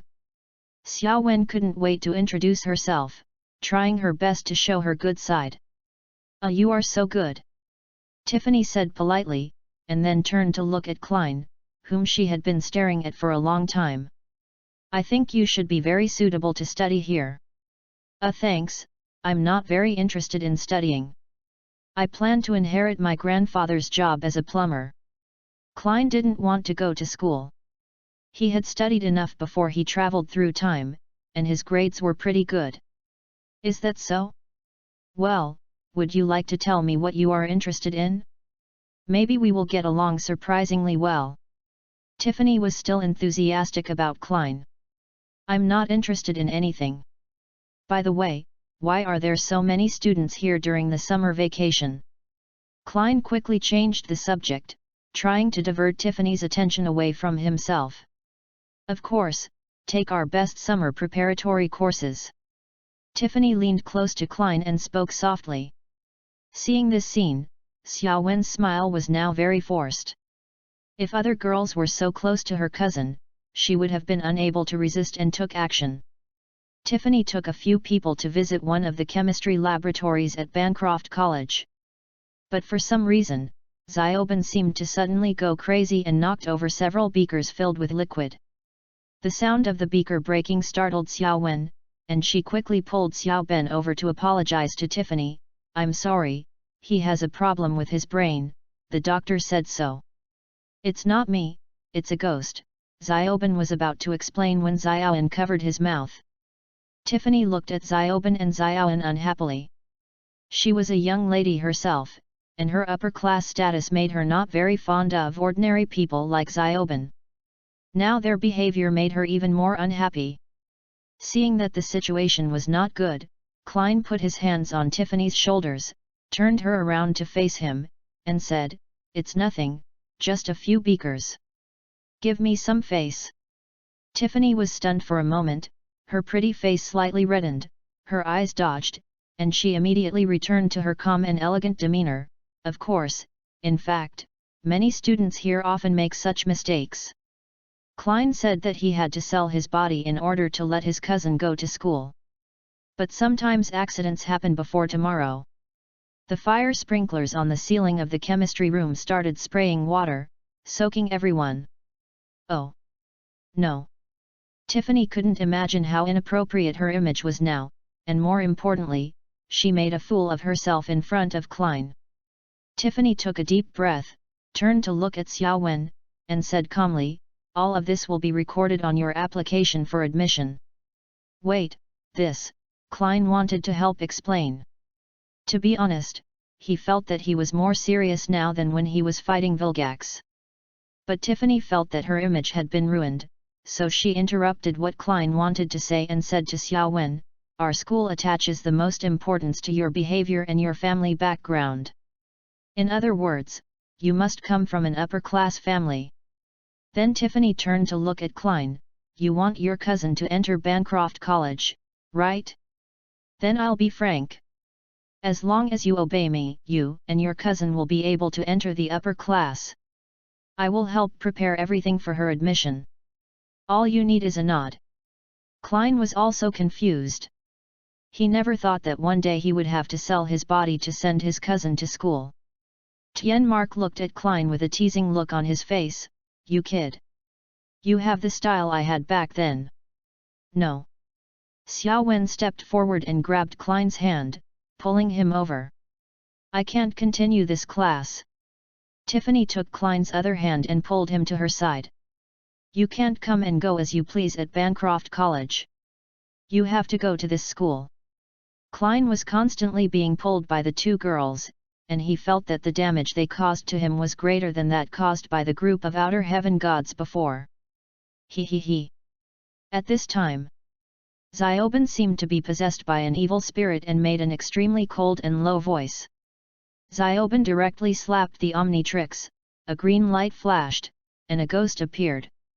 "Ah!" Tiffany screamed and hugged Klein directly. Xiao Wen didn't expect her to be so bold, but she didn't give in and hugged him as well. "Xiaoben." Tianmark looked at the ghost worriedly. Grandpa, I'm here." Tianmark looked in the direction of the voice and saw Xiaoben lying in the corner. "Then you are." Tianmark quickly turned around and looked at the ghost, his face full of disbelief. The ghost shouted excitedly, "I'm finally free." "Klein, what the hell are you yelling about?" Post views, 23. CH059BEN10, I don't want to be a hero. Chapter 059. Access limited. Please complete verification to view this content. The consciousness of us Icturians exists in every DNA. When the Omnitrix took my DNA, I was trapped in it. Now, I am free. I can also change back to my true self. Ziska, the ghost that ran out of the Omnitrix in the small class, tore off his white coat. The white coat was torn into pieces, and a monster with dark purple skin, a pair of sharp claws and an inverted skull appeared. This was what Ziska called his true face. It's pretty ugly. Could you please go out for a moment? Can't you see we're busy? Klein urged the ghost to leave quickly and not disturb him. He was still considering whether to convince Tiffany to help Xiaoan enroll in school. Ziska was confused. He thought Klein would be scared, he thought Klein would run away, and he also thought Klein would attack directly, but he never expected Klein to drive him away. "Hehe, you are worthy of me. I never saw you get nervous when you were in that watch. I admire you very much. Klein, how about you give me your body? When we merge together, we will definitely be invincible in the world." Ziska pretended not to hear Klein's words and spoke directly about his naive thoughts. He wanted the Omnitrix, especially Klein's Omnitrix, which was obviously more powerful. "Volgax from somewhere unknown, I once had the same thought. Shame on you." Klein broke free from the two girls' arms and walked towards Ziska while operating another Omnitrix. A faint blue light appeared, and Ziska was so blinded by the strong light that he raised his hands to cover his eyes. After the light faded, Ziska put down his hand that was blocking his eyes, and saw a white palm growing larger in front of his eyes. Bang! The ghost grabbed Ziska's head and pressed it to the ground, smashing the floor into flying wood chips. Ziska felt pain and was shocked that the ghost's power was stronger than his, but he was also excited in his heart. He must get another Omnitrix. Hee. I was curious about that watch before.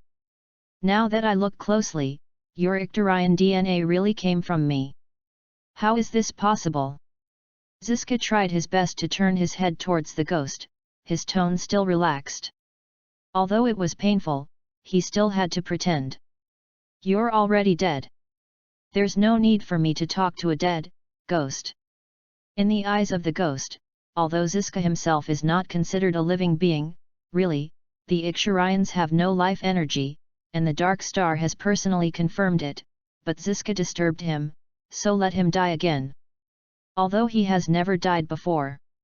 While the ghost was talking, the crack in Ziska's chest was stretched open by the tentacles inside, and the tentacles stretched out to attack the ghost. What do you call this?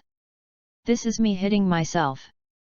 Unfortunately, the ghost also knew this trick. The crack on the ghost's chest was stretched open, and the tentacles inside stretched out and entangled with Ziska's tentacles. Then the ghost's tentacles exerted force.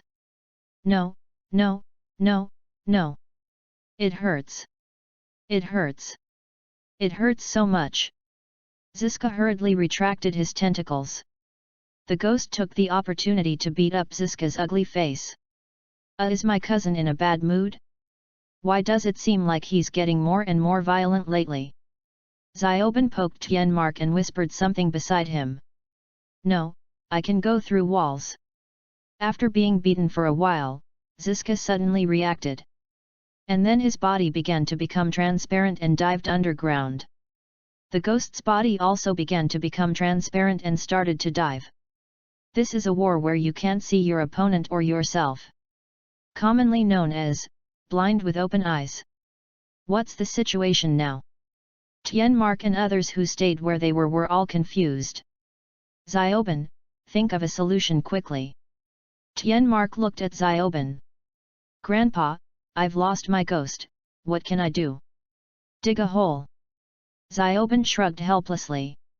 After saying that, she looked up and found that everyone was looking at her with strange eyes, including Tiffany. You guys, what do you want to do? Fuck. You're still chasing me. When Jiska appeared and looked behind him, he saw a ghost figure that had also appeared not far behind him. As soon as Ziska appeared, the ghost followed and rushed up to beat him. There's no way. I remember that ghost's ability to be invisible and pass through walls seems to be because he can change his own molecular density, so if he doesn't change back, he can't beat Ziska. And if Ziska doesn't change back, ghost can't do anything to him either. After being hit by the ghost's punch again, Ziska could only turn transparent again and escape through the wall. Ziska knew that this wouldn't work. He couldn't bask in the sun and could only escape in buildings or underground, but the ghost could. He was not at an advantage. After being severely beaten, Ziska thought not about the disadvantages of fighting but about the disadvantages of running away. Wait, underground. Without saying a word, Ziska started diving again. The ghost also followed. Ziska has never seen another Omnitrix run out of power, but he has seen Omnitrix run out of power, so he bets that another Omnitrix will also run out of power. He wants to outlast Ghost Shadow. 2.5 hours later. Ziska, who had been buried underground for half a day, began to go crazy. No way. Your electricity is really unlimited. The ghost who was also blocking Ziska in the field did not answer. He didn't know whether the power of another Omnitrix was unlimited, but he had never seen it run out of power. Klein, let's talk about something. I don't want your watch anymore. How about letting me go? Ziska was at his wit's end. His abilities were useless against the ghosts, and he couldn't run away. What could he do? He was also desperate. I won't. I have principles. If I say I'll kill you, I'll kill you. Hearing what Gu Yiying said, Jiska was furious. You didn't seem to have any principles before. Okay. Let's endure it. Let's see who can outlast the other. So the two wild ghosts continued to bury it. The two wild ghosts buried in the soil suddenly found that the soil above them was loosening. Ah! Ah! There are dogs in this deep place. After seeing the ghost clearly, I realized that it was Zioben. Ziska's attention was also attracted, but more of his attention was on the ghost. When he realized that the ghost's attention was not on him, he quickly turned around and ran away. Run away! The ghost reacted and found that the cunning old ghost of Ziska was gone. Helplessly, the ghost could only come to the super beast that Zioben transformed into. In the hole dug by the super beast, a faint blue light flashed, and the ghost figure turned back into Klein. Cousin/Klein, are you okay? Xiaoan and Tiffany quickly went forward to check if Klein was injured or not. Tianmark was also a little worried about Klein. After all, when Ziska first came out, he put a lot of pressure on Tianmark. The neglected super beast remained silent. These bastards! Ask me to dig a hole to get here? Is this an idea that a human could come up with? I did what I was told, and what happened? I got no credit or hard work, right? The Super-Mon are not real dogs, but you guys are real dogs. Night falls. In a forest not far from Bancroft College. I'm fucking free. Ziska is still extremely excited about his escape. Ziska gradually calmed down and began to think carefully. He thought, if he couldn't get Klein's watch, didn't he still have Zioben's watch? Experienced devil JAS, what did I say? But with Klein around, Zioben couldn't get the watch. Ziska, who was worrying about how to separate Zioben and Klein, suddenly saw a young couple not far away. Hey! Hee hee hee, ha ha ha ha. Post views, 18. CH060BEN10, I don't want to be a hero chapter 060. Access limited. Please complete verification to view this content. On a quiet night, the old broken car was parked in the suburbs near Bancroft College. Klein lay idly in a camping chair, looking at the night sky. Some students from Bancroft College can be seen wandering around. Zioben was leaning against the old broken car playing the sumo game console. Hey handsome, how are you? Zioben suddenly heard a voice approaching. He looked up and saw a girl who was obviously not from Bancroft College. She was average looking, about 18 or 19 years old, and had a strange look in her eyes. Zioben looked around and saw that there was no one else around him, so he pointed at himself uncertainly and asked, "Are you calling me?"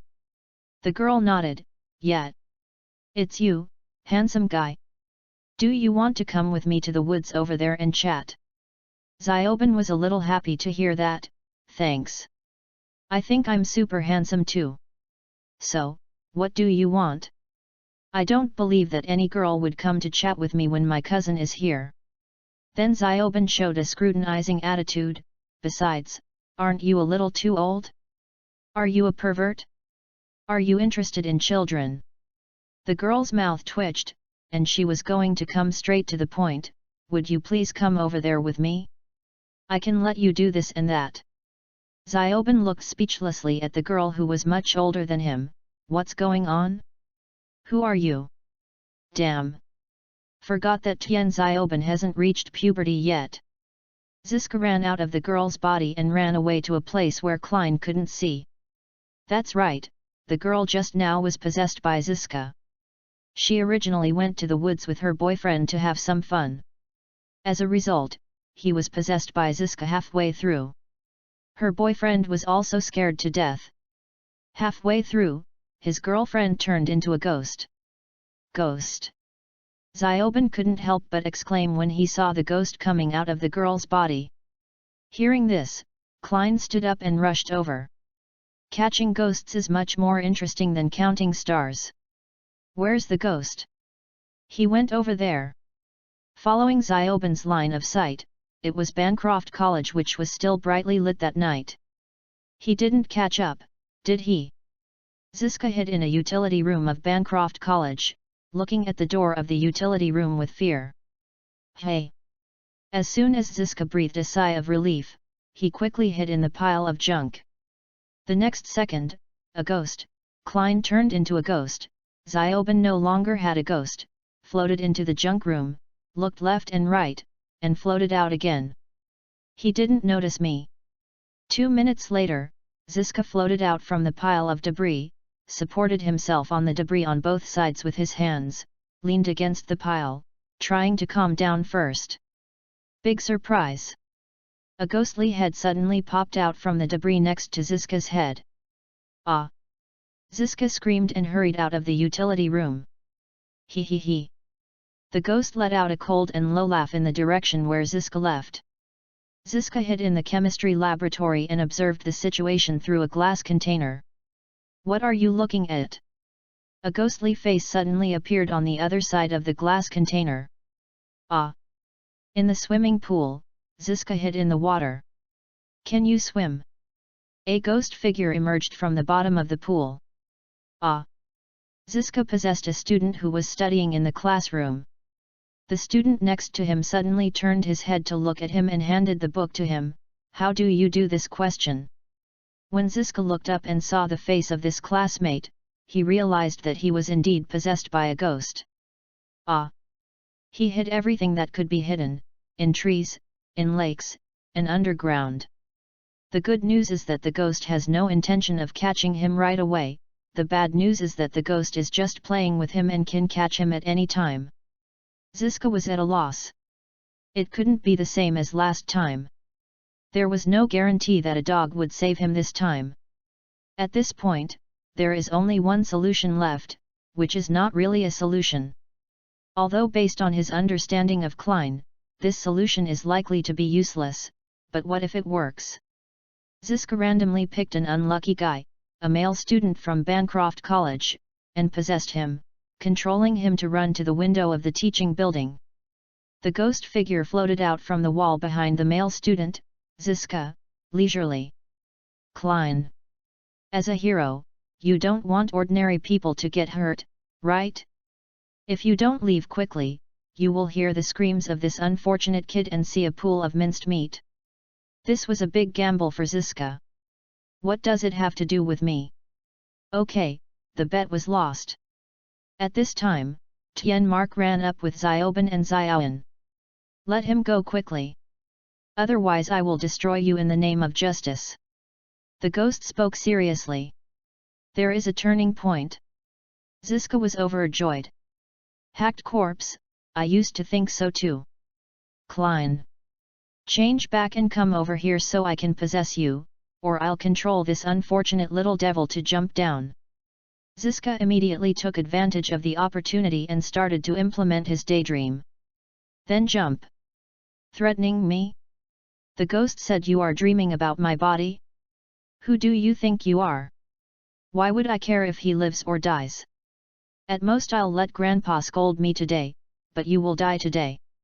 The ghost was also angry. If nothing serious happened, he could just go along with Grandpa, but if he was really angry, he would first let his thoughts clear. At worst, he could change Grandpa's memory afterwards. This script seems wrong. Ziska was stunned. Ahem, well, don't get excited yet. We can still discuss this. Can't I just give up your body? A small class is fine too. Ziska began to sweat coldly. He was worried that the ghost really didn't care about the life of the unlucky person it possessed. Zioben was a little speechless. What's wrong with my body? Are you disgusted with it? Do you think I want to be a substitute? No, I don't want to be possessed either. But unfortunately, Zioben couldn't just watch someone die in front of him and do nothing. The student possessed by Ziska's body saw Zioben walking forward and his eyes lit up. Unfortunately, the ghost stopped Zioben and said, "Don't go over there. Let's just watch and see what he can do." Then the ghost turned to look at Ziska, and a cold and low voice sounded, "Jump." The pressure came to Ziska. In fact, Tianmark, Xiaoban and Xiaowen were also a little nervous, but they didn't dare to say anything to Guiying, for fear that he would get excited and kill Ziska and his students together. The student possessed by Ziska was sweating profusely. He didn't know whether to jump or not. The stalemate lasted for a while, and then Ziska broke away from the student's body, turned around and started to run away. If he was in a possessed state, he would probably not be able to escape. Ziska was also frightened and forgot to get rid of the possession, which would put him in danger. The ghost pressed Ziska to the ground at a speed faster than him. Run! Keep running! Why don't you run? Scared corpse, what a familiar phrase. What did I say? Turn around? There is no turnaround. Tianmark stepped forward and used a solar gun, like a large flashlight, it is said to simulate sunlight, on the ghost. Ah! The place where Ziska was irradiated began to dissipate, and the severe pain made him forget for a moment that he had the ability to pass through walls. Ha ha ha ha! The ghost pressed Ziska and began to laugh. His laughter sounded like the voice of a devil to Ziska. Ziska's voice gradually faded away until his body completely disappeared along with his voice. The next morning, as everyone was getting ready to set off, Tiffany came over again. Klein, you don't want your secret to be discovered, do you? Give me your contact information. Tiffany reached out to Klein, holding a cell phone. Klein had no choice but to enter his phone number. Tiffany glanced at her phone and smiled with satisfaction, then leaned close to Klein's ear and said, "You can't run away. The author is not sure whether there will be one female lead or multiple female leads, let's wait and see. Because some people think Tiffany is pretty and some people think she is ugly, so if there are multiple female leads, and more people like Tiffany, then she can appear later. If more people don't like her, then she won't appear." MD, yesterday the author almost had a myocardial infarction when he saw the poor rating of this novel. I would like to ask for some good reviews. The author may not be very good, but if there are any shortcomings, please point them out. Post views, 22.